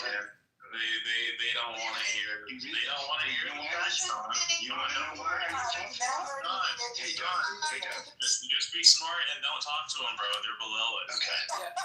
This is like talking to a bunch of preschoolers about why they actually should. How often do you use that? I'm the preschooler that when you are stranded in the middle of the woods with no cell service, and I can use my style They're like, I said I will maintain this. iPhone users are like kids with leapfrogs. You guys know what leapfrogs are? They're those little tablet thingies that kids use for entertainment. They're like, I love those. Don't worry, Dope. I won't leave you in the woods unrescued. I'll use my iPhone to rescue you too. I seriously got stimulated by this conversation, though. No, hold on. This conversation with Android users is like playing leapfrog unicorns. The Samsung lists their phones based on the year now. They changed the way they number their phones. So each year, so the S26 comes out sometime in February because it's 2026. I have an S24. Like I used to update my phone every single year.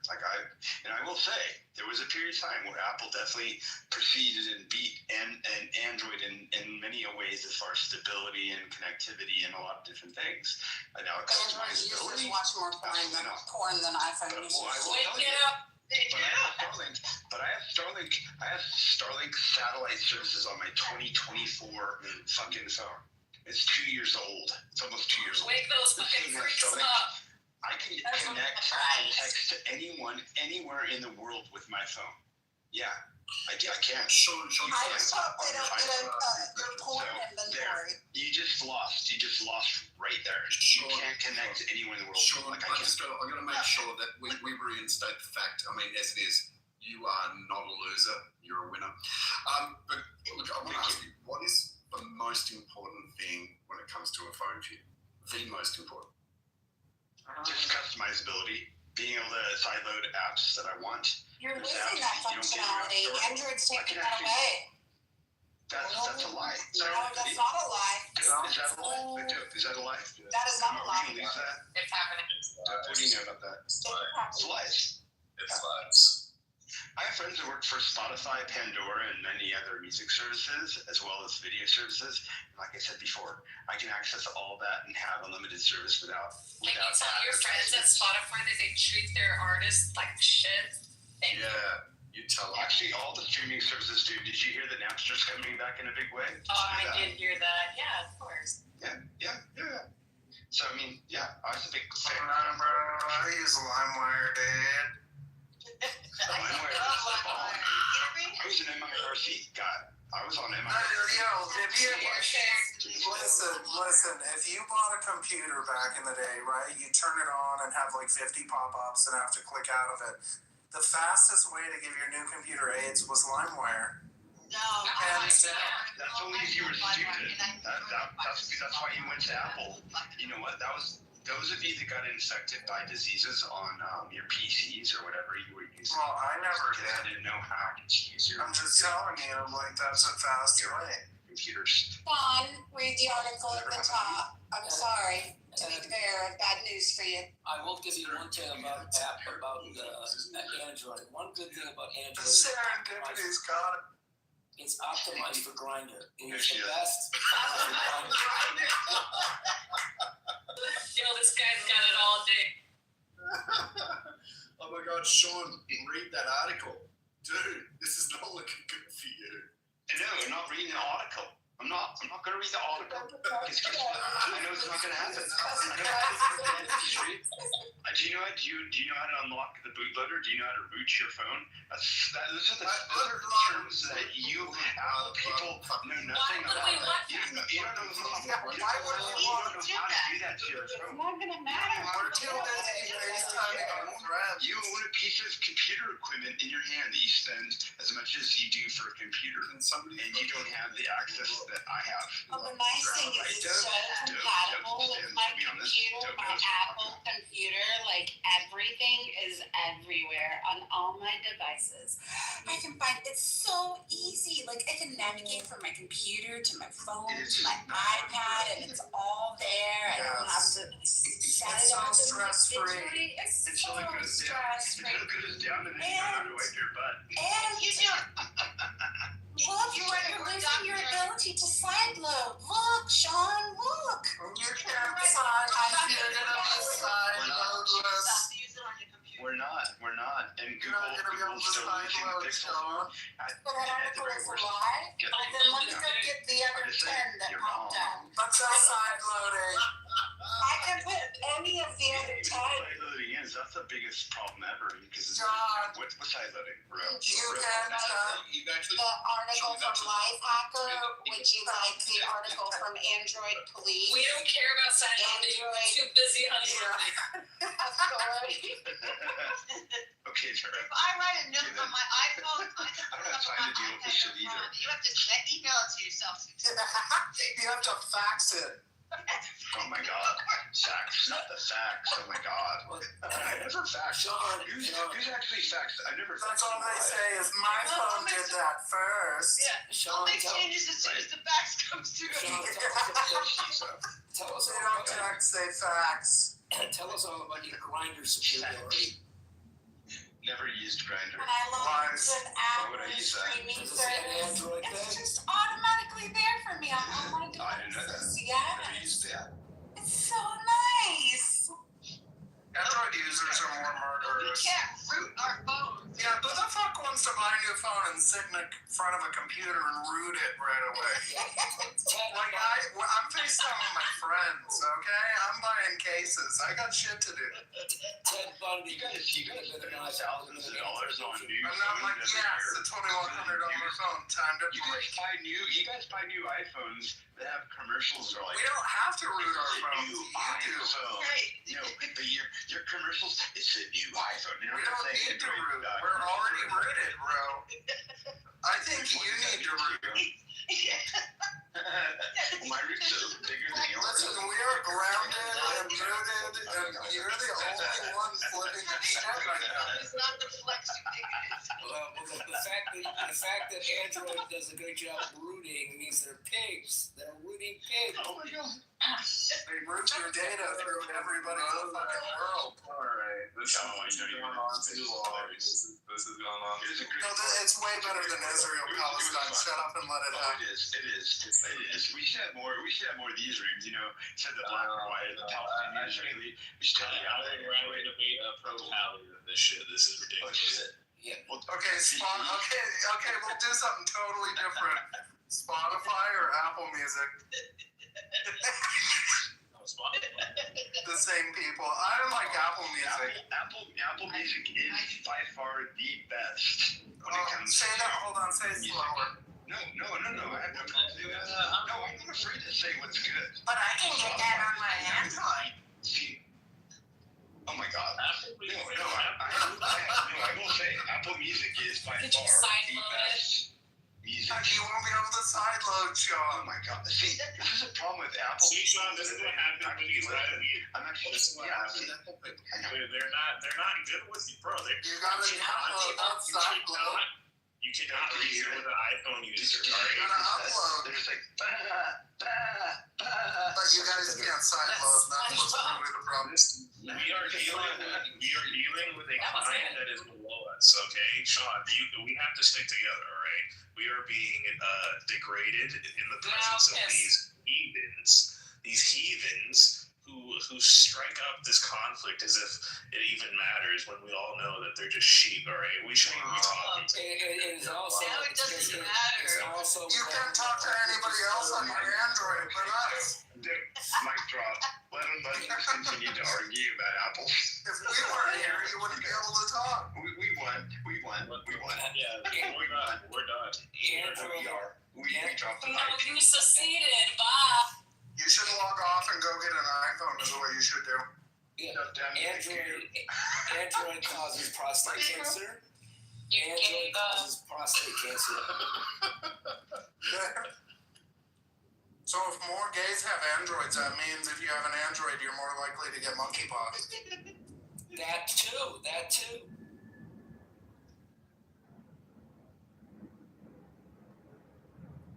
Hey, I'm curious, whilst we're on this topic, who here has started using the Comet browser? Never tried it. Never heard of it. What is it? Damn. Okay. It's a new AI style browser.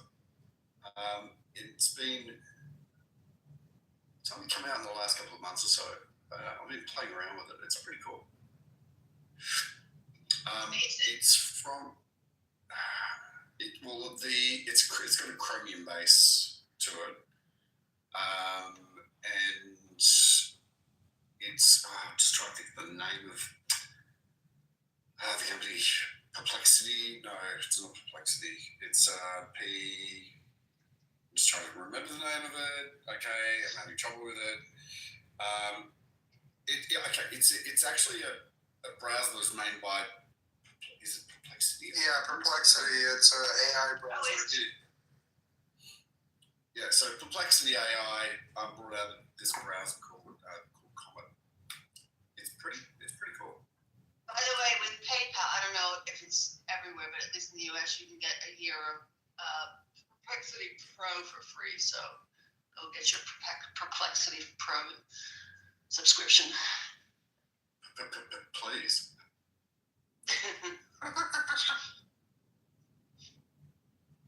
No, you guys, that was good. I feel like I know you more. All of you. Thank you.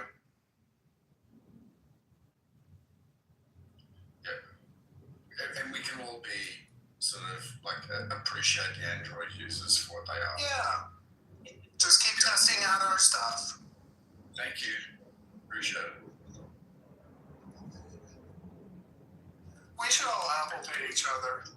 I mean, we still appreciate appreciate the end of those, right? So it's kind of Evolution has its I've never heard you so vicious like this. You're like so carnivorous right now. You're like, rah. It's awesome. That's great. She hasn't had a True Blood today. It's great. I love it. It's really good. It really is a great topic. It's fun to have a little battle. Yeah, I love it. Love you guys. Of course. It's all good fun. Definitely. You're all in good fun. Yes, Sean, it's good to hear you reek of envy. Yeah, and there ain't nothing wrong with that. I didn't think that was fun, actually. I think that was slanderous. Entertaining to listen to people with an IQ below, what was it? What did you say? Below 102? Oh, you've been listening to Yeah, from a self-submitted survey. I would have trouble. No, but to be in all honesty, though, I'm honest enough to say that I know that there's many people on here that have apples that definitely have that are of higher intelligence than 102 IQ. My phone can charge the fastest. Who cares? These apples in here, dope, definitely has must be at the highest percentile. I can go and change my wallpaper 40 different ways. They might be 7 points higher than the average, bro. Or top notch, yeah. I think after this conversation, I realized that it was Wow, it almost looks like an iPhone. supposed. That's all their phones. Try to look like iPhones. They're just iPhone users. Look at my fold with the big crease in the middle. They're just. Thanks for watching the big crease. When they make an Apple fold, that's it. You ain't gonna have a bug tracking. How many more years before these Apple users actually get an S Pen for their phone? We're probably gonna get raptured free from the Android people. When the iPhone users get an S Pen, breaking for that. Who the fuck needs an S Pen? They would act like they're so cool. They're so much features that what does it stand for? Super? They pull their pen out every time they could. Exactly, bro. They're brainwashed. They're brainwashed. Dude. I can download free ringtones on my Android. Apple tells them that I should get this, it'll be like, oh my god. You forgot about your pen. Don't play. You forgot about They are at my pen all the time. I am okay too. Need not to fear Cortana's here. There's nothing on my phone. And you know what? Sounds like you guys need deodorant. No. For you photographic lovers, honestly, in all honesty, this is another one. Don't even go there.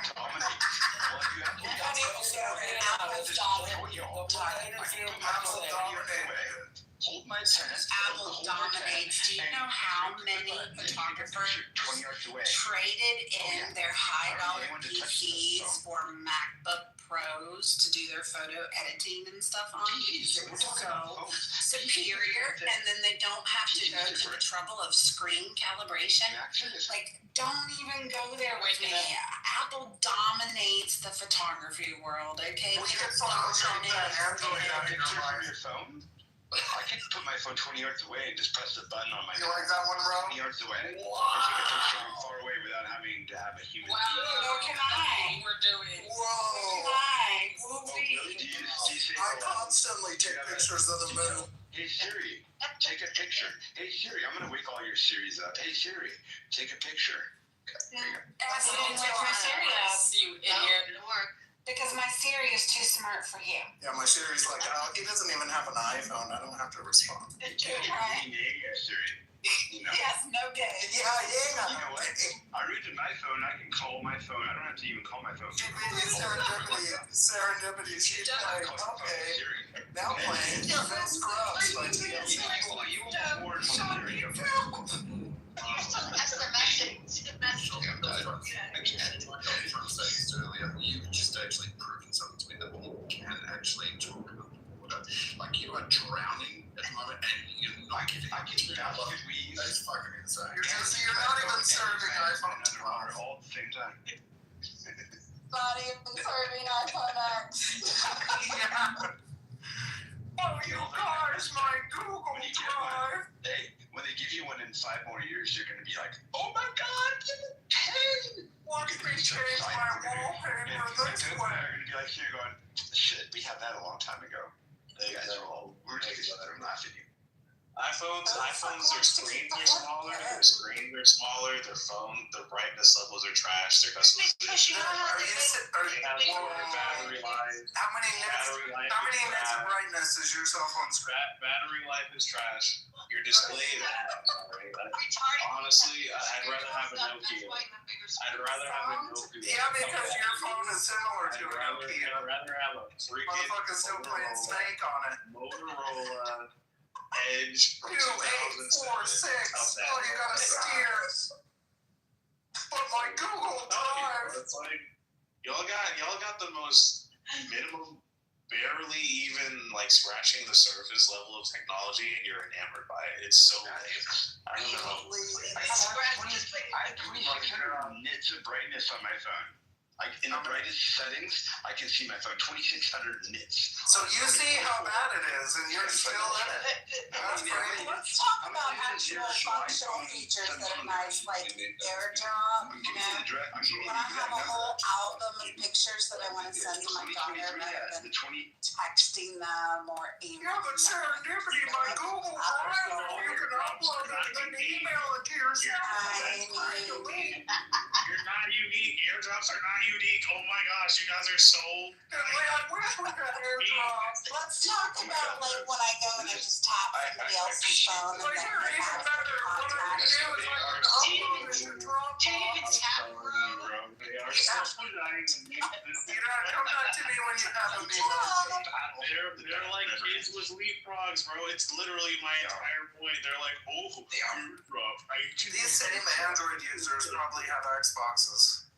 What's that video talk? They definitely don't. The worst thing about having an Android, dude, is telling your parents the worst part about an Apple is that you actually have to have an Apple to use Apple shit. Android, you have to have an Apple to use Apple's shit. Yes, you're correct. Right. That limits your So your Galaxy S12 ain't got enough. And you have and what about that? The actual product in your hand, you have no absolute control of the product. Yeah, but you can't sideload. And Android, I would say Android has absolute control. No control over our lives. So we have way more control in our hand than you do. No. That's okay. You don't have to be that smart. You don't have to be smart to be an Android. You can't even sideload. It's really nice. My grandmother, who was 102, you have to root your phone.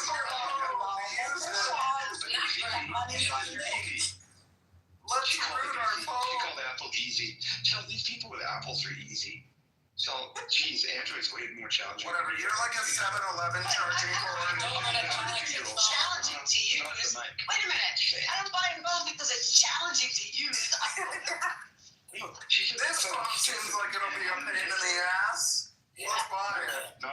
Let's get the family plan. The fact that let me know when Android fixes their text messaging vulnerabilities. Oh, what? You don't like the blue and red? All the other ones. It's just more susceptible. You guys talk about colors, so we're just talking about usability. That's all we care about is gangrene. That's the most. Thank God. Green. Just green. Don't worry, I'll root my phone so I can sideload again. It's just oh my God! They're gonna read my text. Guess what? They're gonna read your text anyway. So it doesn't matter what phone you're using. Come on. No, because iPhone and FaceTime, iMessage. Listen for a minute. FaceTime. That's the one I was looking for. You might have an iPhone to FaceTime. Sure. What? That all uses data.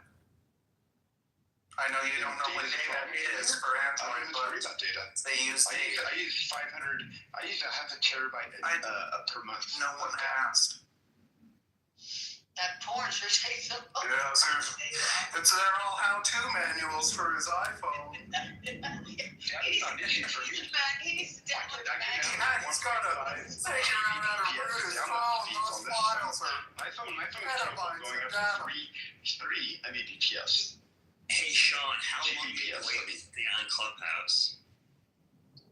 Oh, snap. Wait, what?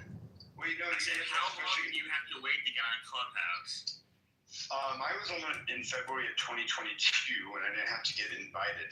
No one invited me. I got self-invited. So when it showed that you got invited, you Apple users, by some of your friends, I didn't actually have a name saying that I had to be invited. By invitation only. By the way, Beth is here. Beth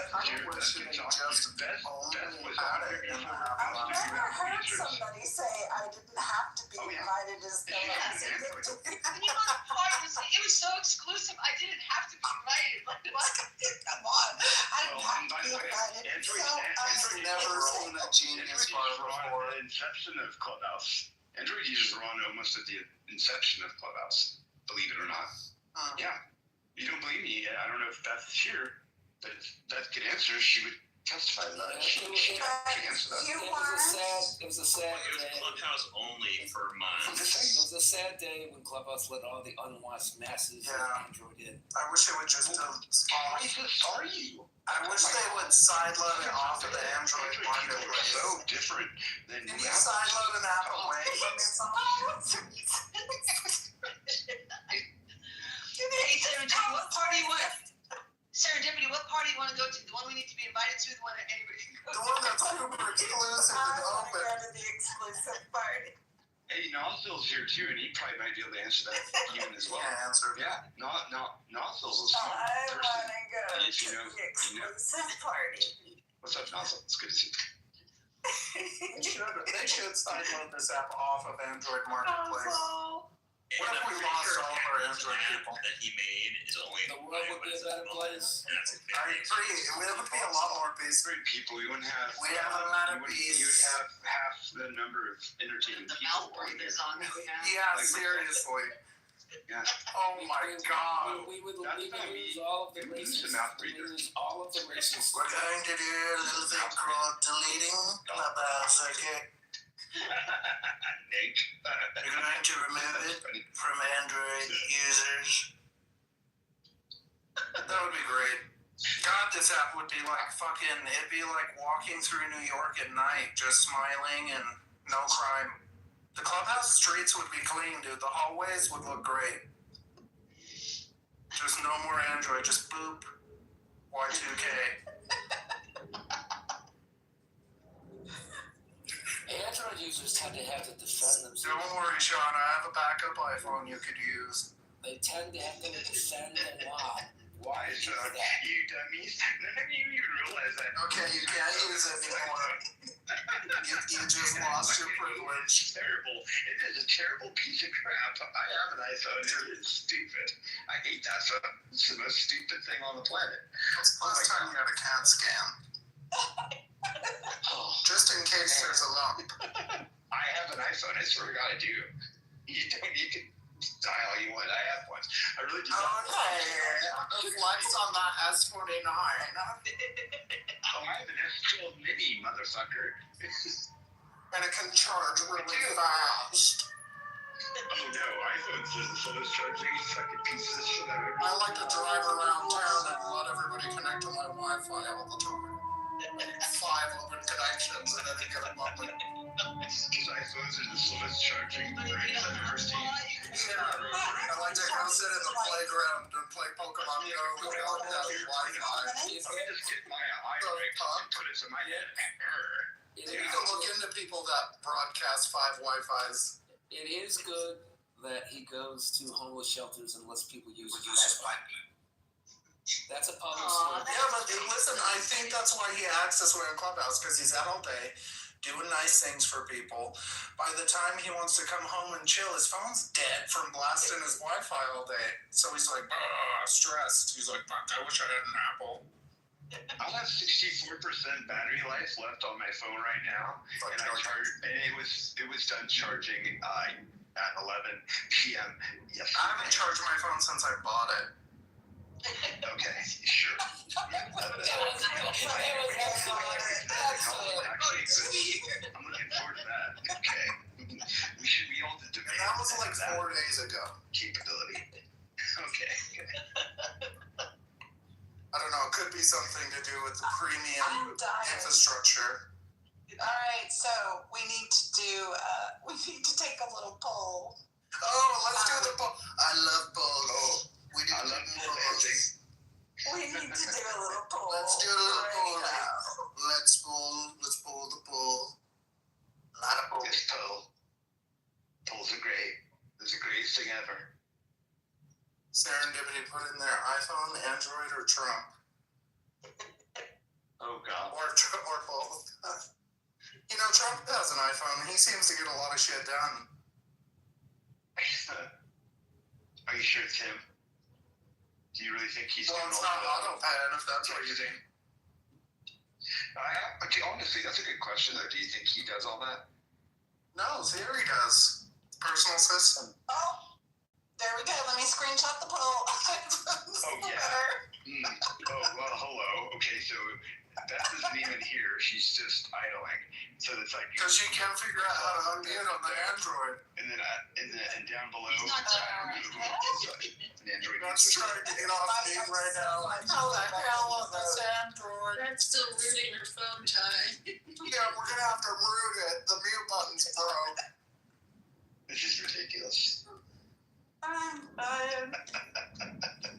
Oh, I know. And one of you is going to screenshot this, I swear to God, you're going to tell me. You know, Have like, we exhausted this conversation? Have we exhausted No, I'm still going. I'm just getting started. I just had a report. I was like, are we done Yeah, now? that's another comparison. Like, okay, like Red Bull stunts, shot on iPhone. Okay, like fucking weird shit, gay pride rallies, shot on Android. No, that one didn't hit. Okay, I won't use that one. Control, delete. You just watch more porn. the squad, all of them use Android. Clearly, dude, they're frustrated. Every Android user I met is frustrated. And some inner anger problems. Isn't this like comparing a Nissan to a Lexus? Like only the Nissan owners would say that they like Nissan because they can't afford a Lexus. Exactly. I mean, exactly what And they have a terrible transmission. right, terrible transmission, but they pretend like they like it anyway, and then they talk shit about Lexus. It's like people that drive Hyundais and they don't like their Hyundais, so they decide to upgrade to a fucking Genesis, which is still made by Hyundai. Yeah, keep wishing you were driving a nice car. Thank you. I have a Genesis. Screw you. What? Yeah, and you know what? Joe, are you gonna fucking Genesis tolerate works. that? Beautiful car. Excellent car. I bet you don't have any problems taking your iPhone to 100. I bet it's seamless. Oh my God. Actually, honestly, the ecosystems are pretty balanced these days, I would say, in all fairness. I think the ecosystems, and honestly, it did take time for Android to catch up to Apple. That's the real thought coming straight from me. They're still trying. Well, No, they're not. The greatest thing on an iPhone. tech world is a little bit different. Half of the world, actually over half of the world now uses Android over Apple. Including There's only two words to tell you how great Apple is. AirDrop. AirDrop is the fucking bomb, diggity bomb, dude. Oh my God. Living while at AirDrop would suck. FaceTime your AirDrop and your AirDrop to your FaceTime. I mean, these stupid little terminologies. He just airdropped his nuts on your Android. I mean, Do you even know what AirDrop is, Sean? It's fucking magical. It's your Apple testicles. That's what it is. It's that I can They're literally called send any iTesticles. file back and forth to my computer from my phone with a click. I can send it to your phone with a click. Well, not yours. You'd have to I can send it to any other iPhone with a click. I can AirDrop files. You'd have to root it, then download Dropbox, and then upload it there, and then copy big it. old pain in the ass. Do you have an Apple TV? Do you have an Apple brand TV? I do have an Apple TV.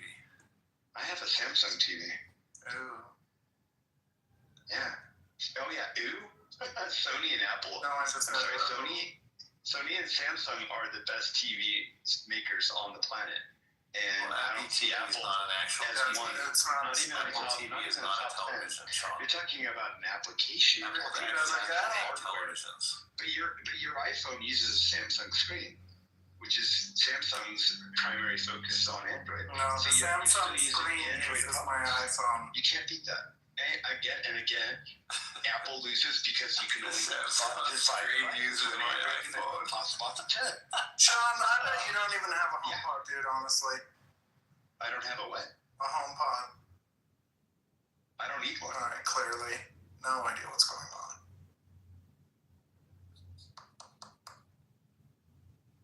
Hilarious. So I need a great work. It is, dude. This is a great room. It's all in good fun, by the way. Totally. Yeah, this is really good work. I like it.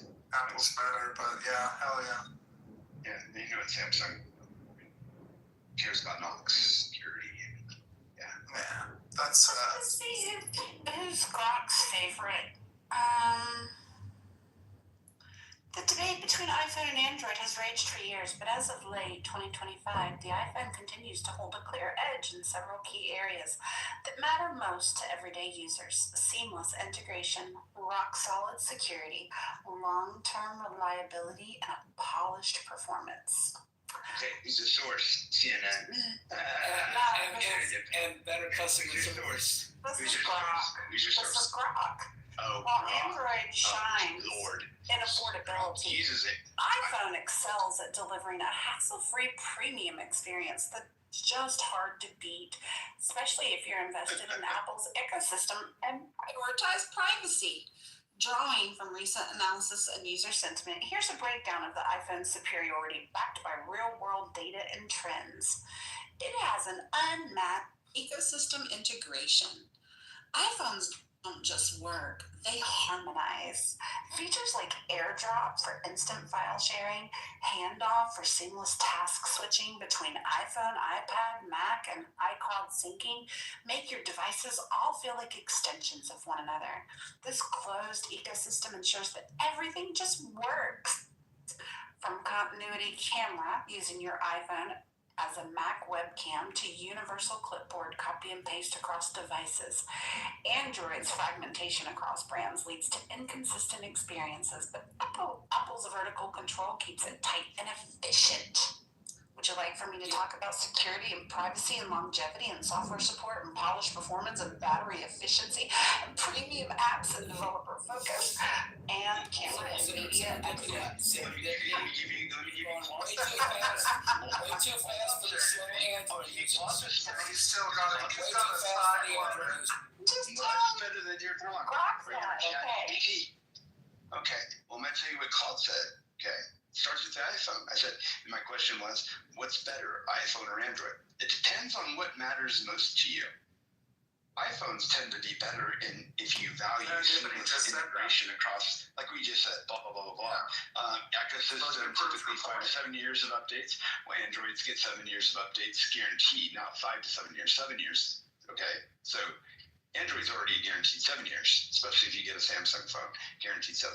Android phone offers more choice in hardware, different brands, prices, and form factors, greater customization of your interface, more flexibility with file management and default apps, and often better value at lower price points. However, software updates vary widely by manufacturer, and the experience can be less consistent. The Android is the all deal phones, okay? But most You smart prefer Android users, Publix, and you like to shop at Aldi. It's fine. It's fine. it's a better choice. So here's the last part. Last part. Louis Better choice really comes down to whether you prioritize Apple's polished, controlled ecosystem or Android's flexibility and variety. Most people who switch between them do so because of ecosystem lock-in. All their other devices are one or the other, rather than the phone itself being objectively superior. Bam! It has to do with your operating system, and your operating system limits you. Drop the mic. You're limited. Don't drop it. It'll break. It's an Android. Yeah. That's all. That's all. There was no mic drop. Good debate. There was a Yeah, you just proved Serendipity's point. You prefer the color of your phone over the actual customization of your phone. You iPhone users. No, I prefer seamless integration between hardware, software, and user. Well, if you have a Mac and you have iPhone, of course, it's going to be very seamless. I agree. I totally agree. Yeah, there's nothing quite like it, right? Sure. Say it. There's nothing quite like it. And an iPad, and an Apple Watch, and an iMac. Yeah. And it's just, look, I don't like to go and for it to work right. But my phone will work on your systems as well. No. Your phone will work on my systems, but my phone will work on your systems. No. Yes, No. it will. Yes, it will. No. Yes, it will. No. Your phone will Okay. not. Wait, how do you know when you don't actually own one? I own your phone, and I own my phone. I own an Your phone will not work on my system. I can tell you, my phone will work on Apple all day long. No. You just aren't smart enough to know how to make it work. That's all. That's the only limitation. It's the limitation on what you choose is based on the user. Mic drop. Once again, thank you.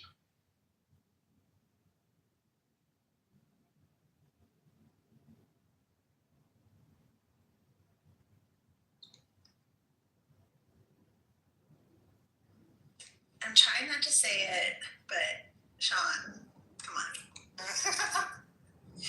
Pride goeth before the You know what? I think I did a good job. I don't try to debate, but this one I can debate on all day long. You had to go all the way to the last paragraph because it was so weak. You had to go to the last paragraph.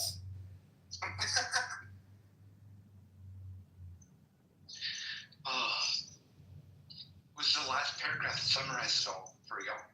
But honestly, it really is. But yeah, and honestly, if I was an iPhone user, I would definitely have a Mac. I'm a PC user. I've been a PC user since DOS, since Commodore 60, since everything that some of you don't even know what exists have existed. Most of you have. Let's see. I didn't get to finish mine. Let me just finish mine real quick. iPhone versus Android ecosystem. iPhone seamless across Apple devices. Android fragmented across brands. Security. Apple is closed system and it has faster updates. Android, it's an open system with higher malware risk. Longevity. iPhones 6 to 7 years of support.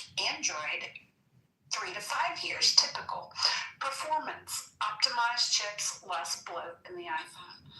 For Android, high specs, but varies by device. Apps, premium, revenue-driven quality. Apps for the Android, more free options, but add heavy software. Battery, iPhone is efficient, lasts longer than Android in tests. Android varies, some flagships match. Camera, iPhone, consistent, pro video tools.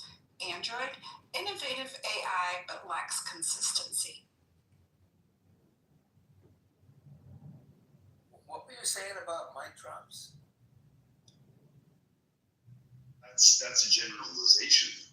Compare it to, since we're going to talk about brands like Apple, let's talk about Samsung, Android, Samsung used phones. Compare it that way. Because guess what? 7 years of But Android itself is not Samsung. Exactly. We get security patch updates every month. Do you? You get a lot of No, we don't have that many security problems. Exactly. There's not that many. Oh my God. Sure, He doesn't sure. know. Continue. We're not that exposed. Exactly. There's not. Have you been exposed? Have I been exposed? No, because I don't know. I haven't had any issues. I think you've been I've been exposed. used for a long time. I don't have any issues. I think you have been exposed. The only thing where I might have been exposed with is what I shared with if you were here earlier, was when I was talking about giving my car to my girlfriend and getting a new car and getting my phone doesn't do AI text message. You're right. My phone doesn't do that. Dealership that said we hear. Okay. You're lucky. Okay, so that I wish might my be phone would. if that truly did happen correctly, then maybe that might have been where I lost. But yeah, I don't know. I think it's preference. It's preference. That's all. When it comes down to it, it's preference, right? But I don't think there's a difference in personality. It's superiority. That hassle. Yeah, it's preference and superiority. You're right. It's so. But you get a new phone, and you go from a 16 to you could go from a freaking 12 to a 17, an iPhone 12 to a 17, and the damn thing is exactly the same. And you guys, for some reason, want to buy the next phone, thinking it's better, and I'm going, what is better? Oh, it has a bigger chip. Well, what kind of bigger chip action are you probably couldn't even explain it. Jelly belly now. Listen. We get better. Don't get better because we're better. I got an upgraded camera. Ooh. Well, no, the cameras is actually where it's at. That comparison to cameras, oh yeah, iPhone has definitely been ruling for a very long time. I wouldn't say necessarily now, but that's all interpretation. I think the camera one is a great argument. That's where you can really have a good argument when it comes to one phone to the And other. then everything that's attached to it too, same thing. But the chip shit, the average user isn't going to know Apple chips are one far chip from another. superior to Android chips. Don't Oh, yeah. front. Don't even front. Any tech guru on the planet will tell you that. Man, Dope dropped out. He tried to hang out, but he had dropped. But I'm sticking. His phone crashed. His battery went down. I'm really done. I am not folding when I say I'm done. I gotta get ready to head home. But I love y'all. Bye, Alright. It's been a good debate. Yeah. For real. I love this. It's a good one. Go update your phone, come back later. No, hey, you know what? I love you, apples. And my Android wants to I might want to smack that apple in the butt. Okay. Yeah. Good luck.